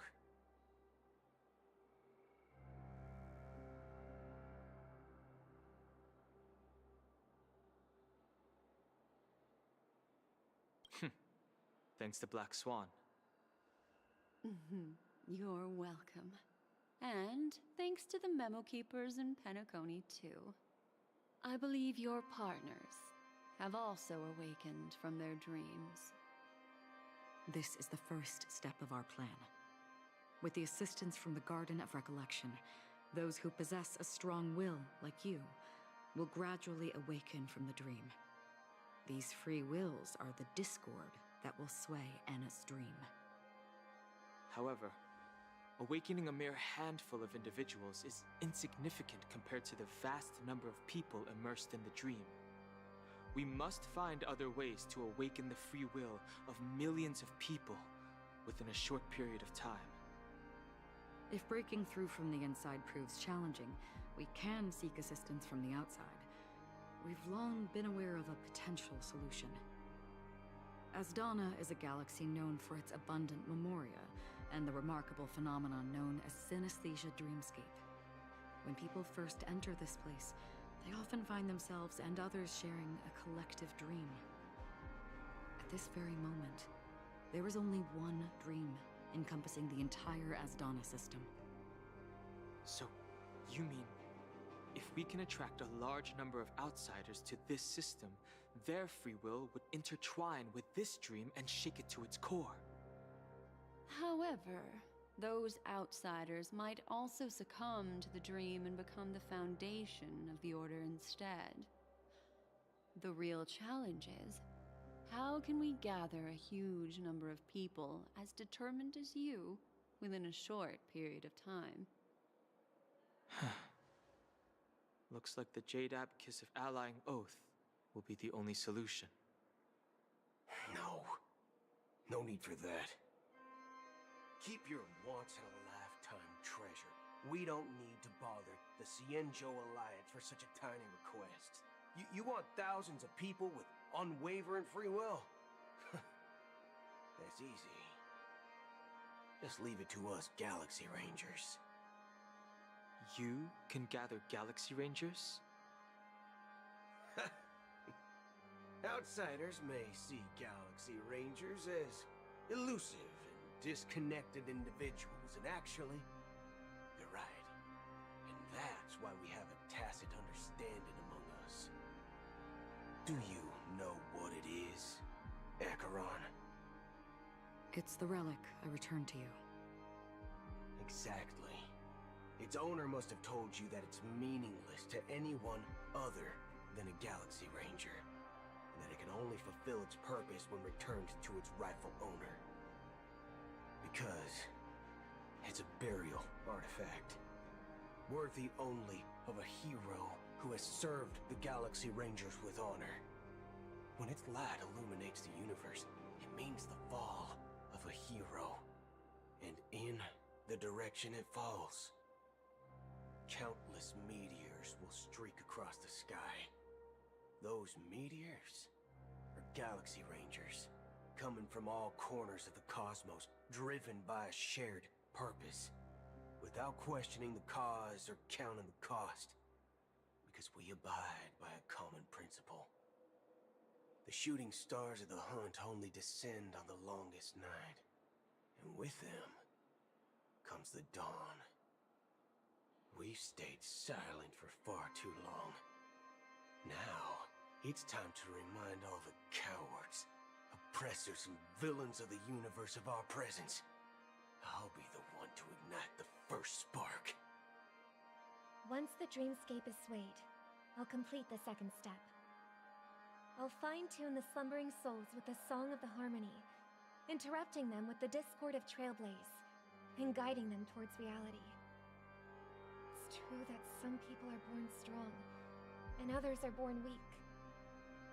If the Trailblaze is the target of heroes, then the Harmony will guarantee that the strong help the weak. Only the people of Penacony themselves can be the saviors of their homeland. Their path of happiness should be forged by themselves. While I may not be a nameless, I'm willing to instill courage in all those who need it. This includes my brother as well. Anna's dream is too cruel for him and everyone else. Your plan sounds well conceived, but still, it appears somewhat idealistic and romantic. The flaws rooted in human nature can't be eradicated overnight. Do you believe these efforts alone are enough to convince everyone to choose the right path? I agree with you, Black Swan. That's why the most critical aspect of this plan is not to convince everyone to choose the right path, but to inspire them to save themselves.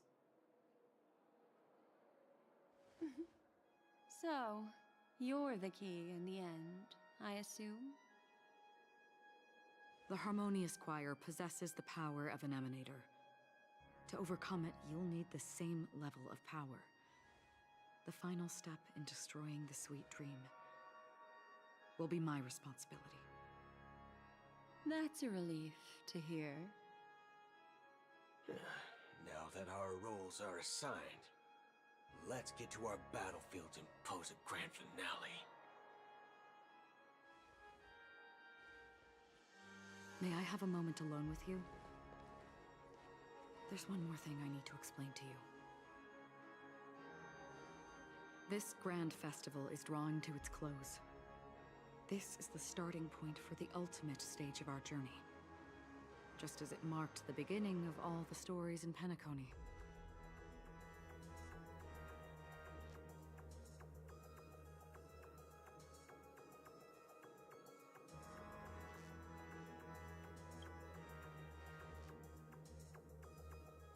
I have faith in you. However, before we depart, there is one more thing I must tell you. There's something you should know. We were able to locate you within this boundless dream and find the key to breaking free from the dream. All because of one person's unwavering dedication.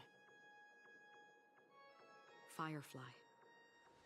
She awakened from the dream ahead of others, discovered the Express amidst the stars, and brought us valuable information about the remnants of the Order. She may have been aided by the script, and it came at a cost. As you know, Firefly is a stowaway who entered the dreamscape in a different way from ours. Without the dream pool in the hotel or assistance from the family, she can only awaken from this dream in one way. A real death. We mustn't fail her determination. I'm not implying that we must win this fight no matter what, but our resolve should match that of that courageous lady.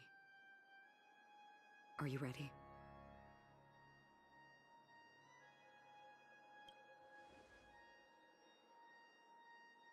Very well. Now, please close your eyes.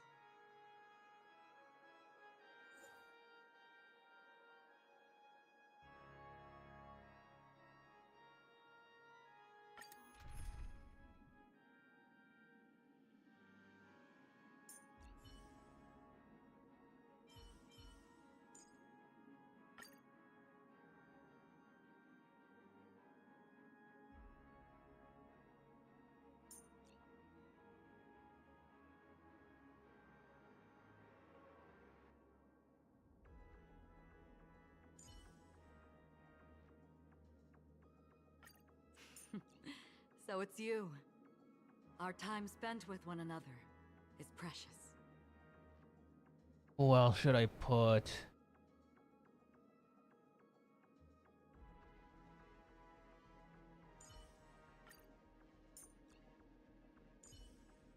With you on our side, we're destined for victory. No, I can't use her because she won't. Akron's not gonna benefit. Go with this team. How long has this reign been ongoing? If I remember correctly, it has lasted for decades, or even centuries. The unwavering determination of the Hunt followers persists even in death. But thankfully, we've guided those lost souls to their lives beyond. They were heroes in their time. And they won't be reduced to puppets of the Nihility in their death. You see, the shadows on the sea have vanished. Do you remember? He once said that the sky would clear when the regrets of the departed had faded away. But it's still raining. I know. So, why is all this? Why did this rain choose me? Because someone's regrets haven't been fulfilled, perhaps. Mortals who walk the paths are like sailors on a vast ocean, leaving behind a trail that creates countless ripples of possibilities. These ripples last longer than the fleeting lifetimes of humans. And for some, their presence leaves such a strong mark that it's reflected in the waves. Sin-thirsters, the obsessions of the Pathstriders. They emerge from the depths of Ix, seeing themselves as masters of their own destiny, unknowingly repeating the actions of their past lives. They emerge from the nihility and head toward it, leading purposeless lives. However, these hollow phantoms, they have journeyed with me for such a long time. Oh. So this is how it ends.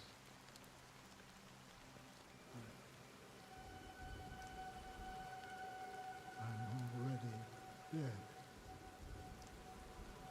Yes. Are you watching over me? This is my duty, as Acheron the Watcher. I'm guarding the path to the abyss of the nihility, guiding every soul reluctant to become one with it. Back to this side. But if this is what the departed ones expected, should you try to change it? I don't know. But someone once told me that when the inevitable moment came, he hoped that someone would stand at his grave and place a bouquet of flowers. Even if it doesn't make sense at all? Some tasks have to be done, even if they are pointless. I have experienced that much already. Please extend your hand, and then close your eyes. I'll carry your wish with me and fulfill it. Only then will I be able to put an end to the final regret by the Dead Sea. Will I ever see them again? Yes, that is certain. Because it was you who told me about the Express, your two former companions.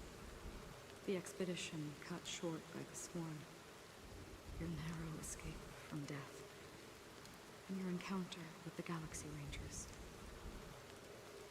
And Penacony, the hometown to which you could never return. Yeah. For countless times, I got rejected by the family and had to pass it by. But I knew that my companion was still there.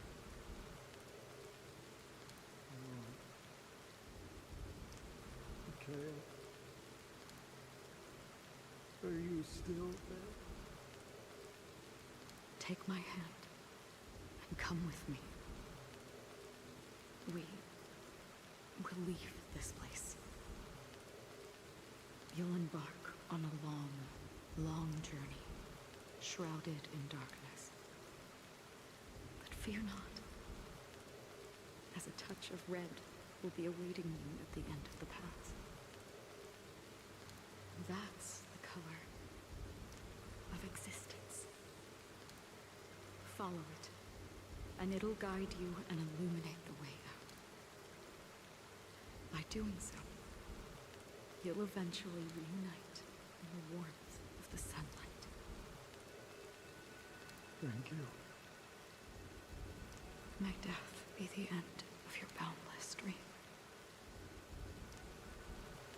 guiding you back to the waking world.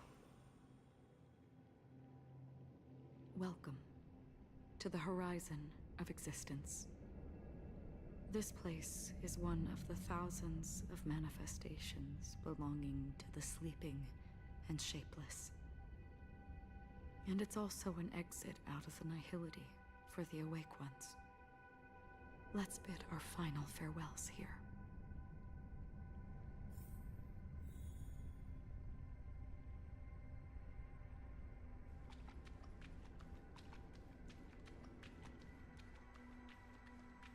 Always distinguish between reality and Life is akin to a winding labyrinth where memory... May your schemes be forever concealed. Enna's dream is too cruel for him and everyone else. To the imperfect tomorrow. I still remember the question on the invitation letter. Why does life slumber? Why does life slumber? We don't know the answer yet, but we're about to awaken from this dream. Or perhaps such is the answer itself. Leave this place, return to where you belong, and awaken Penacony from this dream. As I said, our plan is not about convincing everyone to choose the right path, but about inspiring them to save themselves. So, when will people actively save themselves? The answer is when they are in desperate situations.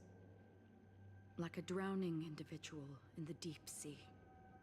When one's body and mind bear immense pressure, agony, confusion, and despair will follow. I firmly believe that. The fragility of humankind often freezes them in their tracks. But in truly desperate situations, they will strive to save themselves. And now, Penacony has enough heroes to lead them forward. It's through this inherent, self-centered instinct that people exert their utmost effort, even when they know their struggle is fruitless. As absurd as it may seem, it's their resistance. As for now, it is time to guide them, not as a savior, but as a nameless among those mortals. In this way, you will reunite in the warmth of the sunlight. The rain is intensifying. Before we part ways, please allow me to ask a few final questions. So far, you have forged unbreakable bonds with numerous individuals and entities in the Sweet Dream. Might I ask if you fear severing these bonds with your own hands?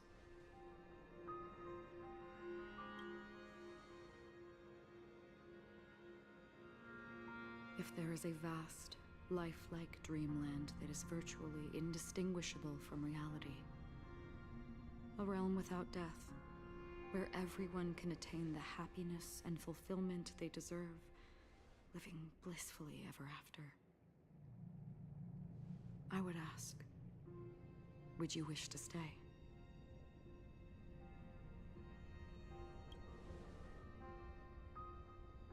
Imagine if this splendid dream were fated to fall apart. Friends, family, strangers, followed by the gentle breeze, soaring birds, the stars, and ultimately yourself. Everyone, and every face they remember.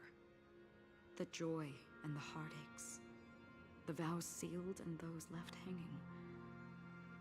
All will inevitably march towards a predetermined ending.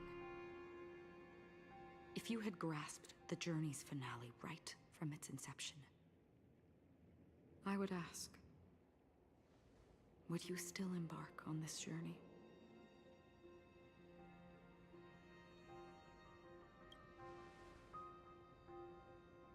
I'm glad. The answer itself doesn't matter. What matters is that you've made a decision. Listen, touch, and ponder. And therein lies the sensation. Cherish it, because that's what makes us exist. Such is the only answer humans can offer when facing the nihility. If the nihility represents the primal fear of life, rendering any lofty convictions insignificant under their imposing shadow, then behind this shadow, there must exist the most fervent source of light in the world.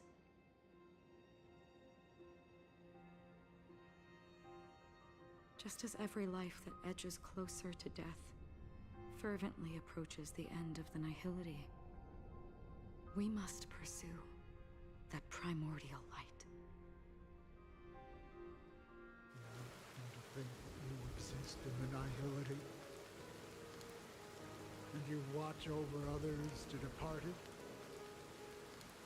Such a task is absurd and meaningless. Nevertheless, someone had to do it. As for the meaning you mentioned,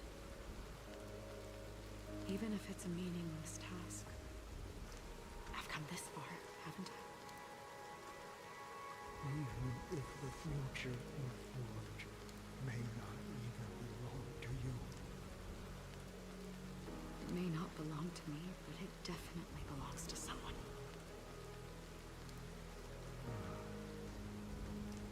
But hardships you must have experienced. In that case, allow me to do something meaningless too. Please, tell me your name.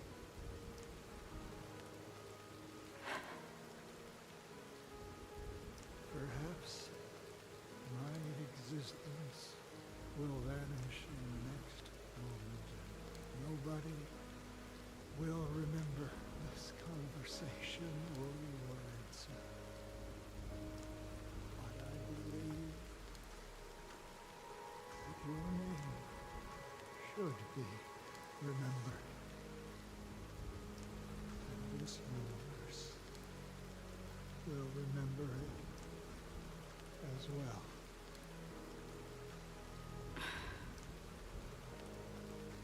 For me, some things are difficult to recall, yet there are others that I find challenging to forget.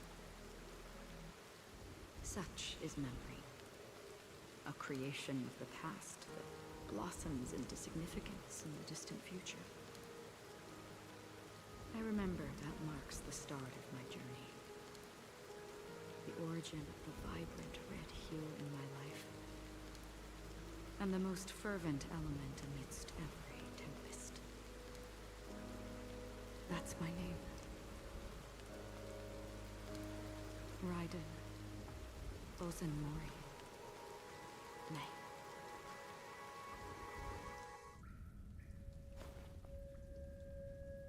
The Golden Dream is getting restless. In the coming long nights, I'm afraid you will face many setbacks and witness many tragedies. And in the end, you will only see in black and white. But please believe me, that in that monochrome world, there will be a glimpse of fleeting red. And when you make a choice, it will appear once more.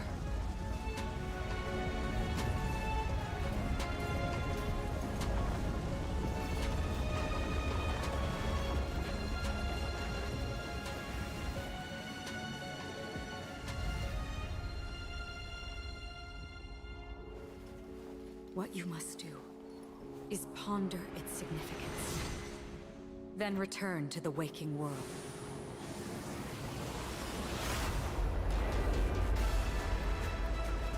That's where we all find our answers.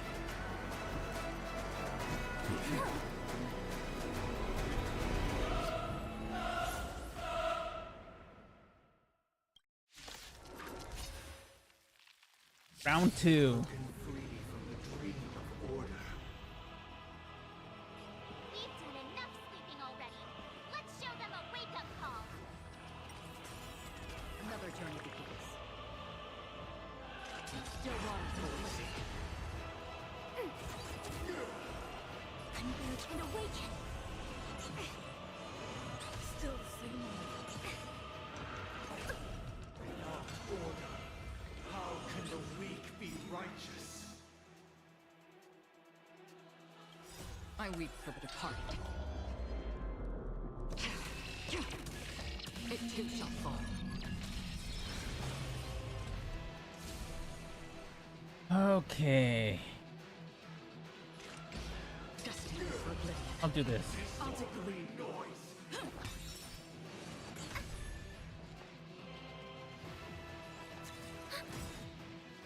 Enemy data secure. Net markers activate. Time for a good old counterattack. If you have any objection, feel free to make your case. All things in this human creations.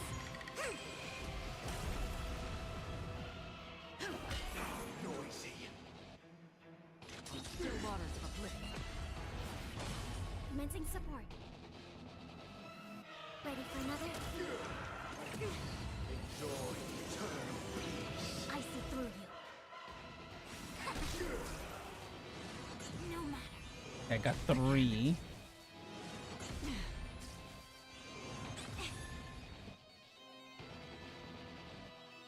Wake up. Let's play our own melody. Let the show begin.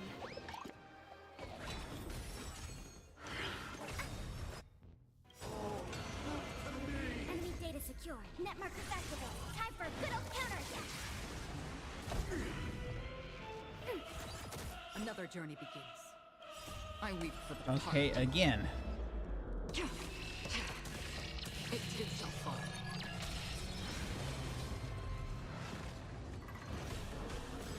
Phase 2. 336 notes. I solemnly invite you to join the glorious chorus and ascend to the heavens.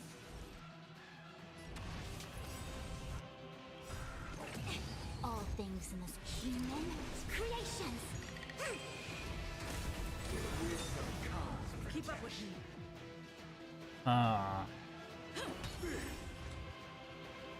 Still waters of oblivion.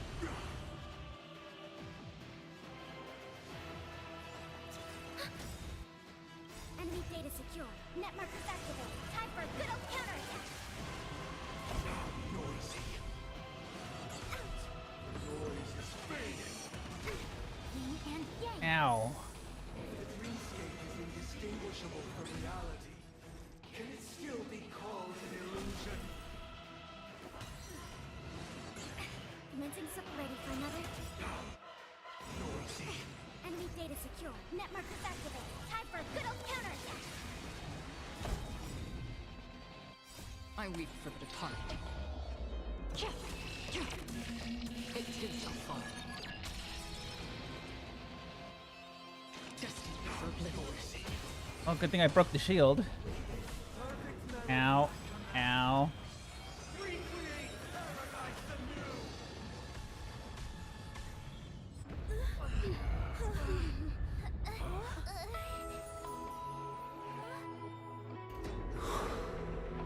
Music.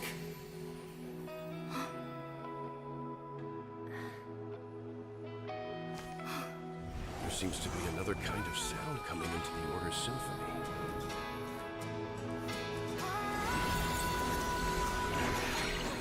Penacony's first and last disharmony.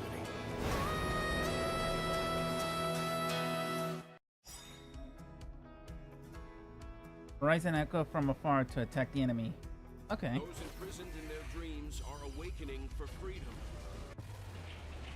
Disorderly noise! Robin, is that you singing?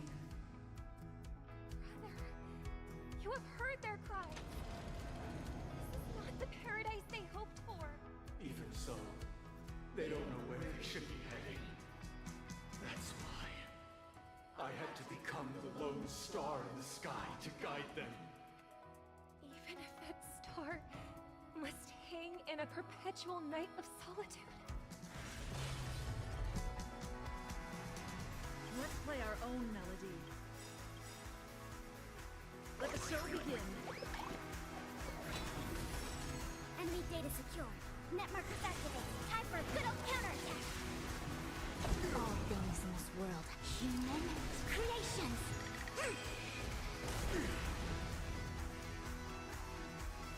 Wake up. Commencing support. Wisdom comes protection. Together as one. Keep up with me. Now noisy. Still waters of oblivion. Ready for another? They are part of the melody. Enemy data secure. Net markers activated. Time for a good old counterattack. Now noisy.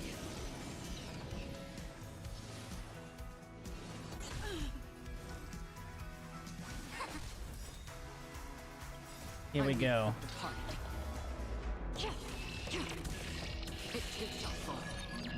If we had never experienced solitude, how could we have embarked on different paths?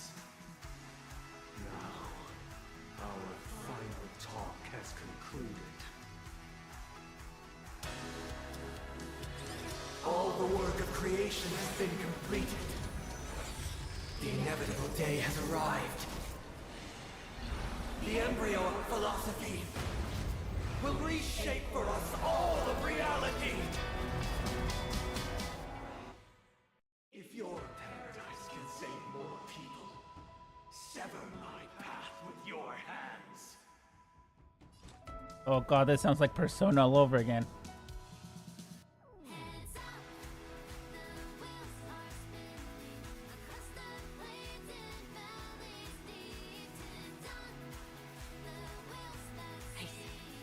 We've hardly any time left to say farewell. Just for oblivion.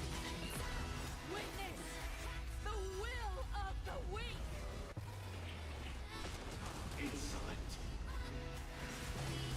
I swear on truth. I'll take the lead.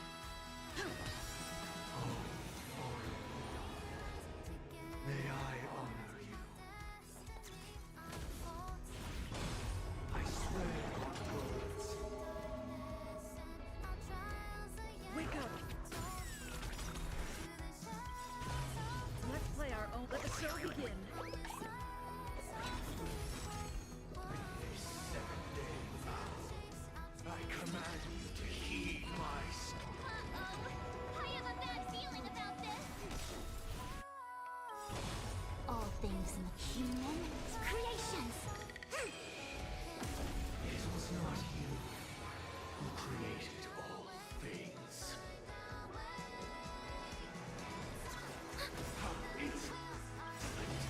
Enemy data secure. Net markers activated. Time for a good old counterattack.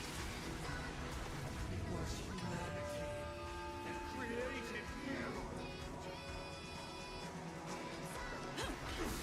Divine being will become the foundation of our paradise. I weep for the departed. It too shall fall. Destined for oblivion. Have a noble souls! Don't be shackled by the past!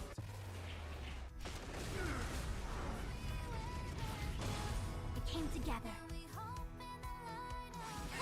Commencing support. Blasphemous. Still waters of oblivion. Enemy targets detected. Ready for another? A quick divination. Enemy data secure. Net markers activated. Time for a good old counterattack. and awaken! Listen up! Free will, or was it just for bliss? Even if the future is full of pain, we won't escape from it!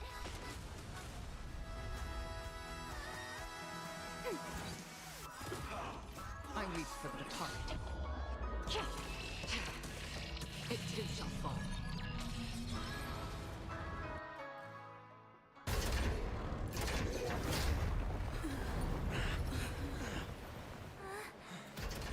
So, why does life slumber? Because someday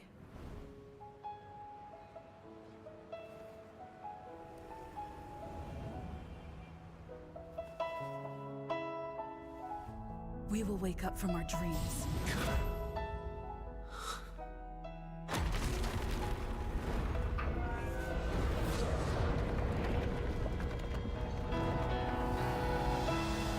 The night is still too short.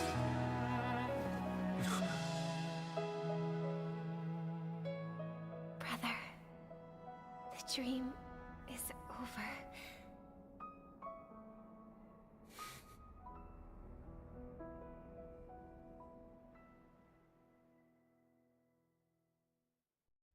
In the first year of the AE 2158, a fiery conspiracy erupted in the land of the dreams, but soon faded in chaos and destruction. Whispers carried the tale of those fateful 48 system hours, when a sun teetered on the precipice of collapse. A paradise stood on the brink of destruction, and a world was poised to surrender to its new master. Amidst it all, a body decayed, a pack of vultures gathered, and a brother and sister were doomed for eternal separation. And so, an eon succumbed to slumber once more. Some celebrated this fall, while others mourned. Among the insignificant witnesses, mere specks in the vast tapestry of the universe, it was said that this time, the Eon met their demise with dignity. As the cosmos bathed in the radiance of a pure dawn, a tempestuous storm brewed on the horizon.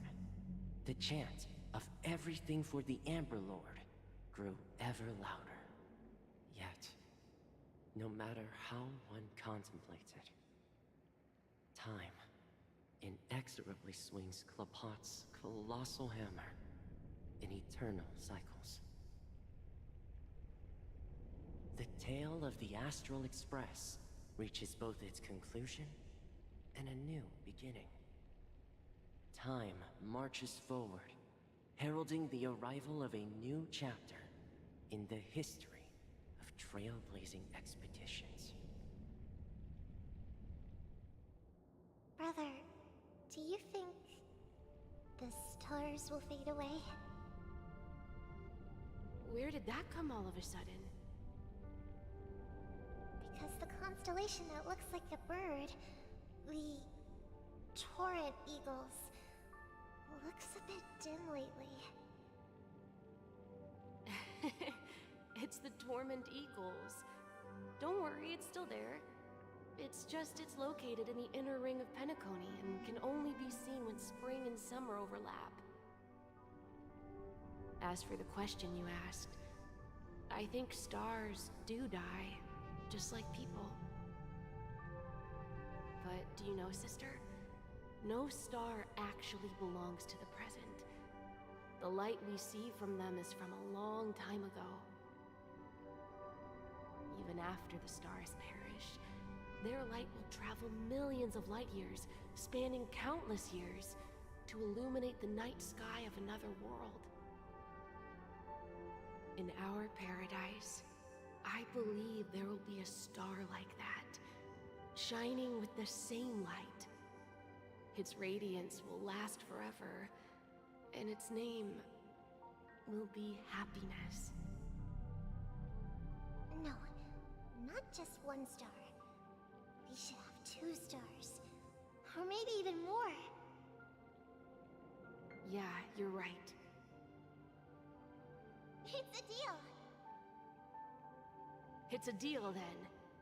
This is our promise, and nothing will sway our ideals. Yeah, you bet.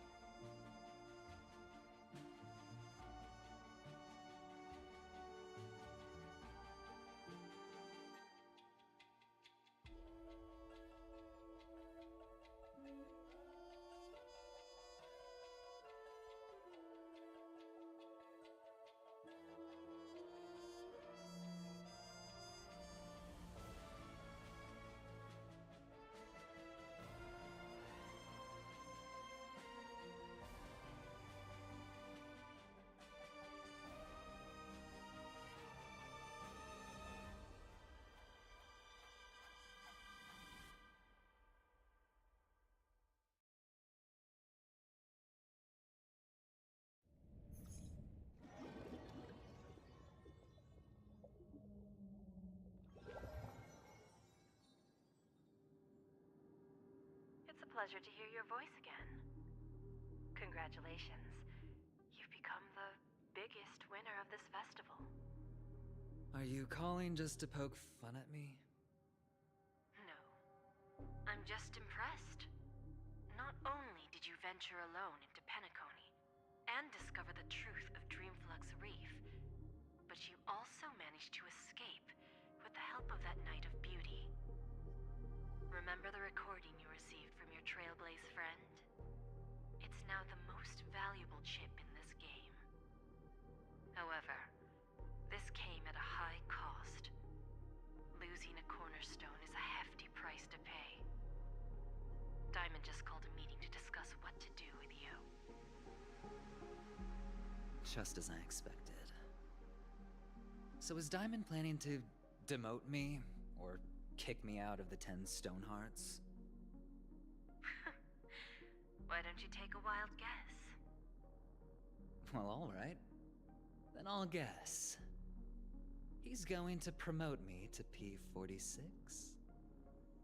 Alright. What will you wager? Are we talking about a real bet here? I don't want to wager anything just to escape your clutches.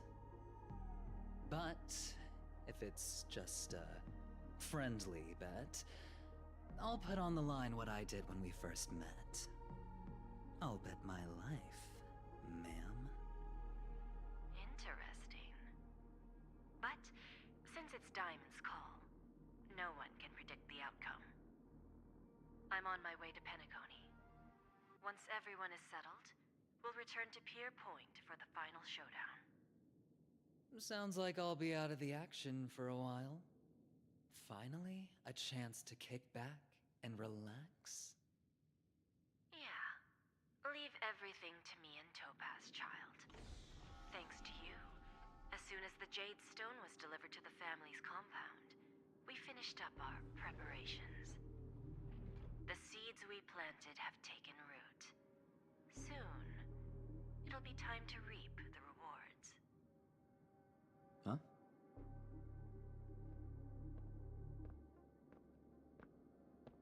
Let's wrap it up for now. Looks like I've got a visitor here.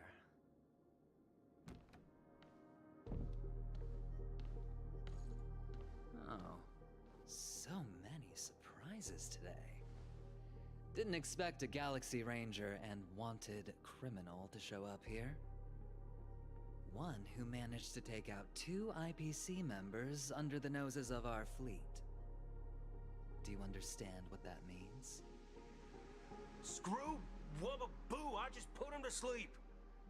Don't try to intimidate me with that nonsense. Besides, I've taken down more IPC lackeys than the residual value you squeezed. And I don't mind adding a few more zeros to my wanted poster. I have a question for you. Be honest, or I don't mind putting a bullet into your head.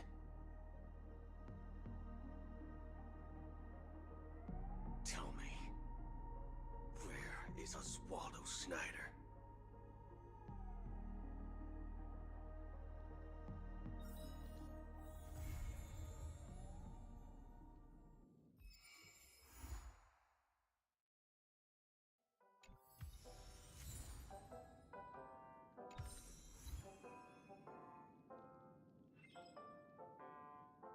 Oh wow, that's the end. Woo!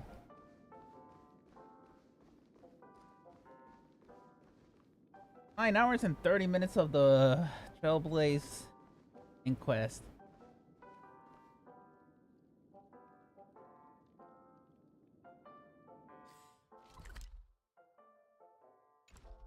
Alright guys, I'm gonna end the stream right here. And I'll probably be back on Wednesday doing Stardew Valley. Until then guys, I'll see you guys on Wednesday. Take care and goodbye for now.